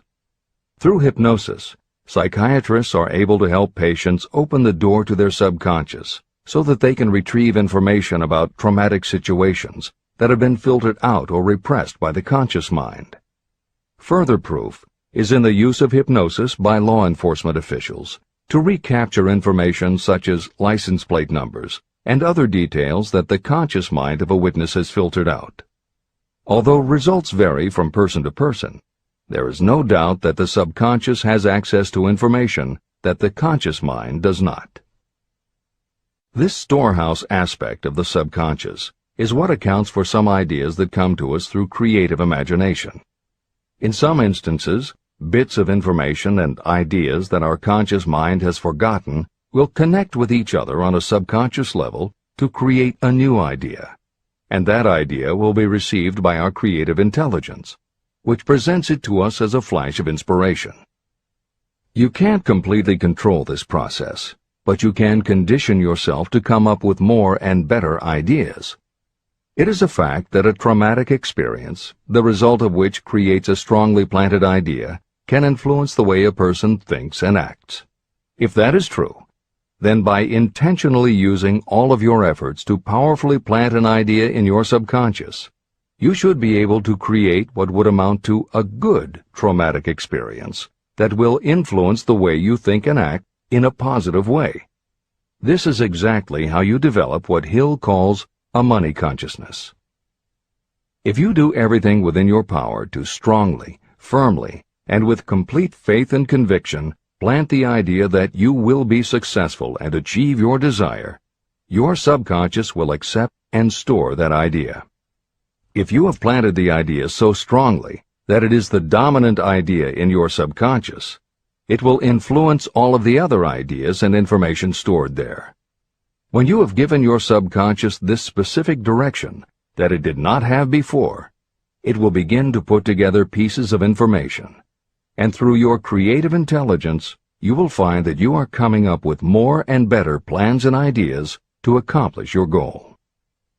But as Hill says, you can do this only through faith and habit.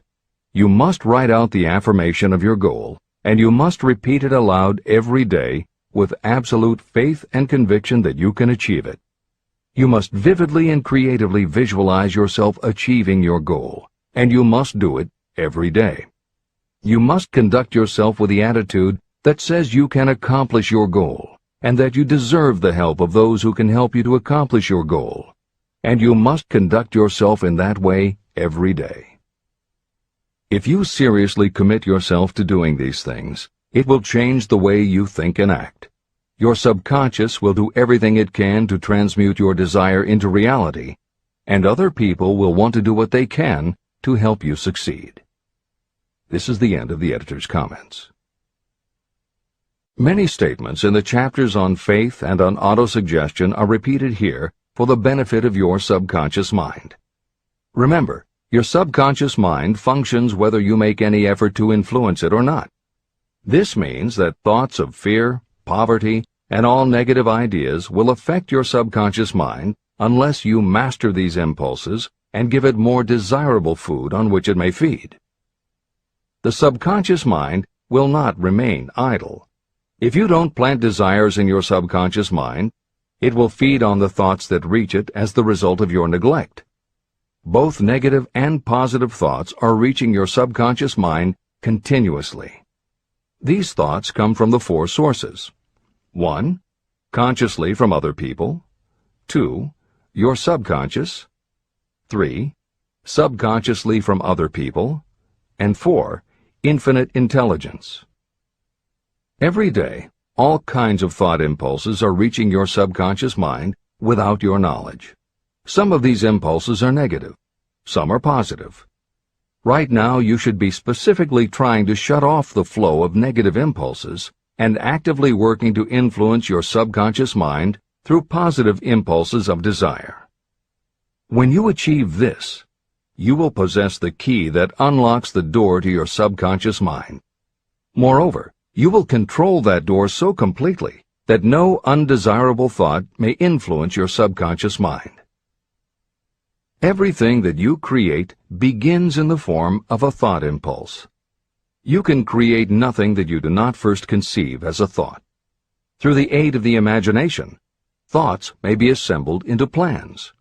The imagination, when under your control, may be used to create plans or purposes that lead to success in your chosen occupation.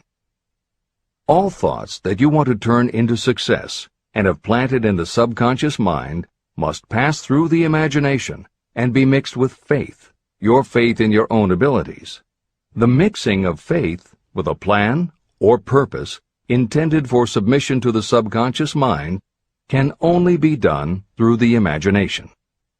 From these statements, it should be clear that if you want to make use of your subconscious mind, it will call for the coordination and application of all 13 principles of success that are the basis of this book. Make your positive emotions work for you. The subconscious mind is more susceptible to influence by thought mixed with feeling or emotion than it is by thoughts originating solely in the reasoning portion of the mind. In fact, there is much evidence to support the theory that only emotionalized thoughts have any real influence on the subconscious mind. It is a fact that emotions or feelings rule the majority of people. If it is true that the subconscious mind responds better and faster to thoughts that are well mixed with emotion, it is essential to become familiar with the more important of the emotions. There are 7 major positive emotions and 7 major negative emotions. The negatives get into your thoughts naturally and go directly to your subconscious without any help from you. The positive emotions must be injected by you through the principle of autosuggestion into the thought impulse that you wish to pass on to your subconscious mind. These emotions or feeling impulses may be likened to yeast in a loaf of bread. They are the action element which transforms thought impulses from the passive to the active state. That is why thought impulses that have been well mixed with emotion are acted upon more readily than thought impulses originating in cold reason. Editor's comments. W. Clement Stone, Napoleon Hill's friend, mentor, and business partner, arranged for the publication of many of Napoleon Hill's later writings. The following is adapted from material that appears in 2 of these books, Napoleon Hill's Keys to Success and Believe and Achieve. Enthusiasm is a positive mental attitude, an internal impelling force of intense emotion, a power compelling creation or expression. Being enthusiastic is an impelling external expression of action. When you act enthusiastically, you accentuate the power of suggestion and autosuggestion. The sales manager, public speaker, minister, lawyer, teacher, or executive who acts enthusiastic by speaking in an enthusiastic, sincere manner develops genuine enthusiasm. If you act enthusiastic, your emotions will follow. By filling your conscious mind with enthusiasm, you also impress upon your subconscious mind that your burning obsession and your plan for obtaining it are certain things. Then, if your conscious enthusiasm dims, your subconscious will be there, full of images of your success to help you stoke your conscious fires of enthusiasm once again. This is the end of the editor's comments. You are preparing yourself to influence and control the inner audience of your subconscious mind in order to hand over to it the desire for money, which you wish transmuted into its physical, monetary equivalent. It is essential, therefore, that you understand the method of approach to this inner audience. You must speak its language. It understands best the language of emotion or feeling. Following are the 7 major positive emotions and the 7 major negative emotions. I am listing them here so that you may draw upon the positives and avoid the negatives when giving instructions to your subconscious mind. The 7 major positive emotions. The emotion of desire, the emotion of faith, the emotion of love, the emotion of sex, the emotion of enthusiasm, the emotion of romance, the emotion of hope. There are other positive emotions, but these are the 7 most powerful and the ones most commonly used in creative effort. Master these 7 emotions. They can be mastered only by use, and the other positive emotions will be at your command when you need them. Remember that you are studying a book that is intended to help you develop a money consciousness by filling your mind with positive emotions. The 7 major negative emotions to be avoided. The emotion of fear, the emotion of jealousy, the emotion of hatred, the emotion of revenge, the emotion of greed, the emotion of superstition, the emotion of anger. Positive and negative emotions cannot occupy the mind at the same time. One or the other must dominate. It is your responsibility to make sure that positive emotions constitute the dominating influence of your mind. That is where the law of habit will help you. Form the habit of applying and using the positive emotions. Eventually, they will dominate your mind so completely that the negatives cannot enter it. Only by following these instructions literally and continuously can you gain control over your subconscious mind. The presence of a single negative in your conscious mind is sufficient to destroy all chances of constructive aid from your subconscious mind. Editor's comments. Napoleon Hill's concern about the susceptibility of the subconscious mind to negative thoughts, emotions, and comments is well known to professionals who work with these techniques. In clinical hypnotherapy, there is an axiom referred to as the law of reversed effect, which states that whenever there is a conflict between imagination and willpower, the imagination wins. When you attempt to plant an idea, if the subconscious already harbors a negative, trying to force the new idea has the reverse effect, because the subconscious becomes obsessed with defending its established negative idea. And the harder you try to do something, the more the subconscious resists, and the more difficult it becomes. Even the use of the word try is warned against, because it gives the suggestion to the subconscious of a preconceived failure. The concept of trying implies an ongoing effort. You don't want to try. You want to succeed. If you ask your subconscious to help you try, it may do just that. It may help you try, but it will prevent you from succeeding. Because if you did succeed, then it could no longer help you try, which is what you asked it to do. The cautionary note about using the word try is just one example of the care that should be taken when formulating affirmations and using autosuggestion. The following are some other rules of thumb that most modern experts agree on. 1. Affirmations should always be stated as a positive. Affirm what you do want, not what you don't want. 2. Affirmations work best when they are short and very clear about a single desired goal. Take the time to write, rewrite, and polish your affirmation until you can express your desire in a short statement of precise and well-chosen words. 3. Affirmations should be specific about the desired goal, but not about how to accomplish it. Your subconscious knows better than you what it can do and how it can do it. 4. Do not make unreasonable time demands. Your subconscious can't make anything happen suddenly or now. 5. Just saying the words will have little effect. When you affirm your desire, you must do it with such faith and conviction that your subconscious becomes convinced of how important it is to you. As you affirm your desire to yourself, visualize it in your mind's eye as big as a billboard. Make it big, powerful, and memorable. 6. Repetition of your emotionalized affirmation is crucial. At this time, it is your habit to think one way. By repeating your affirmation often every day, your new way of thinking will begin to be your automatic response. Keep reinforcing it until it becomes second nature to you, and your habit will have become to think the new way, the way you want to think. This is the end of the editor's comments. We form habits based on the degree of reinforcement we receive.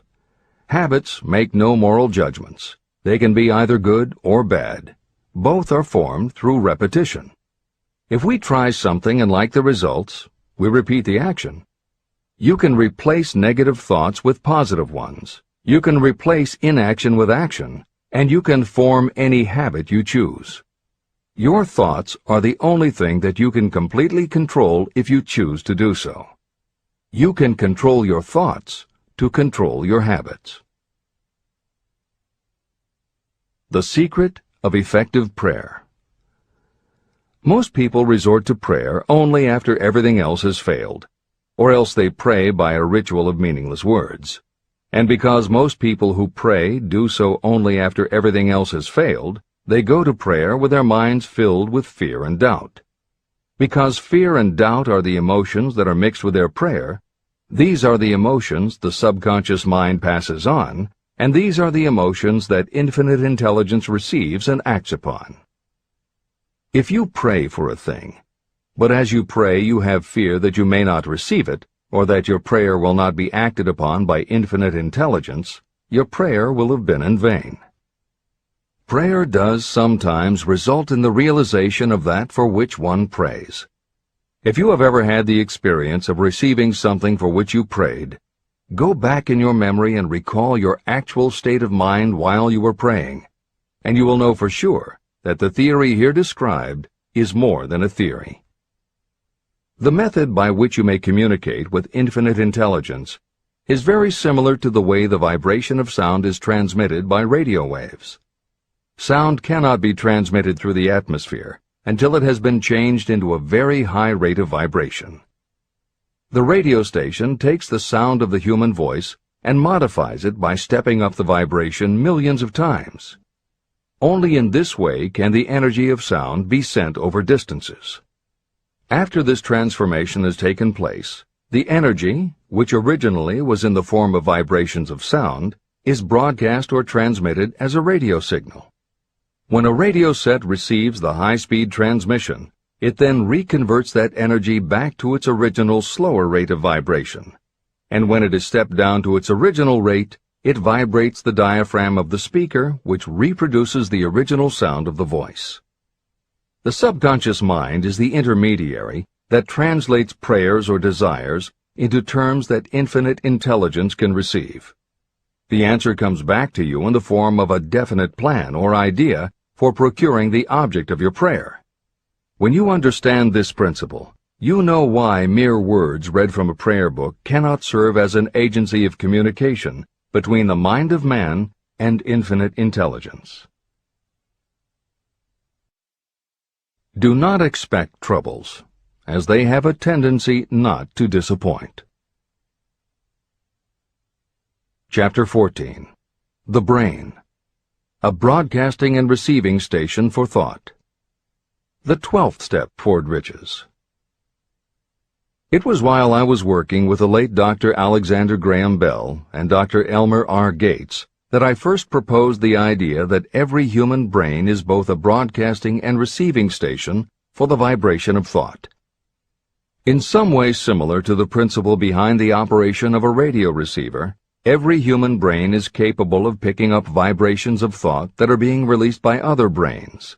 These are received as hunches and flashes of intuition. As was explained in previous chapters, it is your creative imagination that is the receiving set of your brain, which receives thoughts from your subconscious and, under certain circumstances, receives thoughts released by the brains of others. Your creative imagination is the interconnection between your conscious or reasoning mind and the four sources from which you receive thought stimuli. 1. Consciously from other people. 2. Your subconscious. 3.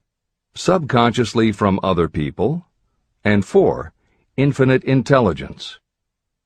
When stimulated, or stepped up to a high rate of vibration, the mind becomes more receptive to thoughts that reach it from outside sources. This stepping up process takes place through either the positive emotions or the negative emotions.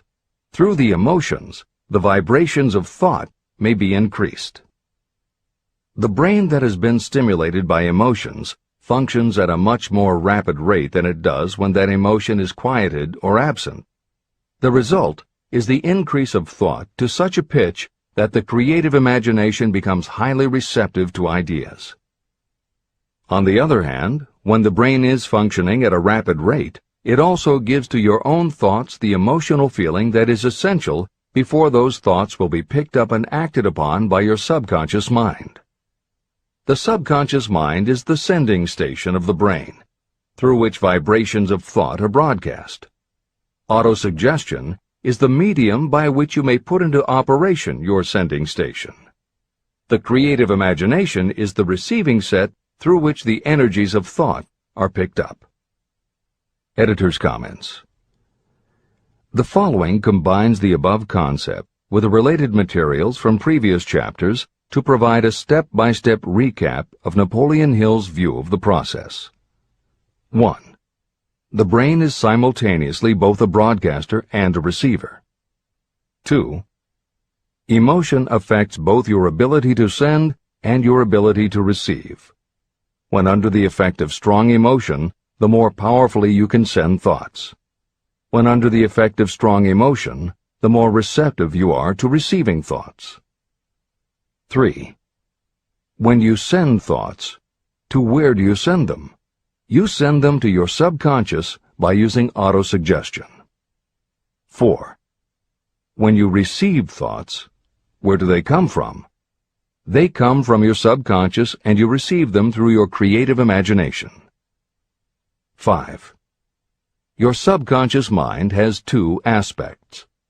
Your subconscious is a storehouse of information, as explained in the previous chapter. Your subconscious is your connection to infinite intelligence. 6. Infinite intelligence is the medium through which you receive thoughts from other brains. Infinite intelligence is Hill's term for describing the following basic law of physics. Because everything in the universe is made of time, space, energy, or matter, and because matter is just energy in a different form, then everything is actually different parts of the same thing. This means that your subconscious mind, energy, has a common base with every other subconscious mind, energy. 7. Thoughts from other brains come to you as follows. When you are under the effect of a strong emotion and your receiver is especially receptive, sometimes its pull is so strong that it attracts a thought from the subconscious mind of another brain. It is able to do this because infinite intelligence interconnects your subconscious with the subconscious of the other brain. 8. These thoughts from other brains are what we refer to as intuition, hunches, déjà vu, and foreknowledge. Although Hill's explanation depends on the action of an intangible force that cannot be isolated and dissected in a laboratory, neither medical science nor psychology can offer a better explanation for those thoughts that depend on knowledge or information that we do not have. This is the end of the editor's comments. The greatest forces are intangible. In the past, we've depended too much on our physical senses and have limited our knowledge to physical things that we could see, touch, weigh, and measure. I believe we have entered the most marvelous of all ages, an age that will teach us more about the intangible forces of the world about us.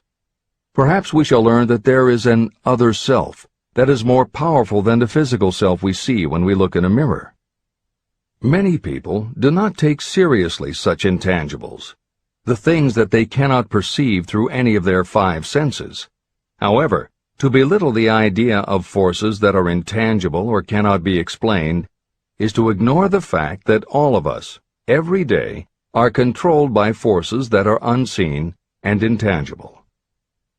The whole of mankind has not the power to cope with, nor to control the intangible force wrapped up in the rolling waves of the oceans. We still do not fully understand the intangible force of gravity, which keeps this little Earth suspended in space and keeps us from falling from it, much less have the power to control that force. We are entirely subservient to the intangible force that comes with a thunderstorm, and we are just as helpless in the presence of the intangible force of electricity. We do not understand the intangible force and intelligence wrapped up in the soil of the earth, the force that provides us with every morsel of food we eat, every article of clothing we wear, and every dollar we carry in our pockets. Last but not least, with all of our culture and education, we still understand little or nothing of the greatest of all the intangibles, thought. However, we have begun to learn a good deal about the intricate workings of the physical brain, and the results are stunning. We know that the central switchboard of the human brain, the number of lines that connect the brain cells to each other, is written as the figure 1, followed by 15 million zeros. Dr. C. Judson Herrick of the University of Chicago says, "The figure is so stupendous that astronomical figures, dealing with hundreds of millions of light years, become insignificant by comparison. It has been determined that there are from 10 billion to 14 billion nerve cells in the human cerebral cortex, and we know that these are arranged in definite patterns. These arrangements are not haphazard. They are orderly. It is inconceivable to me that such a network of intricate machinery should be in existence for the sole purpose of carrying on the physical functions connected with the growth and maintenance of the physical body. Is it not likely that the same system, which gives billions of brain cells the media for communication, one with another, also provides the means of communication with other intangible forces?" Editor's comments. In the time since Hill wrote the above comments, we have learned a great deal more about the physical brain and how it operates. We understand much about the chemistry of the brain. We can measure the energies it releases. We know which areas control the various functions of the body and which areas affect memory, emotions, reasoning, and many other subtleties related to the thinking process. Through surgery, medication, and other techniques, we know how to prevent the brain from having certain kinds of thoughts. And we know how to encourage the brain to produce certain other kinds of thoughts when we want it to. For instance, a specific area can be stimulated, and you will have pleasurable thoughts. But we cannot yet control what those pleasurable thoughts will be, and we have no idea what the bits and pieces of information are that go into your pleasurable thoughts. With all of our advanced knowledge about the physical brain, we still don't know how to make it have a specific thought or idea, especially not an original thought or a creative idea. And medical science offers no better theory than Hill's as to how we could have an intuition or hunch made up from information that we don't have and were never exposed to. In short, the physical properties of the brain confirm that it is where the thinking process takes place. But it does not offer the answer to the question of how it happens, or how thoughts from one brain might travel to another. In previous commentaries, we pointed to the laws of physics as they relate to Hill's theory about the interconnectedness of all things. And although this is not meant to be a science lesson, it may reassure you to know that the work of renowned scientists lends support to the idea. Quantum theory deals with subatomic particles so minuscule that they are almost at the level of the basic stuff from which everything is made. Albert Einstein developed what is called the EPR effect. Einstein, Podolsky, and Rosen. And Irish physicist John Stuart Bell proposed Bell's theorem, both of which pertain to the concept that when two linked subatomic particles are separated from each other, when a change is made to particle A, the same change will instantly happen in particle B, even though the two are distant from each other. Another related concept is called the holographic brain or holographic universe, and is named after an unusual quality of holograms. It is a fact that if you cut a hologram in half, you don't get two halves of a picture. You get two separate but complete pictures. Cut either one of those in half, and you get another two complete pictures. Cut other pieces, and again you get whole images. Every part of a hologram has the whole of the information in the original. In the 1970s, Carl Pribram, a neurophysiologist at Stanford University, announced the results of his studies which suggest that memory is not in a specific part of the brain, but is spread throughout the brain like the image on a holographic plate. At almost the same time, renowned physicist David Bohm proposed that the workings of the universe were like a holographic image, that among all things there is total interconnectivity, and that all things influence all other things. In effect, every part of the universe contains the whole of the universe. That is probably more than enough science for most readers. The point is, Hill was not alone in his conclusion that through some intangible force, your subconscious shares interconnectivity with everything else in the universe. Previously, the example was given of the folds and bumps in a tablecloth, all being different, but all still tablecloth. Here is another way to envision the intangible interconnection of all things. Suppose you were to drill 5 holes in a wall, and have someone outside the room put their fingers and thumb through the holes and wiggle them. If you then bring into your room someone who only believes in tangible things that he or she can see, that person will see 5 separate objects that can move independently of each other. You may tell the person that behind the wall the objects are connected and all part of the same hand, but because they cannot see the connection and disbelieve anything they don't understand, the person will not be convinced. Neither modern medicine, nor psychiatry, nor technology can yet conclusively show us behind the wall. But the fact remains, we have all had a hunch about somebody, and it turns out to be right. A premonition that something will happen, and it does. Or a feeling that something isn't right with someone who is not there with you, and it turns out to be true. How does this information come to us? As mentioned previously, psychologist Carl Jung called the intangible connection the collective unconscious, also called universal subconscious. Others call it the totally unified theory, the great first cause, the universal mind, or spirit, and some see it as another way of describing God. Napoleon Hill calls it infinite intelligence and offers a common-sense explanation that allows you to work with a phenomenon, even if it is not completely understood. And that, after all, is what Hill was aiming for, to give you a way to access intangible forces that will help you turn your desire into reality. This is the end of the editor's comments.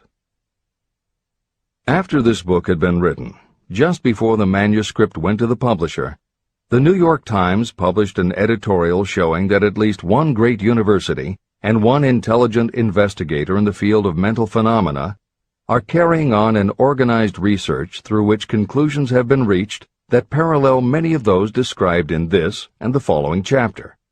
The editorial briefly analyzed the work carried on by Dr. J.B. Rhine and his associates at Duke University.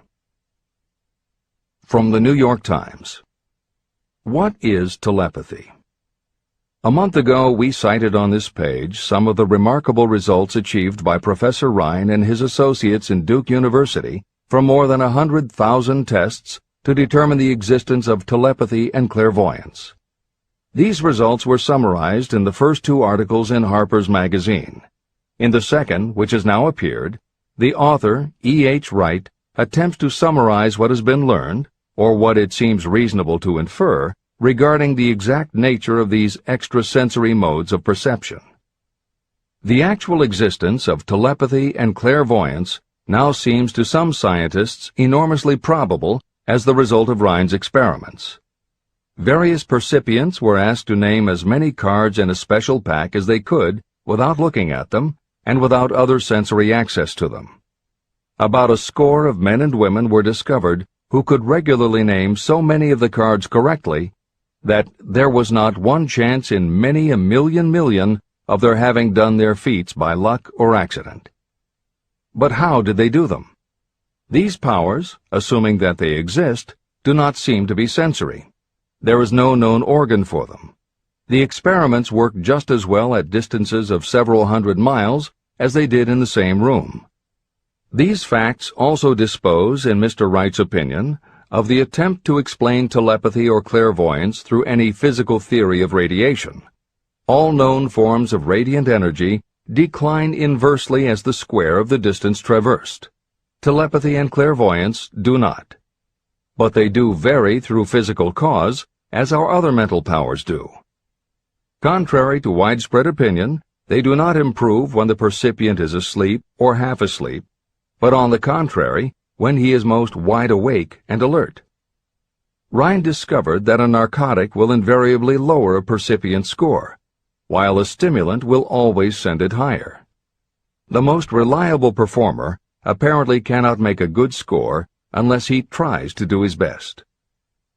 One conclusion that Wright draws with some confidence is that telepathy and clairvoyance are really one and the same gift. That is, the faculty that sees a card face down on a table seems to be exactly the same one that reads a thought residing only in another mind. There are several grounds for believing this. So far, the two gifts have been found in every person who has either of them. If you have the abilities, both seem to be of equal strength. Screens, walls, distances have no effect at all on either. Wright expresses his hunch that other extrasensory experiences, such as prophetic dreams, premonitions of disaster, and the like, may also prove to be part of the same faculty. The reader is not asked to accept any of these conclusions, but the evidence that Rhine has piled up must remain impressive. In 1927, Dr. J.B. Rhine and his wife, Dr. Louisa E. Rhine, joined Professor William McDougall, chairman of the psychology department at Duke University, to create a lab that would apply strict scientific procedures to the study of psychic phenomena. They developed scientific methodologies and procedures to study, identify, and test individuals who demonstrated unusual abilities. It was Dr. Rhine who coined the term extrasensory perception, ESP, and he adopted the word parapsychology to describe their studies. It is fair to say that the research done at the Rhine lab is some of the most advanced work on the entire subject. In 1962, they created the Foundation for Research into the Nature of Man in order to continue their studies independent of the university and to publish related works. In 1995, the name was changed to the Rhine Research Institute. This is the end of the editor's comments. How to join minds in teamwork. In view of Dr. Rhine's findings about the conditions under which the mind responds to what he terms extrasensory modes of perception, I would like to add my own observations. My associates and I have discovered what we believe to be the ideal conditions under which the mind can be stimulated so that this sixth sense can be made to function in a practical way. To begin with, I should explain that there is a close working alliance between myself and two members of my staff. Through experimentation and practice, we have discovered how to stimulate our minds so that we can, by a process of blending our three minds into one, find the solution to a great variety of problems that are submitted by my clients. The procedure is very simple. We sit down at a conference table, clearly state the nature of the problem we have under consideration, then begin discussing it. Each contributes whatever thoughts may occur, by applying the principle used in connection with the invisible counselors described in the next chapter. The strange thing about this method of mind stimulation is that it places each participant in communication with unknown sources of knowledge definitely outside their own experience. If you understand the principle described in the chapter on the mastermind, you of course recognize the round table as being a practical application of the mastermind. This method of mind stimulation, through the discussion of definite subjects between three people, illustrates the simplest and most practical use of the mastermind. When you tap into the power of your mastermind group, you will find that the more you work together, the more each member will learn to anticipate the ideas of others and to connect immediately with their intense enthusiasm and inspiration. You cannot completely control this process, but the more you use it, the more it will come into play. By adopting and following a similar plan, you will be making use of the famous Carnegie formula described in Chapter 1. If it means nothing to you at this time, mark this page and read it again after you have finished the last chapter. Great achievement is usually born of great sacrifice and is never the result of selfishness. Chapter 15. The Sixth Sense, the Door to the Temple of Wisdom, the 13th Step Toward Riches. The 13th principle is known as the Sixth Sense, through which infinite intelligence may and will communicate voluntarily without any effort from or demands by the individual. This principle is the apex of the philosophy of success. It can be assimilated, understood, and applied only by first mastering the other 12 principles. The sixth sense is that portion of the subconscious mind that has been referred to as the creative imagination. It has also been referred to as the receiving set through which ideas, plans, and thoughts flash into the mind. The flashes are sometimes called hunches or inspirations. The sixth sense defies description. It cannot be described to a person who has not mastered the other principles of this philosophy, because such a person has no knowledge and no experience with which the sixth sense may be compared. After you have mastered the principles in this book, you will be prepared to accept as truth a statement that may otherwise be incredible to you. Through the sixth sense, you will be warned of impending dangers in time to avoid them and notified of opportunities in time to embrace them. As you develop your sixth sense, it is almost as though a guardian angel comes to you to be of help and assistance, a guardian angel who will open to you at all times the door to the temple of wisdom. Miracles of the Sixth Sense. I am not a believer in, nor an advocate of, miracles, for the simple reason that I have enough knowledge of nature to understand that nature never deviates from her established laws. However, I believe that some of nature's laws are so incomprehensible that they produce what appear to be miracles. The sixth sense comes as near to being a miracle as anything I have ever experienced. This much I do know, that there is a power, or a first cause, or an intelligence which permeates every atom of matter and embraces every unit of energy perceptible to man. I know that this infinite intelligence is the thing that converts acorns into oak trees, causes water to flow downhill in response to the law of gravity, follows night with day and winter with summer, each maintaining its proper place and relationship to the other. Through the philosophy explained in this book, this intelligence can help turn your desires into concrete or material form. I know this because I have experimented with it, and I have experienced it. Step by step through the preceding chapters, you have been led to this, the last principle. If you have mastered each of the preceding principles, you are now prepared to accept, without being skeptical, the extraordinary claims made here. If you have not mastered the other principles, you must do so before you may determine definitely whether or not the claims made in this chapter are fact or fiction. Let great people shape your life. I have never completely divested myself of the habit of hero worship. While I was passing through the stage of hero worship, I found myself trying to imitate those whom I most admired. My experience has taught me that the next best thing to being truly great is to emulate the great, to try to act like them, be like them, and feel like them as much as I could. I discovered that the faith with which I tried to imitate my idols gave me great capacity to do so quite successfully. Long before I had ever written a line for publication or delivered a speech in public, I followed the habit of reshaping my own character by trying to imitate the 9 men whose lives and life works had been most impressive to me. These 9 men were Emerson, Paine, Edison, Darwin, Lincoln, Burbank, Napoleon, Ford, and Carnegie. Every night, over a long period of years, I held an imaginary council meeting with this group, whom I called my invisible counselors. This is how I did it. Just before going to sleep at night, I would shut my eyes and see, in my imagination, this group of men seated with me around my council table. Here I had not only an opportunity to sit among those whom I considered to be great, but I actually dominated the group by serving as the chairman. I had a very definite purpose in using my imagination in this way. My purpose was to rebuild my own character, so it would become a composite of the characters of my imaginary counselors.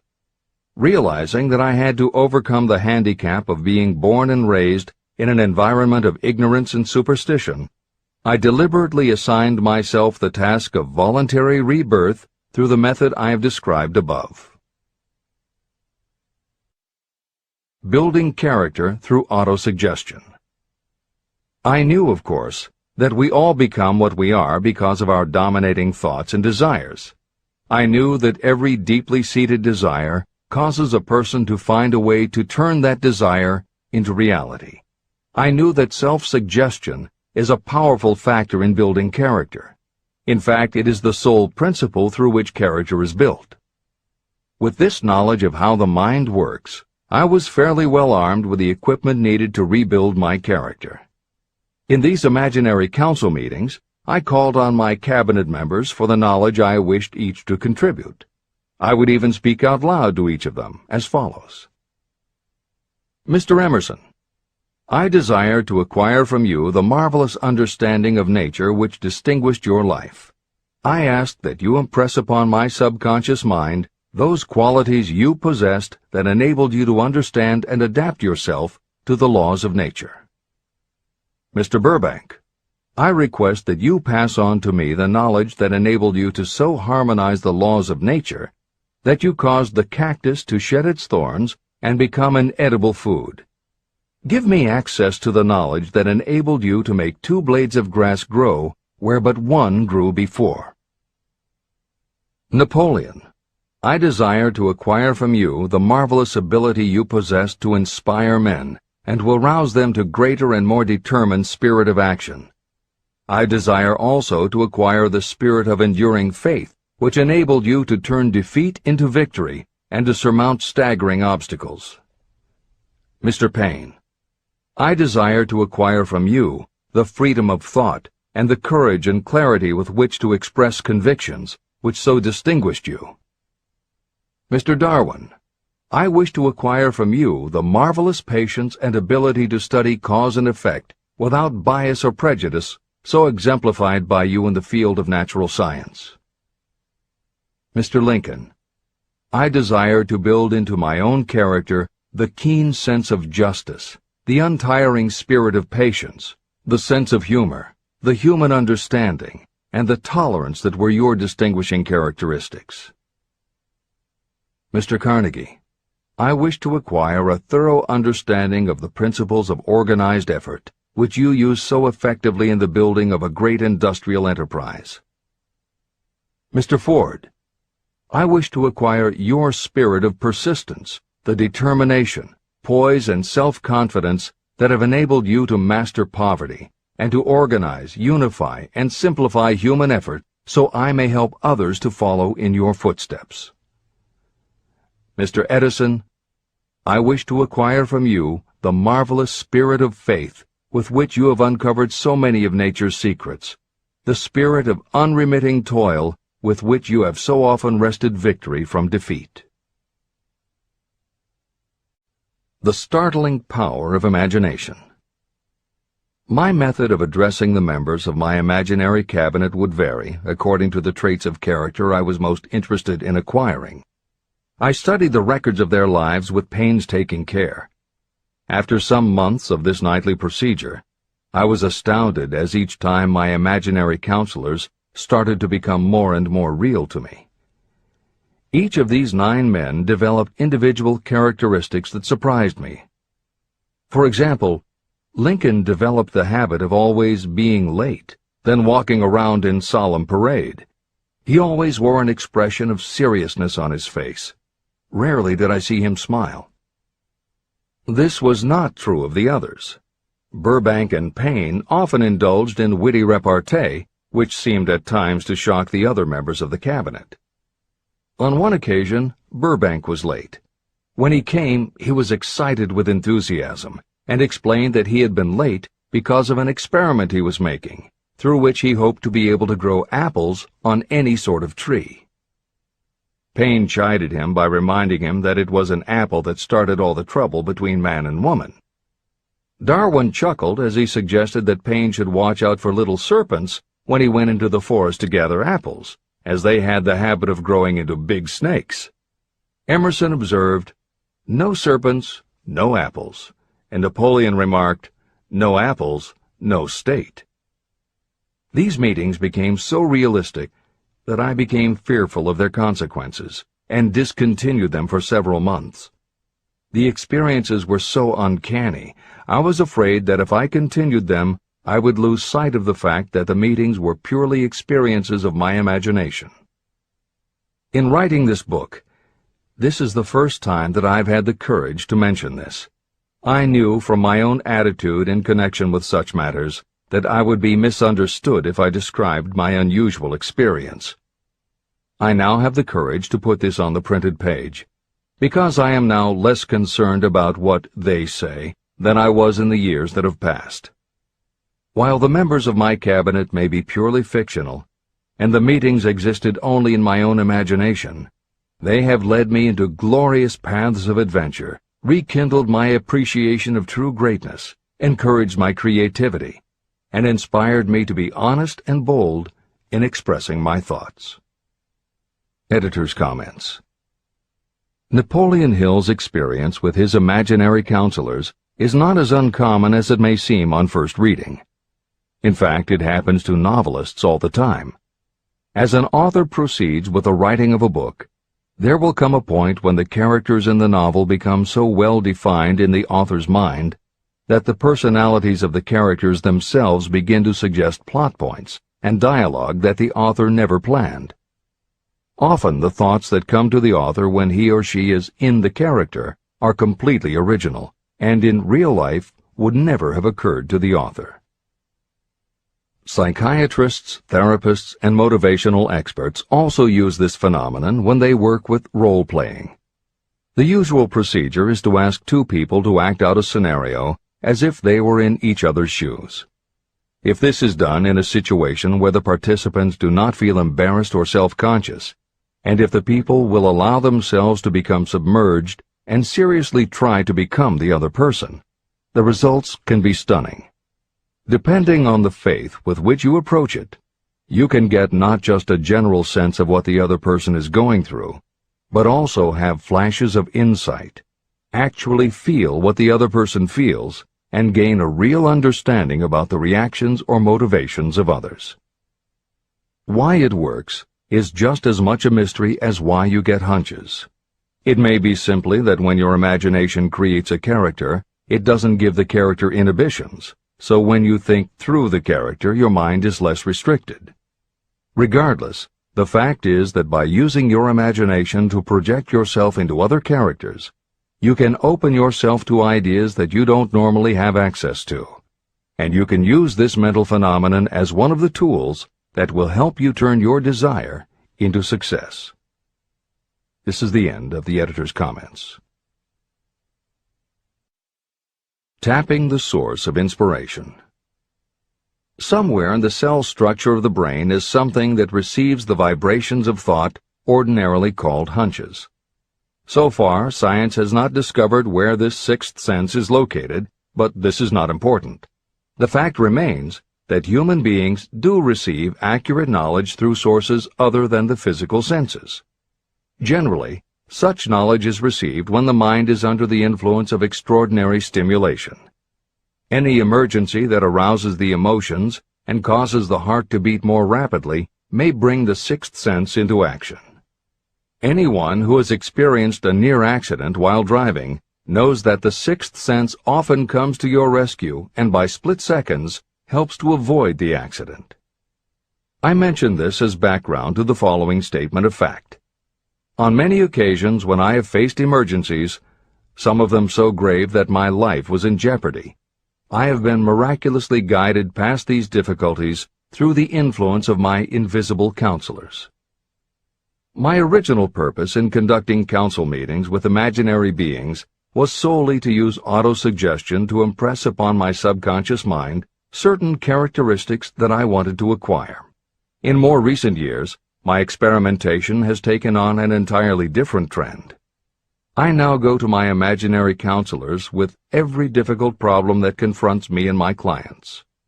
During my meetings with these invisible counselors, I find my mind most receptive to ideas, thoughts, and knowledge that reach me through the sixth sense. The results are often astonishing, although I do not depend entirely on this form of counsel. The sixth sense is not something that one can take off and put on at will. Ability to use this great power comes slowly, through application of the other principles outlined in this book. No matter who you are, or what may have been your purpose in reading this book, you can profit by it even if you don't fully understand how or why the principle described in this chapter works. This is especially true if your major purpose is that of accumulation of money or other material things. This chapter on the sixth sense was written because the book is designed to present a complete philosophy by which individuals may unerringly guide themselves in attaining whatever they ask of life. The starting point of all achievement is desire. The finishing point is the kind of knowledge that leads to understanding. Understanding of yourself, understanding of others, understanding of the laws of nature, and the recognition and understanding of happiness. Full understanding of this comes only through familiarity with and use of the principle of the sixth sense. In reading this chapter, you may have found yourself lifted to a high level of mental stimulation. Splendid! Come back to this again a month from now, read it once more, and observe that your mind will soar to a still higher level of stimulation. Repeat this experience from time to time, giving no concern as to how much or how little you learn at the time. Eventually, you will find yourself in possession of a power that will enable you to throw off discouragement, master fear, overcome procrastination, and draw freely upon your imagination. Then you will have felt the touch of that unknown something that has been the moving spirit of every truly great thinker, leader, artist, musician, writer, or statesman. Then you will be in a position to transmute your desires into their physical or financial counterpart as easily as you may lie down and quit at the first sign of opposition.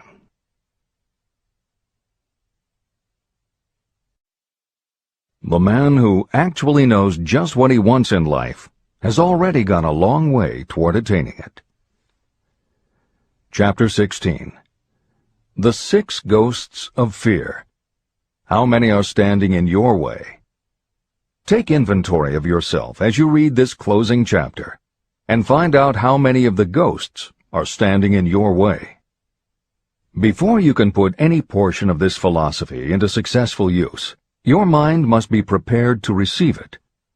The preparation is not difficult. It begins with study, analysis, and understanding of three enemies that you will have to clear out: indecision, doubt, and fear. The sixth sense will never function while these three negatives, or any one of them, remain in your mind. The members of this unholy trio are closely related. Where one is found, The other two are close at hand. Indecision is the seedling of fear. Remember this as you read. Indecision crystallizes into doubt. The two blend and become fear. The blending process often is slow. This is one reason why these three enemies are so dangerous. They germinate and grow without their presence being observed. The remainder of this chapter describes a state of mind that you must attain before the philosophy can be put into practical use. This chapter also analyzes a condition that has reduced huge numbers of people to poverty, and it states a truth that must be understood by all who accumulate riches, whether measured in terms of money or in terms of a state of mind that may be of far greater value than money. The purpose of this chapter is to turn the spotlight of attention on the cause and the cure of the 6 basic fears. Before you can master an enemy, you must know its name, its habits, and where to attack it. As you read, analyze yourself carefully and determine which, if any, of the 6 common fears have attached themselves to you. And keep in mind that sometimes they are hidden in the subconscious mind, where they are difficult to locate and still more difficult to eliminate. The 6 basic fears. There are 6 basic fears. At one time or another, every person suffers from some combination of these fears. Most people are fortunate if they do not suffer from the entire 6. Named in the order of their most common appearance, they are the fear of poverty, the fear of criticism, the fear of ill health, the fear of loss of love of someone, the fear of old age, and the fear of death. All other fears are of minor importance, and are in fact just variations on these 6. Fears are nothing more than states of mind. Your state of mind is subject to your control and direction. You can create nothing that you do not first conceive in the form of an impulse of thought. The following statement is of even greater importance. Thought impulses begin immediately to translate themselves into their physical equivalent, whether those thoughts are voluntary or involuntary. Even thought impulses that are picked up by mere chance, thoughts that have been released by other minds, may determine your financial, business, professional, or social destiny just as surely as the thoughts that you create by intent and design. This circumstance also explains why some people seem to be lucky, while others of equal or greater ability, training, experience, and brain capacity seem destined to have misfortune. The explanation is that you have the ability to completely control your own mind. With this control, you may open your mind to the thought impulses that are being released by other brains, or you can close the doors tightly and admit only thought impulses of your own choice. Nature has endowed human beings with absolute control over only one thing, and that one thing is thought. This fact, coupled with the additional fact that everything we create begins in the form of a thought, leads us very near to the principle by which fear may be mastered. If it is true that all thought has a tendency to clothe itself in its physical equivalent, and this is true beyond any reasonable room for doubt, it is equally true that thought impulses of fear and poverty cannot be translated into terms of courage and financial gain. The first basic fear, the fear of poverty. There can be no compromise between poverty and riches. The two roads that lead to poverty and riches travel in opposite directions. If you want riches, you must refuse to accept any circumstance that leads toward poverty. The word riches is used in its broadest sense, meaning financial, spiritual, mental, and material wealth. The starting point of the path that leads to riches is desire. In Chapter 3, you received full instructions for the proper use of desire. In this chapter on fear, you have complete instructions for preparing your mind to make practical use of desire. Here is the place to give yourself a challenge, which will definitely determine how much of this philosophy you have absorbed. Here is the point at which you can tell what the future holds in store for you. If, after reading this chapter, you are willing to accept poverty, you may as well make up your mind to receive poverty. This is one decision you cannot avoid. But if you demand riches, determine what form and how much will be required to satisfy you. You know the road that leads to riches. You have been given a road map. If you follow it, it will keep you on that road. If you neglect to make the start, or stop before you arrive, no one will be to blame but you. This responsibility is yours. No excuse will save you from accepting the responsibility if you now fail or refuse to demand riches of life. All you need is one thing. Incidentally, the only thing you can control, and that is a state of mind. A state of mind is something that is up to you. It cannot be purchased. It must be created.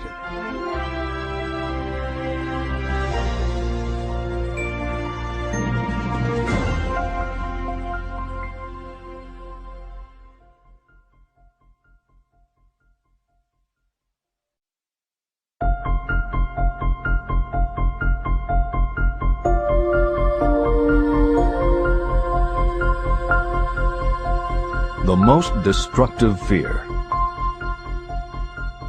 Fear of poverty is a state of mind, nothing else. But it is sufficient to destroy your chances of achievement in any undertaking. This fear paralyzes your ability to use reason, destroys the imagination, kills off self-reliance, undermines enthusiasm, discourages initiative, leads to uncertainty of purpose, encourages procrastination, wipes out enthusiasm, and makes self-control an impossibility. It takes the charm from your personality, destroys the possibility of accurate thinking, diverts concentration of effort. It defeats persistence, turns willpower into nothingness, destroys ambition, clouds the memory, and invites failure in every conceivable form. It kills love and assassinates the finer emotions of the heart, discourages friendship and invites disaster in 100 forms, leads to sleeplessness, misery, and unhappiness.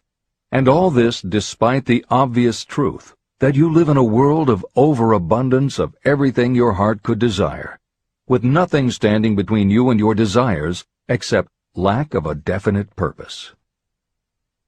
The fear of poverty is, without doubt, the most destructive of the 6 basic fears. It has been placed at the head of the list because it is the most difficult to master. The fear of poverty grew out of our inherited tendency to prey upon our fellow human beings economically. Nearly all animals lower than us are motivated by instinct, but their capacity to think is limited, and therefore they prey upon one another physically. We, with our superior sense of intuition, with the capacity to think and to reason, do not eat others bodily. Human beings get more satisfaction out of eating others financially. Humans are so avaricious that every conceivable law has been passed to safeguard us from one another. Nothing brings so much suffering and humility as poverty. Only those who have experienced poverty understand the full meaning of this. It is no wonder that we fear poverty. Through a long line of inherited experiences, we have learned for sure that some people cannot be trusted where matters of money and earthly possessions are concerned. So eager are we to possess wealth that we will acquire it in whatever manner we can, through legal methods if possible, through other methods if necessary or expedient. Self-analysis may disclose weaknesses that you do not like to acknowledge, but this form of examination is essential if you are going to demand of life more than mediocrity and poverty. Remember, as you check yourself point by point, that you are both the court and the jury, the prosecuting attorney and the attorney for the defense, and that you are both the plaintiff and the defendant. You are on trial. Face the facts squarely. Ask yourself definite questions and demand direct replies. When the examination is over, you will know more about yourself. If you do not feel that you can be an impartial judge, call upon someone who knows you well to serve as judge while you cross-examine yourself. You are after the truth. Get it, no matter at what the cost, even though it may temporarily embarrass you. The majority of people, if asked what they fear most, would reply, "I fear nothing." The reply would be inaccurate, because few people realize that they are bound, handicapped, whipped spiritually and physically through some form of fear. So subtle and deeply seated is the emotion of fear that you may go through life and never recognize its presence. Only a courageous analysis will disclose the presence of this universal enemy. When you begin such an analysis, search deeply into your character. The following is a list of the symptoms to look for. Symptoms of the fear of poverty. 1. Indifference. Commonly expressed through lack of ambition, willingness to tolerate poverty, and the acceptance of whatever compensation life may offer without protest. Also mental and physical laziness, and lack of initiative, imagination, enthusiasm, and self-control. 2. Indecision. The habit of permitting others to do your thinking. Sitting on the fence. 3. Doubt. Generally expressed through alibis and excuses designed to cover up, explain away, or apologize for your failures. Sometimes expressed in the form of envy of those who are successful, or by criticizing them. 4. Worry. Usually expressed by finding fault with others, a tendency to spend beyond your income, neglect of personal appearance, scowling and frowning, nervousness, lack of poise, self-consciousness, and often the use of alcohol or drugs. 5. Overcaution. The habit of looking for the negative side of every circumstance. Thinking and talking about possible failure instead of concentrating on succeeding. Knowing all the roads to disaster, but never searching for the plans to avoid failure. Waiting for the right time to begin, until the waiting becomes a permanent habit. Remembering those who have failed and forgetting those who have succeeded. Seeing the hole in the donut, but overlooking the donut around the hole. 6. Procrastination. The habit of putting off until tomorrow that which should have been done last year, spending more time in creating excuses than it would take to do the job. This symptom is closely related to overcaution, doubt, and worry. Refusal to accept responsibility. Willingness to compromise rather than put up a fight. Compromising with difficulties instead of harnessing and using them as stepping stones to advancement. Bargaining with life for a penny instead of demanding prosperity, opulence, riches, contentment, and happiness. Planning what to do if you fail, instead of burning all bridges and making retreat impossible. Weakness of, and often total lack of, self-confidence, definiteness of purpose, self-control, initiative, enthusiasm, ambition, thrift, and sound reasoning ability. Expecting poverty instead of demanding riches. Associating with those who accept poverty instead of seeking the company of those who demand and receive riches. Money talks. Some will ask, why did you write a book about money? Why measure riches in dollars alone? Some will believe, and rightly so, that there are other forms of riches more desirable than money. Yes, there are riches that cannot be measured in terms of dollars. But there are also millions of people who say, "Give me all the money I need, and I will find everything else I want." The major reason why I wrote this book on how to get money is that millions of men and women are paralyzed with the fear of poverty. What this sort of fear does to one was well described by Westbrook Pegler. Editor's comments. James Westbrook Pegler was a controversial newspaper columnist for the Chicago Daily News and the Washington Post. Although his career lasted into the 1960s, he was most widely read and quoted during the 1930s and 1940s. During that period, he went from being a public supporter of Franklin Roosevelt and the New Deal policies to the opposite end of the political spectrum, championing conservative points of view. Pegler was also the author of 3 books based on his columns, and in 1940 won the Pulitzer Prize for his exposé of union racketeering. This is the end of the editor's comments. We continue with the article by Westbrook Pegler. Money is only clamshells or metal discs or scraps of paper, and there are treasures of the heart and soul which money cannot buy. But most people, being broke, are unable to keep this in mind and sustain their spirits. When a man is down and out and on the street, unable to get any job at all, something happens to his spirit, which can be observed in the droop of his shoulders, the set of his hat, his walk, and his gaze. He cannot escape a feeling of inferiority among people with regular employment, even though he knows they are definitely not his equals in character, intelligence, or ability.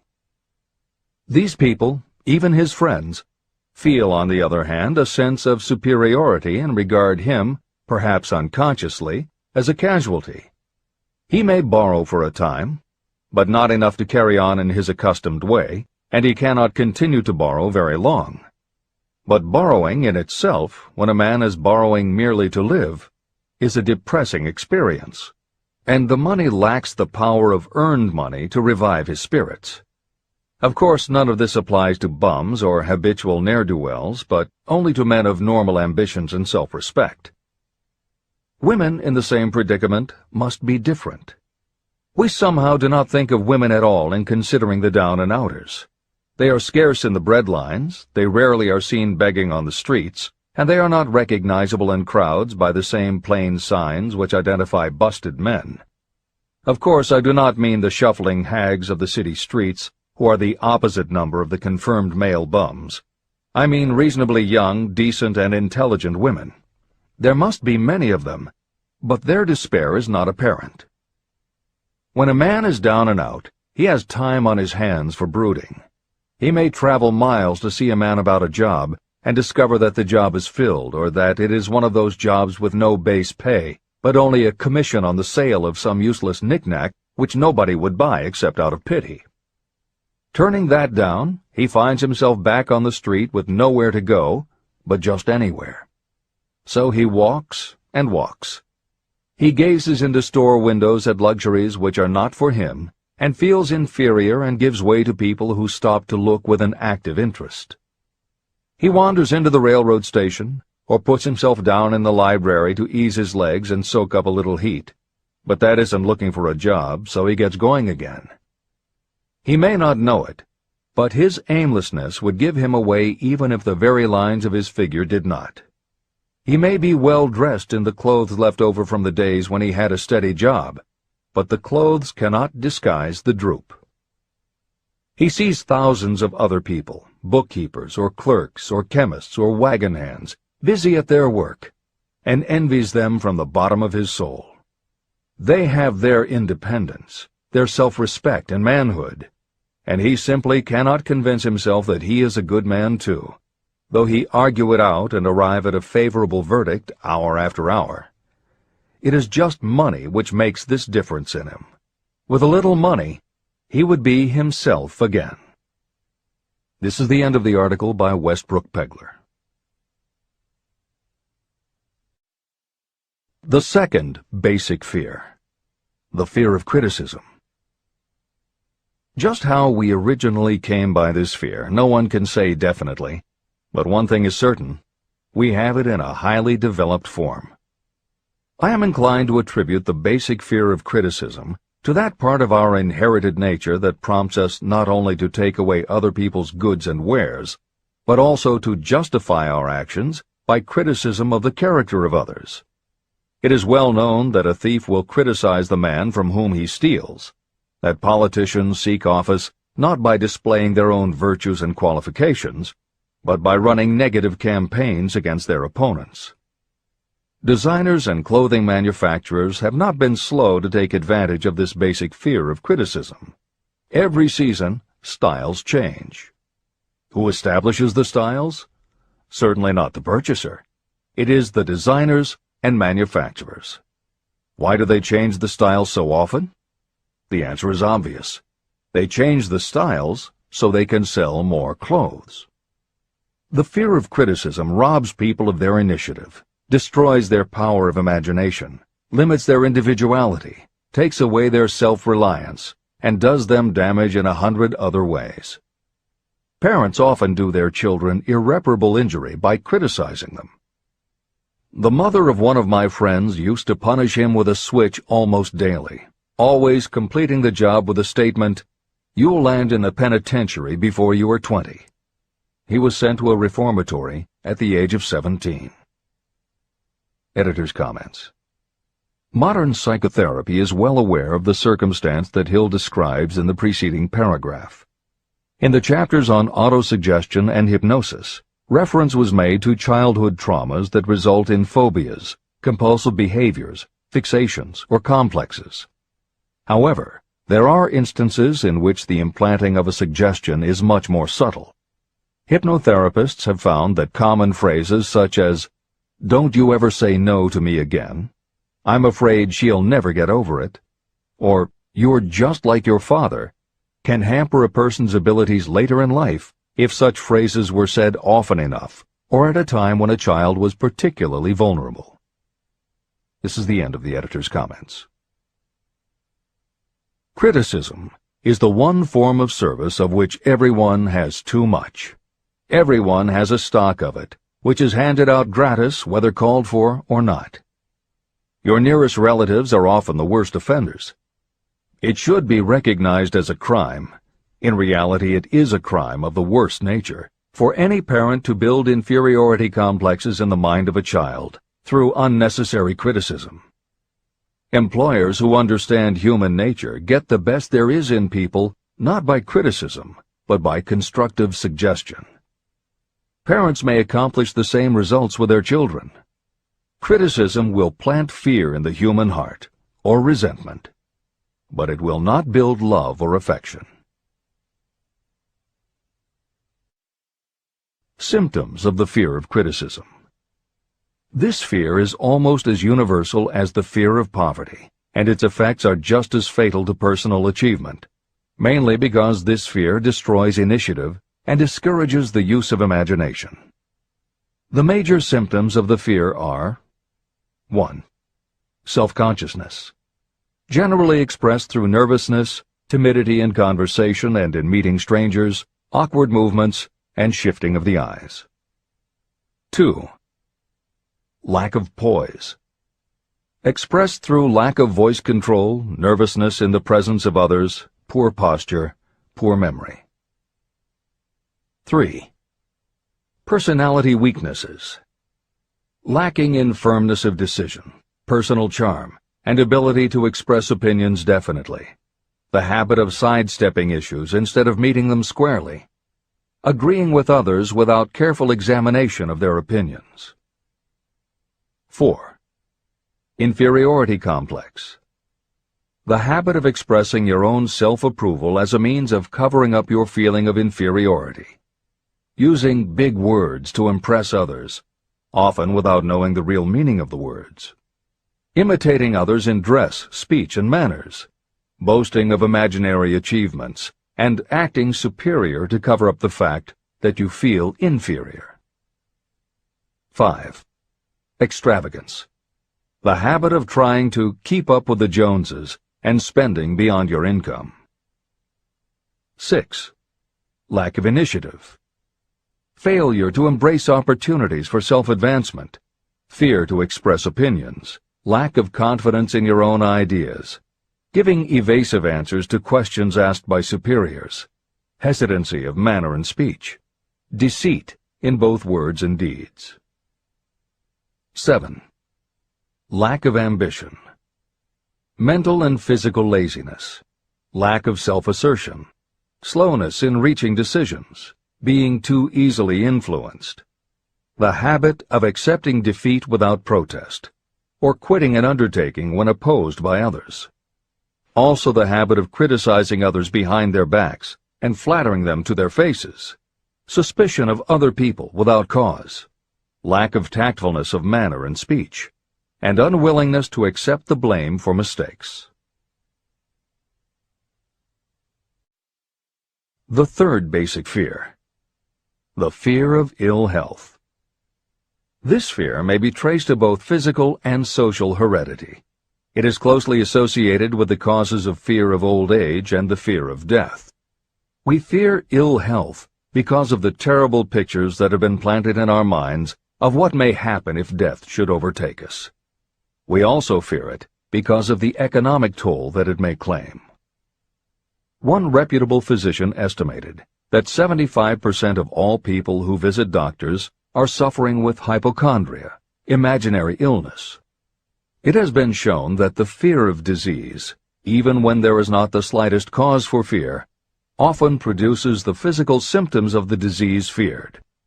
Powerful and mighty is the human mind. It builds or it destroys. Through a series of experiments, my staff proved how susceptible people are to the power of suggestion. We asked 3 acquaintances to visit separately with the victim. They were instructed to pose the question, "What ails you? You look terribly ill." The first questioner provoked a grin from him and a nonchalant, "Oh, nothing, I'm all right." The second questioner was answered with a statement, "I don't know exactly, but I do feel badly." The third questioner was met with the admission that the victim was actually feeling ill. Editor's comment. Hill's experiment is one that you do not want to carry too far. It is not that different from the principle behind certain religious sects whose members take vengeance on their enemies by hexing or placing a spell on a victim.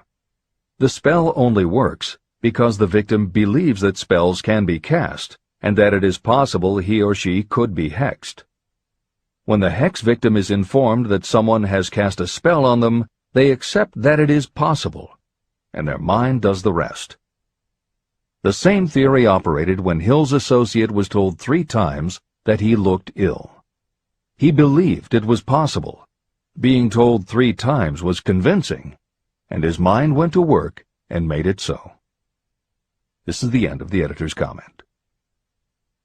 There is overwhelming evidence that disease sometimes begins in the form of negative thought impulse. Such thoughts may be planted in your mind by suggestion or created by you in your own mind. Doctors send patients to new climates for their health because a change of mental attitude is necessary. The seed of fear of ill health lives in every human mind. Worry, fear, discouragement, or disappointment can cause this seed to germinate and grow. Symptoms of the fear of ill health. The symptoms of this almost universal fear are 1. Autosuggestion. The habit of negative use of self-suggestion by looking for and expecting to find symptoms of all kinds of disease. Enjoying your imaginary illness and speaking of it as being real. The habit of trying fads and isms recommended by others as having therapeutic value. Talking to others of operations, accidents, and other forms of illness. Experimenting with diets, physical exercises, weight loss systems without professional guidance. Trying home remedies, patent medicines, and quack remedies. 2.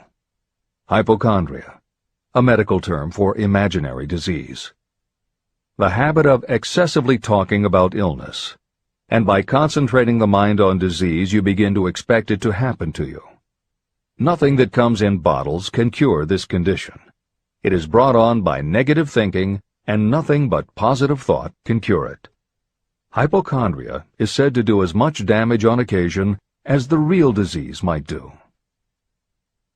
3. Exercise. Fear of ill health often interferes with proper physical exercise and results in overweight. 4. Susceptibility. Fear of ill health breaks down your natural resistance, which makes you susceptible to real disease. The fear of ill health is often related to the fear of poverty, especially in the case of the hypochondriac, who constantly worries about the possibility of having to pay doctor's bills, hospital bills, etc. This type of person spends much time preparing for sickness, talking about death, saving money for cemetery plots, burial expenses, and such. 5. Self-coddling. The habit of seeking sympathy. The habit of feigning illness to cover your laziness, or to serve as an alibi for lack of ambition. People often resort to this trick to avoid work. 6. Intemperance. The habit of using alcohol or drugs to destroy pain instead of eliminating the cause. 7. The habit of reading about illness and worrying over the possibility of being stricken by it. The fourth basic fear. The fear of loss of love. Jealousy and other similar forms of neurosis grow out of our fear of the loss of love of someone. This fear is the most painful of all the 6 basic fears. It probably plays more havoc with the body and mind than any of the other basic fears. Editor's comment. By way of introduction to each of the 6 basic fears, Napoleon Hill usually postulates how the fear originated in humans. In the original edition of this book, he suggested that the fear of loss of love may have started with prehistoric man's habit of stealing his neighbor's mate and taking liberties with her whenever he could. Though amusing, this theory does not take into account that women fear the loss of a love just as profoundly as men do, and both men and women fear losing the love of not just their mates, but also of family members and others with whom they are close. How the emotion of love originated may remain a mystery, but there is no mystery about how we feel when we lose it. This is the end of the editor's comment. The fourth basic fear. The fear of loss of love. Jealousy and other similar forms of neurosis grow out of our fear of the loss of love of someone. This fear is the most painful of all the 6 basic fears. It probably plays more havoc with the body and mind than any of the other basic fears. Editor's comment.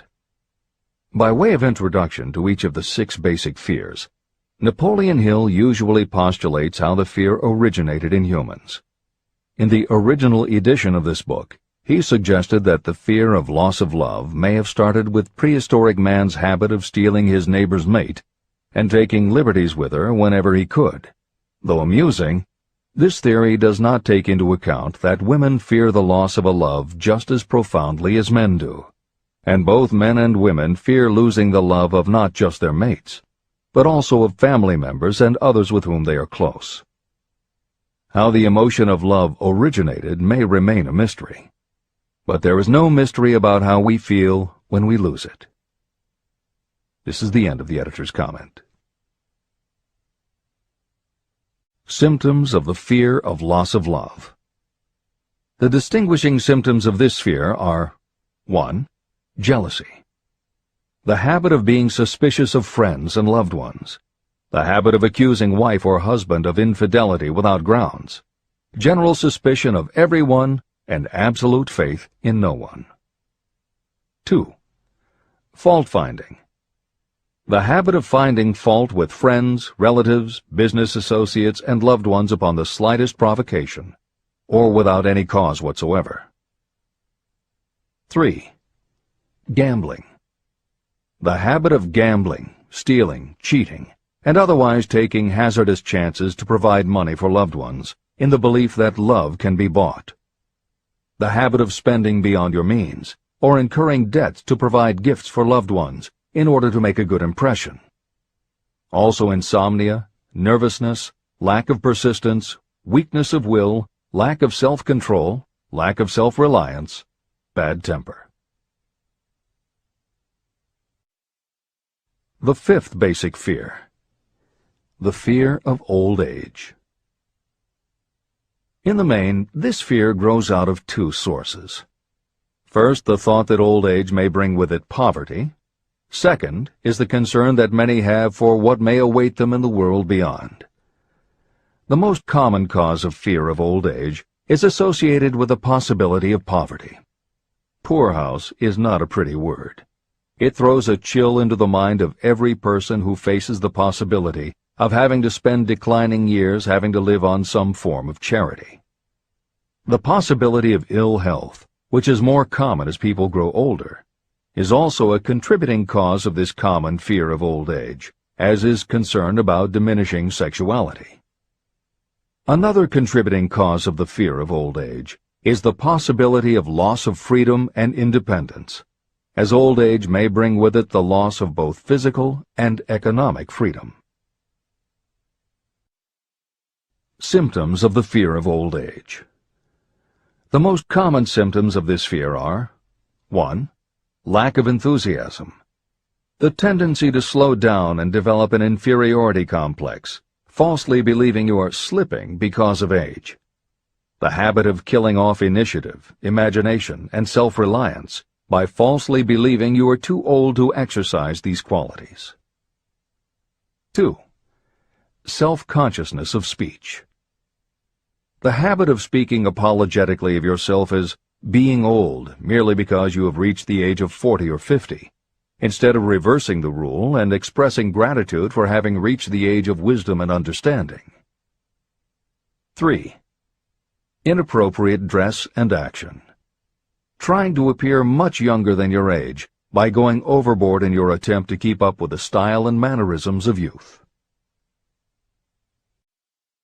The sixth basic fear. The fear of death. To some, this is the cruelest of all the basic fears. The reason is obvious. The terrible pangs of fear associated with the thought of death, in the majority of cases, may be charged to religious fanaticism.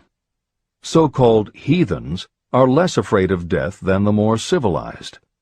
For hundreds of millions of years we have been asking the still unanswered questions, where did I come from, and where am I going? During the darker ages of the past, the more cunning and crafty were not slow to offer the answer to these questions for a price. Come into my tent, embrace my faith, accept my dogmas, and I will give you a ticket that will admit you straight into heaven when you die, says the religious leader. Remain out of my tent, says the same leader, and the devil will take you and burn you throughout eternity. The thought of eternal punishment destroys interest in life and makes happiness impossible. While the religious leader may not actually be able to provide safe conduct into heaven or send you to hell, the possibility of the latter seems terrible. The very thought of it takes hold of the imagination in such a realistic way that it paralyzes reason and sets up the fear of death. The fear of death is not as common now as it was during the age when there were no great colleges and universities. People of science have turned the spotlight of truth upon the world, and this truth is rapidly freeing men and women from this terrible fear of death. The young men and women who attend the colleges and universities are not easily impressed by fire and brimstone. Through knowledge, the fears of the dark ages that grip the mind have been dispelled. The entire world is made up of only four things: time, space, energy, and matter. In elementary physics, we learn that neither matter nor energy can be created or destroyed. Both matter and energy can be transformed, but neither can be destroyed. Life is energy, if it is anything. If neither energy nor matter can be destroyed, of course life itself cannot be destroyed. Life, like other forms of energy, may be passed through various processes of transition or change, but it cannot be destroyed. Death is mere transition. And if death is not mere change or transition, then nothing comes after death except a long, eternal, peaceful sleep. And sleep is nothing to be feared. If you can accept the logic of this, you may forever wipe out your fear of death. Symptoms of the fear of death. The general symptoms of this fear are: 1. The habit of thinking about dying, instead of making the most of life. This is generally due to lack of purpose or lack of a suitable occupation. This fear is more prevalent among the aged, but sometimes the more youthful are victims of it. The greatest of all remedies for the fear of death is a burning desire for achievement, backed by useful service to others. A busy person seldom has time to think about dying. A busy person finds life too thrilling to worry about death. 2. Sometimes the fear of death is closely associated with the fear of poverty, where death would leave loved ones poverty-stricken. 3. In other cases, the fear of death is caused by illness and the breakdown of physical body resistance. 4. The most common causes of the fear of death are ill health, poverty, lack of appropriate occupation, disappointment over love, insanity, and religious fanaticism. The disaster of worry and destructive thinking. Worry is a state of mind based upon fear. It works slowly but persistently. It is insidious and subtle. Step by step, it digs itself in until it paralyzes the reasoning faculty and destroys self-confidence and initiative. Worry is a form of sustained fear caused by indecision. Therefore, it is a state of mind that can be controlled. An unsettled mind is helpless. Indecision makes an unsettled mind. Most individuals lack the willpower to reach decisions promptly and to stand by them after they have been made. We do not worry over conditions once we have reached a decision to follow a definite line of action. I once interviewed a man who was sentenced to be electrocuted 2 hours later. The condemned man was the calmest of the 8 men who were in the death cell with him. His calmness prompted me to ask him how it felt to know that he was going into eternity in a short while. With a smile of confidence on his face, he said, "It feels fine. Just think, brother, my troubles will soon be over. I've had nothing but trouble all my life. It has been a hardship to get food and clothing. Soon, I will not need these things. I have felt fine ever since I learned for certain that I must die. I made up my mind then to accept my fate in good spirit." As he spoke, he devoured a dinner sufficient for 3 men, eating every mouthful of the food brought to him, and apparently enjoying it as much as if no disaster awaited him. Decision gave this man resignation to his fate. Decision can also prevent one's acceptance of undesired circumstances. Through indecision, the 6 basic fears become translated into a state of worry. Relieve yourself forever of the fear of death by reaching a decision to accept death as an inescapable event. Eliminate the fear of old age by reaching a decision to accept it not as a handicap, but as a great blessing that carries with it wisdom, self-control, and understanding. Master the fear of loss of love by reaching a decision to get along without love, if that is necessary. Defeat the fear of criticism by reaching a decision not to worry about what other people think, do, or say. Overcome the fear of ill health by the decision to forget symptoms, and whip the fear of poverty by reaching a decision to get along with whatever wealth you can accumulate without worry.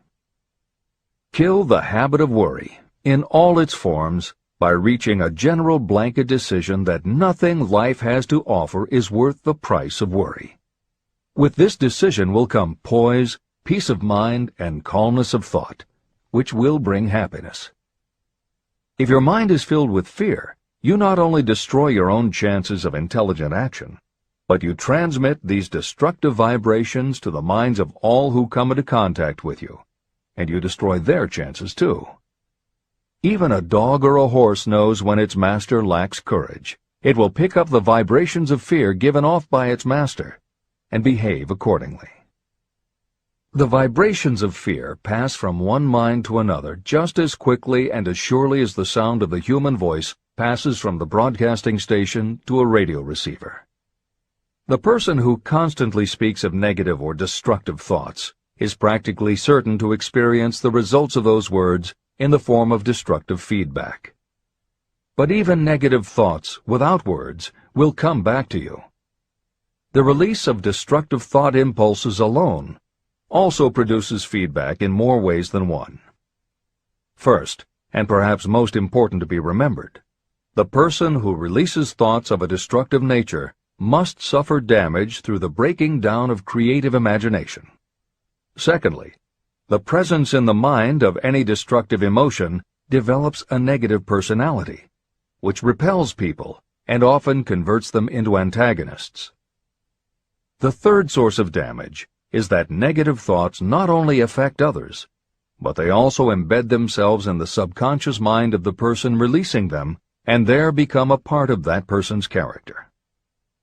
Your business in life is to achieve success. To be successful, you must find peace of mind, acquire the material needs of life, and above all, attain happiness. All of these indications of success begin in the form of thought impulses. You control your own mind. You have the power to feed it whatever thought impulses you choose. With this goes the responsibility of using your mind constructively. You are the master of your own earthly destiny, just as surely as you have the power to control your own thoughts. You may influence, direct, and eventually control your own environment, making your life what you want it to be. Or you may neglect to make your life what you want, and you will be adrift on the seas of circumstance, where you will be tossed like a wood chip on the waves of the ocean. The Devil's Workshop. In addition to the 6 basic fears, there is another evil by which people suffer. It constitutes a rich soil in which the seeds of failure grow abundantly. It is so subtle that its presence often is not detected. It is more deeply rooted and more often fatal than all of the 6 fears. For want of a better name, let us call this evil susceptibility to negative influences. Those who accumulate great riches always protect themselves against negative influences. The poverty-stricken never do. Those who succeed in any calling must prepare their minds to resist such influences. If you are reading this book to learn how to grow rich, you should examine yourself very carefully to determine whether you are susceptible to negative influences. If you neglect this self-analysis, you will give up your right to attain the object of your desires. Make your analysis searching. As you read the following questions, be tough on yourself. Go at the task as carefully as you would if you were searching for any other enemy you knew was waiting to ambush you. You must deal with your own faults as you would with a real and serious enemy. You can easily protect yourself against real enemies because there are laws, police, and courts to deal with them. But this 7th basic evil is more difficult to master because it strikes when you are not aware of its presence, when you are asleep and while you are awake. Moreover, its weapon is intangible because it consists of merely a state of mind. Negative influences are also dangerous because they come in so many different forms. Sometimes they enter the mind through the well-meant words of your friends and relatives. At other times they come from within, through your own mental attitude. Always it is as deadly as poison, even though it may not kill as quickly. How to protect yourself against negative influences. To protect yourself against negative influences, whether of your own making or the result of negative people around you, recognize that your willpower is your defense. You must put it into constant use until it builds a wall of immunity against negative influences in your own mind. Recognize that you and every other human being are, by nature, lazy, indifferent, and susceptible to all suggestions that reinforce your weaknesses. Recognize that you are, by nature, susceptible to all of the 6 basic fears. and you must set up habits to counteract all these fears. Recognize that negative influences often work on you through your subconscious mind and are therefore difficult to detect. Keep your mind closed against all people who depress or discourage you in any way. Clean out your medicine chest and stop pandering to colds, aches, pains, and imaginary illness. Deliberately seek the company of people who influence you to think and act for yourself. Do not expect troubles, as they have a tendency not to disappoint. Without doubt, the most common weakness of all human beings is the habit of leaving their minds open to the negative influences of other people. This weakness is all the more damaging because most people do not even know they do it. The following list of questions is designed to help you see yourself as you really are. You should read through the list now. Then set aside a day when you can give adequate time to go through the list again and thoroughly answer each question. When you do this, I advise that you read the questions and state your answers aloud so you can hear your own voice. This will make it easier for you to be truthful with yourself. Self-analysis questions. Do you complain often of feeling bad, and if so, what is the cause? Do you find fault with other people at the slightest provocation? Do you frequently make mistakes in your work, and if so, why? Are you sarcastic and offensive in your conversation? Do you deliberately avoid the association of anyone, and if so, why? Do you suffer frequently with indigestion? If so, what is the cause? Does life seem futile and the future hopeless to you? Do you like your occupation? If not, why?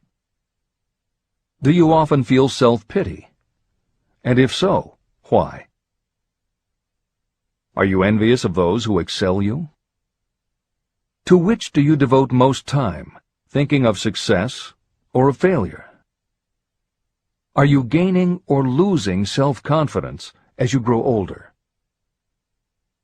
Do you learn something of value from all mistakes? Are you permitting some relative or acquaintance to worry you? If so, why? Are you sometimes excited about life, and at other times in the depths of despondency?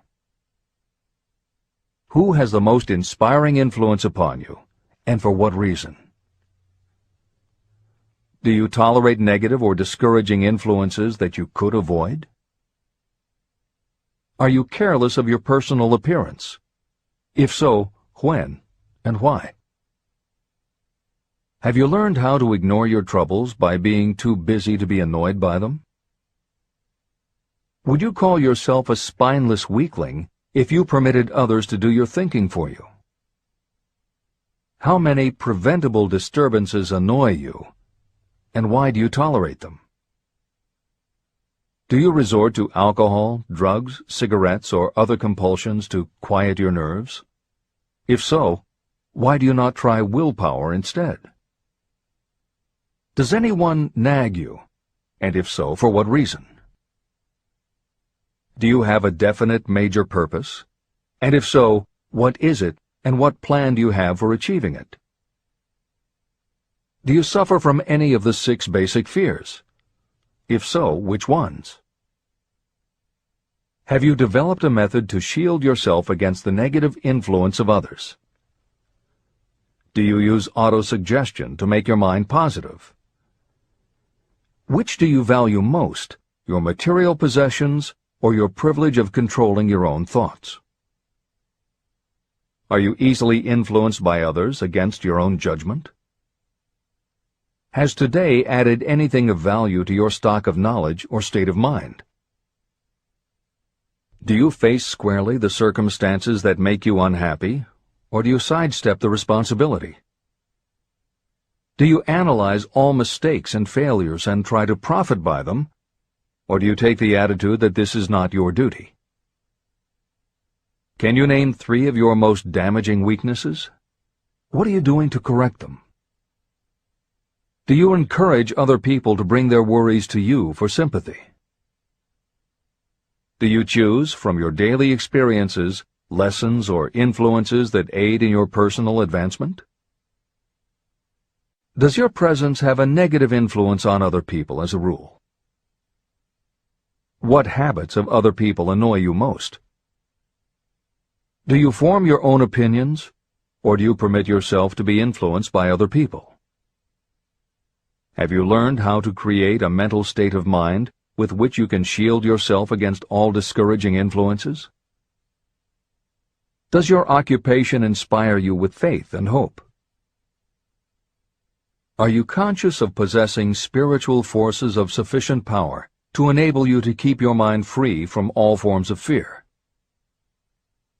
Does your religion help to keep your mind positive? Do you feel it your duty to share other people's worries? If so, why? If you believe that birds of a feather flock together, what have you learned about yourself by studying the friends whom you attract? What connection, if any, do you see between the people with whom you associate most closely and any unhappiness you may experience? Could it be possible that some person whom you consider to be a friend is, in reality, your worst enemy because of his or her negative influence on your mind? By what rules do you judge who is helpful and who is damaging to you? Are your intimate associates mentally superior or inferior to you? How much time out of every 24 hours do you devote to your occupation, sleep, play and relaxation, acquiring useful knowledge, plain wasted time? Who among your acquaintances encourages you most, cautions you most, discourages you most? What is your greatest worry? Why do you tolerate it? When others offer you free, unsolicited advice, do you accept it without question, or do you analyze their motive? What, above all else, do you most desire? Do you intend to acquire it? Are you willing to subordinate all other desires for this one? How much time daily do you devote to acquiring it? Do you change your mind often? If so, why? Do you usually finish everything you begin? Are you easily impressed by other people's business or professional titles, college degrees, or wealth? Are you easily influenced by what other people think or say about you? Do you cater to people because of their social or financial status? Whom do you believe to be the greatest person living? In what respect is this person superior to yourself? How much time have you devoted to studying and answering these questions? At least one day is necessary for the analysis and the answering of the entire list. If you have answered all these questions truthfully, you know more about yourself than the majority of people. Study the questions carefully. Come back to them once each week for several months, and be astounded at the amount of additional knowledge of great value to yourself you will have gained by the simple method of answering the questions truthfully. If you are not certain about the answers to some of the questions, seek the counsel of those who know you well, especially those who have no motive in flattering you, and see yourself through their eyes. The experience will be astonishing.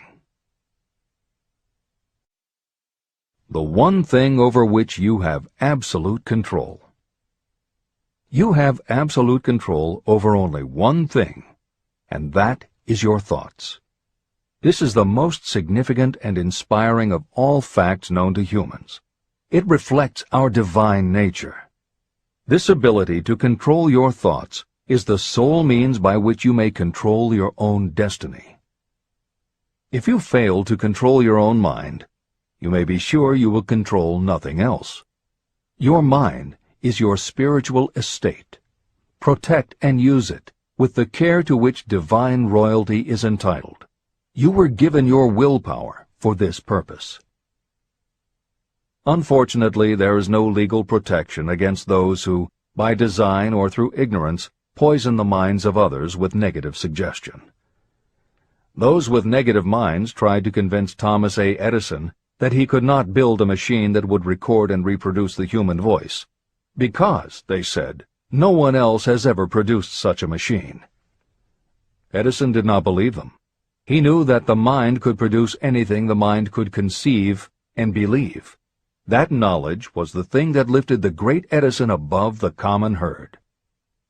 Men with negative minds told F.W. Woolworth he would go broke trying to run a store on 5 and 10-cent sales. He did not believe them. He knew that he could do anything within reason if he backed his plans with faith.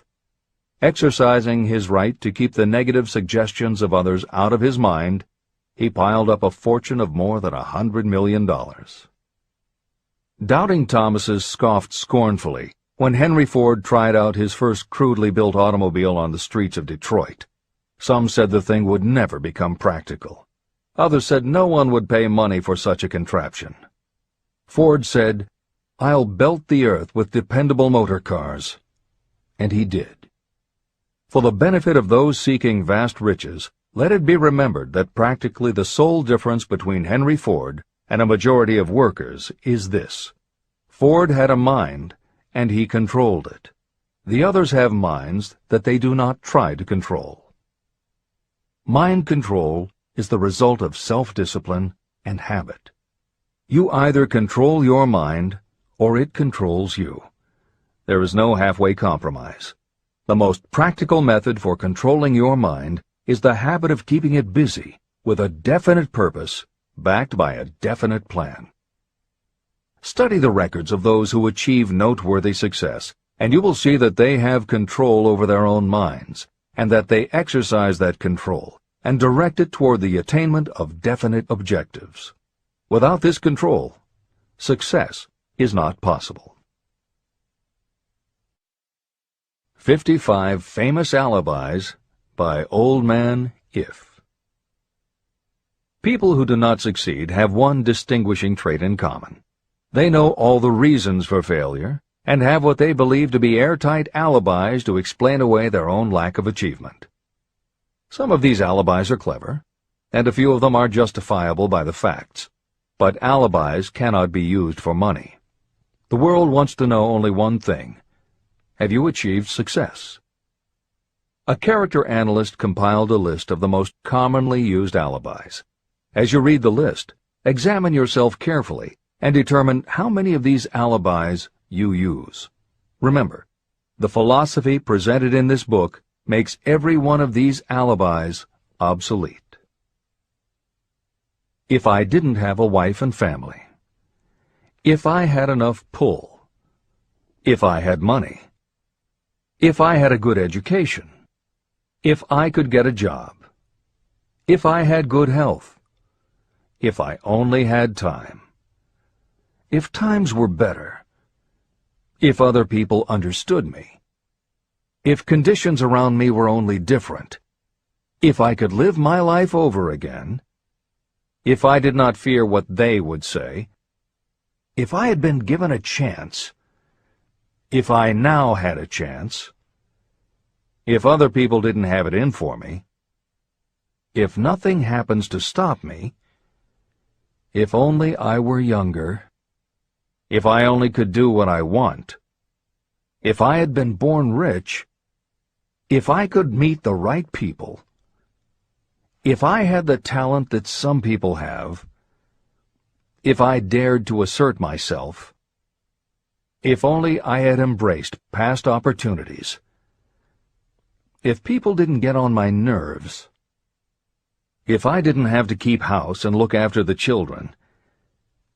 If I could save some money. If the boss only appreciated me. If I only had somebody to help me. If my family understood me. If I lived in a big city. If I could just get started. If I were only free. If I had the personality of some people. If I were not so fat. If my real talents were known.